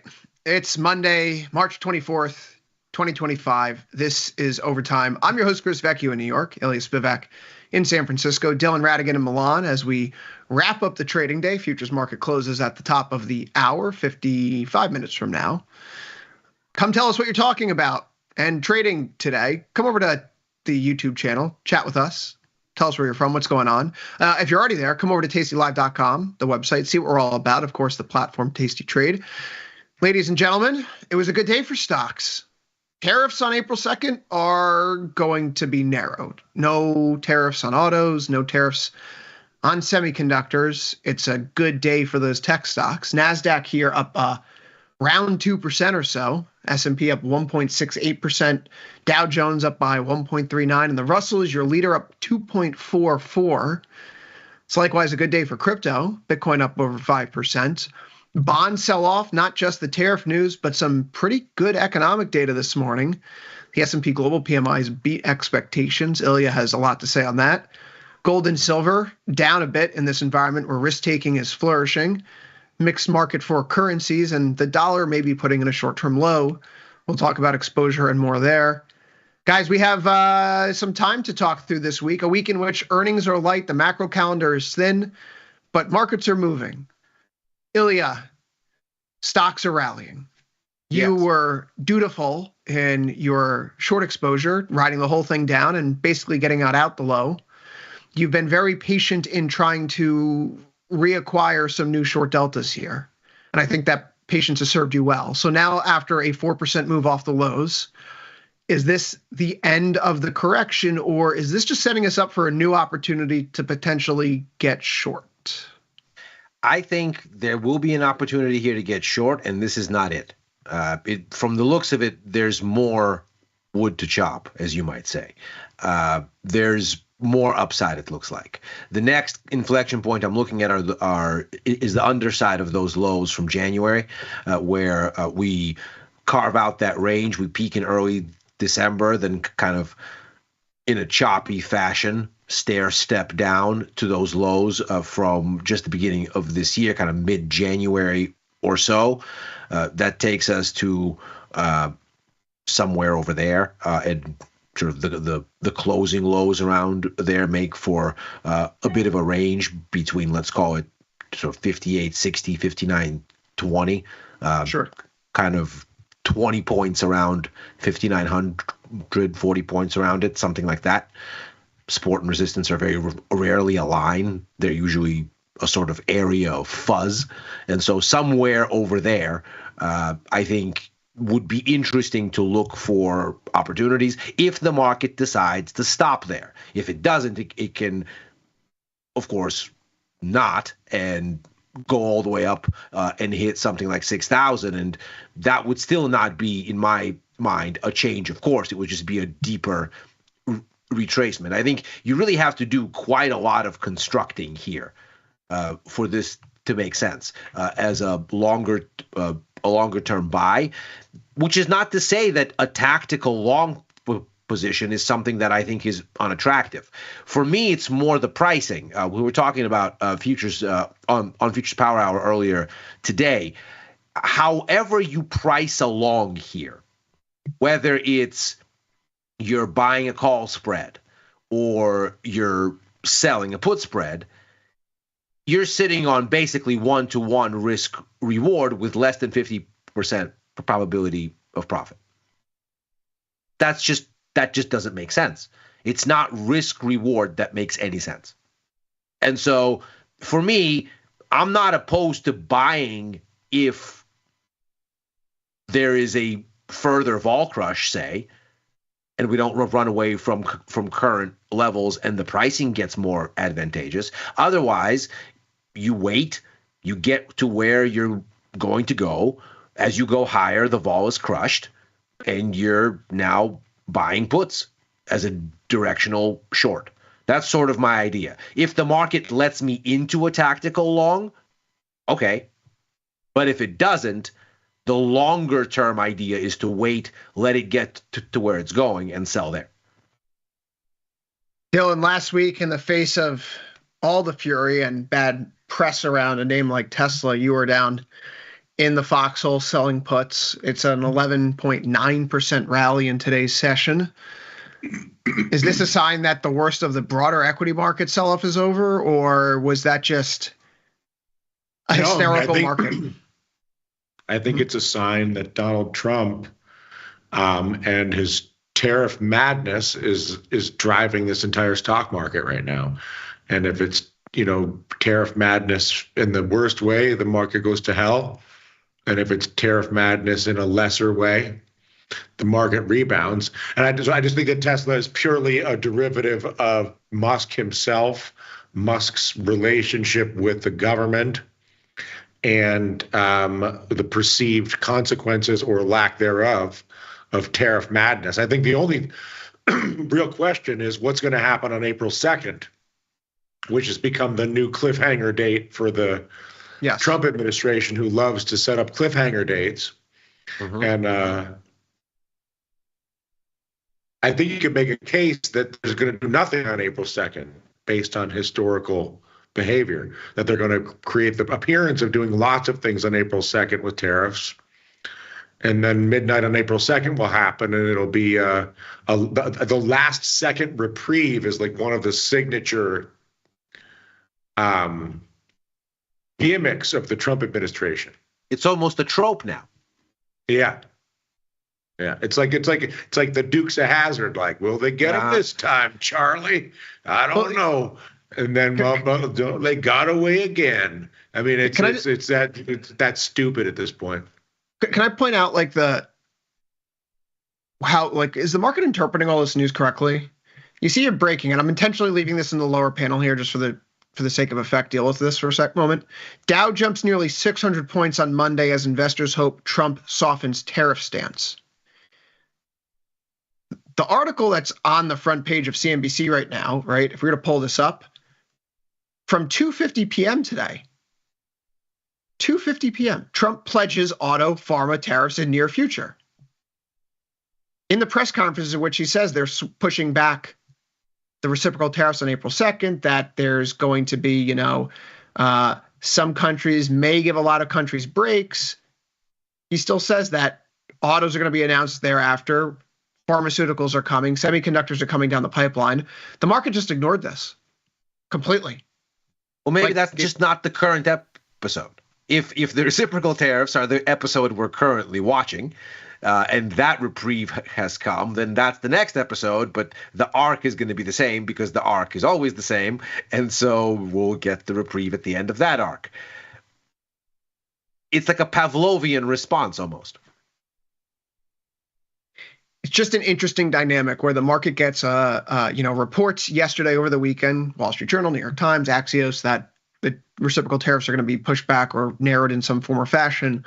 We have a press conference today, straight from the horse's mouth, saying that, there might be an April 2nd deadline that we carve some things out of, but the tariffs are still coming, folks. I don't know, Dylan, that to me says that we should be very careful if we're operating on the long side, if only for the other side of this, which is the yield response has been for higher yields the past few sessions, and we're pushing to topside levels where in recent days when we've seen yields bump up above like 4.3%, someone in the administration comes out and says something that ultimately jars market participants into maybe double thinking their stock exposure and wanting to get long bonds again. Ilya, do you think that the put has shifted back to SPY from TLT at this point? If one of our theses here, not just between the three of us here in Overtime, but as discussed with Victor Jones, Tom and Tony, right? The Trump put is not in SPY, but TLT. Is it shifting back to SPY at this point? I don't think so. I mean, I don't think there's any indication that you've heard from the administration that necessarily that's the case. I mean, you haven't had a run in yields really to the upside. You're basically stuck in what is a range, and yields have come in, and ostensibly that's what the administration is targeting. They want lower yields at the longer end of the curve, perhaps because the endless whine from some circles that we didn't term out the debt enough. We did term it out quite a bit while the rates were low, but that we could have done much, much more and really termed out the debt into the decades. And that would be a good thing, which, if it were possible, why not? So it seems like this administration specifically wants to do that. And you and I were talking earlier, if anybody would understand how to spook the markets into lower yields, it would be someone like a Scott Bessent, a macro hedge fund investor that would understand sort of how the markets need to receive information and what they need to receive to spook yields and essentially strong arm the Fed with circumstance into cutting. So when you get some kind of a move here, ostensibly you get a response. If yields were to start to build higher in earnest, we might have to come up with a tariff headline or two or some such thing, if this is in fact strategy.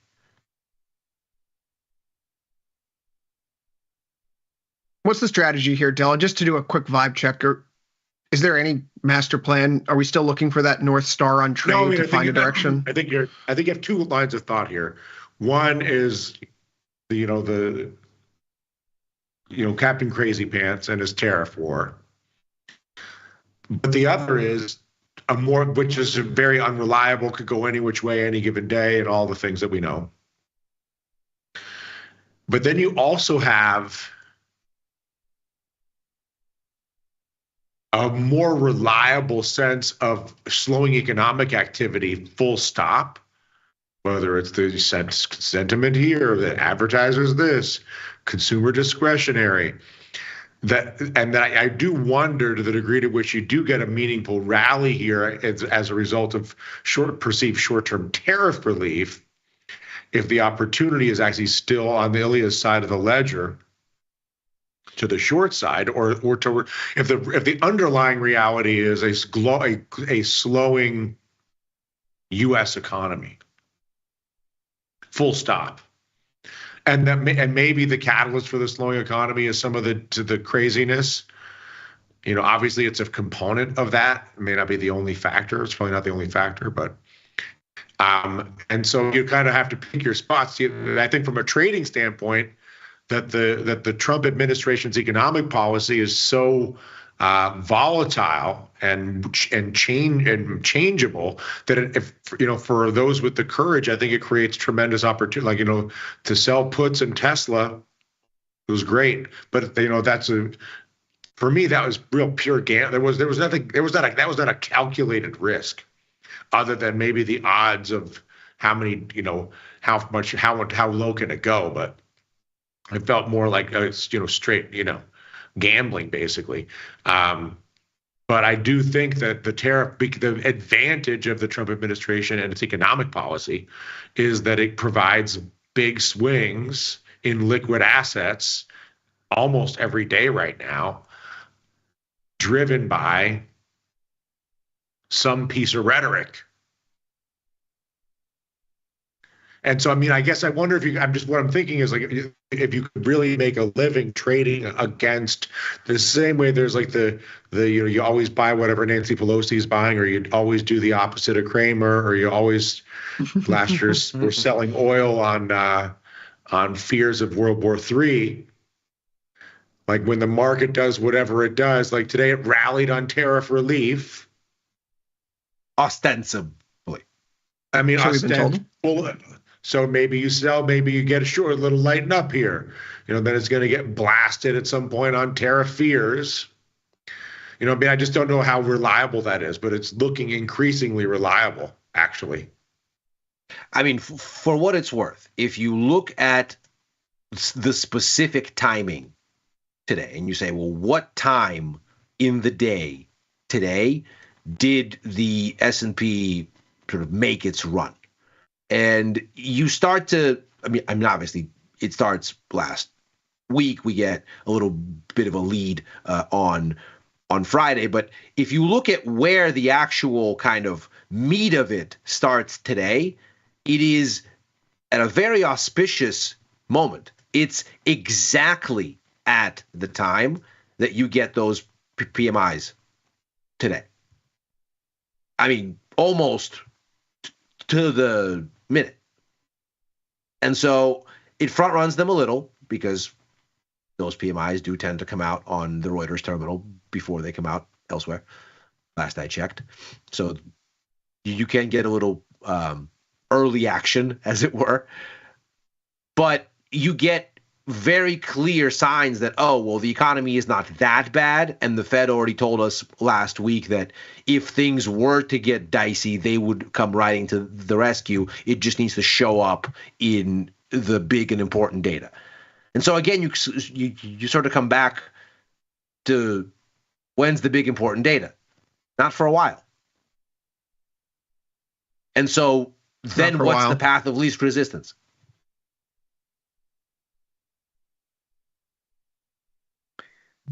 It's a good question. I mean, I still have my short put spread on an ES, so hopefully the path of least resistance is to the upside right now, at least. It certainly seems that right. way. I mean, I think there's just nothing to tell it not to do this. Not to drift higher.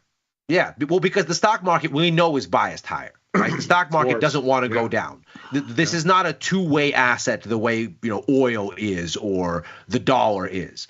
Sure. Stock markets like going higher because a ton of its large participants, be it pensions or endowments or whatever, they never sell. They're always long. They only buy more. So you have a thing here that sort of structurally favors the upside. So if you leave it with nothing but a Fed that said it's okay, we'll come fix things if need be, and nothing particularly new from DC, and data that was not bad, but actually sort of meaningfully better than expected, at least from the outset. Once you get into the weeds, it's dicier, but at least at the outset, better than expected at the headline. Why not? Guys, it was a pretty good day all around here. We look at our FinViz heat map. Tech leads the way, consumer cyclical up, communication services up, financials up, industrials up. I mean, everything was pretty much up today. The only things that were down were gold miners, gold junior miners, junior gold miners, GDX, GDXJ, and utilities, XLU, which was only up by 0.03. And then you talk about the weakest winners. Staples, healthcare, energy, all underperformed the broader market. This market was led by consumer discretionary. XLY was up 3.75% today. XRT, retail ETF, up 3.39%. XTL, telecom, up 3.24%. Telecom, to me, is fascinating because we looked like we were putting in some sort of big distribution kind of top here, and now we're back into that range. There are some signs of the market turning around a little bit better. Sector rotation is perking up. Financials never really broke down. This is looking like a very long multi-month bull flag at this point, Ilya. There may be some juice here to the upside before we ultimately see things top off.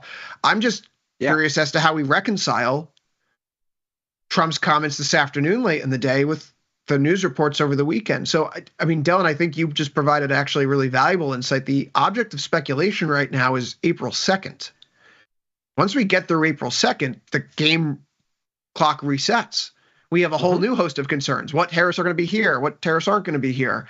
What's the cliff date that we have to start to worry about?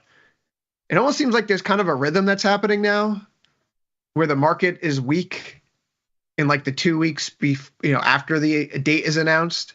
And then like the 10 days before this cliff date comes, the market starts to rally again. So it's like, oh, wait a second. He's going to blink. No, that's why I'm starting to wonder if this is actually becoming as predictable enough to be useful. We started at the beginning of the year wondering if it was Boy Who Cried Wolf, right? We had 6 weeks of Boy Who Cried Wolf. And then you had a bad 3-week stretch in late February, early March. But now it's like with today's action, okay, yeah, you've already told trading partners what tariffs aren't going to be there on April 2nd. So you can say what you want in your daily press conference. Just we know what you're going to do. Watching what you're doing, not what you're saying. Okay, I guess that's the world we're back in. Ilya, it's not just the tariffs, though. Let's talk about those PMIs. Bonds notes take a significant leg to the downside here today. We have the S&P Global PMI come out. This is the report on February 21st, by the way, that kind of kills the market. Yes. Recession concerns running high. We now see that after the revisions, coupled with this latest update for March, we're back in expansion territory. There are good signs, there are bad signs. Just talk us through the data and why this helped the market today, at least in stocks and hurt bonds. Sure. So let's first contextualize this a little bit. So over the course of January and February, you got some real weakness, and it was coming from the service sector, and it was mainly something that was, if you read the reports on the S&P Global website, has them available, and we've, of course, talked about them at length. A lot of it is sentiment-based concern around tariffs and fiscal policy more generally, and the economic direction of the economy, and just overall uncertainty, and a pulling back on capital expenditure, on hiring, just a cooling off in business, saying, listen, we don't know what's going on, so we're not going to deploy capital. Let's let this dust settle.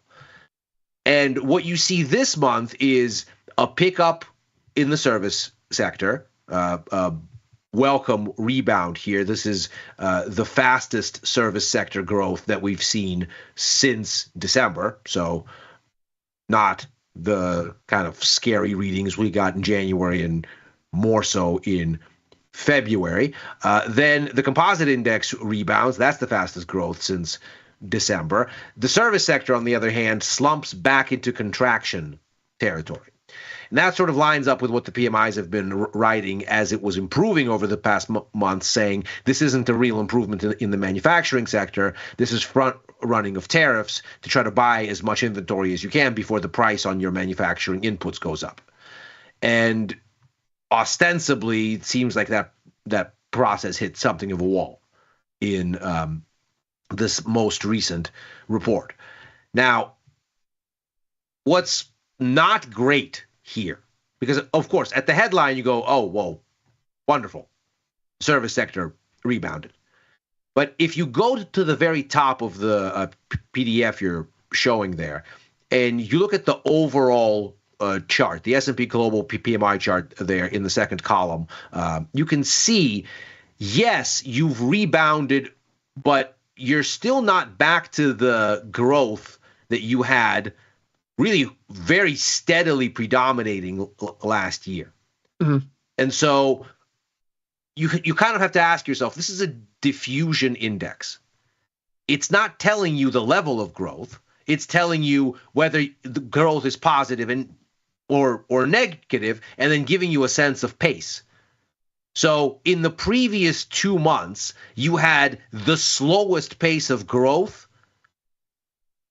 in years. And so like 15 months, so let's call it approaching a year and some change generously.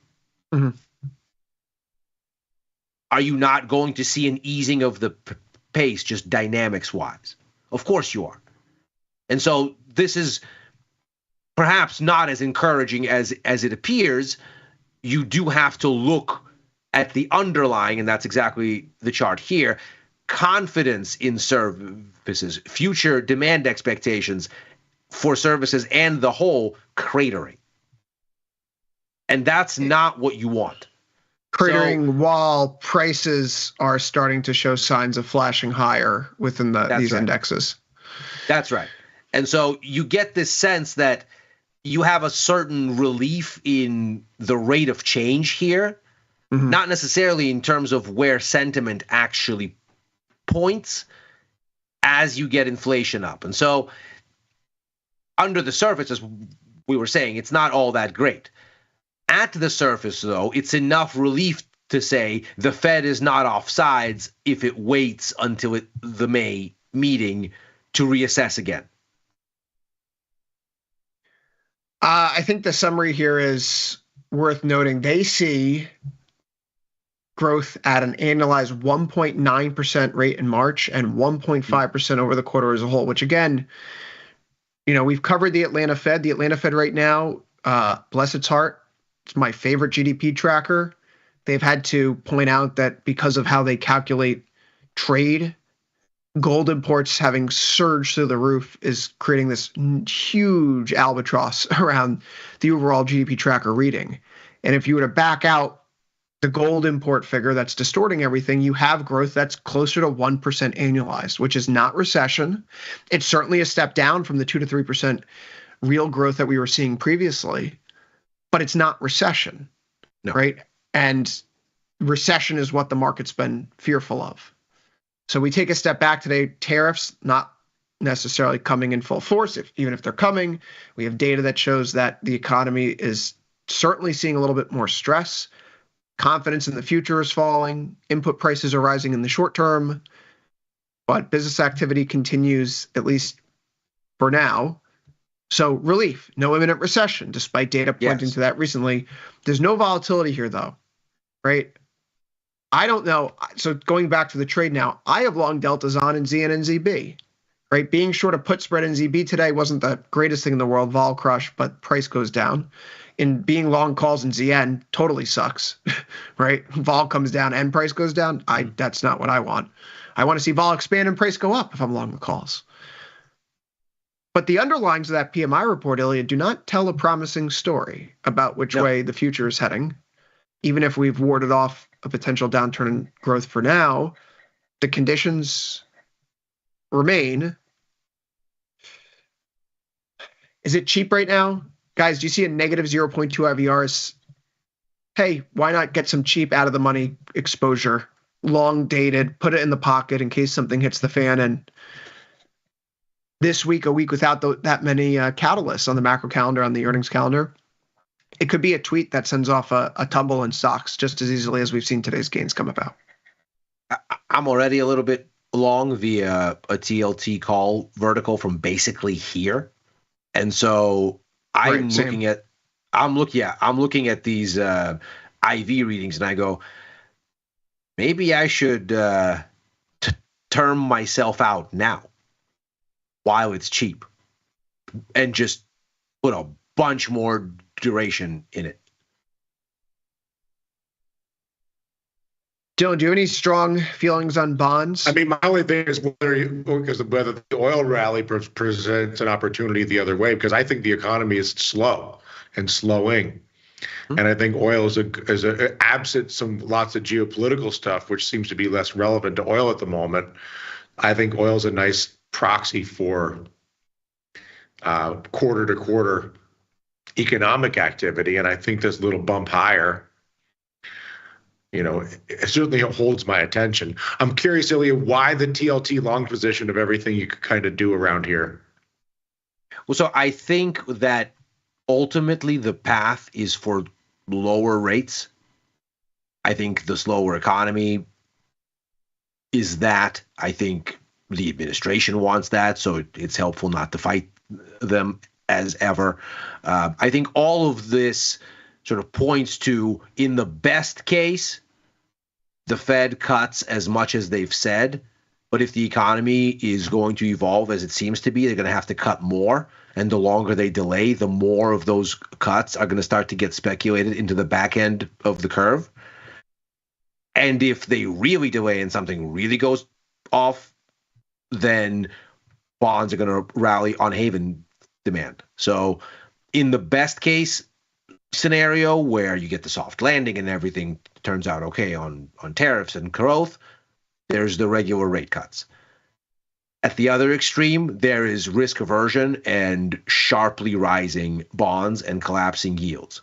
And in the middle, there's a garden variety recession, nothing scary, just the usual business cycle where you get the regular kind of repricing for more Fed cuts, and again, more at the long end. So just seems like you have an uptrend in bonds since the beginning of the year. You've settled back to where support is. You're holding that support. Doesn't seem to want to go under it. That feels like a buy.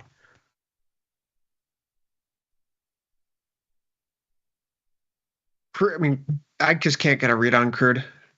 I suppose the longstanding research holds, though. If you, at any point over the past year, if you looked at the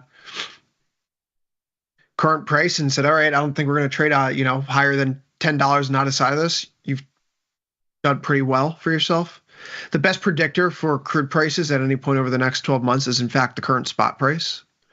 And this has been just a choppy, range-bound market. So maybe we see some acceleration here. I feel like this is all one trade, though, to take a step back. The rolling one-week correlation between oil and bonds right now is negative 0.61. The rolling correlation between S&P 500 futures and bonds, that's negative 0.78. To me, it feels like if you're worried about recession, you're short oil, you're short stocks, you're long bonds. And if you're no longer worried about recession, you're going to be long oil, long stocks, and short bonds. Mm-hmm. And so then from that point of view, I'm going to make the case that we are at the turning point in this market right now. We see here in crude the downtrend off the highs from January, from February, the 618 retracement of the 52-week high-low trading range. We crossed through there. We're in 69 or so. You break that downtrend. In ZB, we're dancing along the 1 month moving average, that 116.5 level. That's been support for the past few weeks. We're testing the uptrend off the January and the February swing lows. You could say the same thing for ES here. In fact, I'm going to make a case and go to SPX instead because it feels like we're just trying to poke through that level here today. This was the line in the sand that you and I drew last week on Futures Power Hour, Ilya. Mm-hmm. If stocks advance further from here, it's probably going to be alongside a further push higher in yields and a push higher in oil in the short term if we're unwinding any growth concerns. And on the flip side, if we see yields tank back and hold support here, right? If we see bonds and notes hold support here, if we see oil face resistance, I don't know how long this stock rally can go because it probably means that we're concerned about tariffs anew. So I'm going to stay long risk right now. I have my long deltas on in the S&P. I'm also going to hold my long bond positions. I just don't trust this move because the reasons for which we've rallied, given the information released over the course of today, seems like we could easily be down another 1.5% tomorrow. Yeah. Just because Trump's not happy with how the market did not pay attention to any of his comments this afternoon. What's totally interesting conspiratorial. is that I get it. Totally conspiratorial, but what's interesting is if you look at where the markets have ended up at the end of last week relative to the Fed. So the Fed gave a bunch of fuzz around the growth, the inflation outlook, this, that, and then kept the actual numbers that everybody cares about, the outlook for rates, unchanged. 50 basis points this year, 50 basis points next year. Well, the markets have apparently heard. Because if you look at what's actually baked in now, it's 58 basis points for this year, 43 basis points for next year. Might as well be 50-50. On net, 101 basis points. The markets are off by a basis point. So we are at equilibrium, as it were. After the PMIs today, the market said, yes, the Fed is right. There is no emergency. Let's just wait. And in that kind of an environment, either it's a DC headline or somebody decides to care about PCE. Unlikely. Good luck. I will talk about it on Macro Money and why nobody's going to care and what that means, but I might be the last one. And then it's NFP next week, which basically means that over the next almost 2 weeks still, you don't really have anything to tell stocks to not go up, which is their natural inclination. And all you really need is enough room on the upside with enough vol crush to make it make sense as a buy. But then you figure going into that NFP number next week, by around midweek already, everybody's going to get collectively scared because they're not going to know what it's going to be and what it's going to mean. And that'll be the next big event risk. So figure from about now until the middle of next week, unless Washington decides to rain on everyone's parade, you have a window to correct. Seems like a time to just sit back and say, well, the markets and the Fed are simpatico. I'll be back when they appear to be at odds again, because that's where the opportunity is. Dylan, Ilya's painting a picture where we kind of have blue skies ahead of us. Where are the sources of I give you turbulence? 7 days. Where are the sources of turbulence all this he's week? doing is, I mean, the only turbulence this week comes from the broken record that is the White House. But that's not nothing.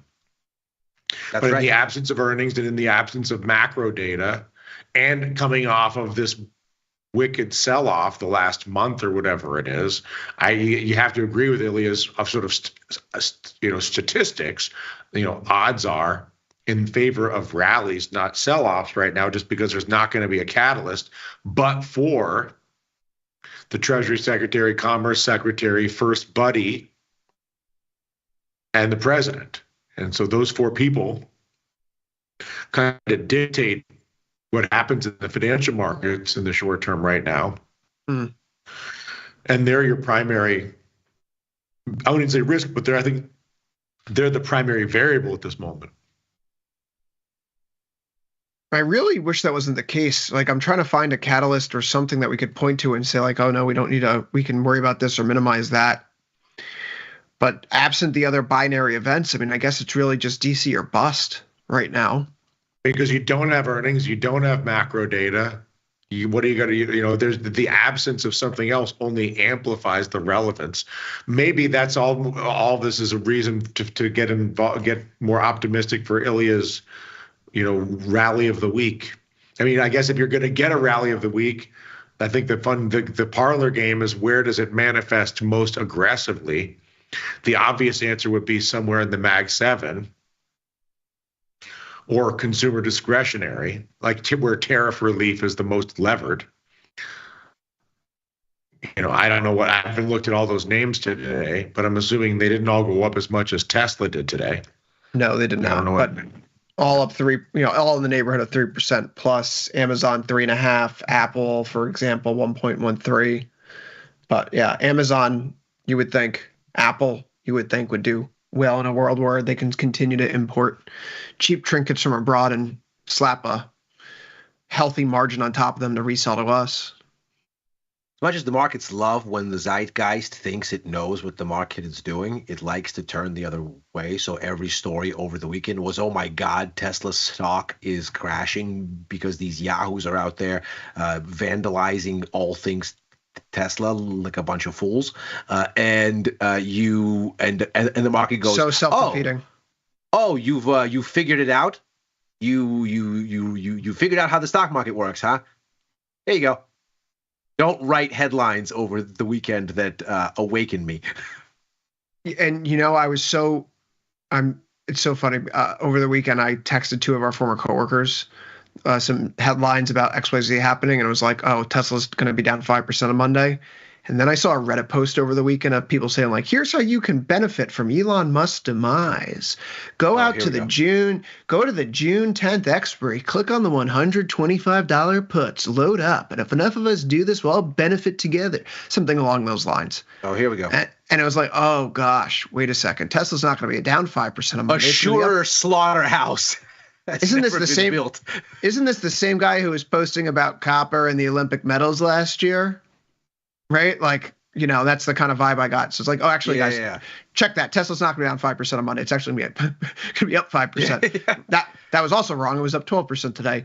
But Dylan, you've been an adherent, at least a believer in Apple, I guess vocally at other points over the past year when other people weren't.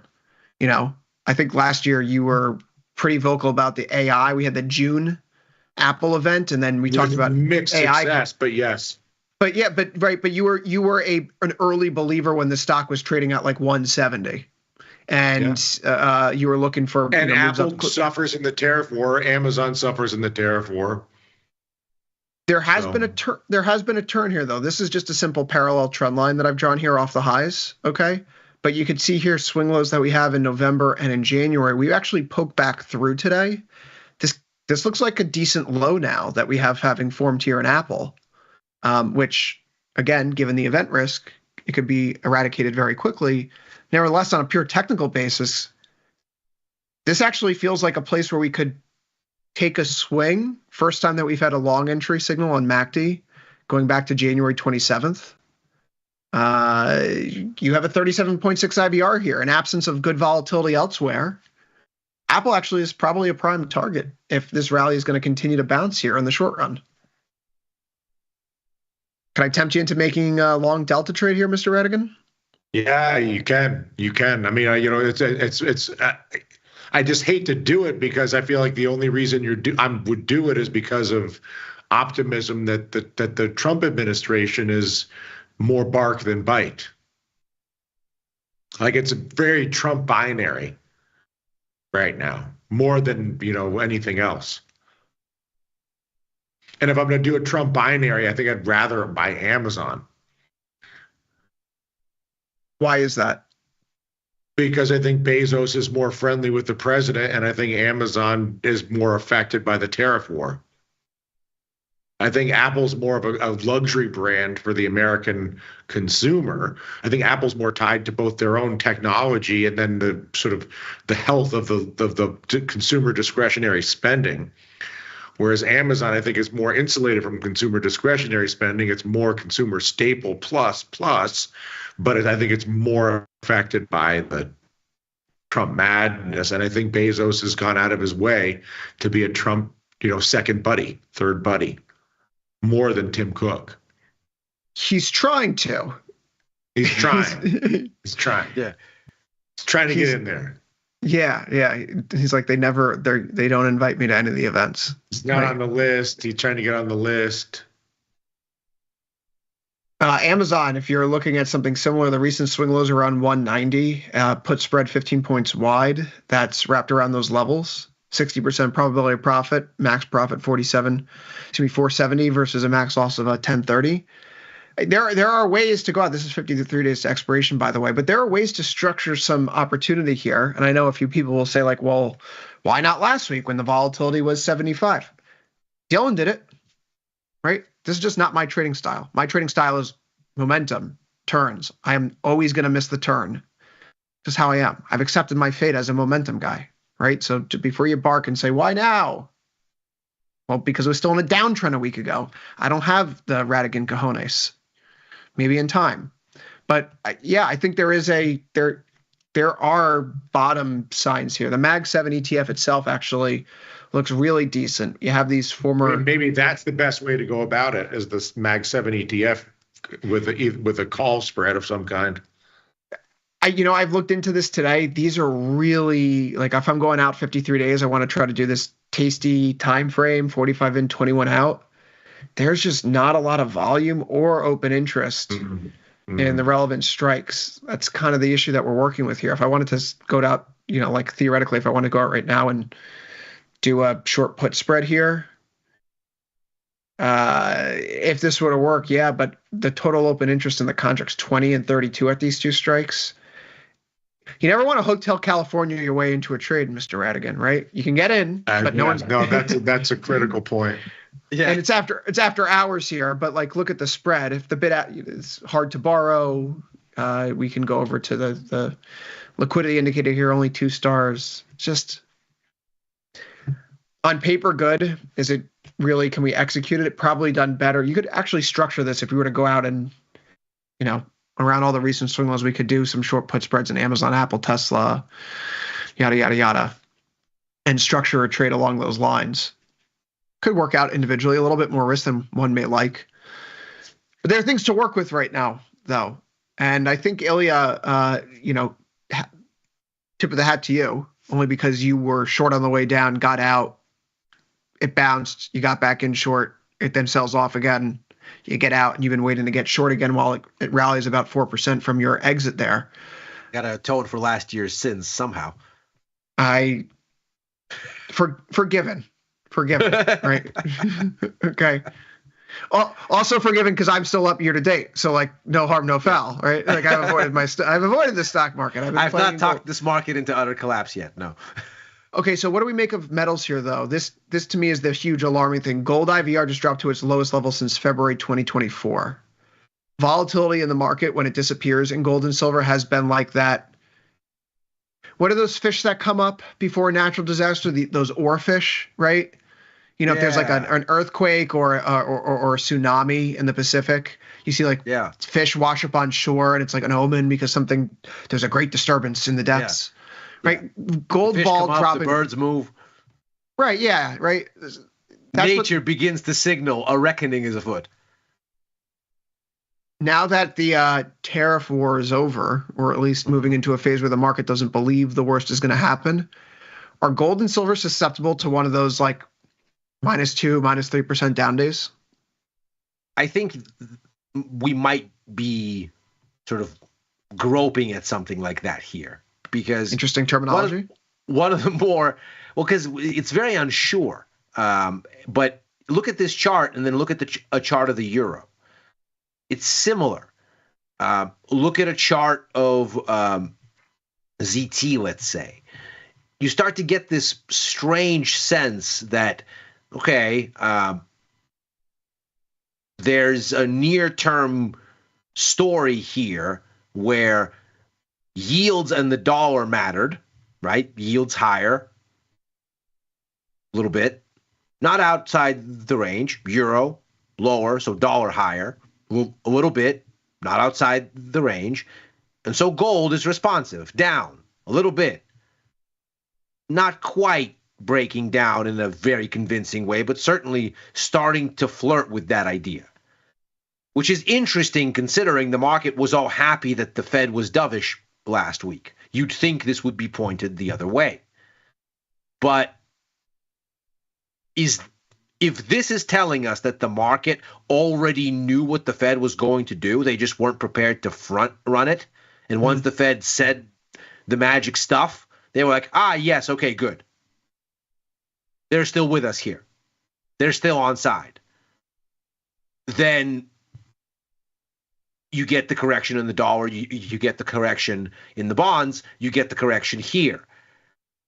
If there's no more skating to do, if the market isn't going to extrapolate here and say, the reason stocks are going up is because the Fed is going to be more dovish sooner. No, it's more like stocks are going up because there's nothing else to do, because the news has paused, essentially.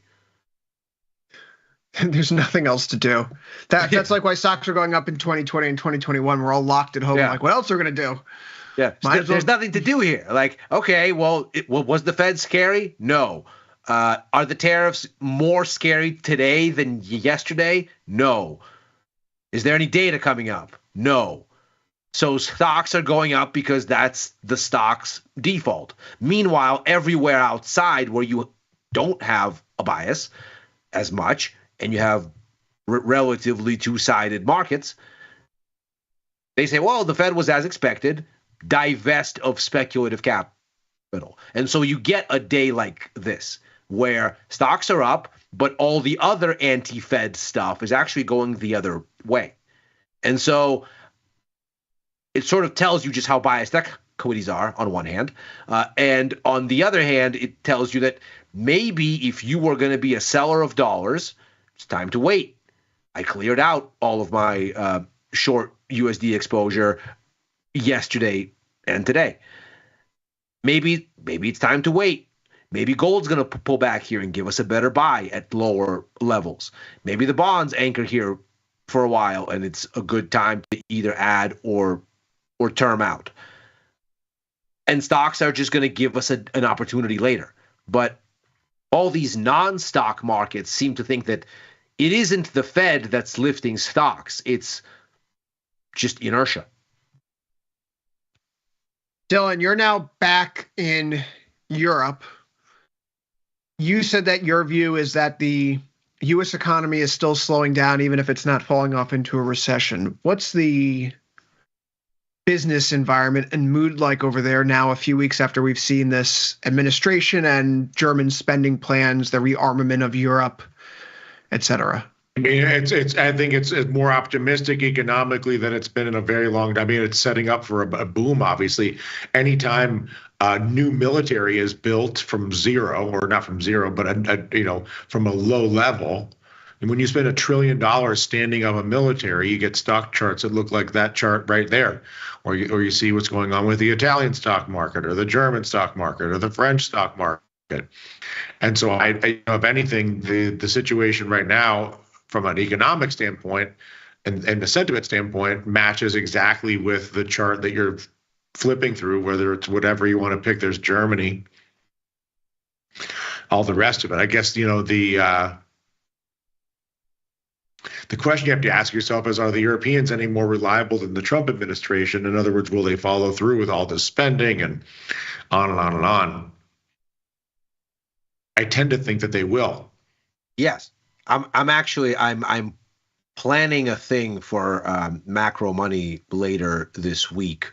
It'll be because of a lack of data to cover near terms, to kind of delve into the architecture of the Eurozone and talk about why the Eurozone really was created, even though it didn't make economic sense, how basically the absence of war is an exogenous economic good, and that this makes you want to accept a more imperfect economic setup in terms of convergence of economies and functioning of currencies and all these things that are always the kind of architectural issue with the Eurozone. Because if you can ensure that Germany doesn't roll tanks into France again, that's the greater economic win. That's why you see some of the early European communities be coal and steel and atomic energy, some very military industries that get tied up first between Germany and France, and more like France telling Germany, you will tie these up with us now. And then they expand wider. If that sort of logic follows, then the Europeans will follow through. Because every time that there is a check on the defense of core Western economies, they do things like admit Greece when it isn't ready and tell Greece, fudge the numbers. We need to make sure that you don't slip back into dictatorship. Ditto the entire southern expansion. In fairness, Goldman Sachs told Greece to fudge the numbers. Yes. Right. But the message from Brussels was, it's okay, everybody. We need to make sure that Italy, Portugal, and Greece don't become dictatorships. They've just become democracies, so they're on our side of the Iron Curtain. Let's make sure we reinforce that. So when the time to bend the rules comes because of defense reasons, Europe tends to come through.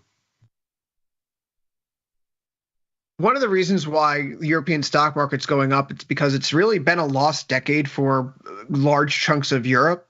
For example, if we go back to the calendar in 2008, France has a GDP per capita of $45,464 US.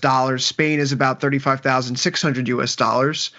As of the end of 2023, France's GDP per capita was down to $44,690, and Spain effectively in the same spot, $33,500. So you've had a decade where most of Europe, GDP per capita has been going sideways. Stock markets rely on corporate earnings. Corporate earnings are a result of what? Money being spent, and GDP per capita was flat. Well, now it probably is going to shoot up. So if GDP per capita in Europe is going to shoot up because of all this spending, what does that mean for corporate earnings there? The charts tell the story. Obviously, the spending hasn't happened, but everyone's optimistic. S&P 500 closes out today up 1.65%. NASDAQ up 1.98%. The Russell, the leader, 2.29%. But that's it. Overtime is now out of time for this Monday, March 24th. We'll be back tomorrow, same time, same place. As always, right after last call, 4 p.m. Eastern, 3 Central.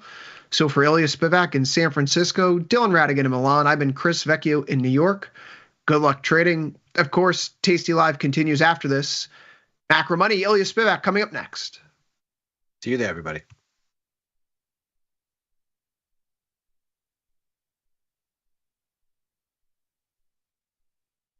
You can get up to $4,000 when you open and fund a new account with tastytrade. That's 4,000 buckaroos, 4,000 bills, or clams, 4,000 in dough or cheddar, not the cheesy kind. 4 large, 4K, 4 grand, which is no small thing.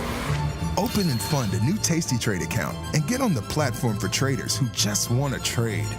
And did we mention a bonus of up to 4,000 smackaroos? tastytrade. Make your move. Forbes called us best online for options trading. Investopedia, best for options trading, period. With stockbrokers.com, we're number 1 for options and futures trading. The Motley Fool really likes us. And so does Business Insider. So what else can we say other than boom? Trade like a trader. tastytrade. Make your move. Mike, what does it mean to be assigned? When you are assigned, you are ultimately short an option that's in the money, and the counterparty has the ability to exercise that option. So if you are assigned, it means your option, against your will, ultimately, has turned into 100 shares of long or short stock. What does a green scratch mean? Ooh, a green scratch refers to stubbornness getting the best of you. And when I say you, I mean me. Green scratch refers to rolling a position, defending a position, and instead of just closing it for less than loss that you're seeing, or maybe a $100 loss, $50 loss, a green scratch is when you close it for maybe a 5-cent winner, 10-cent winner, 15-cent winner. Just the ability to see that green number on your screen and get out in a profitable way as opposed to a loss.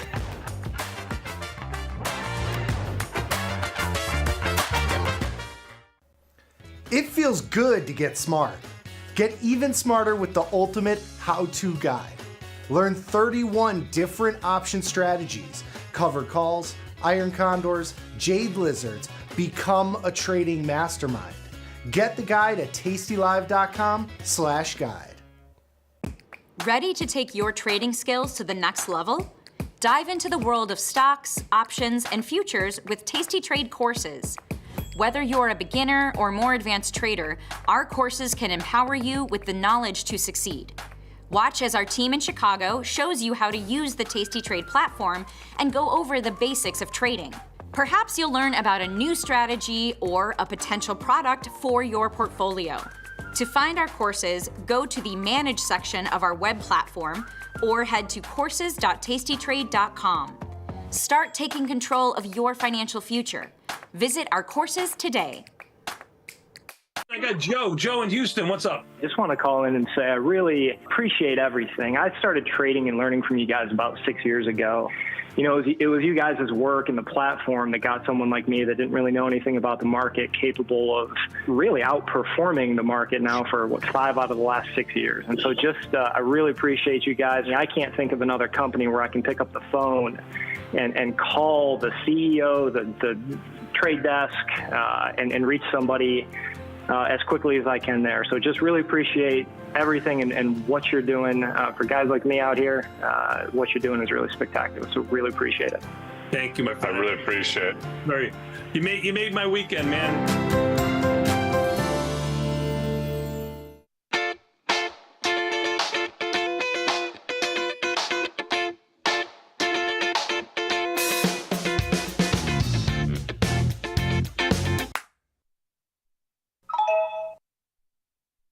If you missed the live show, here's our cherry on top weekly recap. I got my Ted Lasso. You actually have pants on. Yeah, of course. I'm in school. Huh, got it. You're flexible. School. Yeah. Oh, nice. You are pretty flexible. Let's see, get that leg up again. Oh yeah, he's really. Right now, my other leg is cramping.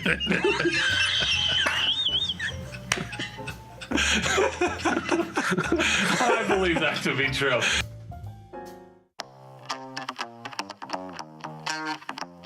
We just ripped higher up to 50 points, and I just thought we would stay there, but the thing the market does best is it keeps you very humble. You get paid a lot for being right and you lose a lot for being wrong? So give me, I don't know, a couple hours, and I will give you everything that you need to start trading options. See you inside.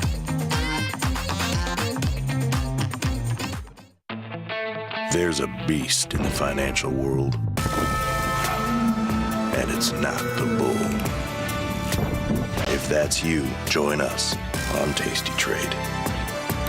Genius loves company.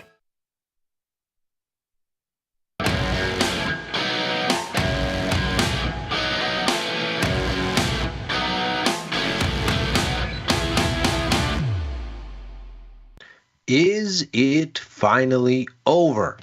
That's the question surely on the minds of traders today after stocks follow last week's positive lead with another rip. We're going to break down what is going on here and whether the spook that has played out in markets since the latter part of February, call it mid-February, for 4 weeks of dramatic losses is in fact over.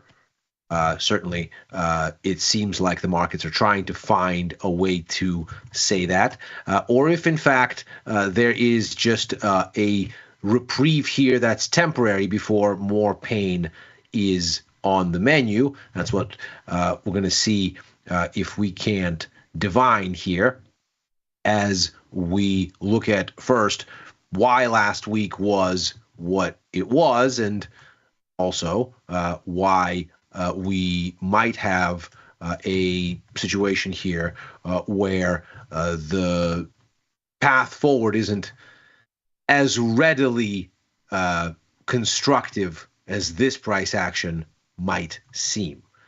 So let's first and foremost look at the brass tacks here and review the performance. So clearly, the story is one that sort of writes itself. Stocks higher, yields lower. Needless to say, even if you didn't know anything at all, you might look at this and say, well, what happened last week? What was the one big macro catalyst? Oh, there was a Fed meeting. Ah, well, okay, stocks higher, yields lower. That means the Fed was dovish. And indeed, it seems like, as we talked about on Friday, the message from the Fed was, at the very least, sufficient for the markets to feel seen. There was a level of concern that there was a downturn in the economy, or at least the perception of one, as survey data, which of course is always early in these types of transitions, started to scream out, be it business confidence or consumer confidence, that something is going wrong, and the markets became spooked when the administration in Washington, D.C. said, we're not really concerned with this. The focus shifted to the Fed to say, well, if fiscal policy isn't going to bail us out, maybe monetary policy will. And so there was a desire for the Fed to come in and say something encouraging to the tune of, yes, markets, we too see that the survey data has turned south. We too are concerned, but we don't need to pull the ripcord at the moment. There is no need for any kind of an emergency. We can wait and see. But rest assured, if this survey data starts to transition into hard data, like, let's call it inflation or employment, well, then we're going to be beckoned to act, and there's nothing that's going to tell us otherwise. We're here to fend off threats to our mandates from wherever they may come. And so with that, the market seemed to have become reassured. And so stocks rebound after those heavy-duty losses in the prior week that capped the 4-week sell-off. Yields have a significant move lower, so bonds come up, and your sort of usual suspects cyclically respond here. Crude oil higher, 1.6 That would make sense if the growth scare has abated a bit. Gold up, albeit less than before, giving it a sense that maybe gold was front running this. It's up 0.7% after the 3% rally in the prior week. And interestingly, the US dollar comes up a little bit stronger against the euro, which comes in 0.6%, a little bit stronger against the yen, which comes in 0.5%. And so when you sort of look at gold and the currency markets, you get the sense that maybe they were early to the idea that the Fed would say what they said, and stocks and bonds just needed to wait and get the confirmation. But perhaps gold and the dollar were already on this kind of time before the announcement, because it seems more like they had their moves earlier, and with the Fed signaling to the market's pleasure, they took the opportunity to see some of that speculative interest get unwound and portfolios to get rebalanced. So all of this seemingly makes good sense in the context of what we saw. And of course, now we get a little bit of confirmation as the week begins, because here was the Fed's new updated summary of economic projections.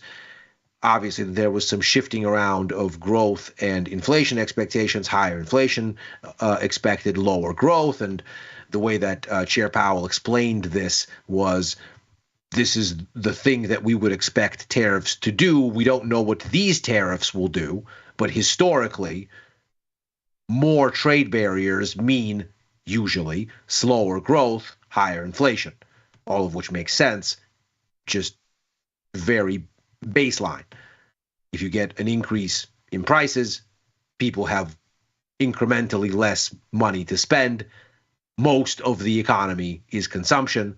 So if you tell people they have less discretionary income to spend because they're spending more on their typical basket of things because some of those things are imported and now they cost more, then there's less economic activity.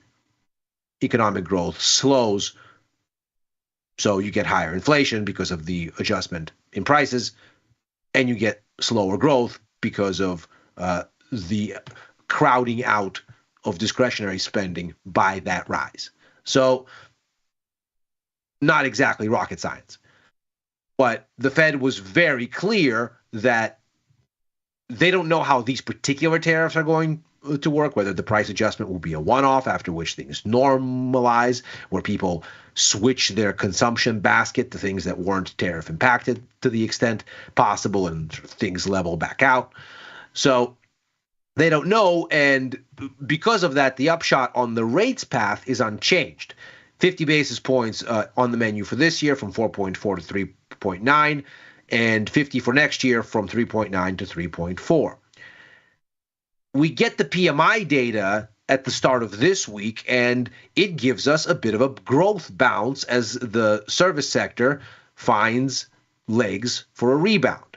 We can see here meaningful pickup in economic activity growth in services, 54.3 versus standstill expected, 50.8. That's just a hair above this 50 boom bust level. Above it is growth. Below it is contraction. The further you go above 50, the faster the growth. The further you go below 50, the faster the contraction. We can see here manufacturing slipped back into contraction territory narrowly. Still pretty close to standstill, but narrowly under 50. And so in contraction territory by a hair, but certainly much worse than expected. Perhaps the front running of tariffs that was so loudly discussed in the PMI numbers, explaining this upswing in manufacturing toward the end of last year and into the beginning of this one. Perhaps it's finally run its course. But what we see most importantly is services, which you can see is the main driver because the composite index is pacing that and very much not the manufacturing side. Services is a much bigger component of the overall economy. You see that with the rebound in services, you also get a rebound in growth. Not quite back to where we were last year, but seemingly improving and arresting certainly this decline. And that seems to endorse the idea that there is no emergency, that essentially things are cooling. Clearly, this was steady growth, and this, even with the bounce, is now something of a cool-off. But nothing is catastrophic and nothing is falling off a cliff. And so when you look at what that has done to Fed policy expectations, we see that the markets and the Fed are now almost in alignment. Market has 58 basis points in cuts this year, 43 next year. So we're very, very close to being in line with the Fed's outlook of 2 cuts this year, 2 cuts next year. We're almost there this year, almost there next year. There's a slight bias in the markets toward more easing sooner. That's how you get 58 and 43. And of course, there's some rounding there. But that's how you get there. And that's how the total ends up being essentially 4 cuts over this year and next, which is exactly what the Fed has in mind. So this perhaps starts to explain why gold and the dollar are anchored, because we essentially have squeezed out all of the speculative juice out of the Fed story for the moment. The market and the official projections are a few basis points here, a few basis points there in line. And there's not a whole lot of juice. And now then the question becomes, what comes next? If what we're seeing in the performance here is that stocks are up, not necessarily because you have a forward-looking expectation of a more dovish Fed, but because you've realigned to what apparently the currency and metals market already knew. You've caught up here. You've had a one-off adjustment, as it were, in sentiment, and now you're basically looking on the other side. There is no crisis. Growth fears are present, but not an imminent hair-on-fire kind of risk. Well, then the natural next question is, what's going to be the catalyst that takes you in a different direction? And this week, that is a slim offering. In fact, it remains a slim offering until you get into the U.S. jobs report at the end of next week. On the menu for this week is U.S. PCE inflation data, the expectation that you are going to get 2.5% on the headline inflation number. This is, of course, the Fed's favorite inflation gauge. That would make it unchanged from the prior month. And looking at the core reading, which is really where the Fed's interest mostly lies, because needless to say, they don't have any agency over global energy and food prices. And in any case, we can very clearly see here that core services is where most inflation still remains at this point. There's a fairly steady wedge for housing, but this is really the business cycle right here. There you are expecting to see 2.7%, which would be a wiggle higher from 2.6% in January, but still below the 2.9% in December. So you'd essentially be going back to September of last year. Not exactly striking numbers. And in any case, the PCE numbers tend to be very well forecasted by the markets. Once CPI and the PPI index, consumer and wholesale inflation, once those are out, their components can be reconstructed into what goes into PCE, and the markets tend to be relatively good at getting these forecasts close to right. Rarely is there a sudden surprise. So this is probably not the indicator that gets the markets meaningfully spooked, but it could be a waypoint whereby after it, the markets feel freer to do whatever they were going to do. For what it's worth, U.S. economic data has somewhat anchored relative to expectations with a slight bias toward disappointment. We're below the zero line here, so it looks like at this stage the market still tends to favor outcomes that are rosier than what reality actually delivers, and so there's a slight bias toward disappointment. But because PCE doesn't tend to surprise much, and we are effectively now in something of an equilibrium between market expectations and the Fed, it doesn't look like we're going to get very far on this cumulative easing path this week. Unless, of course, something comes out of left field, as it always might. And so with that in mind, you might have more room for stocks to head higher, just because there is not an obvious reason for them not to. There's not a macro catalyst to fear, and there is apparently a favorable reading of what the Fed has suggested.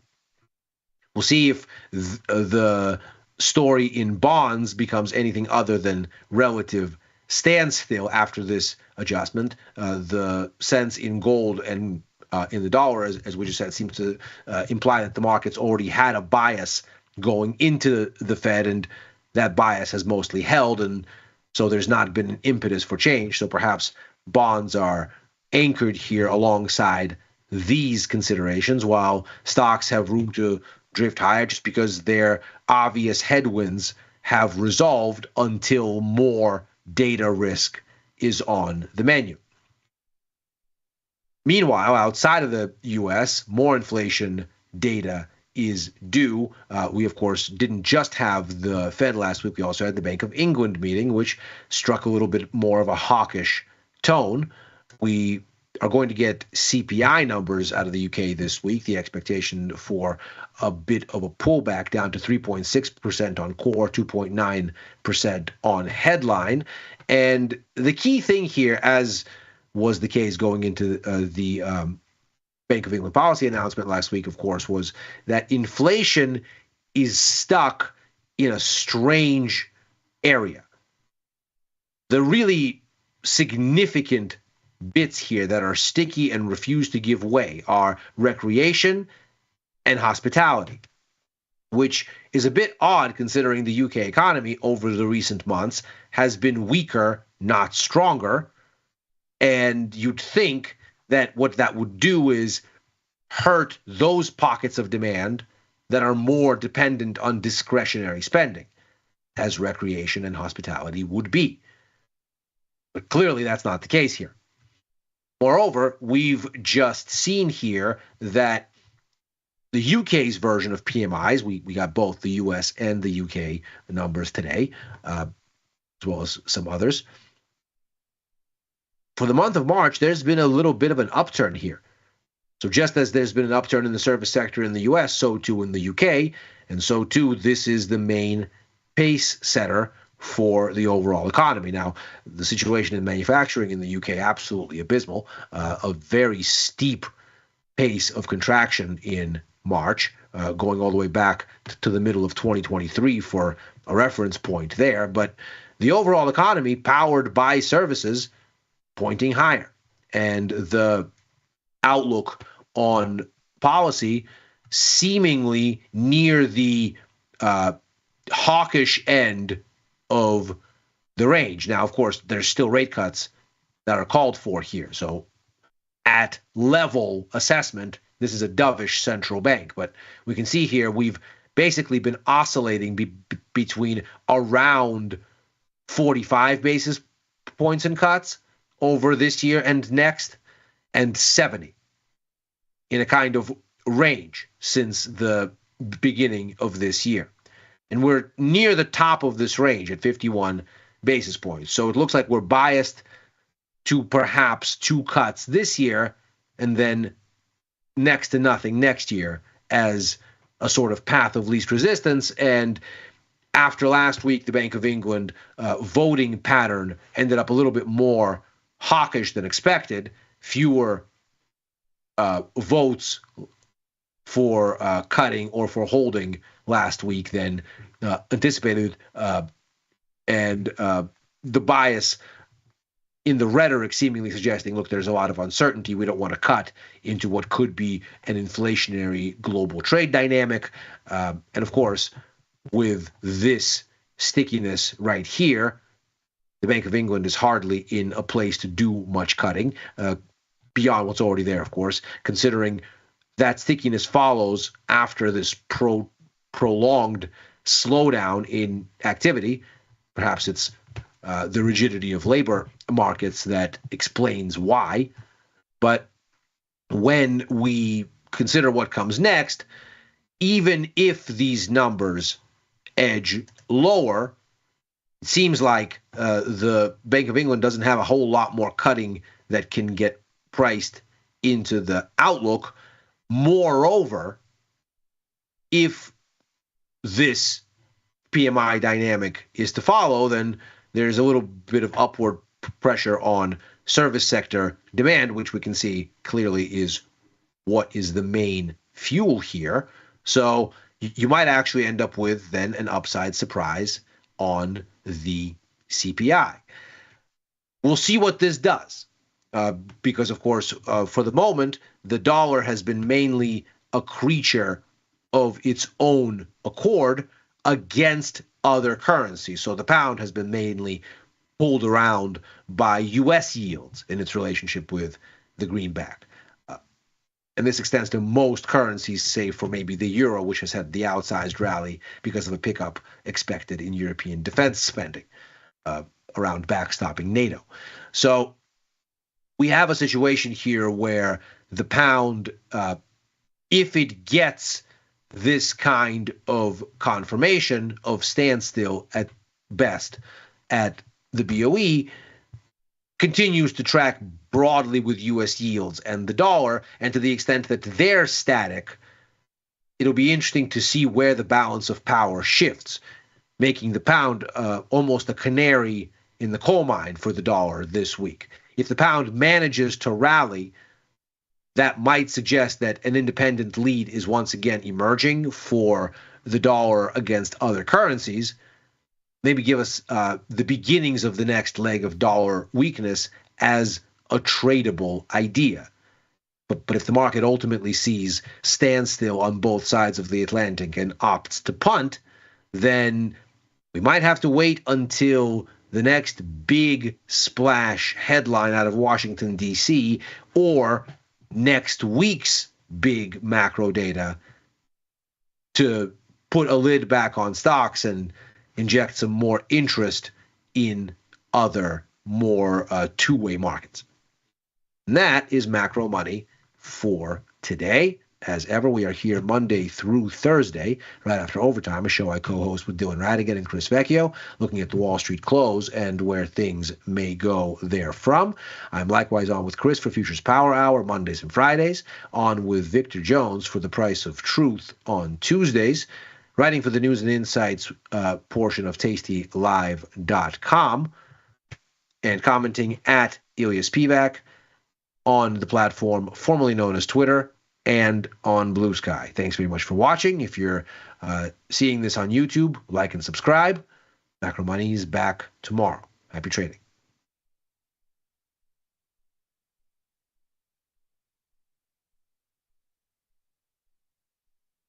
In the world of investing, a beast lurks between the numbers. Some watch from the safety of the sidelines, but others saddle up and ride that one-ton rowdy ribeye for all he's got. If that's you, join us on Tasty Trade, named best online broker for options trading. Genius loves company. Ready to take your trading skills to the next level? Dive into the world of stocks, options, and futures with Tasty Trade courses. Whether you're a beginner or more advanced trader, our courses can empower you with the knowledge to succeed. Watch as our team in Chicago shows you how to use the Tasty Trade platform and go over the basics of trading. Perhaps you'll learn about a new strategy or a potential product for your portfolio. To find our courses, go to the Manage section of our web platform or head to courses.tastytrade.com. Start taking control of your financial future. Visit our courses today. Looking for a better broker and a bonus? Sweet. Get up to $4,000 when you open and fund a Tasty Trade account. Plus, smart tech and a broker who's got your back at Tasty Trade. Make your move, genius. Tasty Trade. Look who's back testing. Tasty Trade now has options back testing for free. Test your trades with over 10 years of data for the most popular symbols. See how your trades would have performed in the past. Look back at profit and loss and take the guess out of guesswork. Oh, did we mention that it's free? Get back testing at Tasty Trade. Got the need for speed? No problem! At Tasty Trade, you can turn smart ideas into real trades with just a few clicks. Wow, that's fast. Tasty Trade, make your move.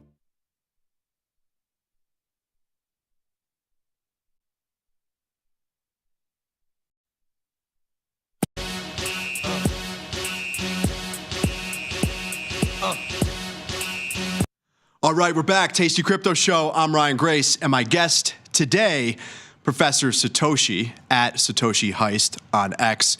Give him a follow. Professor, how you doing? I'm doing fantastic. Thanks for having me on the show. Absolutely. Excited to have you here on the show. We've got a lot going on in the market. We're going to jump right into it. But before we do that, for anybody that doesn't follow you on X, maybe isn't familiar with you, can you give us a little bit of background, who you are, and maybe take us a little bit on your crypto journey? How'd you get started? It's always interesting to me to hear when people started and maybe what brought them into the space. Yeah, sure. So I started working at a bank out of New York City in TradFi for about almost 5 years, a little under 5 years. And I was just, getting into crypto and Bitcoin in around 2016 timeframe. And I rode that insane bubble up to $19,000 is what we traded. I had thought that, just freshly graduated out of business school from NYU. I went to Stern, studied finance there, and I thought I was the next Warren Buffett. And I rode everything back down to the ground, unfortunately. But I stuck around and I started trading options on crypto. And that's actually around the time when I left my safe Wall Street job to go full time into crypto trading options. And I'm happy to double click into the story, to the market, or wherever we want to take this.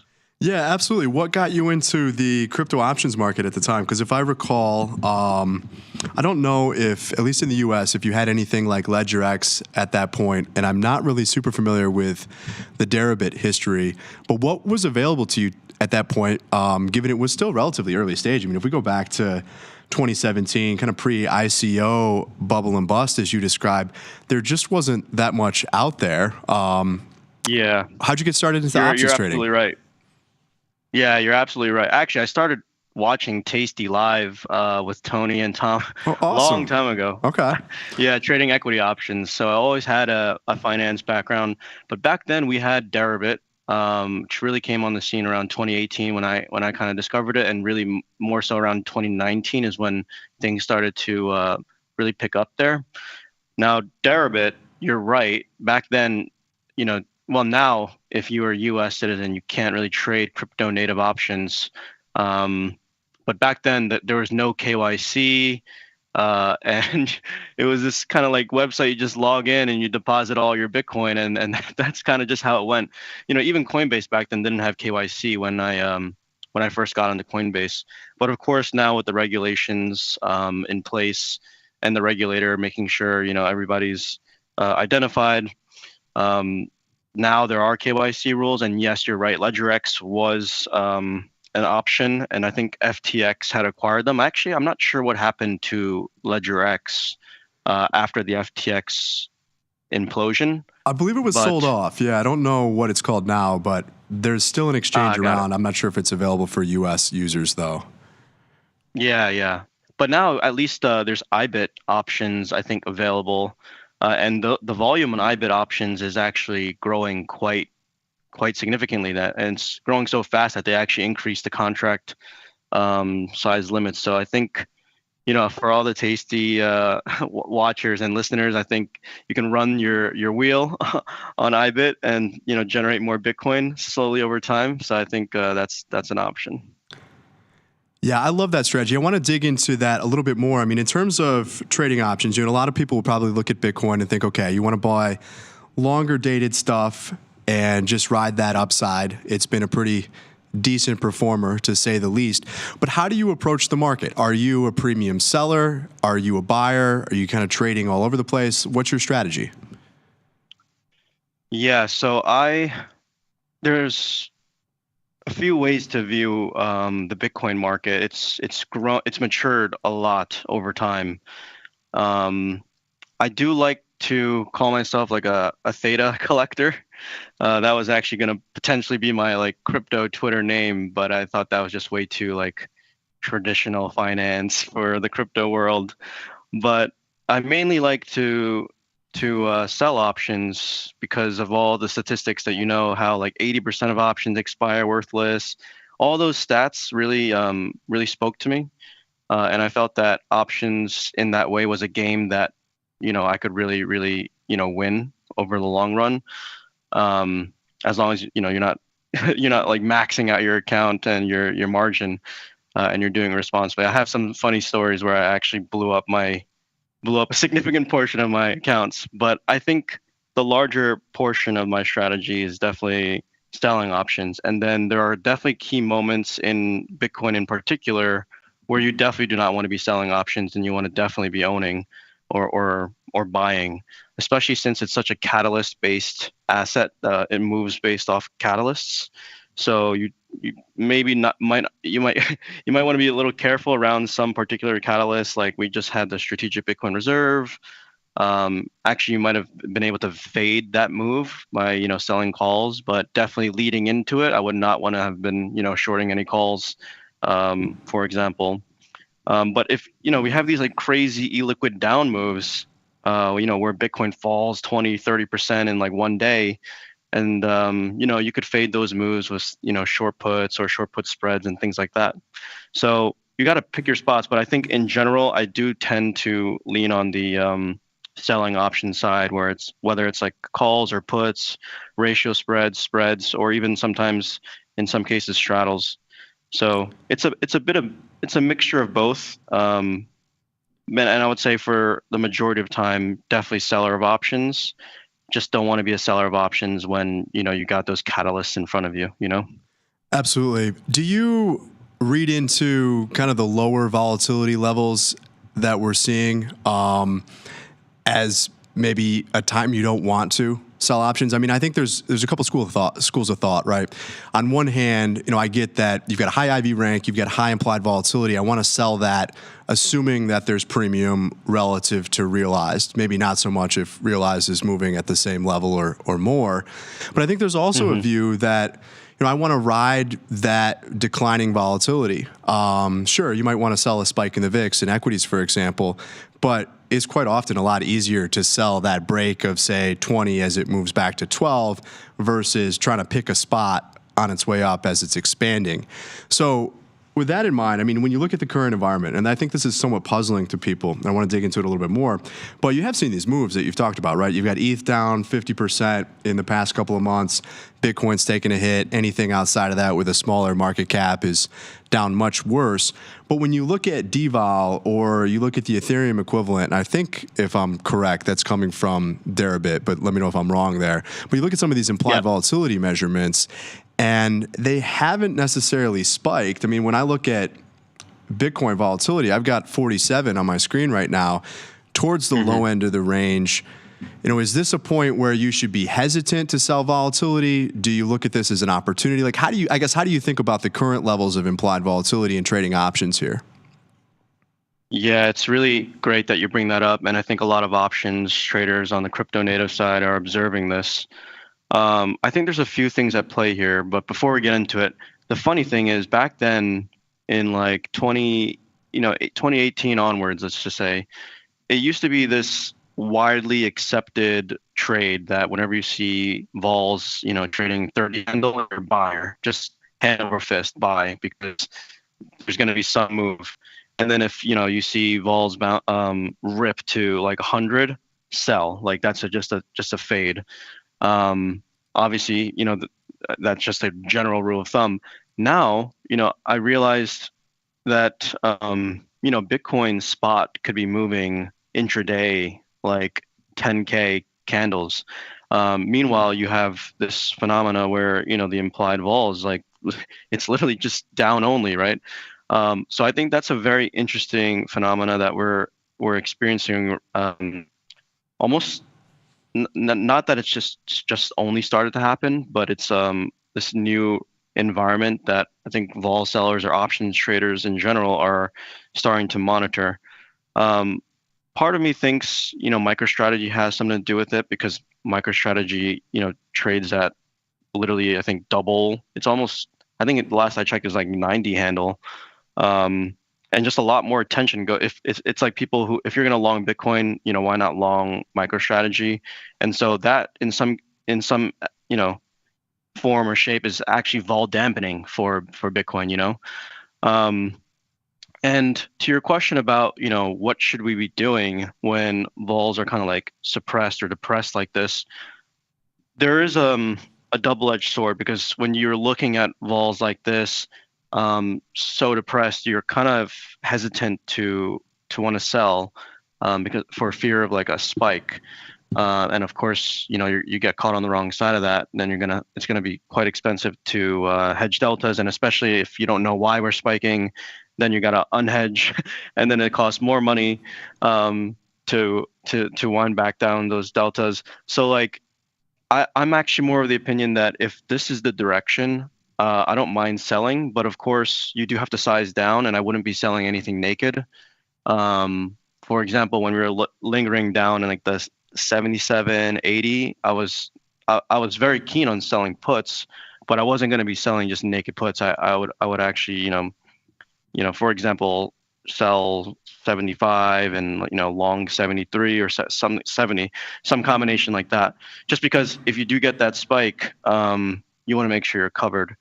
Now that being said, I do like fading, just like you mentioned for the VIX, and I think that was a really good trade, because I think VIX is what last I checked like 18 today. It got hammered down, right? That's sort of what I like to do for Bitcoin too, especially when you have those events. I think the inauguration of the U.S. president was a great event to fade, and a lot of macro events, if you're really into selling near dated options for Bitcoin, tend to like revert down. It's almost like a free trade all the time, unless the macro data, like whether it's a CPI, FOMC, unless it's like egregiously out of line, usually those are free trades for selling like near dated vol.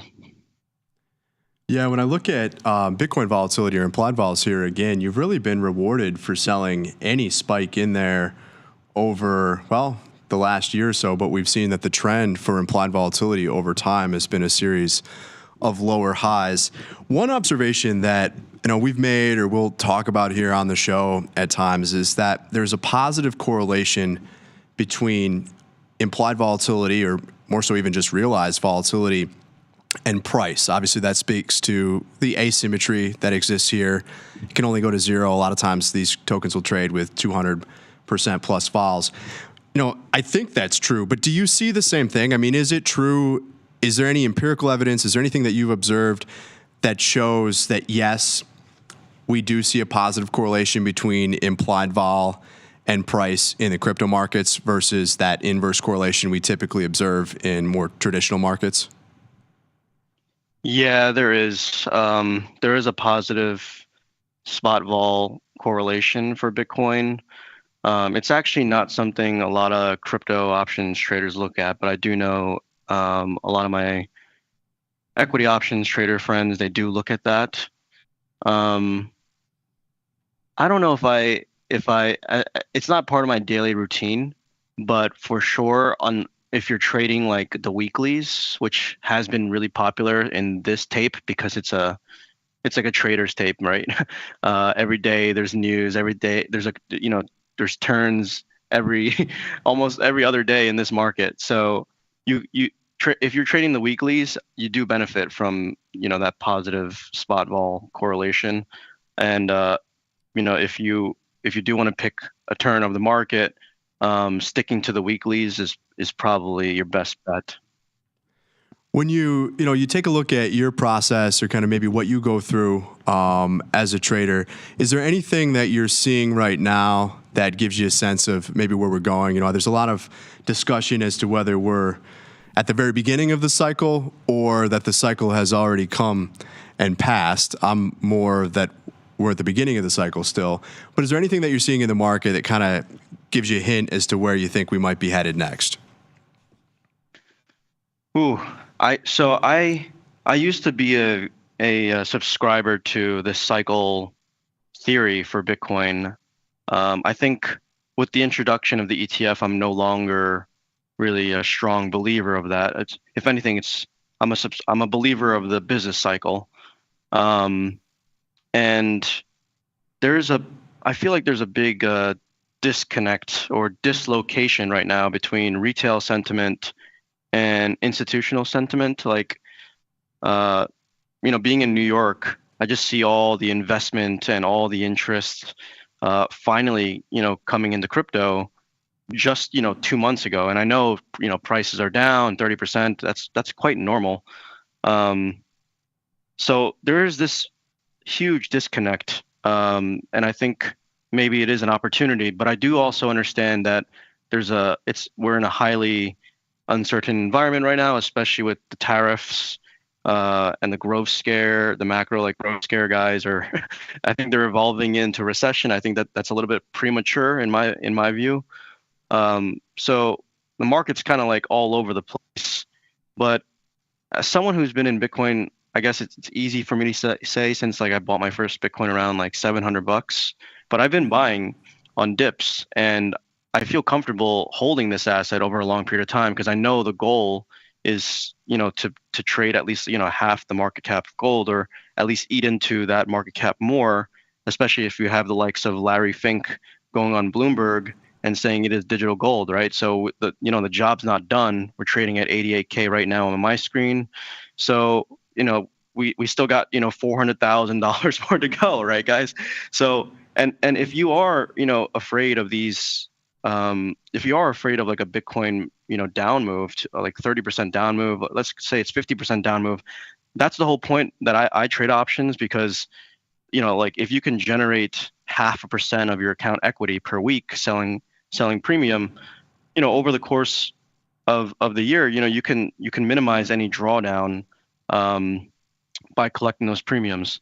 So I have a long-term view on Bitcoin, and I know that on crypto Twitter or some social media platforms they'll be like, oh my God, it's over, this cycle that we just topped, and there's nothing else to look forward to. Actually, I feel like in so many ways we're just barely opening up the gates on the regulatory side to onboard even more people into crypto.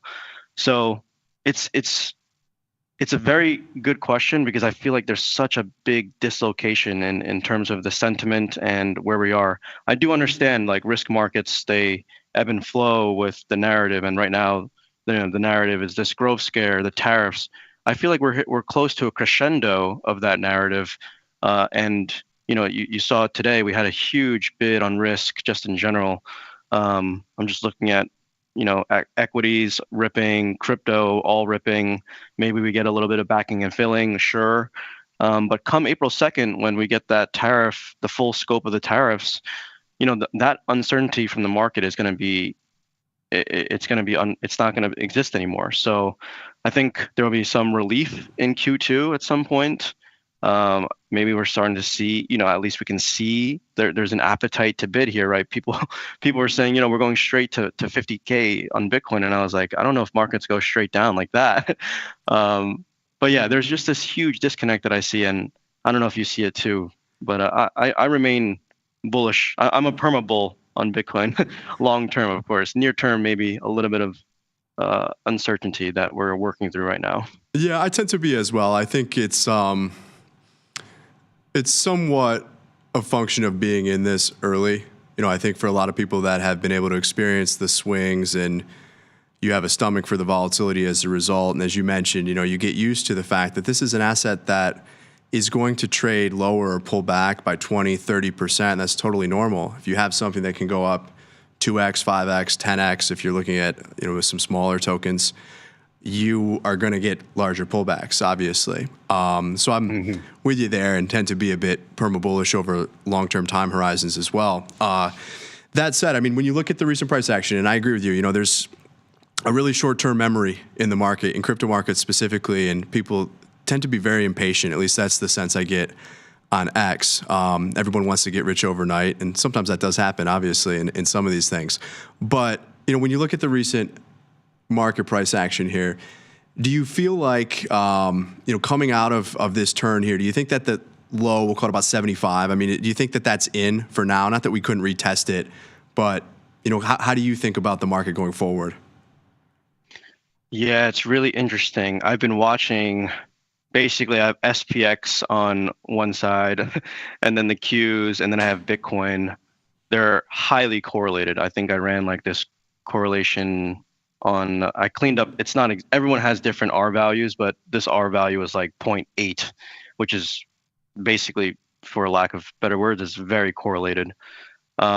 And I think Bitcoin is a risk leader. It led the way down first, and then SPX, you know, came down after, and it bottomed first. So the most interesting thing, in my opinion, before answering your question with my view, is that Bitcoin never went to the November 4th, 2024 lows, which is the U.S. election level that everyone's watching, whereas, you know, SPX did. Yeah. Right. The Qs like blew through that. Tesla went down as much as Solana for like, that's crazy, right? And then of course, you know, Ethereum went to like, I think it was like 2023 levels, and then Solana went to August 5th, 2024 Japanese yen unwind level, like, and Bitcoin is like, you know, is just hanging out. I was like, wow, how is this thing not, you know, getting down to this November 4th level? And then what I like to watch is to inform, you know, whether or not the bottom is in, is to look at the order book, spot order books for Bitcoin. And that order book was just lit up around that 75K level, 77K level. And I actually, you know, I took a short-term trade around there. And I do think, you know, this bounce underway right now will have some backing and filling. I'm not sure if we're going to break to new lows just right away. I can't say that for sure, because there's just a lot of bids in that region. But if we do get, you know, some backing and filling down to like 84, 86, that could be a nice, you know, higher low to play, because I do have a, you know, generally I think more positive outlook for Q2 than most of my crypto trader peers, just because I think the growth scare is now becoming a recession, and I don't think the U.S. is entering into a recession. I think that's a little bit premature to call, because we don't see the data for that yet, and the way the market's overshot to the downside, I feel like people are just pricing in like an imminent recession. So unless those bids leave for Bitcoin, you know, I think this you should trust that 77K and look to bid any dips going into Q2. That's going to be my plan. I think obviously April 2nd, it's really path dependent on April 2nd for the tariffs. But yeah, like I would definitely be buying dips on Bitcoin, and I don't know about the 66K calls and the 50K calls. I would definitely bet against that. But, you know, if someone said, hey, do you think Bitcoin could hit 75 or something? Yeah, maybe. It might just sweep underneath that low. But I'll be looking to buy dips going into Q2 as we close out Q1. That's for sure. I've got to ask you about some of these dates and some tweets. I think, of course, everyone needs to go and follow you at Satoshi Heist on X. This show always goes by way too quickly for me. But before we run out of time, couple of tweets I want to ask you about because I thought these were really interesting. You got a series of dates: March 21st, March 24th, March 30th, April 2nd, April 17th. I think you've alluded to April 12th a little bit, or 2nd here, excuse me, a little bit. But what is significant about some of these dates that you've tweeted? Yeah, I think options traders will definitely maybe catch on to some of these dates. So March 21st is OpEx, and then the 24th is the Monday afterwards, which I felt that we would see how the market wants to naturally move after all that gamma rolls off from that OpEx. And then March 30th is actually my birthday. Awesome. So I put that in there as kind of like a trick, a little bit of a trick. And then April 2nd is a tariffs, and then April 17th we got another OpEx. So I thought only options traders would understand that. So I think a lot of the people on the Tasty Show would definitely kind of read into those dates. Absolutely. Well, and I think you're seeing some of that here today, right? Post what was a pretty large expiration when you look at the S&P. You get, when you look at the dynamic around dealer hedging and the flows associated there, you get some of that removed. And we saw this, I think, going back to March during, March 2020, I think, during the COVID period. You have that dynamic that maybe if it's only short-lived can really move markets in one way or the other. And here we're seeing, quite the move to the upside and with Bitcoin as well. So we'll keep an eye on those OpEx dates going forward. But one last question for you before we wrap things up. I think I'm in your camp here. We're going to probably take a little flack from the Army, but you tweeted about XRP. XRP fully diluted value right around, I want to say it's 250 billion or so, right there with ETH. Doesn't make much sense to me that these two are at par. Can you dig into that a little bit and explain why maybe the XRP market cap equal with ETH's market cap doesn't make sense to you? Yeah, so I think I've been thinking about this and I've been looking at this chart because if you look at if you just look at the XRP chart, it looks like nothing has even happened to it. When you see the S&P and the Qs and Bitcoin and every other risk asset is just, the chart is murdered, right? And XRP is just kind of like hanging out in this like giant range. It's any technician can just look at that and say, well, nothing's happening here, just chopping right after a huge move up. And I can't argue with that technician's observation because it literally does just look like it's chopping at the highs and nothing is happening to it. What doesn't make sense to me is that Ethereum has like $80 billion of AUM, or you can call it TVL, and all this DeFi activity. You got the L2s, Coinbase base chain, and Arbitrum, Optimism, and it's like, does XRP really deserve to be, trading at this valuation? Now in crypto, there's a meme that the crypto folks like to say, and they say, valuation is just a meme. And to some extent, that's true because you got these meme coins that are trading at higher valuations than some of the biggest crypto companies, for example. So I've been trying to short this thing because I just don't think that the valuation makes sense, and I think that there's some, evil cabal behind the scenes like lifting up this price. So I make some memes about it. But I think that a liquid move from the election lows really, boosted the price, and it's just kind of hanging out about here for now. But it either means that Ethereum is trading severely in a severely depressed state and actually should, really, really go up a lot, or XRP, I guess, somehow magically became the number 2 like best crypto out of nowhere. And I have a hard time believing that it did become the best crypto out of nowhere. That's my view.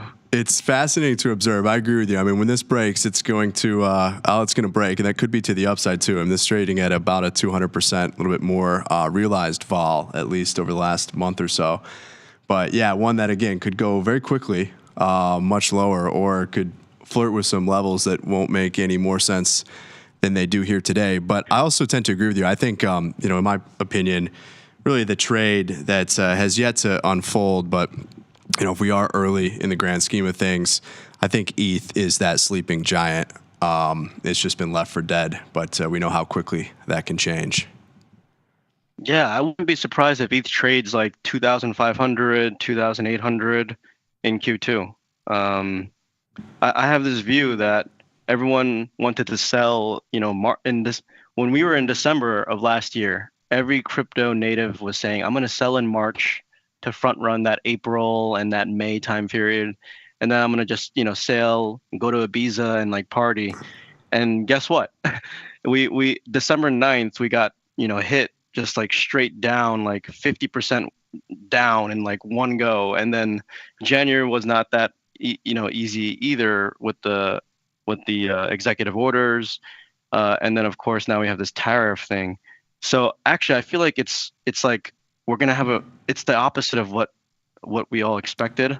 Everyone was like saying good Q1, and then I'm going to sell and like wait to buy the lows in August because of that seasonality. And now I feel like we're going to bottom, late March, maybe bleed into April, right?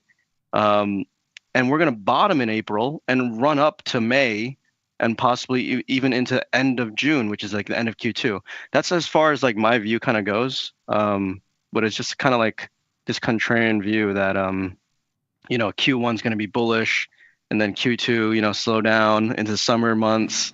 It's just, I feel like that's really going to play out. And it's going to catch a lot of people off guard too.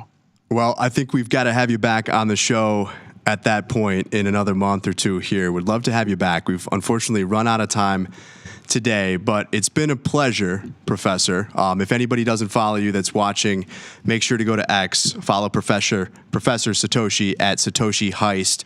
Great follow. And again, thanks for coming on the show this afternoon. Excited to have you on here and would love to have you back at some point in the future. Thanks. This was great, and I look forward to being back. Awesome. Well, that's going to do it for our show. I will be back on Wednesday. Until then, I'm Ryan. Peace.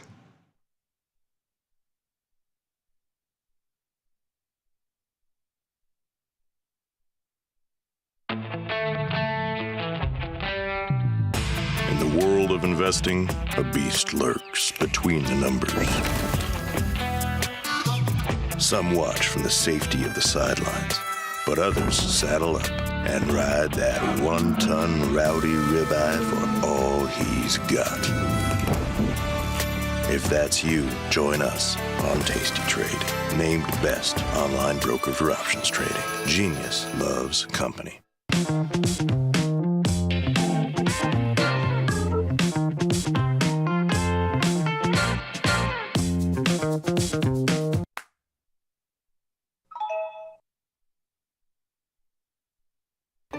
Feel like your wardrobe is missing something? Like style, purpose, and maybe a dancing dog? Can I pet that dog? The new Tasty Trade and tastylive web store is now live. New merch, bold designs. Did we mention all net proceeds go to one tail at a time? Invest in the real bull market, dogs. Go to tastytrade.threadless.com. Grab some gear and help some pups. You get merch, they get a home.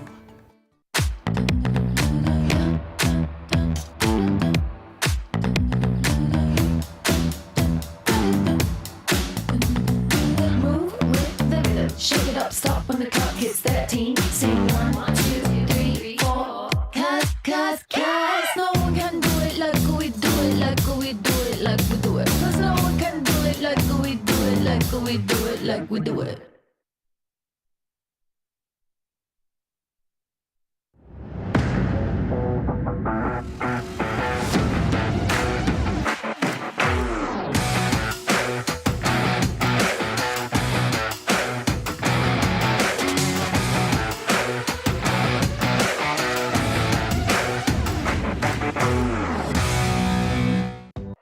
Calling all traders. Are you using tastylive mechanics and enjoying awesome results? Are you an up-and-coming options savant? We're looking for you.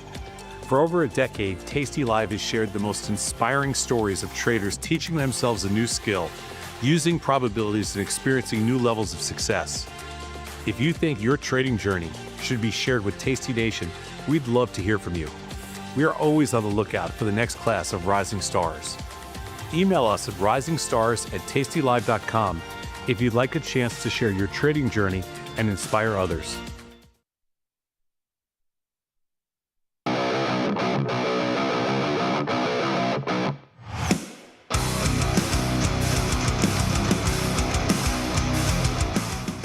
Oh, yeah. It's Monday, March 24th, a little bit after 5 p.m. Central Time, the best time. You know what that means? It's time for another one of Tasty Live's evening shows, a little podcast called The Price of Truth, a show where we like to explore the incentives that govern our world. More on that in just a bit. But before we get there, we should say what's up to the people. Shout out to everybody watching on tastylive.com, as well as all of you watching within the Tasty Trade desktop and mobile applications. If you don't already have both, go get them.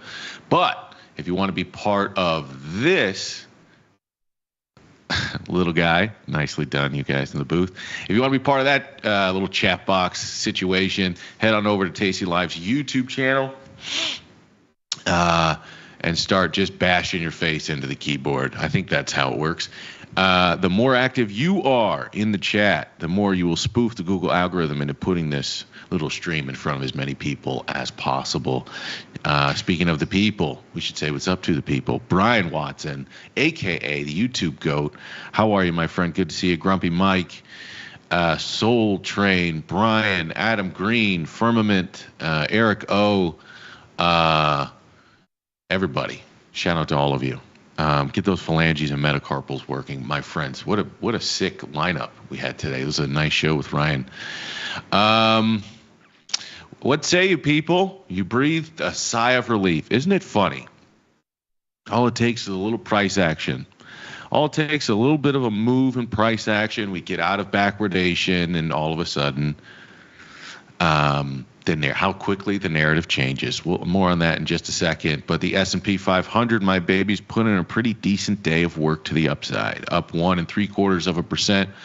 The NASDAQ really strong here today, up more than 2%, nearly 2 1/5%. The Dow Jones, your grandfather's favorite index, was up 1 2/5%. And the Russell was the outperformer, the little engine that could, up 2.5%. And that doesn't really tell the underlying story, because if you get indices moving at 2%, there were some big swings in underlying equities here today. Indy Tampa, I got you on your shout out. What's going on? Has much changed in the world?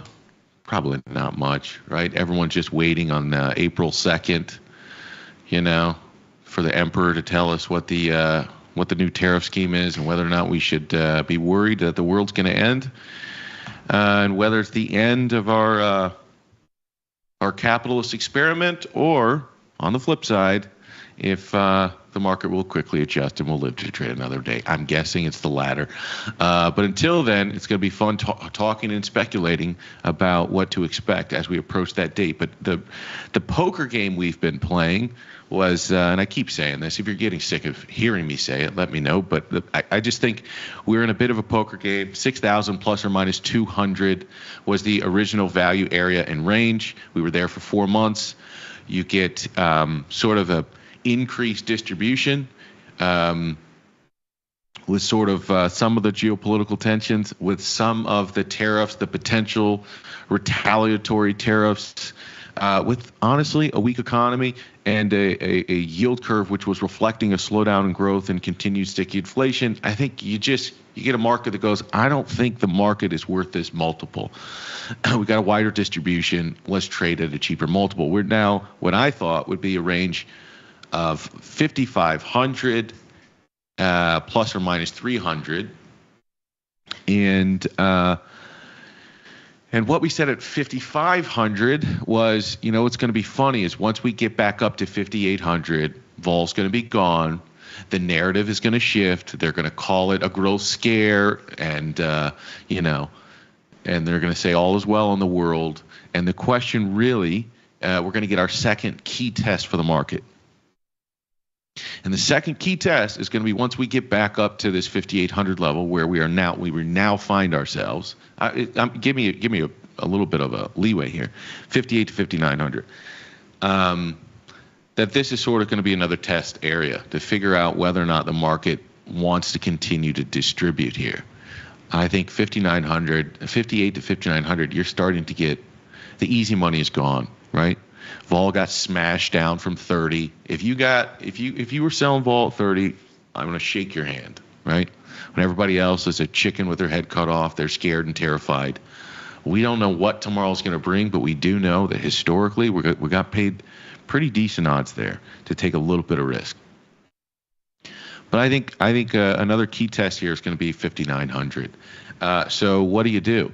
I think a lot of the easy money in Vol's been made. Probably a decent amount of easy money in equities has been made.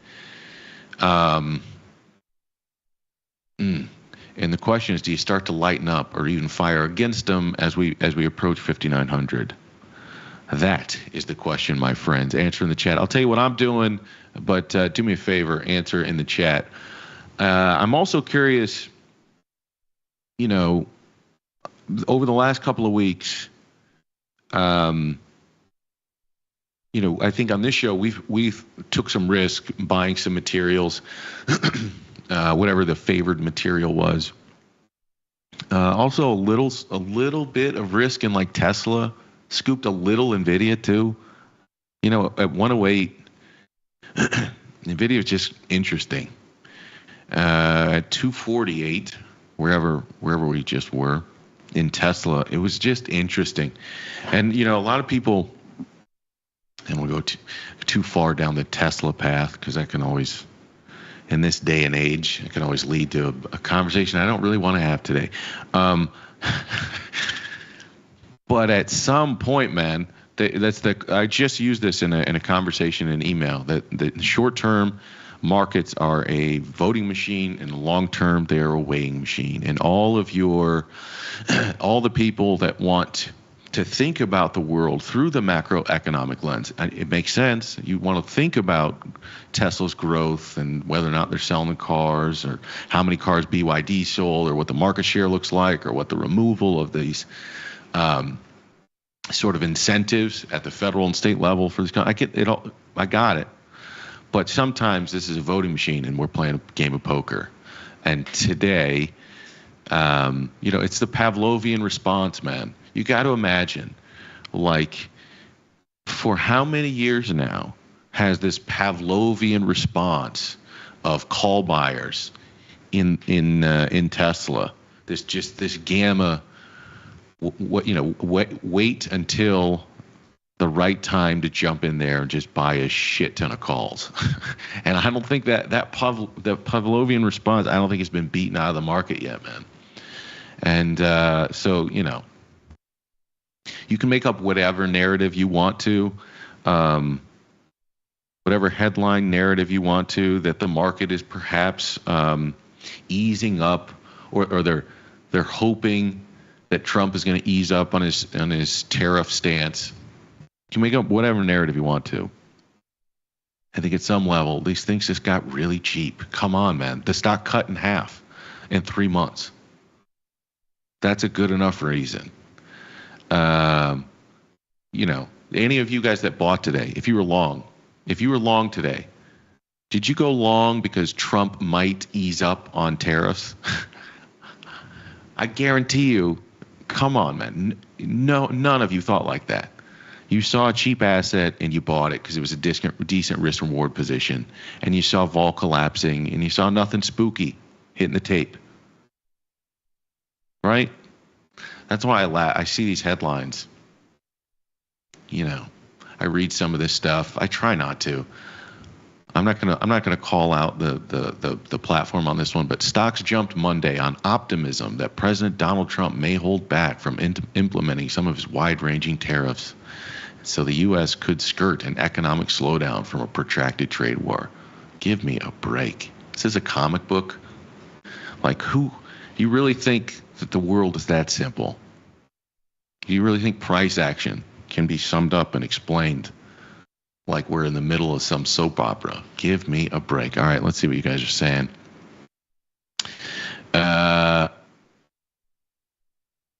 It doubled the 3 months before that. That's true. But it works the same way the other way. Jack Murphy, what's going on? Short vol represent. Hey VJ, been a while. How'd you fare in this drawdown? I'm back at account highs at this level. I'm not far. Maybe I'm a couple grand off account highs. I'm pretty close. So I did all right. And what I think, Jack, I really pressed backwardation this time. So I wish I could say I was like super strategic, and I had on some super smart relative value or basis trade, but I didn't. I just really pressed the big VIX futures when we were pretty deep in value in backwardation.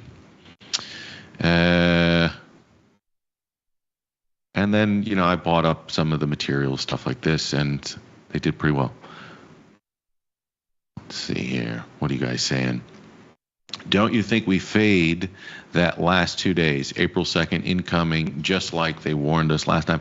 I don't know how to think about it, April 2nd, honestly, Magic, because there's one part of me that goes, yeah, are you going to get some information that could, like some new information that the market may need a bit of time to adjust? Sure. But on the flip side, the only thing that would, as long as you get a definitive answer on what the hell's happening, the only reason, like, who said this? Knowledge is vol dampening or damping. Knowledge is vol damping. So us getting knowledge on the flip side of April 2nd is enough to remove a layer of uncertainty from the marketplace. So I don't look at April 2nd as some big D-Day for the markets. I'm not thinking about it that way. And I think the higher likelihood is you get a new date, which would suck. That's the worst possible outcome, I think, is that you get into April 2nd and what you're going to get is some pieces of information, and then you're going to get a new date to stay tuned for. And I think that's how this thing is going to work, unfortunately. And I think that's probably worst case scenario because there's a lack of knowledge and then there's a new layer of uncertainty added to the market. I'm guessing that's what they do because it's never easy. And do I think we fade the last 2 days? There's a part of me that thinks 59, this 58 to 5900 level might get a little choppy. But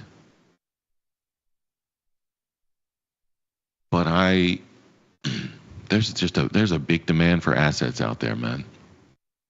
So let's see. I am lightening up on my deltas as we approach 58 to 5900. Like I had some upside, like E-mini S&P 500 futures options, like some dumb out of the money stuff. I think I had it's not dumb out of the money, it was in the money today, but they were left 5800, 5900 call spread or something like that. I bought when everybody was freaking out. And so I lightened up on some of that stuff today. I had some drag, so some long put drag in the portfolio I let go. So anyways, I'm decreasing the deltas just a little bit in the portfolio.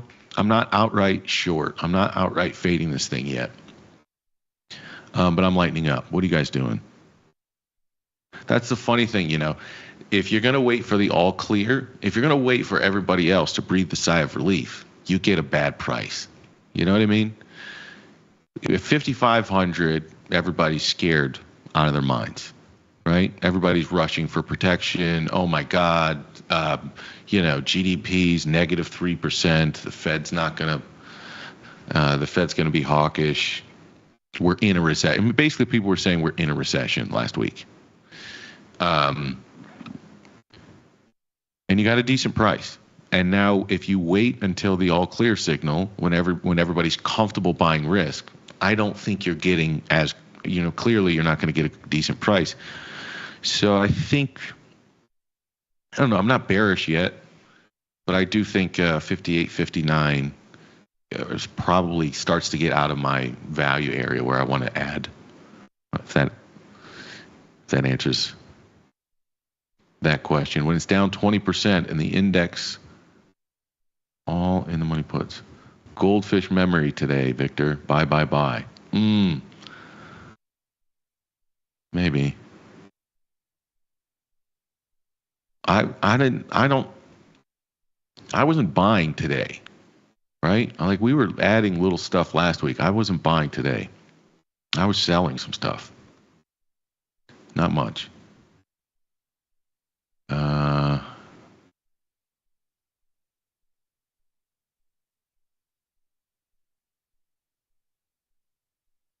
Or tariffs are the new healthcare plan. It will be announced in 2 weeks. We have concepts of a plan. Yeah, but everything rallied. Let's keep going. Bonds, you guessed it. Here's the interesting thing. We actually moved lower, and I think we're starting to see that long end lift a little bit, which I think the market is starting to move towards the Fed making a move in June. I mean, that's how I'm interpreting it. I don't know if I'm right, but it does look like the market is, the long end is lifting, which means we're slowly adjusting, in my personal opinion, to locking in some easing starting in June. And it's hard to know. Maybe just, people are rethinking their growth projections as well. That could be some of it. But yeah, the long end of the curve lifted a bit today. Bonds at 116 and change. Notes 110 and 16, 30 seconds. And a pretty decent steepening over the last couple of days. Oh, look at you guys. You're putting all the stocks that you like. Where was all that last week? Huh? Now everyone's just throwing, yeah, exactly, McNutty. Long a bunch of Momo names because I like pain after a gain. So funny, man. I'm telling you, it's just a Pavlovian market. You cannot beat it out. People get a little bit nervous because we all know that this is just a big house of cards. But that's kind of the game. And even if even if the negative outcome presents itself, you know what they're going to do. You know what they're going to do. And I think that's so dangerous. You're looking at a screen full of moral hazard, my babies. That's what we are doing every day, is who can, which one of you is going to fall for the okie doke, and which ones are going to recognize that we live in a world of moral hazard. Am I wrong? Doesn't seem like it, man. Seems like, I guess the way I see tariffs, man. Tell me if I'm crazy. This is a mental model I've been working on. That sort of, we need to find revenue, right? We are basically like a country that's looking through the couch cushions trying to find money, right? If people owed us money, we're going knocking on doors. I need my money, man. I need my money. So we're trying to find money anywhere we can find it, except a billionaire's pocket. So the wealth tax gets shelved. The Biden administration pretended as if they were going to go after rich people's wealth, but that got announced in some press release and literally went nowhere, collected dust on a shelf. But you also want to cut corporate taxes. So what do you do if you want to cut taxes and we still need to find revenue? You need like a value-added tax, right? You need a VAT, because almost everyone else has one of these things. But a tariff gives you more political leverage than a VAT. A VAT's just a flat consumption tax, right? Especially if you want to do something about inflation. I think this is why they keep landing on tariffs. And so the interesting thing is, instead of going and taxing wealth, figuring out a way to do that, what we are going to do is all of us are effectively going to pay a consumption tax, but through the lens of a tariff, so it gives our government a bit more economic control for leverage and negotiation. That's like my mental model about what sort of what's happening. I don't know if that's the right model, but it's basically like tariffs are a weird little, like an inverted consumption tax, is it not? Just a VAT in a different way that gives the government levers of power to control in economic negotiation. Sub-Zero says, I'm always 95% long, so I love these days, but I can't scalp, so I hate them too. Okay. You sound like an economist on one hand, on the other.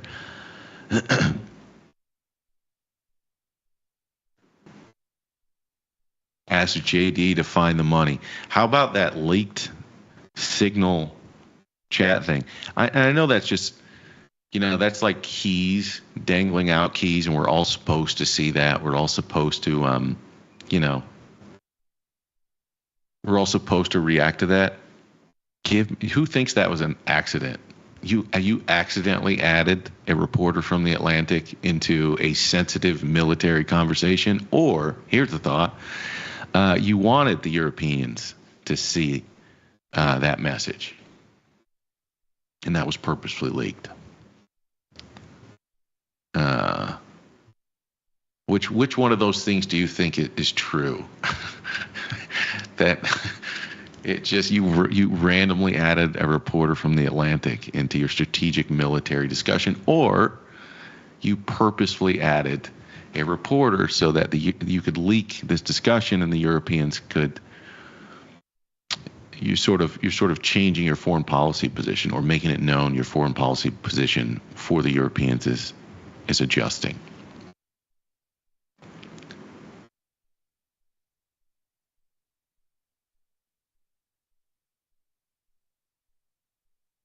Patrick Hennessy says the idea of a tariff moving the tax from the billionaire class to the W-2 class feels like a really accurate model. I think so too. Why the Atlantic? I know. That's also funny. Not using a secure line is I think it's funny that they're using Signal. Isn't that the guy that they want us? They wanted they want us to believe is a bad guy, and Signal is a bad product, and it's dangerous or whatever, and they use it. VIX down to 1748, a complete collapse, down another 9%. I suppose my question to many of you, and the one I'm asking myself, is, I think I kind of know the answer. I think we're in a place where I don't love the short vol play anymore, right? I'm not loading the boat on puts here either. I do think, we're right at 1748. That's right around the long-term historical average in terms of volatility pricing. So we're not super cheap. I wouldn't be mad at buying a little bit of downside protection on a portfolio now that vol is sort of inside or at its average, but it's not cheap right now. So if I was going to put an incremental dollar into the market here, I'm going to say something that's going to get me kicked off tastylive. I'd probably be buying cheap out of the money premium. Can't believe I just said that. To me, call spreads here, when you're approaching what could be like 58 to 5,900, starts to be a potential resistance area. To me, if I want to make the bet, an incremental dollar. Again, assuming you don't have chips on the table already and you're going, what do I do here? I'm not telling you what to do. I'm just saying for my own self, I'm thinking it through. As we approach what could be resistance area, maybe you break through it and we get back into our 6,000 plus or minus 200. It's possible. Or maybe we see a little bit of difficulty getting past this 58, 5,900 area. So I would probably take more risk-defined upside here. And because vol's getting a little bit cheaper, I'd probably move over to like the long out of the money call spread style. I know most of you guys probably hate that, but I'm just looking at vol and saying we're getting a little bit cheaper. I don't love the idea of selling it here, but if you're following tasty mechanics, and I know this, you're a blackjack player, you've got to play. You keep playing game theory optimal hands, right? So you're going to continue to sell volatility as volatility moves. You're not going to really look for expensive or cheap vol. You've got to keep playing the mechanics. I understand that. I'm a little different. Would you rather buy a weekly call or would you rather buy a weekly call or short a weekly call? A weekly call? Oh, that's a tough question.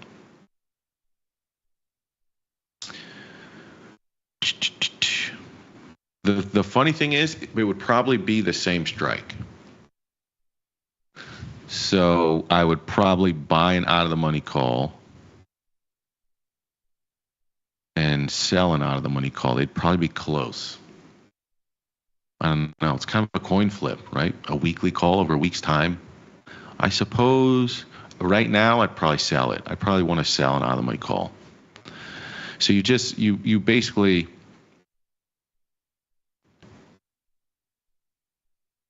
you kind of just expose the hypocrisy of what I just said.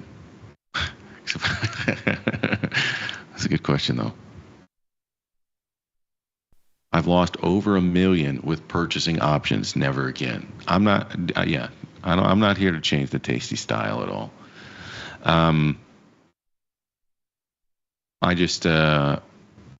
I take risk a little differently. That's all. And a style that works for me. Bitcoin, man, a real big move over the last, big on a relative basis, a pretty decent move from this weekend until today, which is nice. I think I had this conversation with Chris last week, and the question was, after you get down to 80, because I think some people were making the 75 call. Do you get down to 75 or 8 or 75 or 70? And sort of my view of the world is once you have a consolidation period in a highly or potentially highly volatile asset,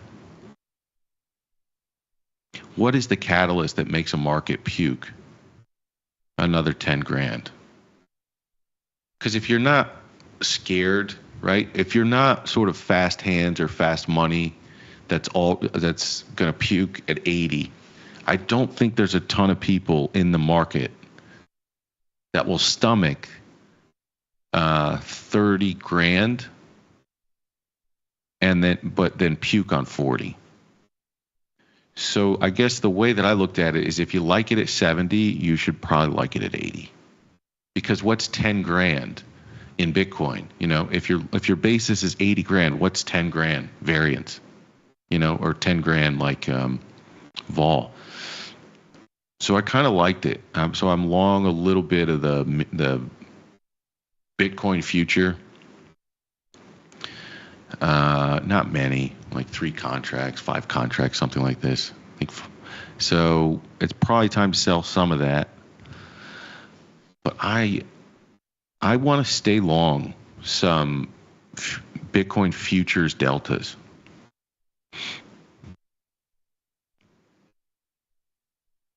Yeah, because I do think if the growth scare ends up being, if the market over rotates the other direction, in other words, if you go from being nervous about a growth slowdown and negative GDP prints, if you go from that, you can very quickly over rotate the other direction. And if a day like today is day number one of a set of days where risk appetite sort of catches up. Yeah, I want to be long that class of asset. I want to have exposure to that level of volatility. So I'm going to keep some long deltas here in Bitcoin. I just like the risk and reward here. I'm going to wake up one day and this thing's going to be down 20 grand and I'm, going to have egg on my face because that's how this game works. But if I'm going to take targeted risk here, I sort of like it here. And I think there's clearly an appetite built in here at 80. And everybody and their mom wanted to buy 75 if it got there. And I know that changes once you get there. Nobody wants to buy it anymore. I don't know. I like carrying some long deltas here. And I heard Ryan in the show before us. Whenever Ryan gets sort of this twinkle in his eye, he makes some sick calls, man. And he has this very nice handle. Hope I'm not saying it and talking out of school or anything. He's got a good handle on ETH. He makes some sick calls on ETH. And whenever he starts to look at ETH and think that there's value to be had there, I don't know. I start to get greedy. The only crypto asset that I actually want to ever trade is Bitcoin. But I've just Me Too'd. Oh, I can't say that. I've piggybacked. I'm an idiot. I've piggybacked a couple of Ryan's trades in the past. Should we be short, Vic? I think it depends on a lot of things, right? It depends on what type of vol you're carrying and everything else. But just as a binary yes or no, I think it might be a little early. I think it might be. I'm not yet. I like this area, 58 and 59, to put as an area we might slow down. I'm not sure yet,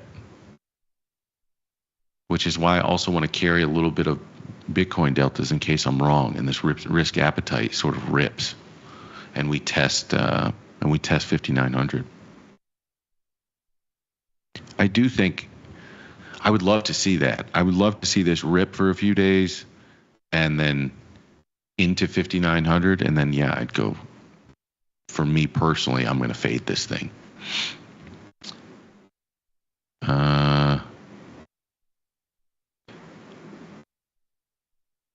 Nothing. BTO. You guys like that IBIT stuff?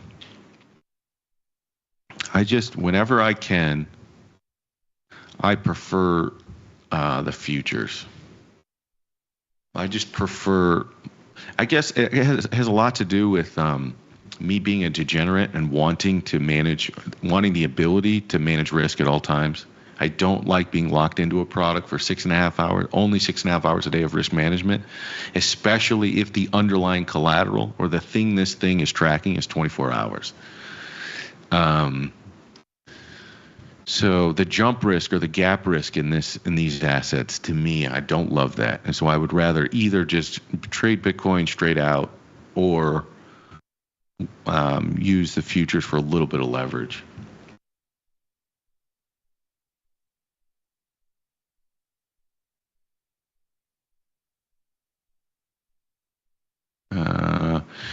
I want to real quick. We'll go over sort of the meeting probabilities here. It sort of seems a bit weird to do that on the flip side of the FOMC that just passed, but just to give everybody, I think I like to keep looking at some of these things. One, because if there's new people that haven't looked at it before, it's sort of an easy, quick way to see what the implied world looks like. And two, by setting up a habit, when you get deviations in some of these patterns, they can stick out and sometimes open up opportunities. So FedWatch aggregated meeting probabilities. I feel like I got marbles in my mouth. June 18th, 2025 is the sort of expected first cut in this new cutting cycle we seem to be embarking on. So we got another meeting in May. That one is not. We're not going to have an SEP with that one. Just a Q&A, press conference, a statement Q&A. And in June we'll get another SEP, and it looks like we'll have the first cut then. July looks like a hold. September and the second implied cut for the year, and that's about it. So we've been all over the board this year, or in the last 4 months anyway. We've been everywhere from one cut to as many as almost 4. They almost priced in 4 at one time. So we've been all over the board, and we're back at effectively 2 cuts for 2025, and that's probably about right. That's probably about right. I think they're probably going to get 2 of them off. Victor, if vol is relatively low, would it be better to buy a put to fade or sell a covered call? How would you select the strike and duration for the put? So yes, if we can get another couple of days of a decent risk rally, and let's say vol gets below 17, I will look to buy downside puts, mostly put spreads. I don't buy them outright. I don't buy outright calls. I don't buy outright puts.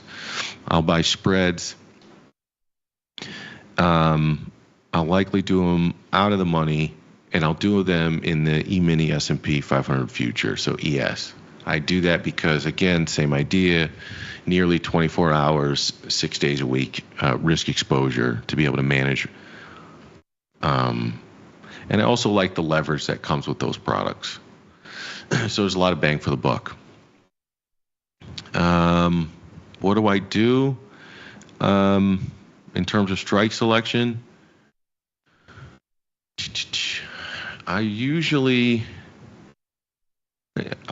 I'm mostly like wrapping myself around 30 deltas. So in the same way that you sell, your 32 delta option or whatever, I'm around that ballpark when I buy this stuff. And most of the time, I'll tweak it just based on price. Just how much I'm looking to put down on the bet. And usually it's an all or none bet. So either I'm going to get the gamma, I'm going to get the move, and as soon as I get the payout, I'm going to cash them in. And if I don't get the payout, then it's usually an all or none. It's something I'm just going to hold, and they're going to expire worthless, and that was just drag on the portfolio. So usually I'll keep positive portfolio deltas, and I'll just have a leveraged downside bet. And so if the downside bet hits, it's just helping to offset the negative performance of the positive deltas. So it's nothing super fancy. I use the futures to get as much bang for the buck on a downside move as possible, and I make all or none bets. So stuff that if I'm going to buy it, I'm going to buy it in a quantity that I can lose all of it, let it work for most of expiration, and that's how I do it.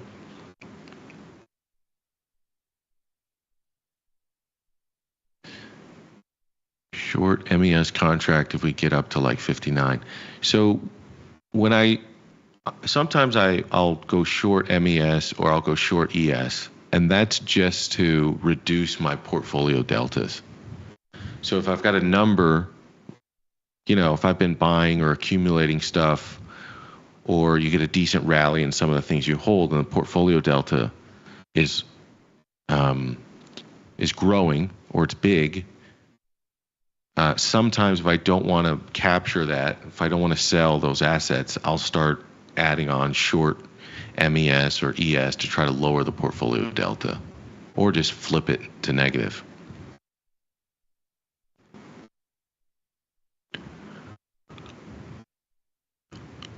I don't flip fully negative very often, though. That's a tough game. I've been beaten up trying to do that in the past.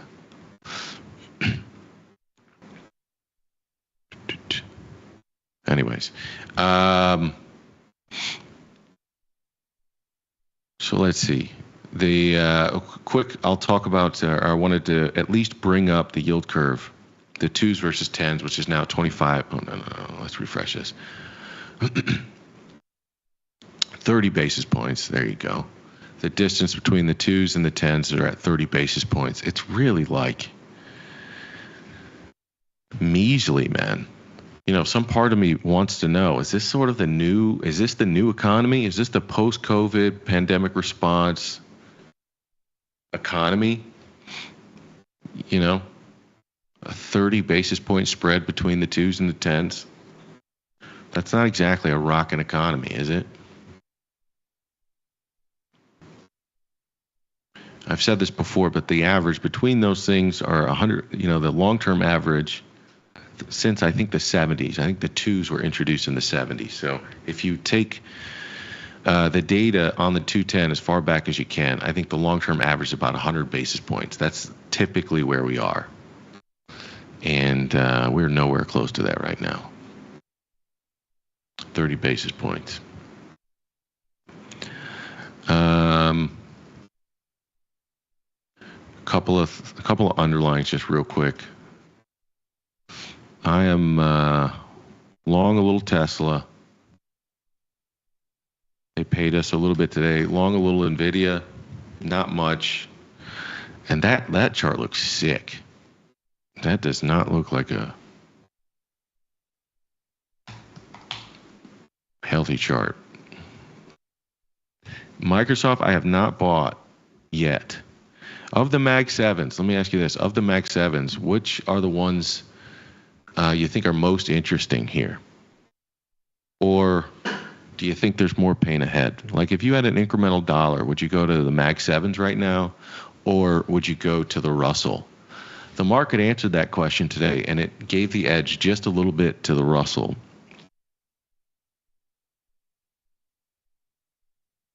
And I wonder, if you had an incremental dollar, would you go to the Mag 7s, which are beaten up, in some cases 50% off, or would you go to the Russell? The rest of the world trade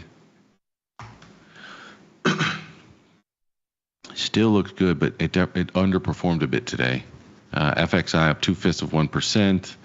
Let's say VGK was basically flat. EWW, another one on the radar, which is Mexico, was up to 0.2%. All of this, to me, this stuff is interesting. If we could get in this pocket, you could unwind sort of the first 3 months of bullishness in the rest of the world trade. So I think if U.S. equities catch a bid here, what I'd probably like to be buying is some of the rest of the world ETFs that would probably go on discount in that scenario. Or if they don't go on discount, they'll underperform on a relative basis. So I think that could happen in the next couple of days. You see a little bit of an underperformance or distribution in some of these rest of the world trades. And I don't know that theme is over though. So I think in the next couple of days that might be my short-term playbook, is look to pick up some of these things if they can go on discount. If the U.S. can catch a little bit of a bid, maybe we can get the rest of the world a little cheaper. Long term, it's Nvidia. Short term, probably Tesla. Russell is what I'm continuously keeping long deltas in, says CM. Look at you guys. A lot of excitement for Russell deltas here. I'm not knocking it. But in that case, let me ask you this. If you're long Russell here, is it just a short-term risk and reward play, or is it actually a bet on a stronger underlying economy? Like it, because I feel like if people are going to be betting the Russell, they're not really betting a bear market. They're betting at this point that whatever damage needed to have been done to stocks has been done. and that the adjustment for a deceleration in growth has been made, and that you're on the other side. You're on the other side of a growth scare.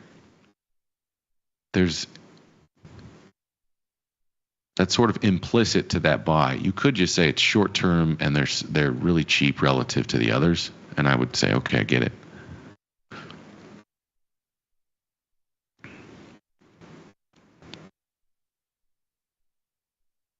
But I'm curious, all you people that want to get long Russell, tell me, is that really an underlying bet? A stronger narrative than the one people were selling last week? This thing nobody's talking about, by the way. Like, I get that Tesla, I get that Tesla gets all the headlines, and I get at one point it was all about the proximity to power and how you price that. Now they've taken all of that out and they're bombing his cars. Bro, the world changes so fast. It makes your head spin, But quietly, a lot of some of these Chinese EV companies are just they're going nuts. Nobody's talking about them. I don't get why. Same thing with, this is supposedly a Chinese drone company, EH. Another one that's up like 100% within the last 6 months, and nobody's talking about. Let's see. VJ, I'm long Russell because it dropped. I buy every 10 points and sell out for 20. I get it. CM says it's the index I'm choosing to keep long deltas in rather than be completely short. Okay. So it's your relative. It's sort of what you're offsetting. I got it. So what are you short? NASDAQ or ES?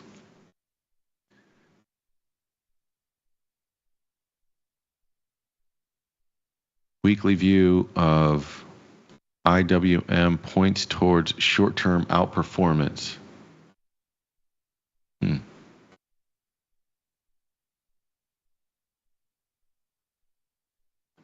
Paul Thomas says, yes, I had to worry about my car being lit on fire during lunch.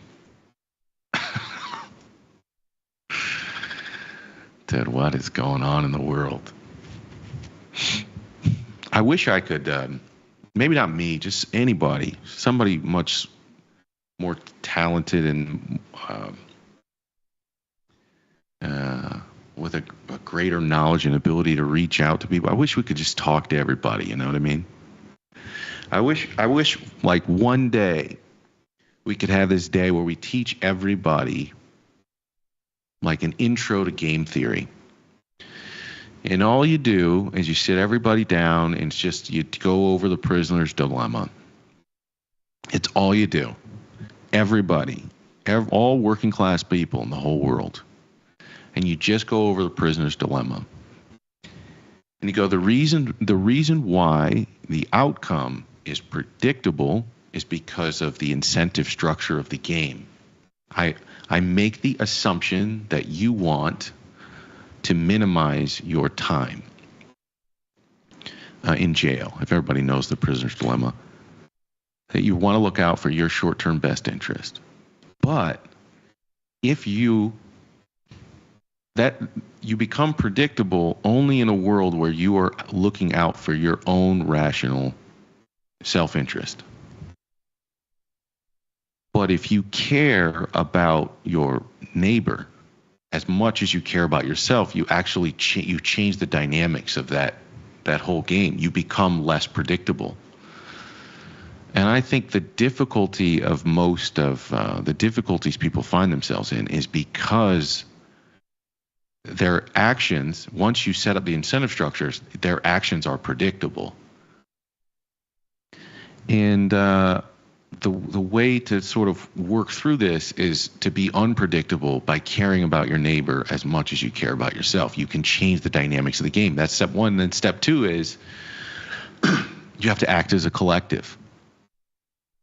That's the other way to beat or optimize your performance in the game, is you have to figure out how to act as a collective. And what people keep doing to themselves is they artificially subdivide themselves within the collective. Your power resides in numbers, and you keep dividing yourself down to a color or a this or that, and you literally diminish your optimal power of the collective. And I feel like it seems like nobody knows this.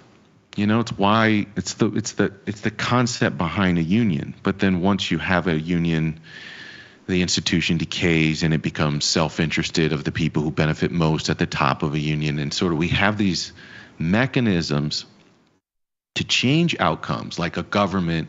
In a way, it's helping to act as a collective. But these institutions have decayed. And it's not hopeless, but I can tell you what's not going to change anything: setting a Tesla on fire.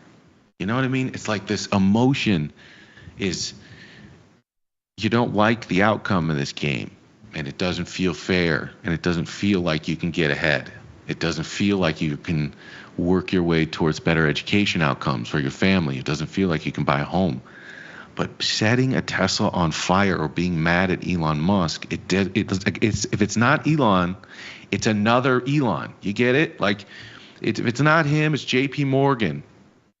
You know what I mean? If it's not him, it's Jeff Bezos. Like, the game, you're getting mad at the wrong thing. You're directing your energy at an individual and not a system that's designed that he will be replaced with another one. And without an understanding of game theory, man, like, these conditions are locked in. They're perpetual, and they get worse. All these assets are sitting in the hands of very few people. And the magic of compound interest is that those assets are going to continue to grow. You know, but the pie's only so big. So you're gonna pay for the compounding of those assets through an erosion of living standards. And that's what we're seeing, man. We're seeing an erosion of living standards to pay compound interest in a way. I know it's not direct, but I'm in this. And the way to fix that, my friends, is not getting mad at a player in the game. You have to understand the game and then play optimal. You know, you have to optimize your play in that game.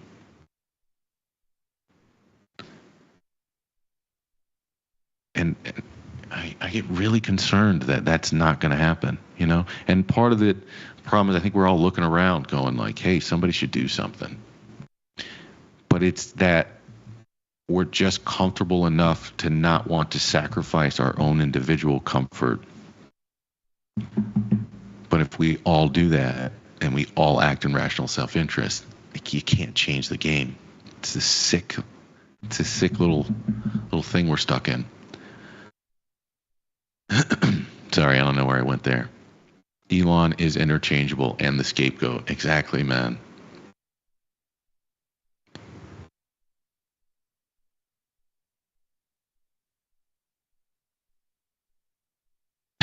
Interesting take, the Jesus strategy mixed with unpredictability.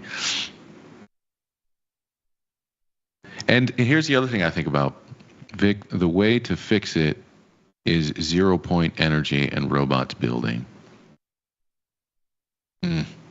I wish. Oh man, I forgot what I was just going to go somewhere. It's probably for the best. Problem is, you are 10,000 times smarter than these protesters. No, I don't think so. You know what it is? At some point, I figured out how to snap myself out of the matrix. At some point, I figured out that, oh, you know what? These people are just paying for my opinion. At some point, I figured out an algorithm is just something that connects my attention to the highest bidder.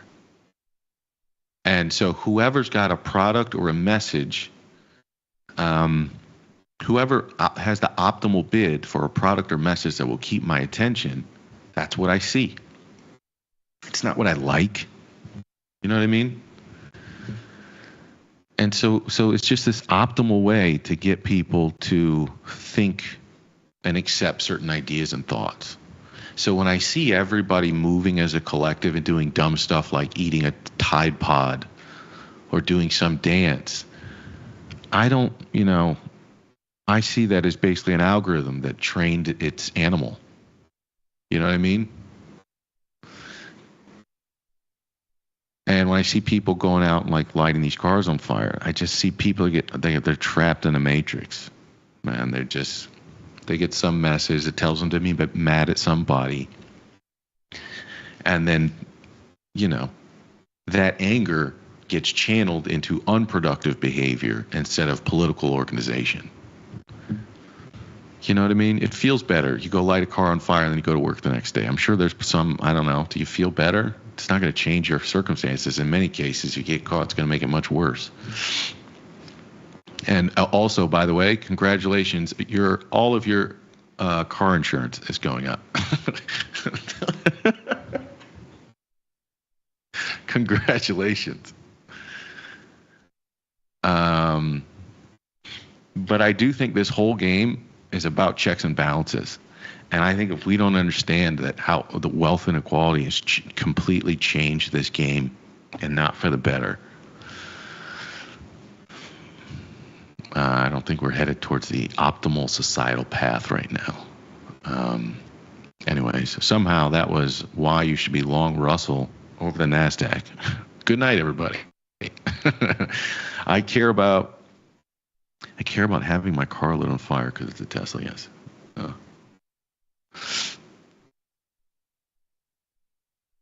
This is where I was going to say.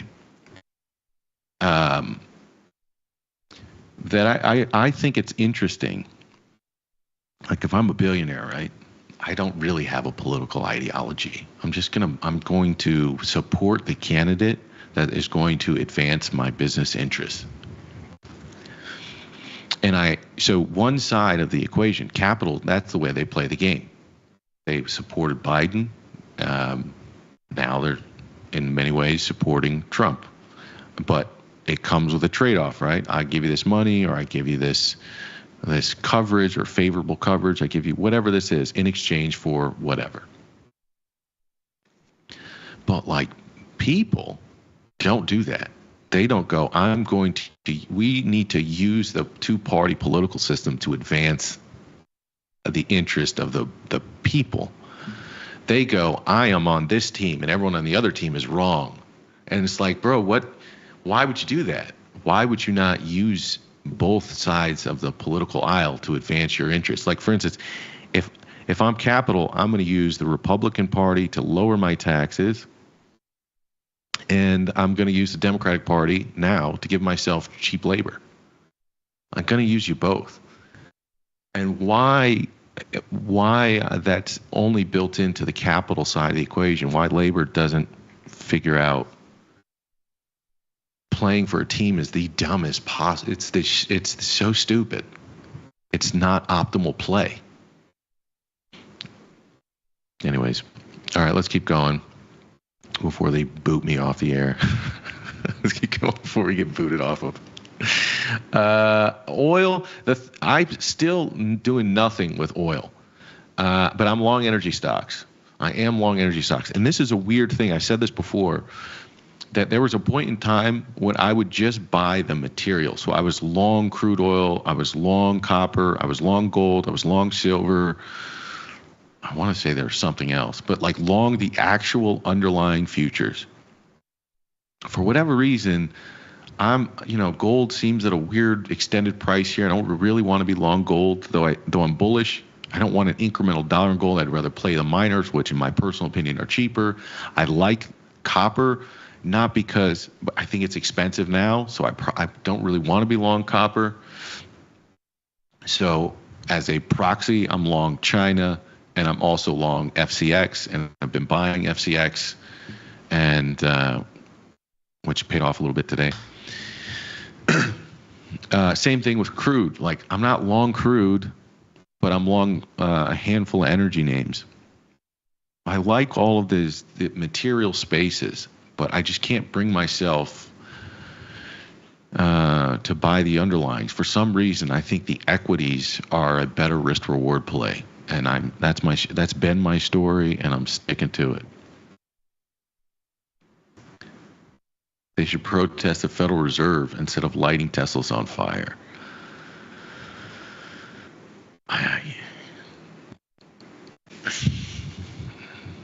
Yeah. So anything that demonstrates, an understanding of the root cause of the problem. You get what I'm saying? Like, okay, protest. Okay, your government refuses to to implement a wealth tax, whether you think that's a good idea or not. They're cutting expenditures. Okay, so if that means they're going to cut social services or cut education spending or cut whatever, and you don't want that to happen, well, you don't just want to keep paying for it without an offset. Okay, because if you keep doing that, you're devaluing your currency, and your wages are stagnant. So you don't want a devalued currency. So what you want is an offsetting tax. You don't want that tax on you. So what you say is, okay, if I don't want my expenditures to go down, and I want to keep them, but I don't want them to murder my purchasing power, you need to go do this other thing, which is, whatever, wealth tax or whatever. But there is no demonstration of an underlying understanding of the cause, the root cause. I think I've beaten this thing to death. I think I've beaten the Tesla thing to death. I don't know why. I really hadn't planned on talking about it that much. Anyways, FCX,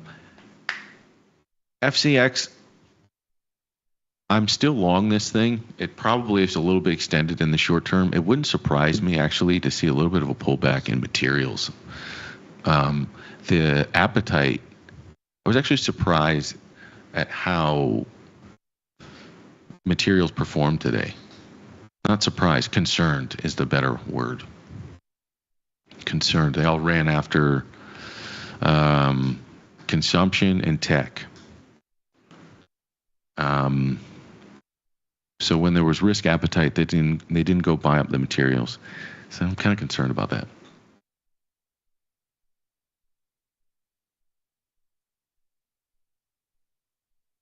Well, it was Target before Tesla.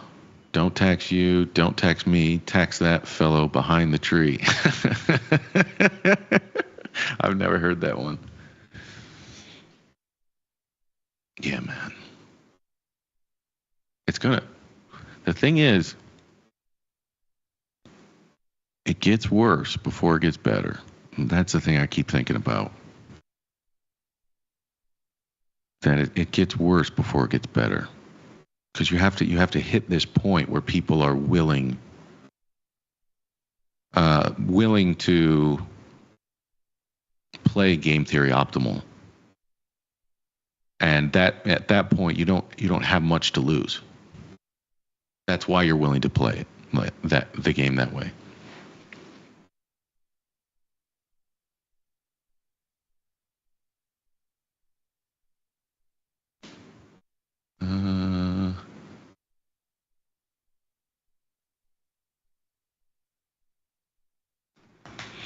What do you guys think about Nike here? I think I would touch this thing. There's some part of me that wants to get in there and sell some puts just because it's bombed out, but I do not like this. Like, I see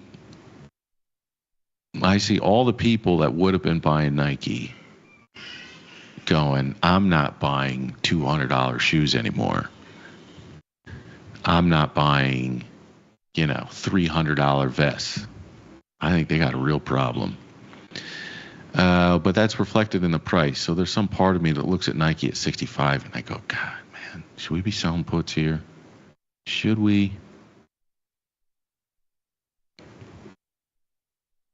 No, they're not paying anything. $1.50 for the 65 puts? No, thank you. This thing is dead. Nobody's going to touch this.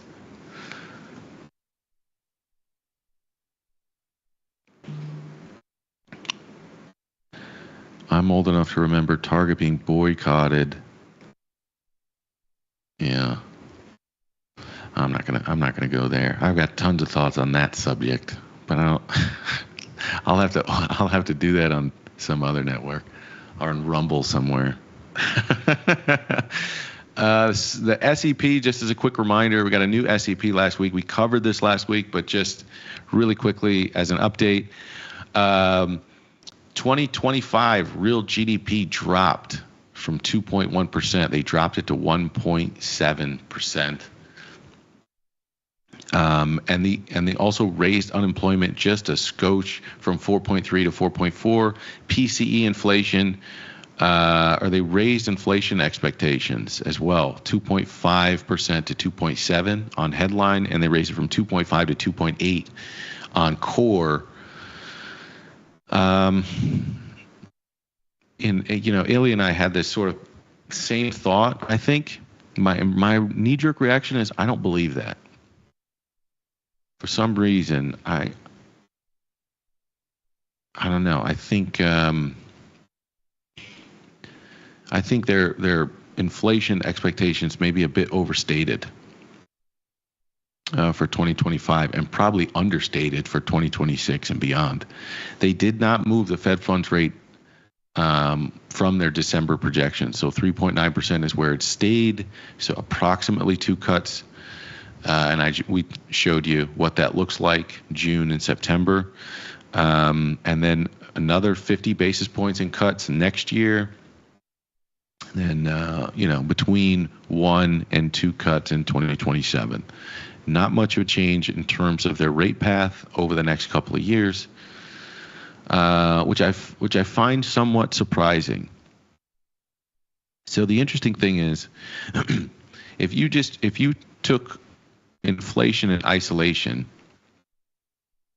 and you just told the market you're the Federal Reserve and it's your job to maintain price stability, and you told them inflation was going to go up and you're not going to do anything about it, which is effectively what this says, right? Like inflation, my projection of inflation is higher than it was in December, but also I'm not going to move the Fed funds rate. What you're saying on paper is that it's transitory, and they use this word as well. But I've called this in the past miraculous disinflation, stuff that just takes care of itself on its own. I don't know that that's how the stuff works, man. But for some reason, we keep having to go through these exercises and learning that lesson. But people would freak out if you just told them inflation was higher and you're not going to move your Fed funds target. And so you got to have an offsetting risk, right? And your offsetting risk is unemployment's going to tick up and growth's going to fall out of the bed. And then there's an appetite for continuing to lower rates, even into a world where you see the sticky inflation nearing 3% at some point this year, which is absolutely wild. But that's where we find ourselves in, and people start whispering the stagflation. Not with the capital S, but with the lowercase s, effectively stagflationary conditions where inflation is increasing, but growth is decreasing. And that is a good environment for gold, historically speaking. But even if, let's say they're wrong, and this is the conversation I had with Ilya, even if they're wrong. So let's imagine that for whatever reason, inflation doesn't accelerate to the extent that they've put on this piece of paper. So you have inflation that's staying where it is, or potential disinflation and decelerating growth. If that happens, that's actually a good environment for gold as well. And so I think you still, if any one of these two things are true, you still have what looks like a supportive environment for gold, which is why I still like the miners. I don't like gold at 3,000, just because I don't feel like you're getting value. But the problem is the market is just not giving you a point of entry. It's just not giving you a discount, a meaningful one. I hope you know what I mean. There's a couple down days here and there, but you know, a 5% down day in gold is not that uncommon. And a 5% down day in gold at 3,000, you can get a 150 point down day. And we got like a couple of days of 50, 60 point moves back in the end of February. They bought it up like this. And now I'm sort of kicking myself. If you remember, we were having conversations about what to do with gold as it was making that break. And I'm like, yeah, if I can get it at, what did I say, like 25, 24? No, I think I said 20, below 25, I think I said. And it just ran away. But the good news is Newmont Mining, my friend. Newmont Mining is still, I don't know what to call it, cheap. A lot of that discount that was built in there, a lot of it has sort of, we've seen a decent rally here. I still think maybe you get another $5 out of this thing to the upside or beyond. Who knows? But it is the stick in the mud of all the miners. If you look at the rest of the miners, GDX is sort of the miners ETF. If you don't want to pick one, you can go to this thing and it'll just spread your money across a basket of these gold miners. But the problem is I don't think there's much discount to be had in this ETF. It's trading at highs in sympathy with gold, so you're not really getting the discount play. People don't love Newmont Mining business. Their performance, I think recent M&A activity, there's lots of reasons to not love it, but I think eventually a rising tide lifts all boats, and I think that's why I keep talking about this one. I also like the fact that I don't want to say a lot, we are starting to see a little bit of a turnaround in some of the nuclear stocks, which have had a nice haircut off their highs. DeepSeek, basically, the DeepSeek story was the pinprick of the AI hype, and it had a material impact into how you think about nuclear energy as well. So that got repriced, but I do think at $40 or nearing $40, CCJ is an interesting pickup here. So I added some of that, I think, last week. Not much. Maybe I added 5% to the position, I think. Just keep buying.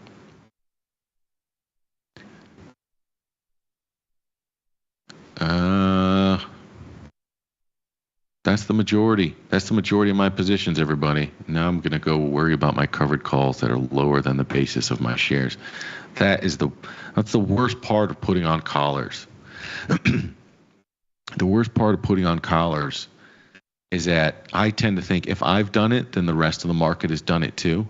And if the rest of the market has done it, then the market is short, like the participants are short calls, which means the market's long those calls, which means every time I do it, I know we're going to blast through my short call strikes.